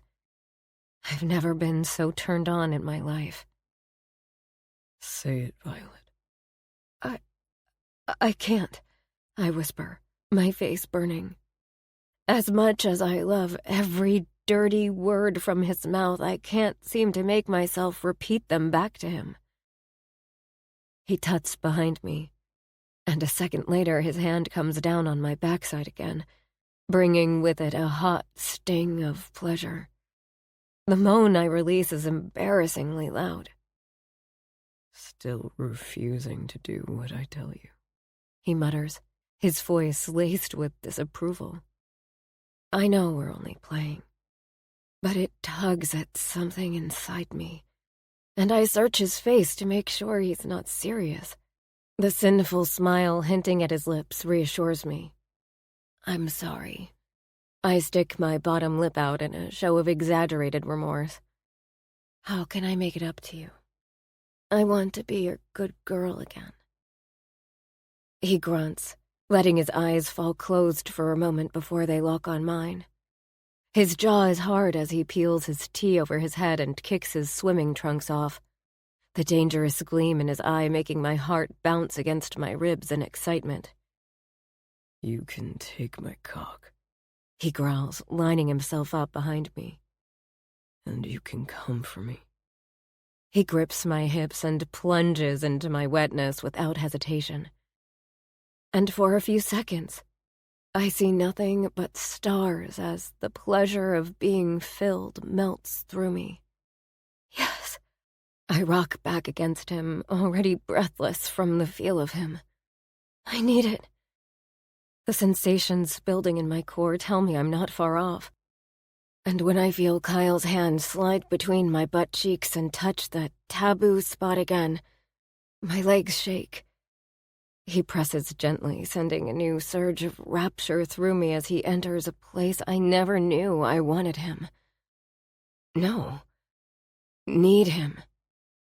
Fuck yes. Kyle grits out when I moan. Now come on my dick like the good girl you are. That's all I need to hear. The wave crashes over me and I lose myself in sensation as Kyle buries himself to the hilt, scooping an arm under my stomach to hold me up as I become boneless with pleasure. He's chuckling when I finally come to. I lost you there for a moment. I shake my head, vision blurred. I've never come so hard in my life. He lets out a groan, stepping away and withdrawing from me. I'm instantly hollow at the loss of him. But he lowers himself onto the sofa beside me, gathering me onto his lap, and I swing a leg over to straddle him, guiding him back inside me. I want you to come again, he says, his hot breath tickling my lips. Write me, sweetheart. Honestly, at this point, I'd do anything he asks. I lower myself fully onto his length, sighing at how hard he is, at how well he fills me. He tips his head to take my nipple in his mouth, sending a zing to my core when he pulls it roughly between his teeth. He feels so good at this angle that I can't help but take my time, slowly moving myself up and down his shaft, reveling in the sensation of him filling me so completely. We fit together in a way I've never fit with anyone. And before I can stop myself, I say, I was made for you. Kyle's gaze meets mine from under hooded lids, his cheeks flushed as I work myself on him. He opens his mouth to say something, then closes it, swallowing the words.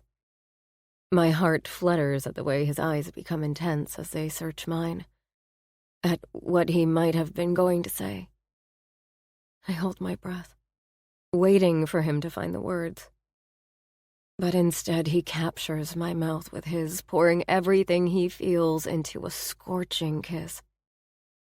His hands cradle my head as he thrusts up into me, our breaths mingling with a sudden desperation that wasn't there a moment ago. God, Everything about this man makes me weak. I'm in over my head and I don't know how to get out. I don't want to get out. I want to drown in him. I try to focus on the physical sensations as our bodies move together in a frantic rhythm. But my chest aches too much. I wasn't supposed to fall this hard, and now it's too late. It's way too late. I love watching you ride my cock. Kyle rasps, eyes hazy as he rocks up into me. I love it. I love. Fuck. He curses quietly to himself, the movement of his hips stilling, the haziness in his eyes clearing as he swallows hard, focusing on me properly. I love you, Violet. I love you so damn much it hurts. My heart stops. For a split second, I think I've imagined him saying those words. But the vulnerability in his expression tells me I heard right. He loves me. The words catch in my throat. He loves me. His hand smooths my hair tenderly. You don't have to say anything back, he murmurs. But I shake my head, needing him to know. I love you too. I stroke a hand softly over his bearded cheek, huffing a tiny laugh. It wasn't part of my plan, but I fell in love with you anyway. The relief in his eyes tells me everything I need to know. He bared his heart to me, not knowing whether I'd say it back. But hearing those words from him makes my heart fill my chest. How could I not love him? Then his mouth is on mine again, our kiss imbued with a new depth as we hold each other close and move together. This time when I come, he follows, clutching to me like he never wants to let me go. Chapter 35. Kyle. The pounding of my heart wakes me. I'd dreamed I was back in court, but instead of being the attorney I once was, I was the one on the stand being cross-examined by Rich, no less. I couldn't speak. Literally, my mouth didn't work in that strange way that happens in dreams. The funny thing is, Rich was trying to prove my innocence, but I knew I was guilty, and when they told me I was free to go, my legs wouldn't move. Rich was leaving without me, and I was stuck. Panic clutched at my chest, waking me in a cold sweat.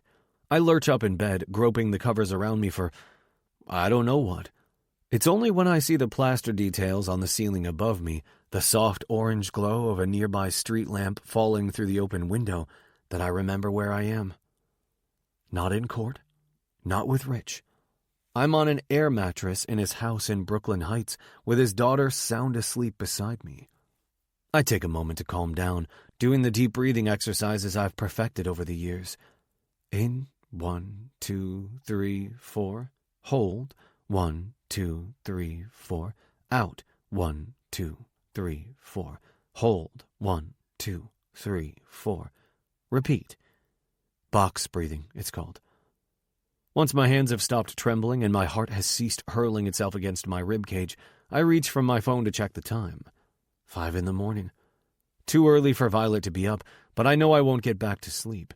Not after being woken by what I'm certain was the start of a panic attack.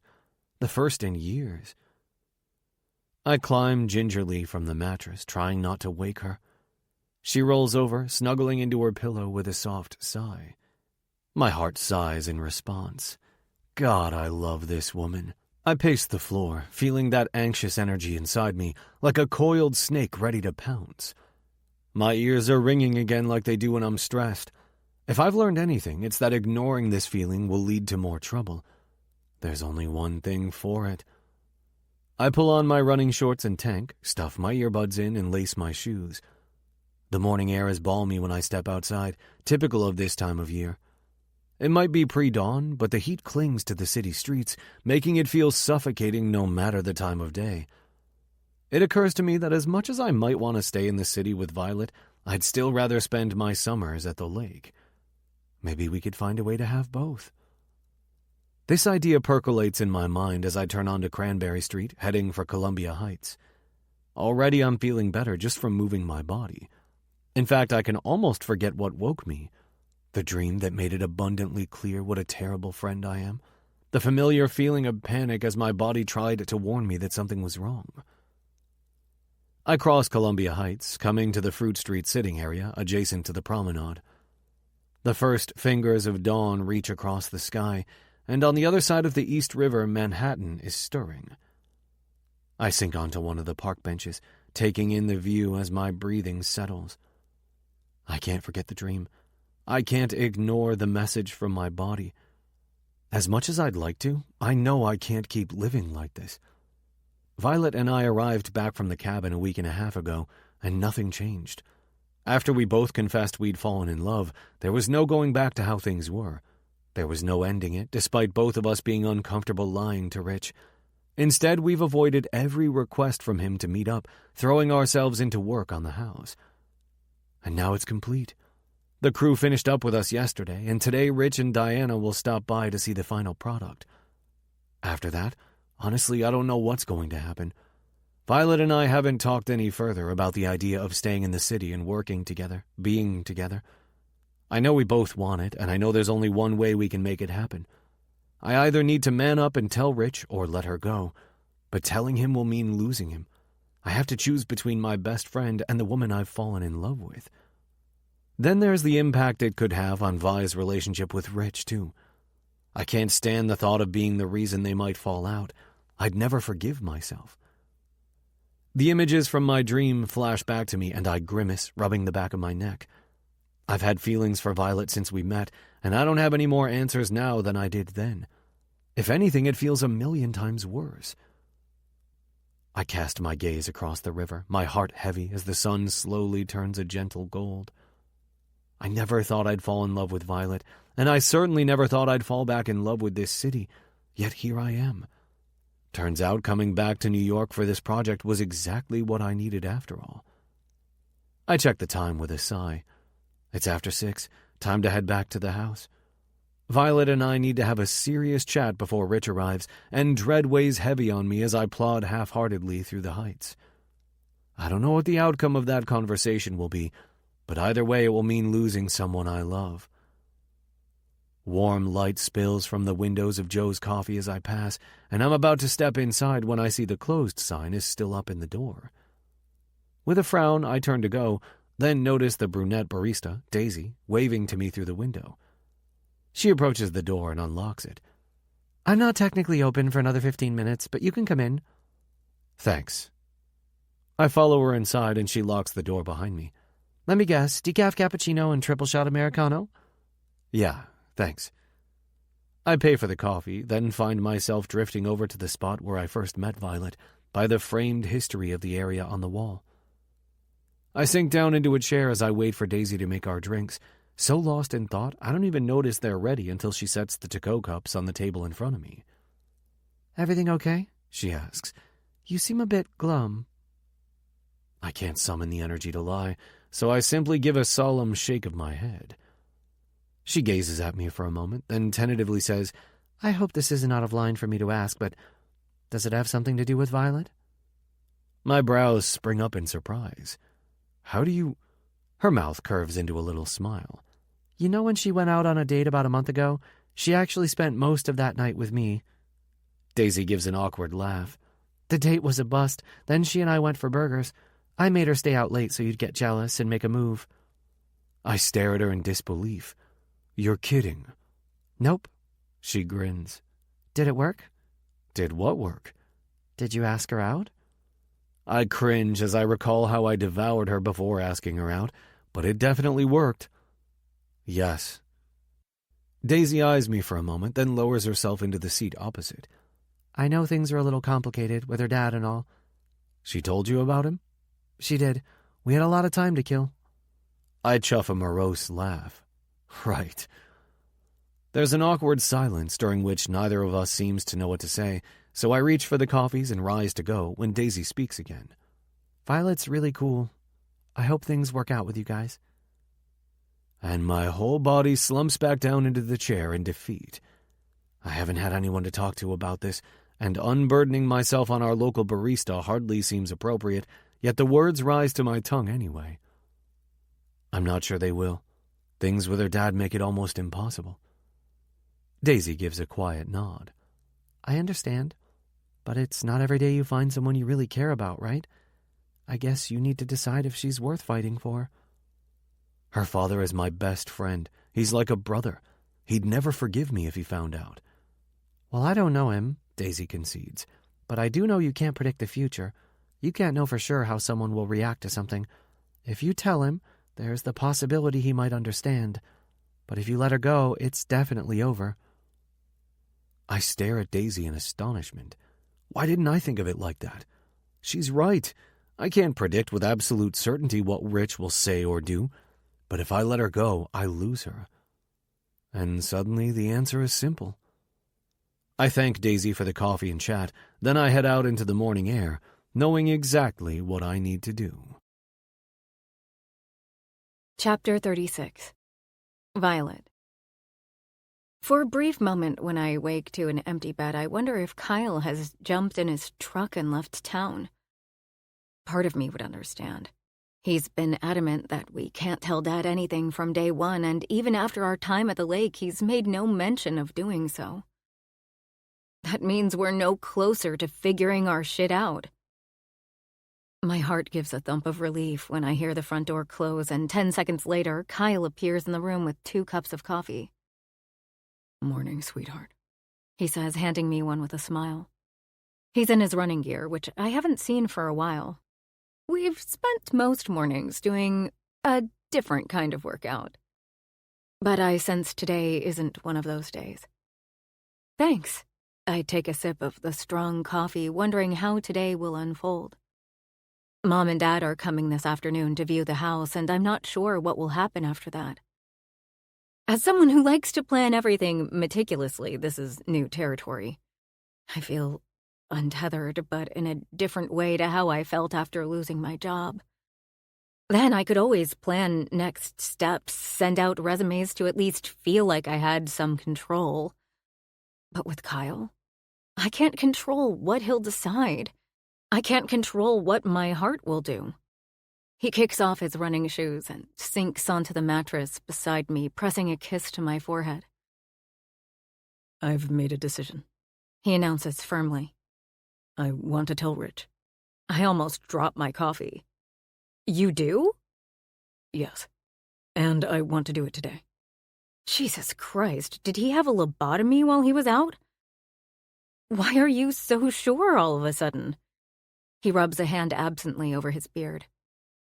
I almost had a panic attack early this morning. Oh, shit. I twist to face him properly. Why didn't you wake me? He cringes, letting his gaze fall from mine. I managed to stop it, and I didn't want to bother you. I think back to what he said at the lake, about Lisa getting annoyed with him and eventually ending things. No wonder he wanted to keep it from me. But I'm not her. I'm someone who knows what a panic attack feels like, and I'd never wish that upon anyone. Hey, I touch his arm gently. You never have to hide that from me. I want to be there if they happen, okay? I want to help. I haven't had one in years, he murmurs.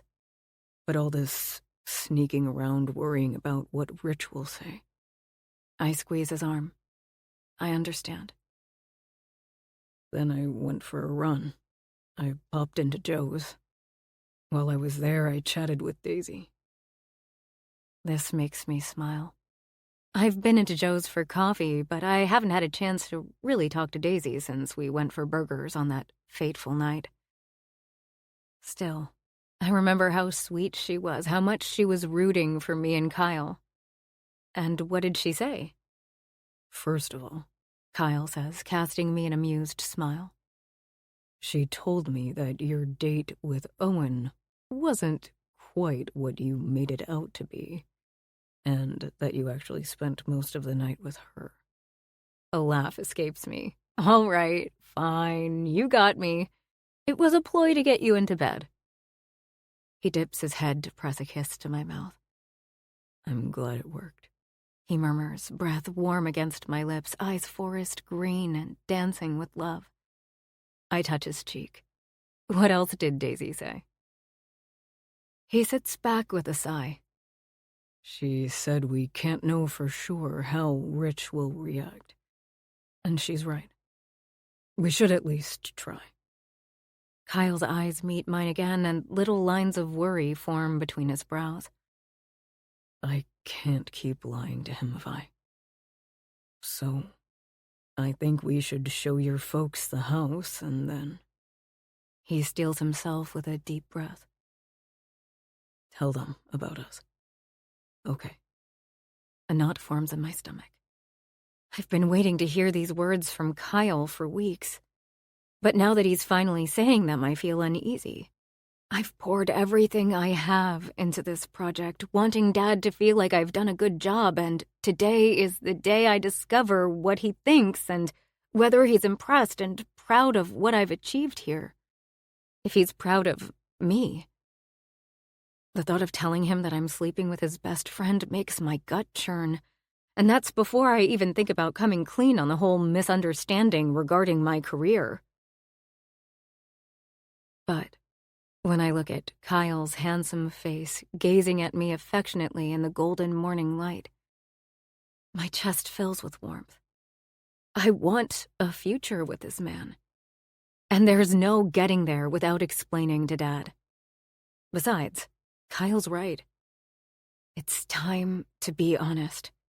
I can't keep lying to my parents about any of it. Okay.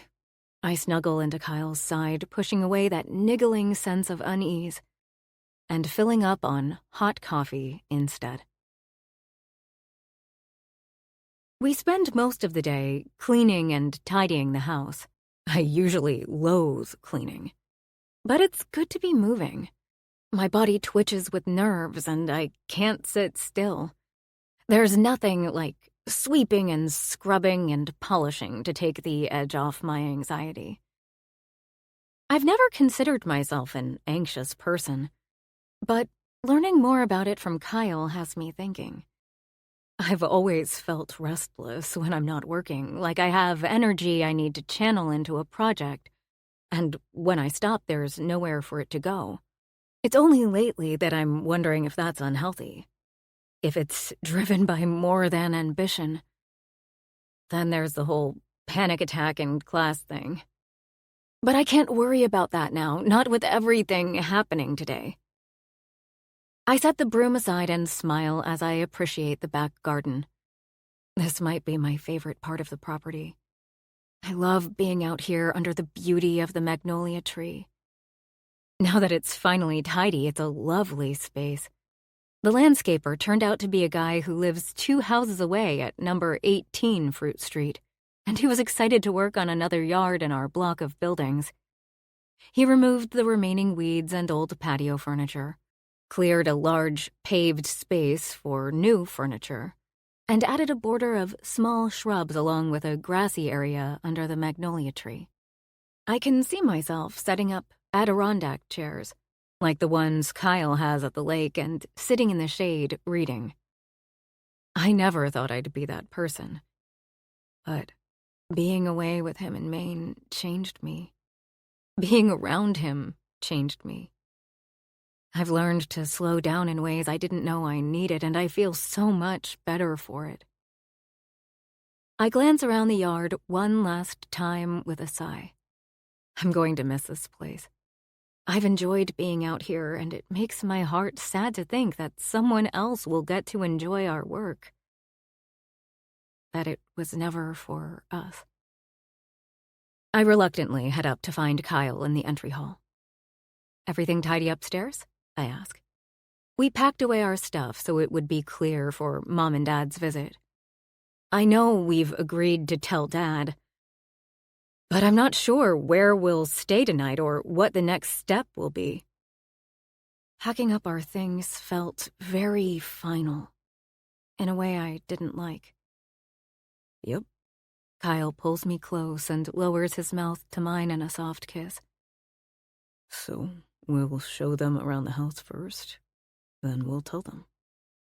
I nod, swallowing against the nerves that rise rapidly in my chest.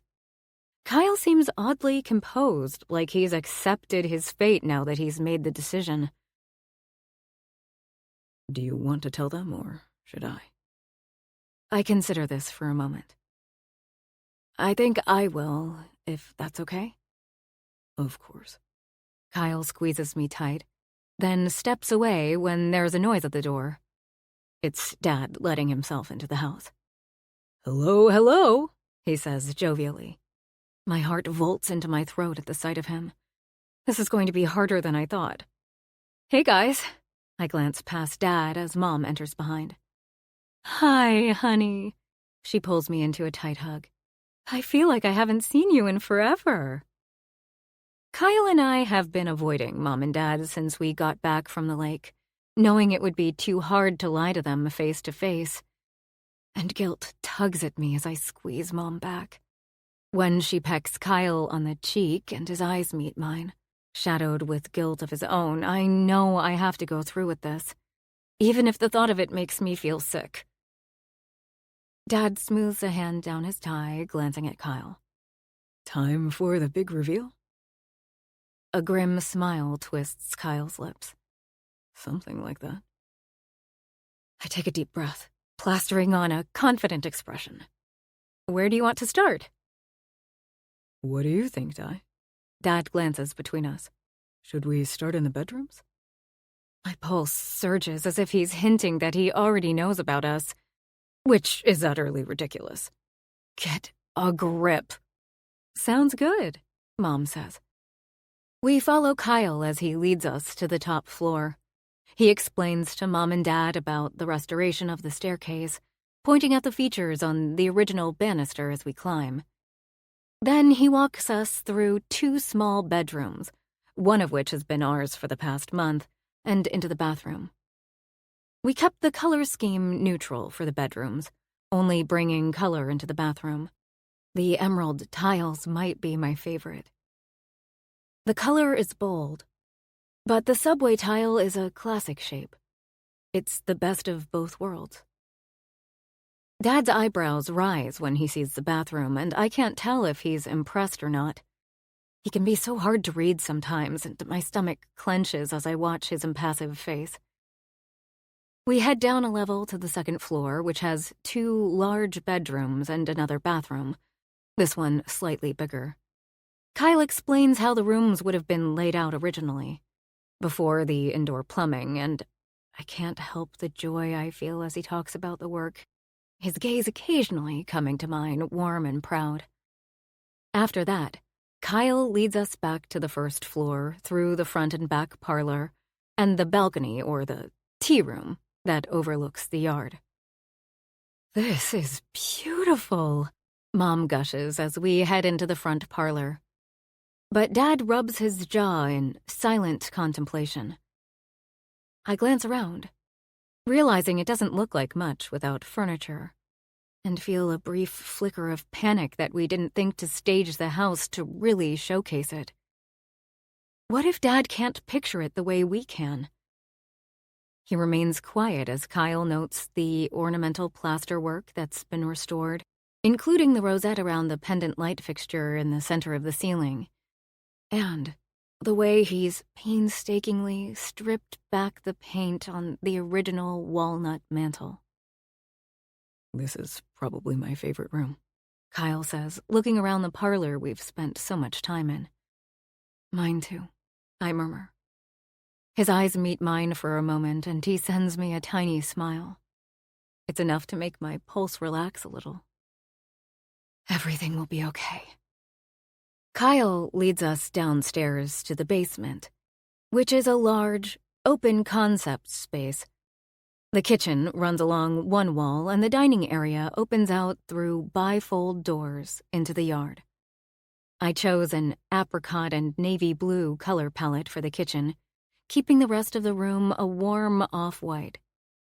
I love the simplicity of the color scheme, how it feels fresh while still respecting the historical touches of the space. Mom runs a hand across the kitchen counter. I love these colors. I smile, looking to Dad for his approval as we lead him through the yard. He's still deep in thought, and my stomach nosedives as I wonder if he hates everything. He asked us for modern, and this isn't exactly that.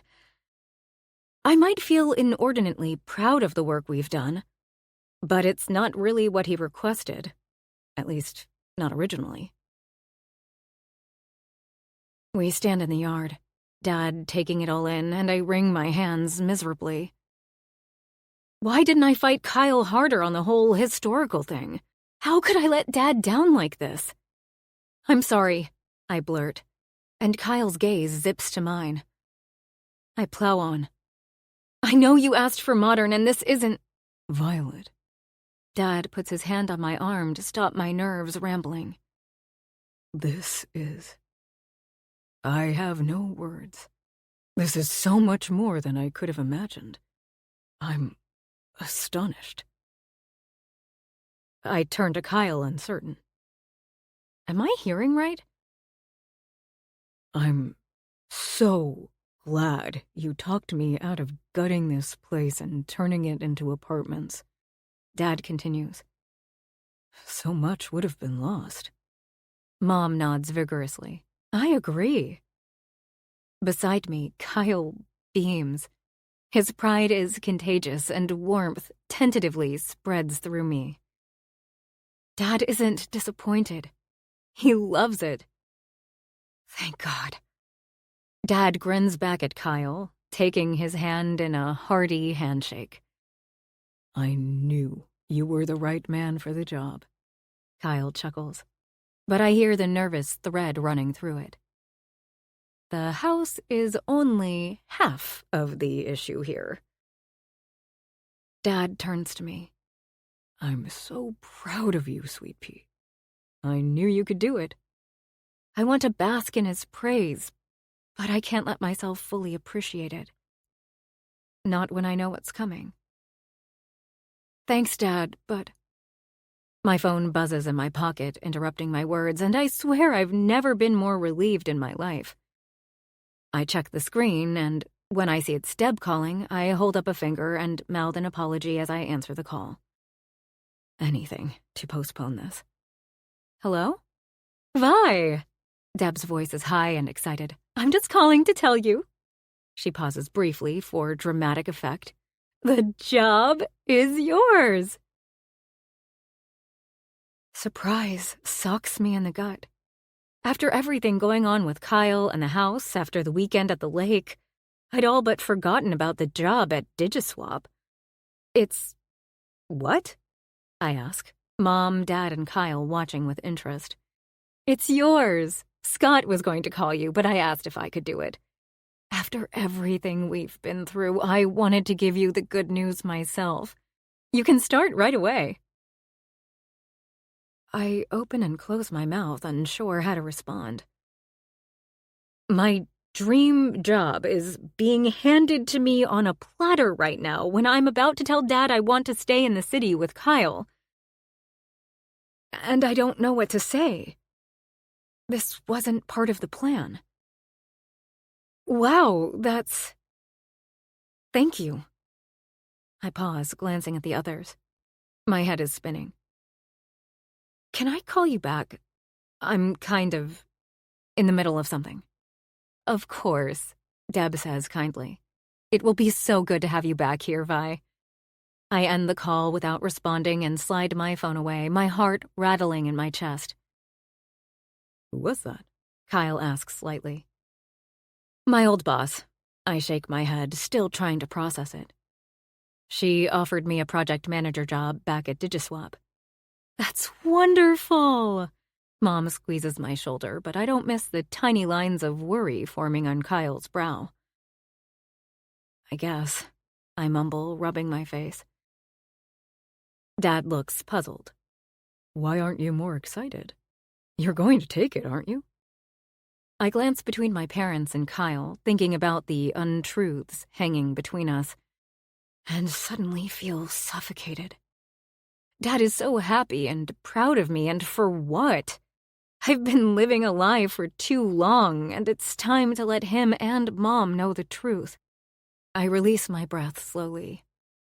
Here goes nothing. There's something I have to tell you guys.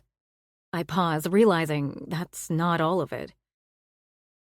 Actually, there are 2 things I have to tell you, but one at a time. Mom glances at Dad, his brows tugging together in concern. My stomach pitches dangerously. I've never been a project manager before this house project. I was an assistant to one, but that's all. I keep my gaze fastened to the floor, shame washing over me as my confession spills out. I'm sorry I let you believe something that wasn't true, and I shouldn't have accepted this job. My parents are quiet for the longest time, and when I can't stand it anymore, I force my gaze to meet Dad's.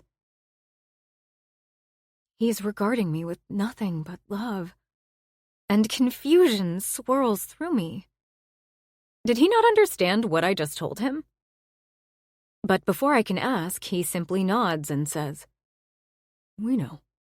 You... what? He sighs. We know about your old job, Sweet Pea. When I called your office asking for you on the day you were let go, your boss mentioned you were her assistant. She did? Yes. She told me how sad she was to lose you as her assistant. I was surprised and asked her to clarify, but yes, she said you'd been her assistant since you started at the company. I guess since I always rang you directly, it had never come up. But the way she spoke about what an asset you'd been, and how she wanted to promote you rather than let you go. Dad lifts a shoulder. I knew it didn't matter. You should have been a project manager. And that's what counts. Mom gazes at me with compassion, and I glance from her to Dad in disbelief. So you gave me the job on this house knowing I had no experience? I gave you the job on this house knowing you'd do an excellent job, Vi. I blink, absorbing this. He knows. He's known, maybe not the entire time, but he knew when he hired me. Beside Dad, Kyle gives me a gentle smile, and relief flickers faintly in my ribcage. Dad knows, and he's not mad, even though he probably should be. And look, it all worked out, he adds, smiling. You've secured the perfect job. There's a lurch in my chest. You think I should take it? Of course. Dad's brow knits with confusion. Isn't that what you've been working toward this entire time? It's the job you should have had all along. Guilt tunnels through me. I'm so sorry I wasn't honest. I'm sorry I disappointed you. He pulls me into a tight hug. Nonsense. I've never been prouder of you than I am right now, Vi. When he draws away to gaze down at me, his eyes are warm with love. You could never disappoint me. I'm 17 again, under the hot lights of that stage for the debate tournament. Only this time Dad did show up, and he's cheering for me in the audience like no one and nothing could ever mean more to him than me. Hot tears sting my eyes, and I look down at my hands while I blink them away. Kyle shifts his weight, reminding me he's there, and my stomach crumbles. I've told Dad the truth about my inexperience, and he's not angry or disappointed. I think of all the times I've worried about letting Dad down, all those times I've felt like nothing but a big disappointment to him. But I was wrong. He's never been disappointed. He's proud, prouder in this moment than ever. I can't ruin that now. I think about Kyle nearly having a panic attack this morning, about how appalled my parents will be when I tell them I've spent half my time working on this house, not actually working, but in bed with Dad's friend. Dad will take back all the lovely things, he said. Things I've needed to hear for years. And who knows what he'll say to Kyle? What if it leads to more panic attacks?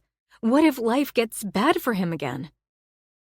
My heart slams loudly in my ears, and suddenly I realize it's too high a price to pay. For both of us. What was the other thing you wanted to tell us? Dad asks. I open and close my mouth, the words trapped in my throat as I look at Kyle.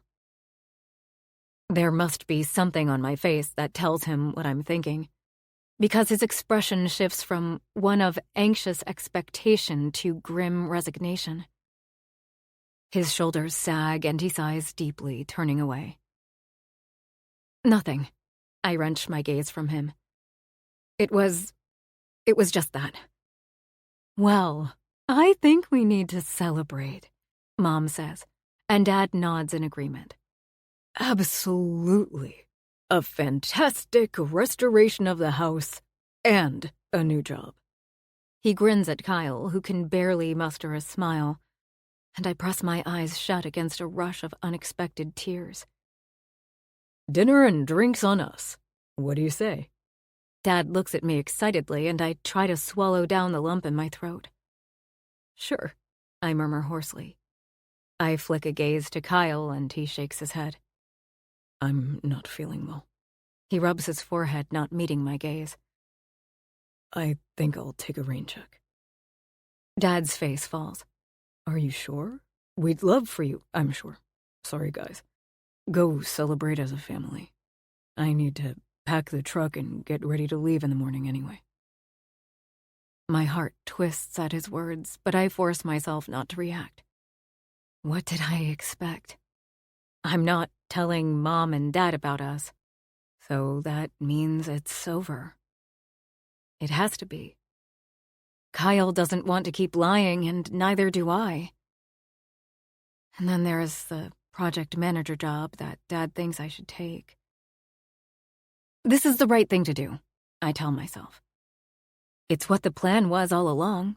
Finish this project, then get back to my real life. Dad's right, I can't turn down that job offer. And I can't hide things from him anymore.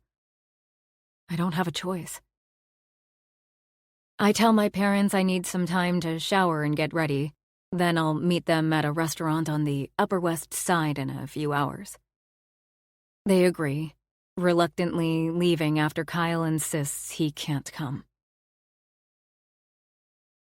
Then the door shuts, and only me and Kyle remain in the house.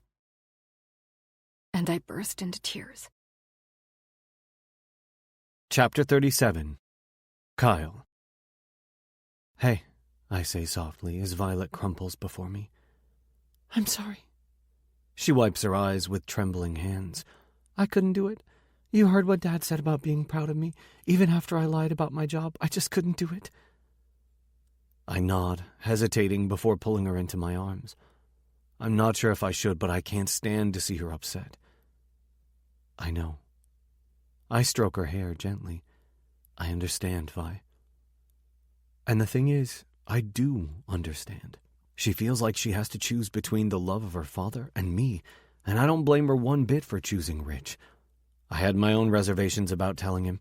It wasn't until a few hours ago I decided I was prepared to go through with it. So if she feels like she can't do it, I get that. A small part of me is almost relieved I don't have to hurt my friend. It doesn't mean my heart isn't broken, though. She looks up at me, eyes glistening with tears. I'm so sorry, she says again. It's okay. I have to force the words out, because even though it doesn't feel okay, I know it's what she needs to hear. The time we've spent together has been amazing, but maybe that's all it was supposed to be. Maybe anything more is too hard. We could try again to tell him, shh. I press a finger to her lips, shaking my head. I'd never be okay with making her do something she doesn't want to do, just like she never pressured me to tell Rich when I didn't feel like I could. I don't want to come between you and your dad. I don't have to take the job, she says feebly. You should. I wipe her moist cheek. I'd never forgive myself if I let you throw away this opportunity for me. But that means... Her eyes search mine, filling with tears again. It's over. I swallow, my throat rough with emotion. Yeah. I don't want it to be over, she says through her tears. I wipe another one away, a sharp ache piercing my chest. I don't want that either, but I think it has to be. More tears spill from her eyes, and I gather her close again, blinking as my own eyes moisten. She shakes with sobs in my arms, and I want nothing more than to kiss her pain away, but I know I can't do that anymore. Instead, I let her cry as much as she needs, knowing I won't get to hold her again, knowing that whenever she cries in the future, someone else will be the one to hold her, to comfort her. Eventually, she pulls away, wiping her face. I guess I should go to Sadie's tonight. Hopefully, I can get a flight out tomorrow. The thought of Violet going back to the West Coast and out of my life makes me want to pull her close again, to tell her she can't go. I ignore the pain lacerating my heart and nod. Unless I stay for one last night, she ventures, almost shyly. God, I want that. I want every last second I can have with her, but now that we've decided not to tell Rich, it feels more wrong than ever. And if I kiss her again, if I touch her again, I won't be able to let her go. I try to clear the thickness from my throat.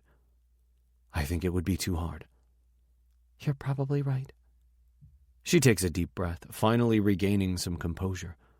I, on the other hand, feel as though I'm on the brink of falling apart. What will you do? I lift a shoulder. I'll pack up the truck and head back first thing tomorrow.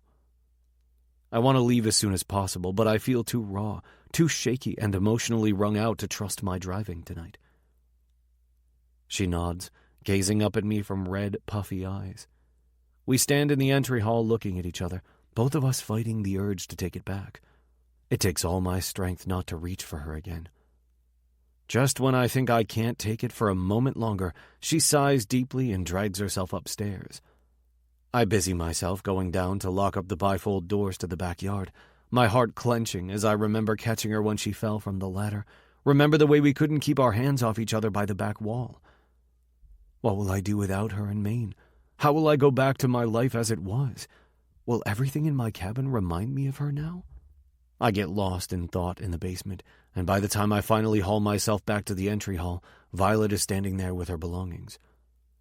I'll call you a cab, I offer, but she shakes her head. I've ordered an Uber. Thanks, though. I step forward, hesitate, then lift my hand to touch her cheek one last time. For what it's worth, the past 2 months have been the best of my life. Mine too, she whispers. Her eyes shimmer with unshed tears again. God, what am I doing? Letting her go like this? Saying goodbye to the woman whom I'm pretty sure is the love of my life? But what else can I do? I can't force her to tell Rich. I can't ask her to sacrifice her relationship with him, and I can't ask her to give up this job for me. It's me who has to make the sacrifice. She never promised me more. I shouldn't have had anything at all, truth be told, and I'm lucky I got what little time with her I did. It's time to let Violet go. It's the right thing to do. I hope the job goes well. Just promise me you won't go back to working insane hours and not looking after yourself. She lets out a small, watery laugh. I promise. Thank you for everything. She hovers for a moment, then steps up onto her toes to give me one last soft kiss. I have to clench my hands into fists to stop myself from touching her, holding her close and not letting her leave. When she steps away, my heart howls in protest. My voice cracks as I say, Goodbye, Violet. Bye, Kyle. She grabs her bags and heads out without looking back. The door clicks shut, and I slump back against it, letting the tears fall. It's not an exaggeration to say that last night was one of the worst of my life. I barely slept. I probably should have driven back last night because I feel even worse now, but I can't stay in this house for a minute longer. Everything reminds me of Violet, of our time together, and I need a clean break. I need to return to Maine and get my life back on track. Somehow. I get everything packed up and ready by 6 in the morning. It takes several trips to lug everything down to the entry hall, and on the final trip I stop short with surprise when I see Rich letting himself in through the front door. Oh, hey. I set the last of my stuff down on the pile. What are you doing here? You didn't think I'd let you leave town without saying goodbye, did you? How did you? Violet told me you were leaving first thing. I ignore the pain I feel at hearing her name as Rich holds up 2 cups. Got you a coffee? Is it decaf? Yep, I remember. My chest almost caves in with guilt and sorrow. He's the kind of friend who remembers things like that, who comes to see me off first thing in the morning. I don't deserve him. Rich studies me, head tilted. Are you still feeling unwell? He hands me my coffee with a concerned smile. I barely have the energy to take it from his hand, let alone smile in return. No, I didn't sleep well, I mumble, sipping the hot liquid. Today of all days I could use the caffeine, but I know it would only make me feel worse. You look like you've been hit by a bus. I feel it. Normally I'd laugh at this, say something smart-ass in return, but I don't have it in me right now. I shift my weight, wanting to change the subject. How was dinner? Would have been good to have you there. Violet wasn't quite herself. His brows draw together as he seems to recall the evening. In fact, she looked downright miserable. She did? I ask cautiously. The thought of her suffering makes something twist sharply in my ribcage, and I wince. Did she sleep any better than I did? Has she left for the airport yet? Does she feel as empty as I do right now? She did, although she wouldn't say why. He's quiet, sipping his coffee as he studies me. You look pretty miserable yourself, buddy. It's impossible to hide how I feel, so I give a small nod, pretending to check my bags. I don't get it. Rich gives a puzzled shake of his head. You were both so happy when we had dinner at the Mexican place. Vi was excited to go away with Sadie for the long weekend, and you'd met some mystery woman you couldn't wait to escape to Maine with. I grimace, rifling through my duffel bag as if I'm looking for something, anything, so I don't have to meet Rich's gaze. Then you finish up here, and it couldn't look better. You've blown me away with this place. He chuckles quietly to himself. But will either of you let yourself enjoy it? No. You're both leaving as if you can't get out of town fast enough. Honestly, the way you two are acting, it's as if... He trails off slowly, and I focus intently on zipping my bag back up, then rummaging through my toolbox. But there's not much I can pretend to look for in there, and when I hazard a glance at Rich, he's staring at me, the cogs in his head almost visibly turning. My blood turns to ice in my veins. Oh, shit. Oh, fuck. Please, God, don't let him figure it out. I straighten up and square my shoulders as if I have nothing to hide. Well, I should be heading... But I can't finish the sentence with the way Rich's expression has hardened into stone. Is there something I should know? He asks, his voice cool and steady in a way that sends a shiver of fear through me. What are you talking about? I attempt a light laugh, but it sounds hollow and he just shakes his head, his gaze narrowing. I'm an idiot. His mouth hangs open in shock as he pieces everything together, and I seriously contemplate dashing out the door to my truck. How the hell did I not figure this out before? His eyes flare with anger. You didn't go to Maine with some mystery woman, did you? Thankfully, this question is rhetorical because he continues, and that day when you both came downstairs all flushed. I press my eyes shut in shame. He's putting the puzzle together too quickly for me to keep up. But what did I expect? He's a fucking excellent attorney. He's right, he probably should have figured it out sooner. I was just too wrapped up in Violet to think about it. She said she had 2 things to tell me yesterday, but she only told me 1. Rich sets his coffee down, making a visible effort to stay calm as his steely gaze meets mine. So maybe you can tell me. I'm only going to ask once, and I expect you will be honest with me. I swallow, my pulse skyrocketing as I give a shaky nod. Was there something going on with you and Violet? I can hardly breathe. I don't want to tell him because this is the whole reason we broke up, but I suspect it's far too late for that now. And honestly, I'm so tired of lying to him. I can't do it anymore. Yes, I say hoarsely. His eyes darken with fury as he stares at me speechless. It's over, I add, but that doesn't make it any better. We both know I've done the worst possible thing and betrayed him. He's quiet for a long time, letting me stew in my guilt. Finally, he says, she's only 25. I know how old she is. How young, you mean? This grates a little. Yes, she's young, but it's not like she's 18. She's a strong woman who knows her own mind, and I don't think he always gives her enough credit. She's a grown woman, I remind Rich. She's my daughter, Kyle. She was vulnerable after losing her job and you thought you'd make a move? How could you— Hey, wait a minute. I raise my hands. That's not what happened. Rich folds his arms, gaze challenging me. Then what happened? I hesitate. What am I going to say? That I fought it as much as I could, but she pushed me to the point of no return? I could never throw her under the bus like that. If I'm going to lose Rich over this, I can at least make sure she doesn't lose him too. Okay, I mumble, forcing yet another lie out of my mouth. But this one is for Violet. It was my idea. I glance up quickly.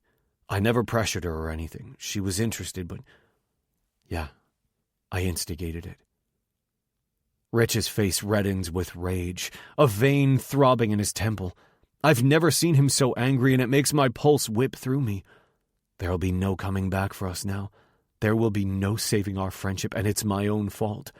I trusted you, he spits. I asked for your help. I asked you to look out for her for God's sake, and instead you took advantage of her.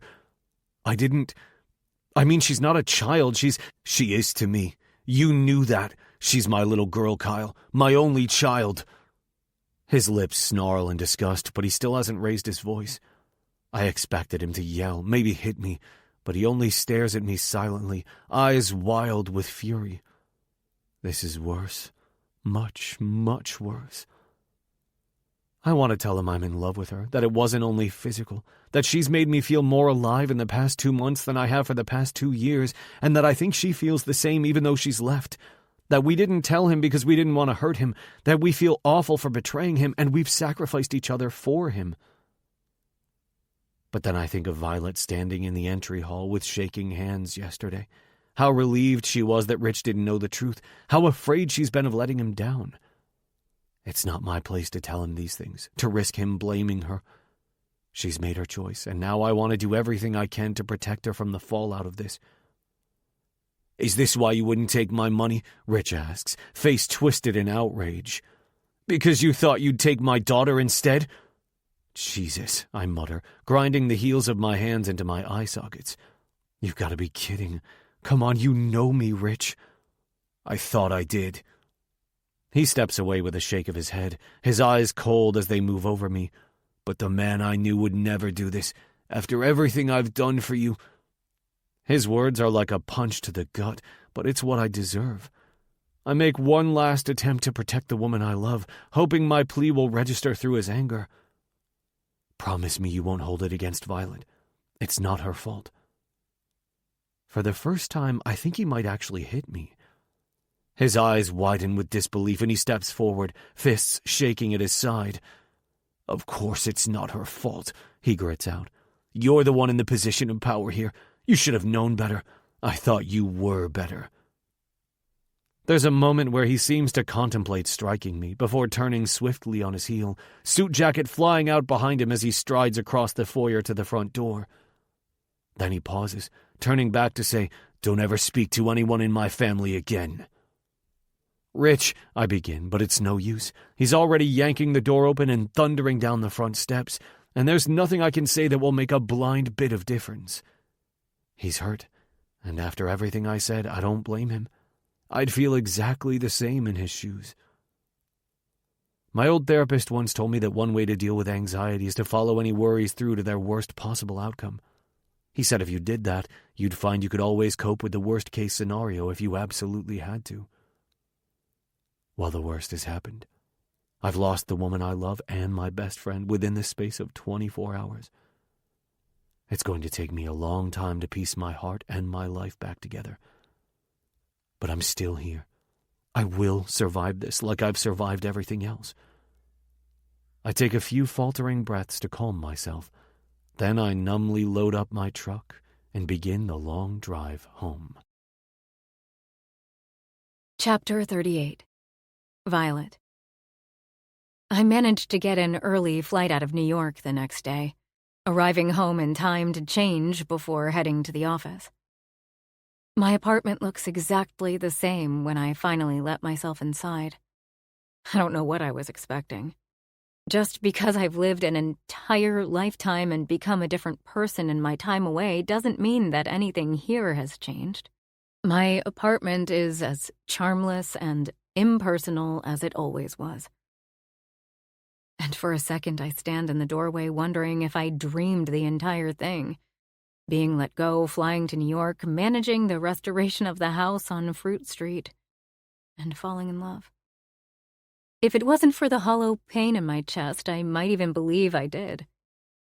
I drag my bone-tired body into the shower with a deep sigh. I didn't sleep at all last night, and not because Sadie and Tim were having sex. They were surprisingly restrained, instead sitting on the sofa and listening to me pour my heart out. Tim even gave me a hug before heading off to bed. But Sadie hauled her comforter out into the living room and curled up on pillows on the floor beside the sofa, refusing to leave me alone. For a long time, I cried in the darkness, thinking not just of Kyle, but of my friend and her kindness, of the city I knew I would miss, of that beautiful cabin in Maine that I'd never see again.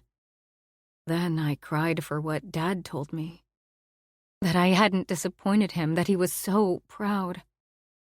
I'd never realized, but 17-year-old me had waited to hear that for a long time. Now she didn't know what to do with it. Long after I thought she was asleep, Sadie whispered to me in the darkness, "Are you okay, Vi?" I sniffed into my pillow. I will be. There was a long pause, during which it felt like Sadie and I were back at high school, lying on the floor in her mom's basement, refusing to sleep because we wanted to talk about boys all night instead. I knew in that moment I was really going to miss her when I went home, and my eyes pricked with tears again. "Are you sure?" She hesitated for a beat, as if considering whether to actually ask the question. "Are you sure this is the right thing to do?" "No, I'm not sure at all." My words had surprised me. I'd spent all evening convincing myself that I was doing the right thing, that it was best for everyone. It wasn't until my friend asked me, alone in the darkness, that I let myself face the truth. "Maybe you could try talking to your mom about it?" she suggested. I had considered that more than once, but I could never ask Mom to lie to Dad for me, and I'm not entirely sure she'd be all that impressed with me getting together with Kyle either. "I can't. It's such a shame," Sadie said. "You've been like a different person since you came back. In a good way. I've never seen you so happy. And I'd never felt so happy. But was that worth hurting Dad for? Losing his respect and everything I'd finally got from him? Was it worth passing up this huge opportunity for my career? I had no answers, so I stayed quiet. Besides, I'd already made my decision. Kyle was leaving town, and I had a plane ticket for early in the morning. I couldn't change my mind now. "I'm going to miss you," she whispered into the quiet. And that's the last thing she said before finally falling asleep. I switched the shower off and stepped from the steam, looking at myself in the fogged-up mirror. This is the first summer in years where I've gotten a tan, and if it wasn't for the dark circles under my eyes and permanent downturn to my mouth, I'd say I look better for it. Thankfully, my concealer works wonders. The smile is harder to fake. But I tell myself it will get easier with time. It has to. Deb greets me with coffee at the office, something I'm not used to given it's always been my job. She throws her arms around me in the foyer, giving me a face full of ebony curls as she squeezes tightly. I'm so glad you're back, Vi. Her enthusiasm coaxes a small smile from me, and I step away, adjusting my blazer as she grins. Thanks, Deb, for all of this. She hands me a cup. Of course. I meant everything I said. You deserve it. In all the time you've been my assistant, you've been like an assistant project manager anyway. In the glass and mirror-lined elevator, I realize for the first time how shiny this place is, how polished and reflective and modern. I miss the textured plaster walls of the townhouse on Fruit Street, the creak of the oak stairs, the worn wooden floorboards under my feet. My first instinct at this thought is to text Kyle to tell him how much I miss the house, how much I miss him. But as soon as I notice my hand snaking toward my purse for my phone, I let it fall back to my side. I can't text him and tell him those things. That wouldn't be fair. Besides, I tell myself, this is what a workplace should look like. Modern and professional. Not some 150-year-old house where you sneak off to fuck the foreman in the bathroom. It's as if I've forgotten what it means to be professional. And I grimace, reminding myself what an incredible opportunity this is for me. What a massive step forward it is in my career. The elevator lets us out on the 3rd floor, and I follow the click of Deb's heels across the open-plan office to the doors along the far wall. A few people call out in greeting and say how good it is to see me, and I muster a wave and nod in response. For some bizarre reason, I feel like I might cry. So I focus on taking deep breaths as we head for Scott's office. This is what happens when you don't sleep all night, then jump to a different time zone and immediately start a new job. It messes with your system. Deb raps on Scott's door, then steps inside with me in tow. Scott leans back in his desk chair, clasping his hands behind his head when he sees me. He's the picture of relaxation, and I think of my promise to Kyle. Maybe working with Scott will be easier than I'd thought. Maybe life could be different this time. Glad to have you back, Violet. He rises from his chair to shake my hand. We know each other well, but I appreciate the way he's trying to make me feel welcome again. Thanks, Scott. For the first time, I feel a tiny zip of anticipation. Maybe this will be okay. Maybe this will even be good. I'm glad to be here. He motions for me to sit in the chair opposite his desk, and Deb leaves, closing the door behind her with a grin. I sink onto the stiff vinyl chair, sipping my coffee while Scott taps away on his keyboard, saying nothing. He's exactly as I remember him. Salt and pepper hair that's thinning on top, slight paunch threatening his waistband, deep-set grooves on his forehead from hours of frowning at his computer. He can't be much older than Kyle, but he couldn't be more different. I try to picture him with a hammer in his hand or swimming in the lake and shudder. I don't see myself falling in love with this guy, and that can only be a good thing. Right, we've got a lot to do, Scott says, interrupting my thoughts without looking up from his computer. We're already way behind. So, the next month will be all hands on deck. Yours, especially. I frown. Exactly how many hands does he think I have? His gaze shifts to me. Are you up for the challenge? I suppress the sigh that wants to rush from my mouth. I know what this means. Late nights, early starts, back to the grind. Back to life the way it was before, whether I want that or not. Stop it, I scold myself. This is what you've worked for. You need to stop thinking about Kyle, about New York, and focus. I take a deep breath, paint on a bright smile, and nod. Absolutely. Let's get to work. Chapter 39. Kyle. The nail gun shoots through the pine, securing the board to the wall. I step back and survey my work, waiting to feel a sense of pride or achievement, but I'm still as numb as the day I arrived back in Maine a month ago. The first thing I did was call Muriel Murdoch to ask if she still needed the work done on her cabin.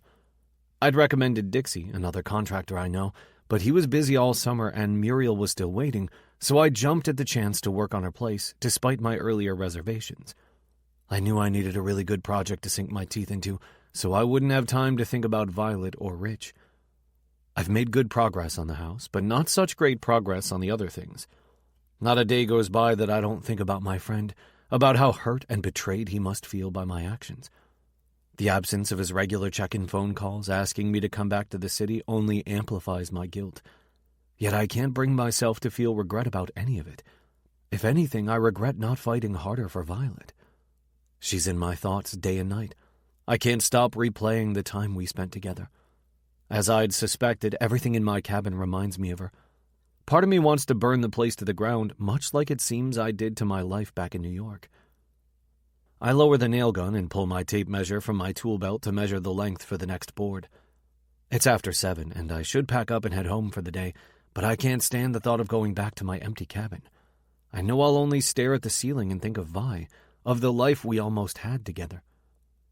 I wonder how things are going for her at the new job, if it's what she wanted, if she's happy. I hope so, and I sure as shit hope she isn't doing what I'm doing, working increasingly long hours so she doesn't have to face how miserable she is.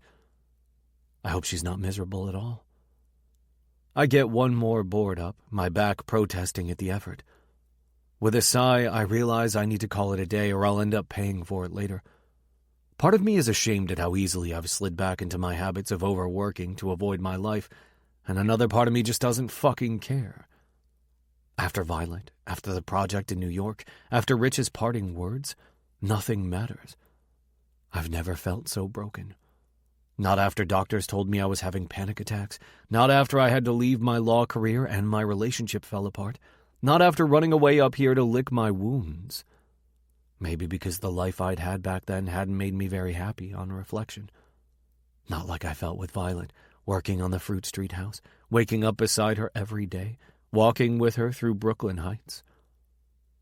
I haul my toolbox into the back of my truck and drop into the driver's seat. The sky is darker than usual. Summer is almost over and fall is creeping in, but tonight it's made worse by a cluster of heavy rain clouds blotting out any remaining light. I force myself to start the truck and put it in gear before slowly, numbly, peeling out and heading to the cabin. The entire drive I'm on autopilot, and it's not until I'm climbing the stairs to the screened-in porch that I realize I've driven home. That can't be good. Inside, I kick off my work boots and reach for my phone, absently ordering a pizza. Then I clutch my phone tightly, staring at the screen. I want to call her. I want to hear her voice, to tell her how much I love her, that I think we made a mistake, but I haven't heard a word from her since it ended, and it doesn't seem fair to reach out to her now. Not when she's on the other side of the country, in a new job, getting on with her life. Not when Rich told me never to speak to her again. I'm trying to respect them both, respect what they've asked for, but it's not easy. I wonder if Rich has shared it with Di, if he's confronted Violet about it, if she's told him what happened between us, the truth of how it went down, or if he's kept our argument to himself. I shake my head at myself, dropping my phone and reaching for a bottle of water from the fridge. Every day, same damn thought loop every day. I know it's not helping, ruminating like this. I've tried to use some of the skills I learned in therapy to help with compulsive thoughts, but they're not working. It's not just in my head. It's the gut-deep, heart-wrenching feeling of losing the woman I love, the best friend I've ever had. My phone buzzes on the counter, and my pulse leaps as I reach for it. I never get texts, but that doesn't stop me from checking my phone around the clock, just in case she's reached out.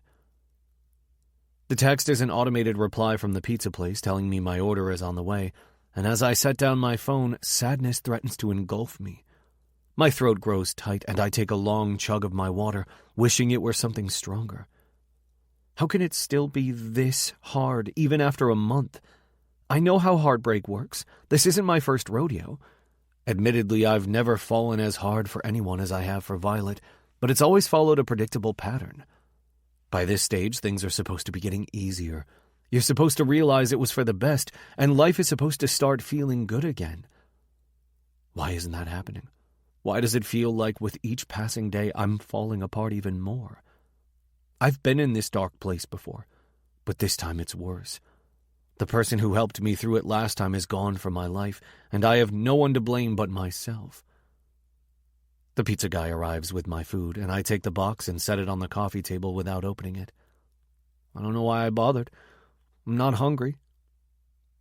Outside, the sky cracks open and rain falls in thick, heavy sheets. Fucking perfect. I sink onto the sofa, head in my hands, and something digs into my lower back.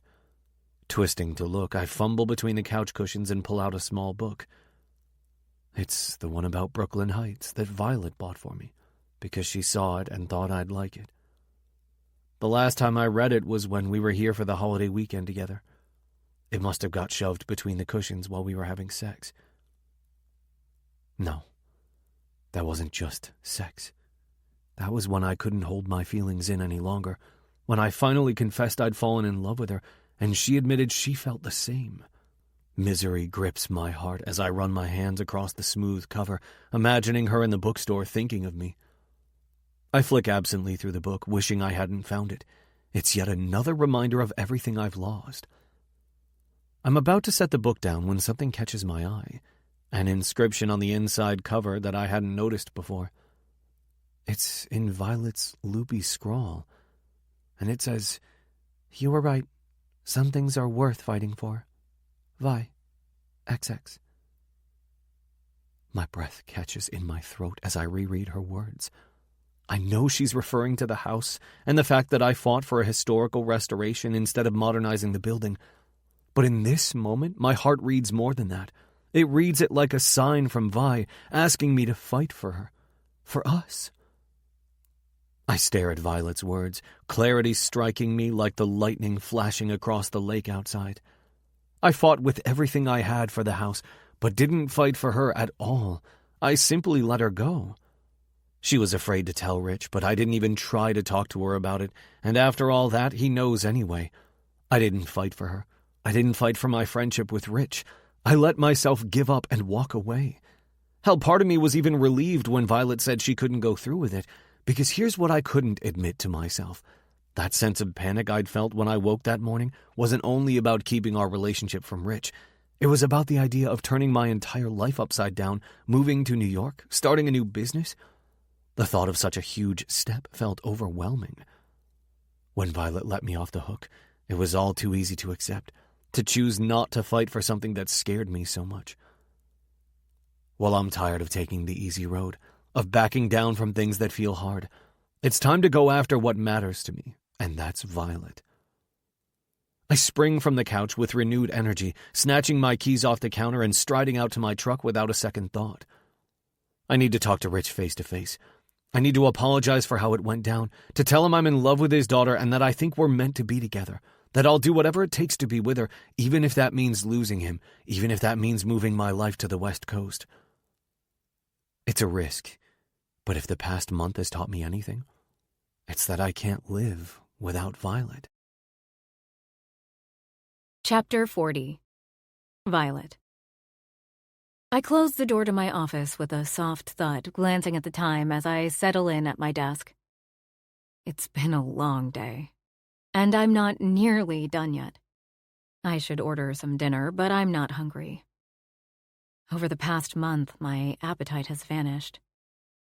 The only good thing is I've lost the few extra pounds I was carrying around, plus a couple more. My coworkers think I'm on some kind of health kick, but the truth is a lot less glamorous. I'm sad. I don't want to feel this way. It makes no sense. I've got the job I've wanted for years. I'm making a lot more money. Scott and the rest of the team are great. Sure, I'm working longer hours than I'd like, but a few months ago I was used to that. In fact, I reveled in it. All in all, I should be thrilled. It's like my life has finally come together. But I can't enjoy it. I've never missed someone as much as I miss Kyle. Every day I pick up my phone to text him and stop myself. It's hard to believe that in 2 short months my entire life was upended so much that it now seems wrong when he's not there. My bed has never felt so empty. My nights have never felt so lonely, and my heart has never felt so tender and bruised. And the worst part is that I did this to myself. He was ready to tell Dad, and I'm the one who chose not to. I'm the one who chose to move here and take this job, to give up on Kyle. I lean back in my chair with a deep sigh. Work keeps me busy, and that's good. But my heart isn't in it. I've even developed this unpleasant little habit of crying in the bathroom in the afternoons. Sometimes it's the only way I can get through the day. I didn't get the chance today because we were super busy, and now the sadness has built up inside me to the point that it feels like I'm about to burst. Just a few more hours, I tell myself. My phone buzzes with a text from Mom checking in. Dad called not long after I arrived back in Silicon Valley, but I was swamped at work and, admittedly, wanting to avoid him. I've sent him and Mom a text saying I loved them very much, but I needed some space to focus on settling back into work, and promised to call them soon. They respected my request, but I guess a month without a call from me is pushing it. Then there's Sadie, who calls most days to check on me. I take her calls and try to be as perky as possible, but I don't know how much she believes me. If only she were here so we could sit on her sofa and talk about life. I wish she was dragging me out to a bookstore with her, making me take time away from work to go for coffee. I miss her so much. I stare at my phone, then reluctantly press call on FaceTime. Maybe seeing Mom and Dad will cheer me up. In fact, I realize as I push my mouth into a smile to greet them, avoiding them for the past month has probably contributed to my shitty mood. This will make me feel better. Hi, honey. Mom grins at me through the screen, and my eyes instantly prick with tears. Shit. I clear my throat roughly. Hi, Mom. Where's Dad? She gives an affectionate chuckle. He's in his study, as usual. How are things with you? Have you settled in okay? I let my gaze drift around my office. I've settled in more than okay. I'm back to where I was before visiting New York, working all hours of the day and neglecting every other aspect of my life. Only now with my own office and a bigger salary. And a broken heart. A sob escapes me before I can stop it, and Mom's face softens. Oh, Violet, what's wrong? I glance at the door to my office to make sure it's closed, trying to compose myself. Where would I even begin? With a job I never should have taken, or the man I never should have fallen in love with? As if reading my mind, Mom says, It's Kyle, isn't it? Surprise makes me jolt in my seat. How do you know? Your father told me. My stomach plummets. Told you what? That you and Kyle were together while working on the house. I open and close my mouth, my pulse whipping through me. He knows? She nods, gazing at me as I process this. Dad knows? Did Kyle tell him? Why didn't Dad call me? Well, he did try to call me, didn't he? It was me who asked him not to. My head spins with so many thoughts I don't even know where to start. So it's true then? Mom asks gently. You and Kyle? I blink as more tears spring to my eyes. I have no reason to hide, no reason to lie if they already know. Besides, I might have moved across the country, but that doesn't mean things with Kyle are over. Because they aren't. Not in my heart. I'm more in love with him than ever. Yes, I whisper. I fell in love with him. Mom gives me a small, knowing smile. I can see why. He's a lovely man. I stare at her in shock. I don't know what I was expecting her to say, but it wasn't that. He is. I swallow, my belly nodding as I wonder what Dad must think. Did Dad? I'll deal with your father, don't worry, Mom sighs. But you should probably talk to him. That is the absolute last thing I want to do, but Mom's right. I need to talk to him. I've hidden away using my new job as an excuse for long enough. Okay, I say shakily. Mom leans away from the screen. Rich! Violet's on the phone. Come say hello. I listen as he shouts a response in the background, a rock sitting heavy in my gut. God knows what he's going to say to me. But when he appears on the screen, he's smiling. Hi, sweet pea, how are you? Just seeing him makes my eyes well with tears again. I try to hold them back, but it's no good. The floodgates have opened and I can't stop them now. Tears spill over my cheeks and drop onto my keyboard, and I reach for a tissue before I'm forced to call IT. Violet, what's wrong? Dad asks. Is it something with work? Is the job not going well? He looks at Mom, who is off screen and obviously nearby. But I can sense she wants me to say this to him myself. It's not that. I wipe my face, trying to pull myself together. It's... Mom told me. My heart is a jackhammer as I try to find the words. Mom told me you know about me and Kyle. Dad nods, his gaze dropping to something on his desk. Yes. I take a fortifying breath. How did you find out? Did he tell you? Dad grimaces, still not meeting my eyes. He didn't have to. After the project wrapped up, you both seemed off, and I knew something wasn't right. I put 2 and 2 together, and when I confronted him, he admitted it. I rub my forehead, feeling awful.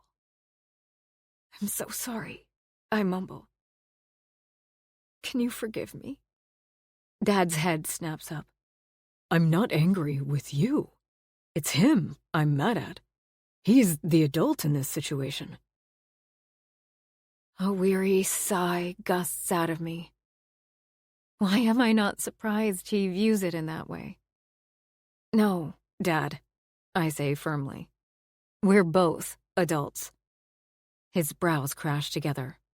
He shouldn't have pursued you, Violet, especially not after what you'd been through with losing your job. I asked him to look out for you. I don't need looking out for. I'm not a child. I sigh impatiently, and somewhere in the background I hear Mom chime in.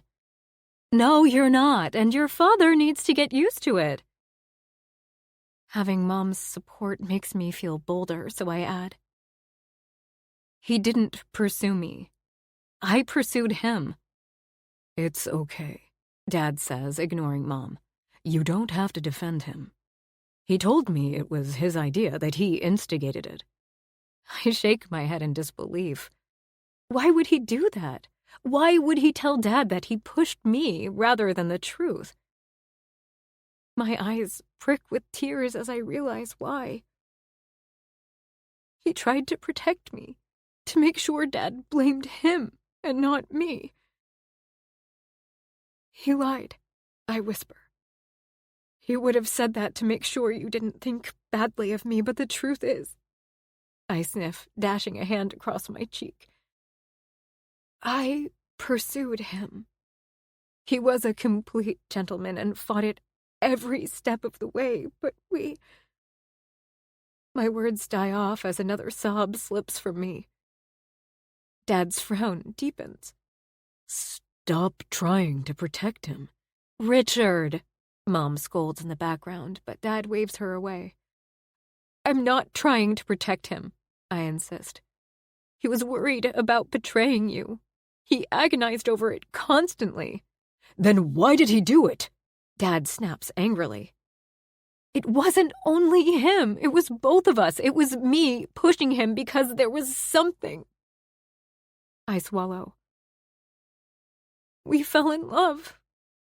I loved him. I still love him. Dad's eyes widen with shock. You can't be serious. Richard, Mom says more forcefully this time, and Dad glances away from the screen. You're not in the courtroom now. This is your daughter, for Christ's sake. Listen to her. Dad turns back to me with a wary look. I am in love with him, I murmur. He's your closest friend. Surely you can see how lovable he is. Dad shifts his weight uncomfortably. But he's nearly 20 years older than you. So, Mom is 4 years younger than you. That's not the same thing, Violet. I lift a shoulder. It doesn't matter. That's not how love works. Look, Dad says, his tone one of exaggerated patience. Just because you've developed a little crush on... That's not what it is, I cut in fiercely. Oh, for God's sake, Mom interjects, shoving Dad aside until she appears on the screen beside him. You're being ridiculous, Richard. I was younger than Violet is now when I married you, when I gave birth to her. She's old enough to know how she feels. Mom's right. I give her a shaky, grateful smile. We fell in love. We were planning a future together. He had this idea to start a business restoring old buildings, and we were going to work together like we had at the house. Honestly, Dad, I shake my head in frustration. I know I'm your child, but I'm not a child anymore. I know my own mind, my own heart. Dad rubs his chin in thought, his hand scratching the 5 o'clock shadow. He glances from Mom to me and eventually lets out a long sigh. I guess you're right. I'll always see you as my little girl. But it's true. You're not little anymore. Even Kyle said that. Just hearing his name from Dad's mouth is enough for my eyes to well again. I'll never be happier than I was with him. Not even at the new job? Mom asks. No, I should be, because it's perfect. But I'm not. I miss Kyle, I miss Sadie, I miss you, I miss New York. The words come tumbling out in a rush, and I don't even try to stop them. I wish I'd never come back here. I wish I'd told you about me and Kyle, that I'd stayed and we'd made things work. Then I flop back in my chair, limp with relief. For the first time in a month, I feel lighter, unburdened, because I've admitted the truth. Not only to Dad, but to myself. You know, I've never seen Kyle as happy as he was working on the house. Dad admits quietly. He chuckles to himself. I didn't think much of it until he told me he'd met someone. But I certainly didn't think it was you. Now I understand. My heart squeezes. Would Kyle forgive me if I went to him and apologized for running away to the West Coast instead of telling Dad and fighting for us? He was so calm and accepting when I told him I couldn't go through with it. He almost seemed relieved. Maybe he was glad it hadn't gone any further. Maybe he's moved on with his life and is happier without the drama. A notification pops up on my computer screen, bringing my mind back to work. I have so much to do, and I probably shouldn't be wasting time on this call, but I can't bring myself to care. Did you mean what you said? Dad asks gently. About wishing you'd never left the city? I nod. Then will you come back? I chew on my lip, unsure how to respond. I want to, Dad. But without Kyle, I sigh. And what would I do for work? How would I? One thing at a time, Mom assures me. You can figure the rest out when you get here. Maybe. I don't know if it's the right thing to do. You said you know your own heart. Dad reminds me. What is it telling you?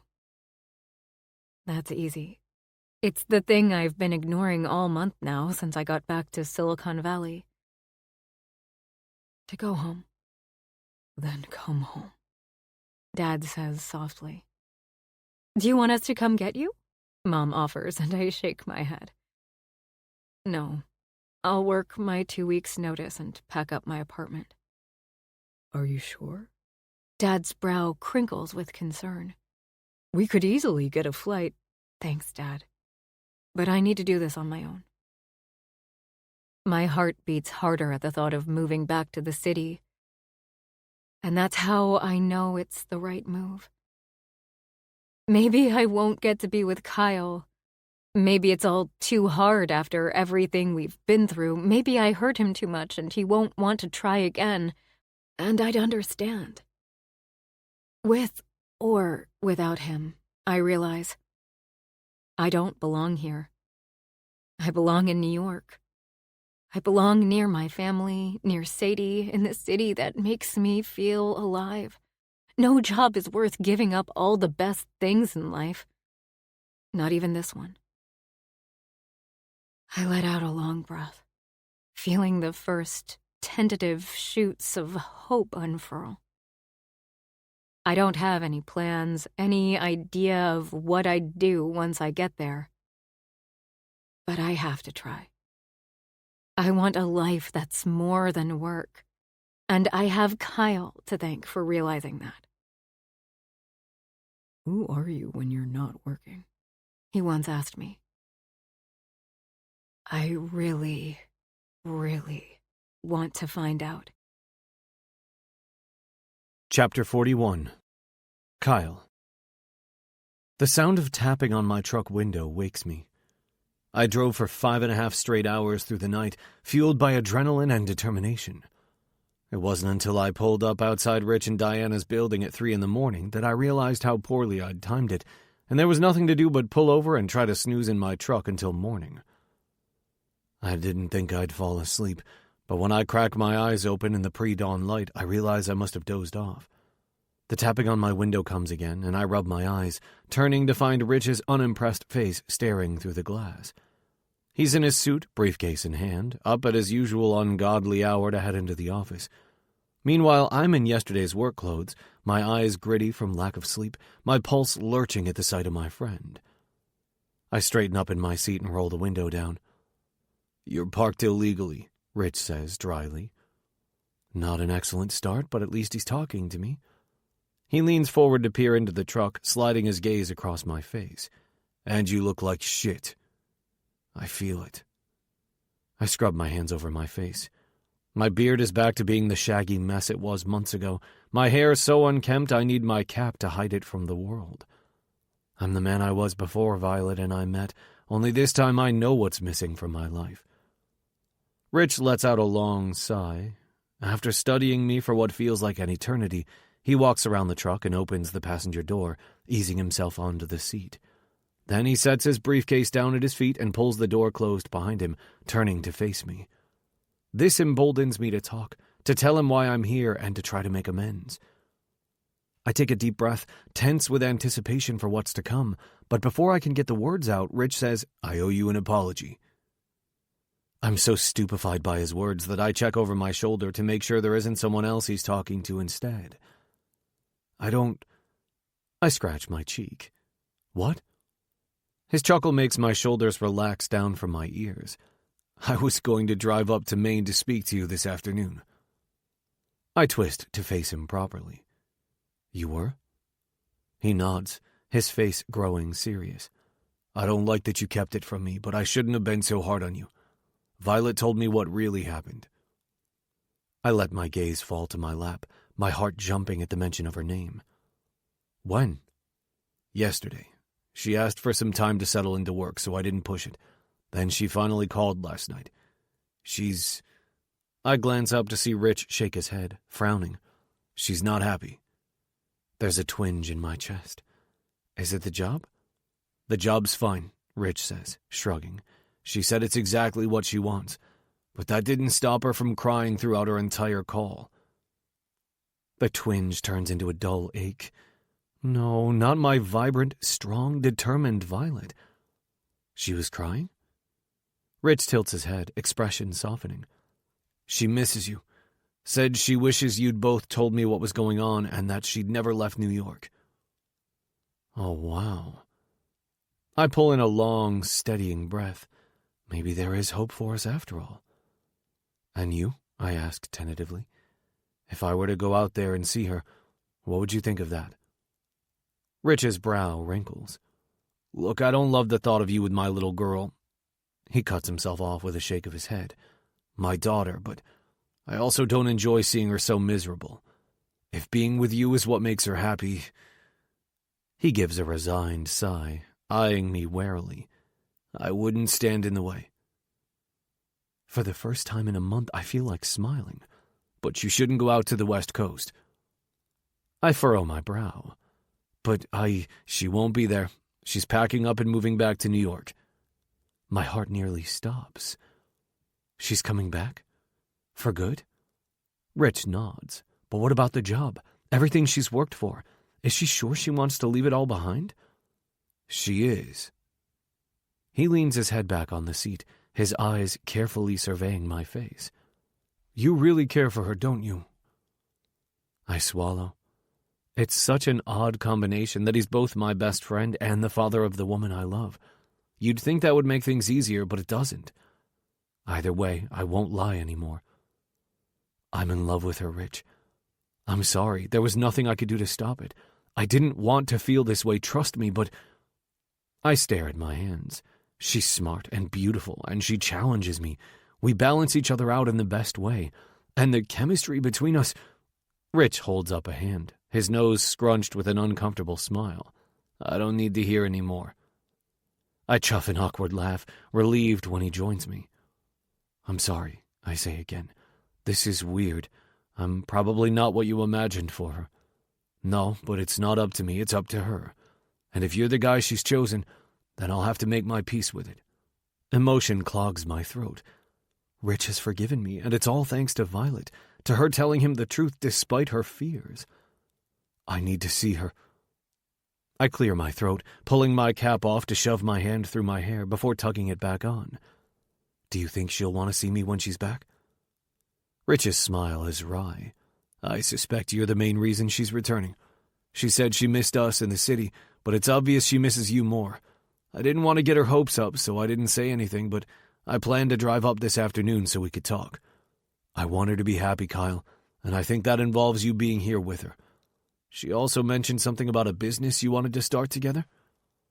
I finally let myself smile. We did talk about that, yeah.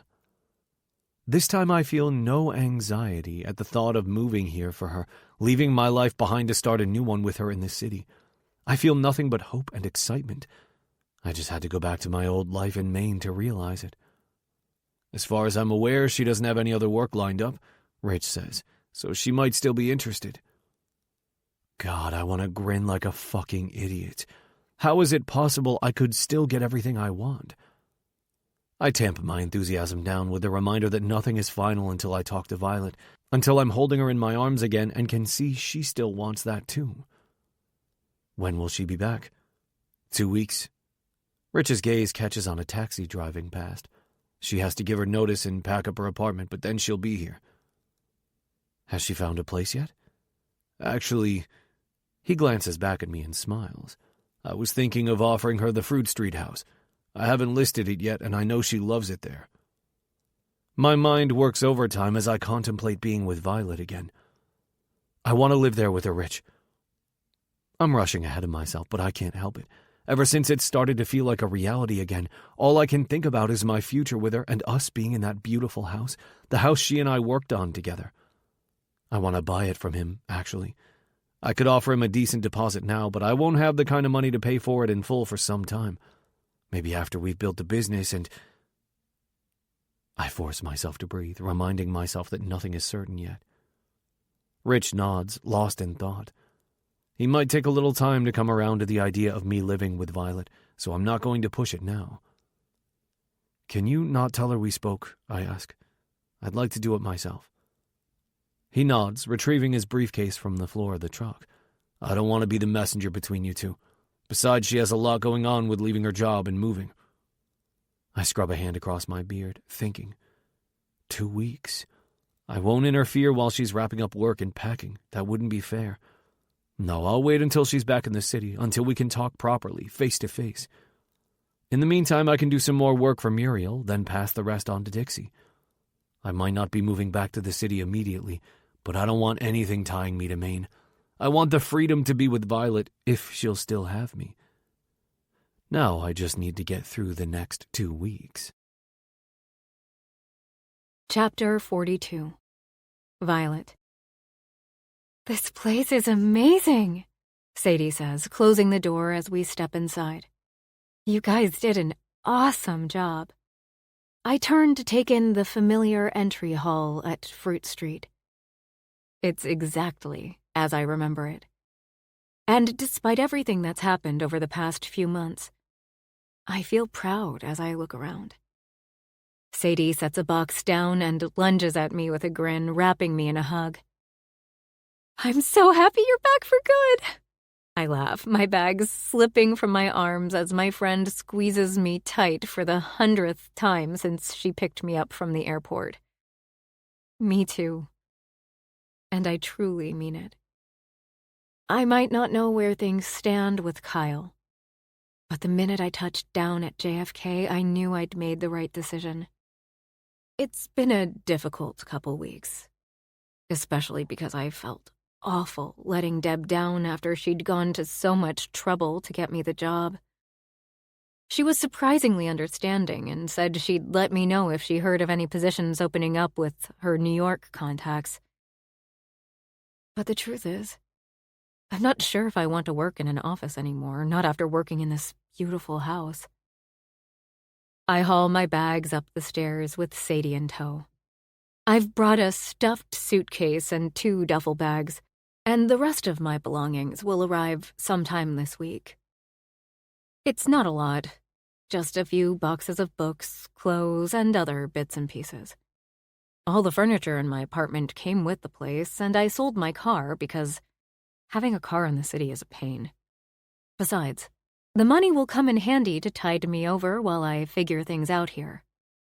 It was nice of Dad to offer me this place, but I don't know what he'll be expecting for rent, and I'm not sure I want to live in this huge house alone. If things don't work out with Kyle, I'll be reminded of him at every turn. In here, I tell Sadie as we head to the far bedroom on the 2nd floor. I've chosen this floor because it's the one with the fewest memories. But as I tug open the doors to the walk-in closet, I'm hit with the image of Kyle holding an electric drill installing the shelves the morning after we first had sex. I remember how I'd found him in here, how all I wanted was to be close to him again. Like now. I sigh as Sadie pulls my old air mattress out from the box I'd left at her place, then flips the switch to inflate it. You're going to need a better bed than this, she says as we stand and watch the mattress slowly inflate. I don't know how you slept on this for so long. A sad smile touches my lips as I think of the nights Kyle and I spent sleeping, among other things, on his air mattress. It was surprisingly sturdy. Sadie can read my mind. Have you called him? She asks gently. I shake my head. I've tried to focus on the move, and honestly, I wouldn't know where to start. What would I even say? That you miss him? I pull my old lamp from the box and place it on the floor beside the bed. That doesn't feel like enough, somehow. Just telling him I miss him. I need to apologize. To ask how he's been, to see if he's happy. To ask if he ever thinks about me. I need to tell him I made a mistake, and that I'd give anything to go back and change the decision I made that day. I need to tell him that I've never been in love like I am with him, and that I want more than anything to have the future we talked about. But that all feels like too much right now. Maybe, I murmur, turning my back to her as I pull a fold-out chair from the box. I focus on finding a spot for it, hoping that signals the end of the conversation. Sadie spends the next 20 minutes helping me unpack my clothes and set up my makeshift bedroom, while I fight off her insistence that we go furniture shopping immediately. I don't want to buy anything until I know what my living situation will be, and I'm too drained to even think about it at the moment. Eventually, she senses that I just want to be alone, and I walk her down to the front door to see her off. Thanks for picking me up at the airport, I say. That's a true mark of friendship. She laughs, pulling me in for another hug. Of course. You won't get rid of me now that you're back. I know, I squeeze her. And I'm glad. She draws away with misty eyes. I'll pop back later tonight to check in, okay? We could get dinner. Gratitude warms my chest at how caring she is. Thanks, but I'm supposed to be going to Mom and Dad's for dinner tonight. Let's catch up tomorrow. Okay, I'm only a phone call away if you need me. Thanks, Sadie. I close the door behind her, my heart hollow as I climb the stairs back to my floor. I'm happy to be back in the city, happy to see my friend and be back in this wonderful house. But without Kyle, it's bittersweet. I flop onto my bed with a weary sigh. I'm exhausted after the past 2 weeks, and it doesn't take me long to drift into a deep sleep. A creak on the other side of the room wakes me. I'd forgotten how different this old house is to my apartment back in Silicon Valley. It's alive in its own way, creaking and shifting depending on the weather or the time of day. It's got a personality that new houses don't have, and that's one reason I love it so much. My eyelids flutter open to see the afternoon sun dipping behind the neighboring buildings through the back windows. It's early fall, and the city feels different.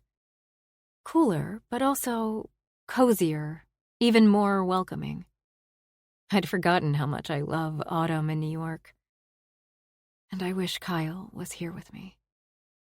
We'd walk the streets of Brooklyn Heights as the gold and orange leaves fall around us, the air crisp with the promise of winter.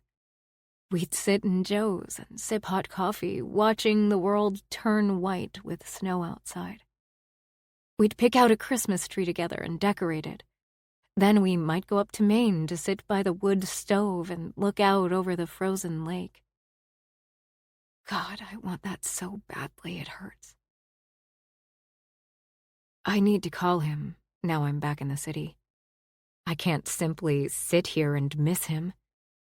I need to hear his voice, to know I at least tried. I roll over on the bed, looking for my phone, and the skin nearly jumps from my bones. There, In the fold-out chair by the door sits Kyle. My brain short-circuits as I try to make sense of what I'm seeing. I must still be asleep. I must be dreaming. Either that or I miss him so much I've started hallucinating. He looks up from the book sitting in his lap, his eyes lighting when he sees me. He sets the book aside and rubs a hand nervously across his face. I'm sorry. I came to see you, but you were asleep. I didn't want to wake you. I sit up on the mattress, my heart somersaulting. He came to see me. He's really here. I'm not imagining it. Of course, it now occurs to me that sitting here while you were sleeping is probably a bit creepy. He adds, his brow dipping with worry. If you want me to leave, I'll go. I shake my head at a loss for words. It's like I wanted him so badly that I somehow made him appear. Rich told me you were back today. The anxious creases in his forehead ease when I smile tentatively. I probably should have given you some time to settle in, but I couldn't wait. I've waited for 2 weeks and it nearly killed me. He's known I was coming back all this time? I'm sorry things didn't work out with the job, he says, rising from the chair and coming to perch on the end of the bed. He's wearing his faded jeans and a dark green Henley that brings out the color of his eyes, sleeves pushed up to his elbows. I run my gaze across his handsome face. He looks tired, but he's clearly had a haircut and beard trim recently. It reminds me of the first time he did and how it forced me to acknowledge my attraction to him. I clear my throat, trying to focus on what he said about my job. Now that I'm here, now that he's in front of me, that's the last thing on my mind. Yeah, well, I'm humble. It wasn't the same once I was back there. He gives me a compassionate smile, studying me. God, I must look like shit. I'm not wearing a lick of makeup, and I've probably got a hybrid bed hair, plain hair look going on. I lift a hand in a futile attempt to smooth it, then give up. So you're back for good, he murmurs, and I nod. And Rich knows about everything that happened between us. I nod again, uncertain about where this is going.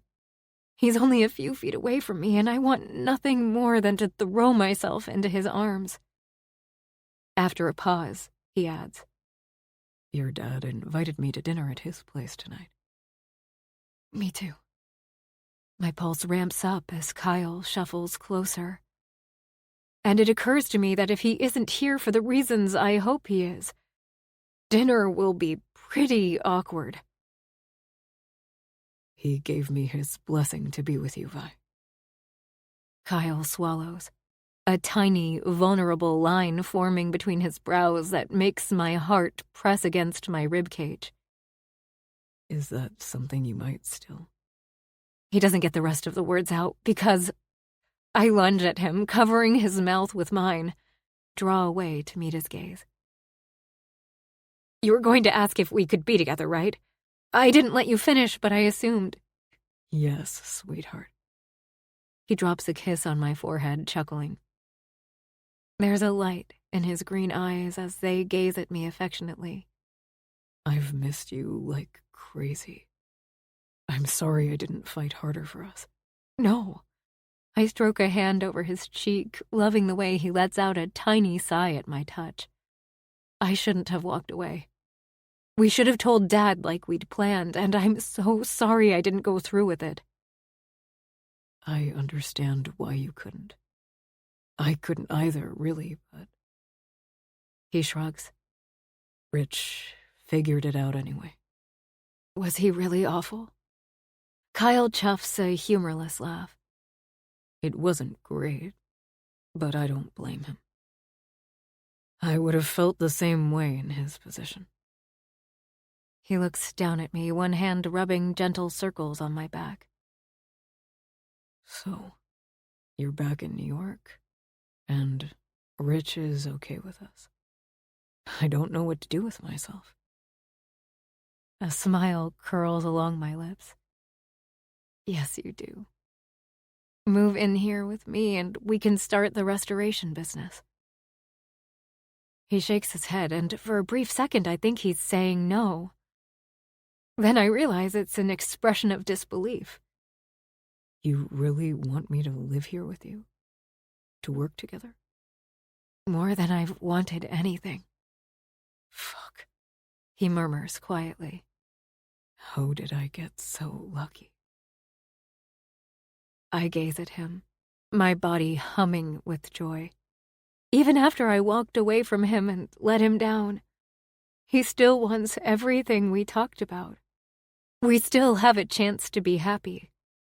My heart is so full it's overflowing. I'm the lucky one, Kyle. He lets out a rough exhale, taking my mouth in a slow, passionate kiss. Then I'm tugging him on top of me, his woodsy, earthy smell making me dizzy as his weight pins me to the bed. I missed you so much, I say between wet, urgent kisses. My hands are already on his shirt, pulling it over his head so I can trail my mouth across the ink on his shoulder. I missed you too, baby. His lips are on my neck, one hand reaching down to hook my leg around him. I feel his hardness dig into my belly and heat rushes through my bloodstream. Close. I can barely get the words out as I kiss him deeper, tugging at his belt buckle. Off. He laughs and lifts himself off me to strip, and I take the chance to wriggle out of my jeans and sweater, kicking my underwear aside. Then, it's just me and him, skin to skin, mouths and hands everywhere. I thought about this every single day. Kyle rasps as my hands close around his cock. Being with you, touching you, how soft and warm your skin is. He dips his head to take my nipple into his mouth, fingers sliding between my legs to where I need him so badly. Fuck, sweetheart. You're already wet for me. You're not the only one who thought about this every day. I arch into his touch, the swirl of his fingers sending a jolt of pleasure down to my toes. But I don't want to wait anymore. I want him as close as he can be. I need you, I whisper, guiding his rigid length to my entrance. Without missing a beat, he thrusts inside me where he belongs. His mouth finds mine, and we hold each other close, rocking together, making up for all the time we've spent apart. I love you so much, Violet. He lifts himself up enough to gaze at me, each roll of his hips bringing me closer to the edge. I love you too, I reply, loving the way his eyes darken at my words. I can't wait to live with you, to work with you, to be with you every day. Fuck yes, baby. He underscores each word with a thrust of his hips that makes me moan loudly. I can't fucking wait. He captures my moans with his mouth, driving himself deeper until my hips are bucking underneath him, until we're lost in sensation, in each other. After, when my head is resting on his chest, listening to the gentle thrum of his heart, I realize I've never been happier than in this moment. This time, I'm not worried about my career, about what I'll do next with my life. This time, there's no hiding things from Dad. There are no secrets, no guilt, no fear. There's only me and Kyle, and the house we made beautiful together. 43. Kyle. I'm grinning like mad when Rich opens the door. Violet is beside me, her soft hand in mine, and my friend welcomes us with a smile. Well, he looks at our joined hands, coughs, then fixes on a smile as he lets us in. I'm sure this will take some getting used to for him, but I don't mind. I won't hide my love for his daughter any longer. Hi, Dad. Violet throws her arms around Rich. I missed you. I missed you too, sweet pea. He releases her, watching with a fond smile as she goes to find Diana. His gaze swings to me and he extends a hand stiffly, saying nothing but, Kyle. I hesitate at the formal greeting, but he laughs, pulling me into a hug. I'm kidding, but... And here his tone grows serious as he lowers his voice in my ear. If you ever hurt her, I will kill you. I pull away with a grim laugh. I believe you, but don't worry, Rich. All I want is for Violet to be happy. He studies me for a moment, then nods. I believe you. And with that, he turns for the kitchen. Beer? Sure. Thanks. I follow him to find Diana chatting excitedly to Violet. I haven't had a chance to speak to Di since everything happened, and I'm not entirely sure how she feels about us. Kyle, honey, it's so good to see you. She throws her arms around me, planting a kiss on my cheek. When we pull apart, I gaze at her uncertainly. Maybe she doesn't know? Would Rich really not have told her? She pats me on the arm. Don't look so worried. I think you two make a good couple. Her mouth curves into a knowing smile. Even before Rich told me, I had a feeling there was something going on. When I glance at Violet in surprise, she laughs, leaning her head against my arm. Thanks, Mom. We're very happy. Rich hands me a beer and I take a long pull, relieved there doesn't seem to be any tension between us. Yes, it's an unusual situation, but only until we all get used to it. I watch as Violet sips her wine, talking to her parents about her flight to the city. We spent the afternoon in bed, talking and laughing and making love. She's lost weight since I saw her last, and even though I'll always find her beautiful, I do miss her extra curves. More than that, I'm worried she lost weight because she wasn't taking care of herself properly.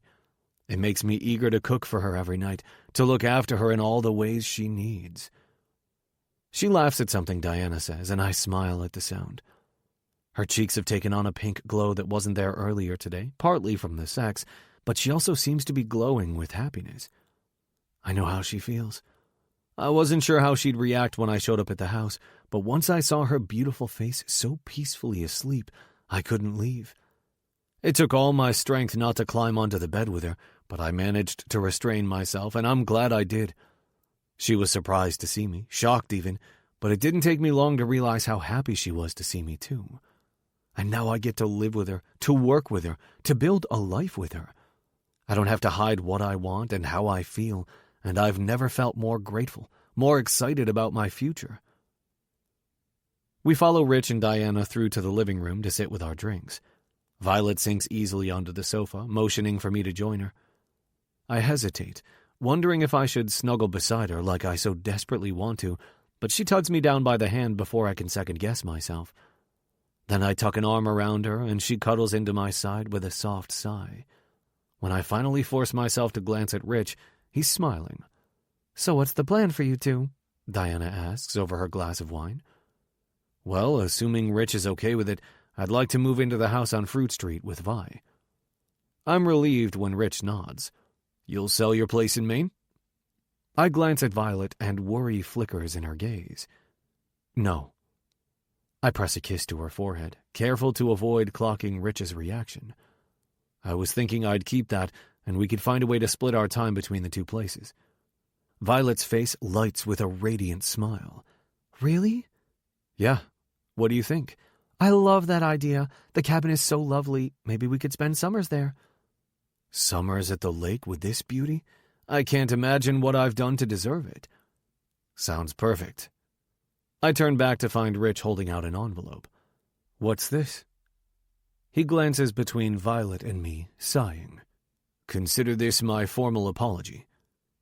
I laugh as I reach for the envelope, expecting tickets to a show or something. My heart stops altogether when I find what appears to be the deed to the house on Fruit Street. Rich. I look up, confused. What? He sits back to casually sip his beer. Well, neither of you let me pay you for the work you did. I stare at my friend, dumbfounded. You can't possibly be serious. Violet leans forward to examine the document in my hand, and her eyes widen. But we wanted to do that work for you, Dad. We don't need— Then think of it as a very early wedding present, Rich says with a shrug. My heart beats double time at his words, and I cut an awkward look to Violet. We're not— No, not yet. Rich's gaze moves between the two of us. But you will. I stare at my best friend, at the warmth in his eyes, and my chest feels like it's about to burst. He's right. I haven't let myself think about it for even a second, but I know without a doubt that I will ask Violet to marry me at some point. There's nothing I want more than to make her properly mine, especially now that I have Rich's blessing. When I look back at Violet, her cheeks are pink as she studies her wine glass. Leaning into her ear, I whisper, "Do you think you might like to?" Her wide eyes flick to mine. Like to what? I lift a shoulder, trying to appear nonchalant as my pulse ticks nervously in my wrist. Get married someday. Is that a proposal? She whispers back. I mean, yes, I could ask her right now. My feelings won't change, not after everything we've been through to get to this point, but we've only just gotten back together. I don't want to scare her. There's no need to rush. We've got our whole lives together. I swallow. It's a pre-proposal. For someday. Her eyes shimmer with an excitement that sends my pulse skyrocketing. She leans in to brush her lips against my earlobe, whispering, "Then I pre-accept." My self-restraint weakens, and I turn my head to take her mouth in a soft kiss, sliding my hands into her hair. She wants to marry me. Not now, at least that's not what I asked, but she sure seems happy about doing it one day. Fuck. The sound of Rich clearing his throat makes me reluctantly pull away from Violet's lips. I look back at him, grimacing at the uncomfortable chuckle he emits. Sorry, Rich, I shouldn't. He holds up a hand. You should. I don't know how I missed it before, but you're obviously very much in love. I'm happy for you. We both are. He pauses to glance at Diana, who vigorously nods her agreement. It's going to take me some time to get used to seeing this. He motions to us vaguely, his nose wrinkled in an awkward smile. But that's my issue. We'll try to go easy on you, Violet teases, squeezing my hand. But we can't accept the house, I add. It's too much. Rich shakes his head, guilt shadowing his eyes. It's the least I can do after the way I spoke to you, Kyle. After I came between the two of you. I open and close my mouth, unsure of what to say. He didn't come between us, not really, but I know my friend, and I know he won't let this go. So instead I say, I have another idea. I want to buy the house from you. Violet grabs my arm, mouth open in shock. Do you have that kind of money? Not yet. I turn back to Rich. I'll need some time. A few years at least. Laughing, I look back at Vi. This business is going to do well, especially with you running things. I can feel it.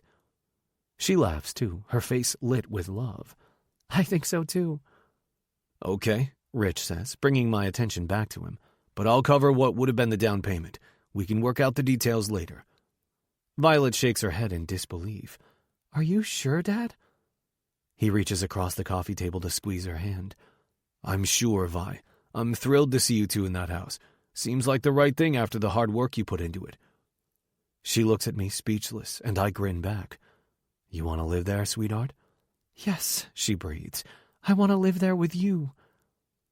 The love in her voice makes my heart glow hot in my chest, and her eyes grow darker as she holds my gaze. I force myself to look away, mentally counting the minutes until we're alone again. Tell me more about this business idea, Diana says.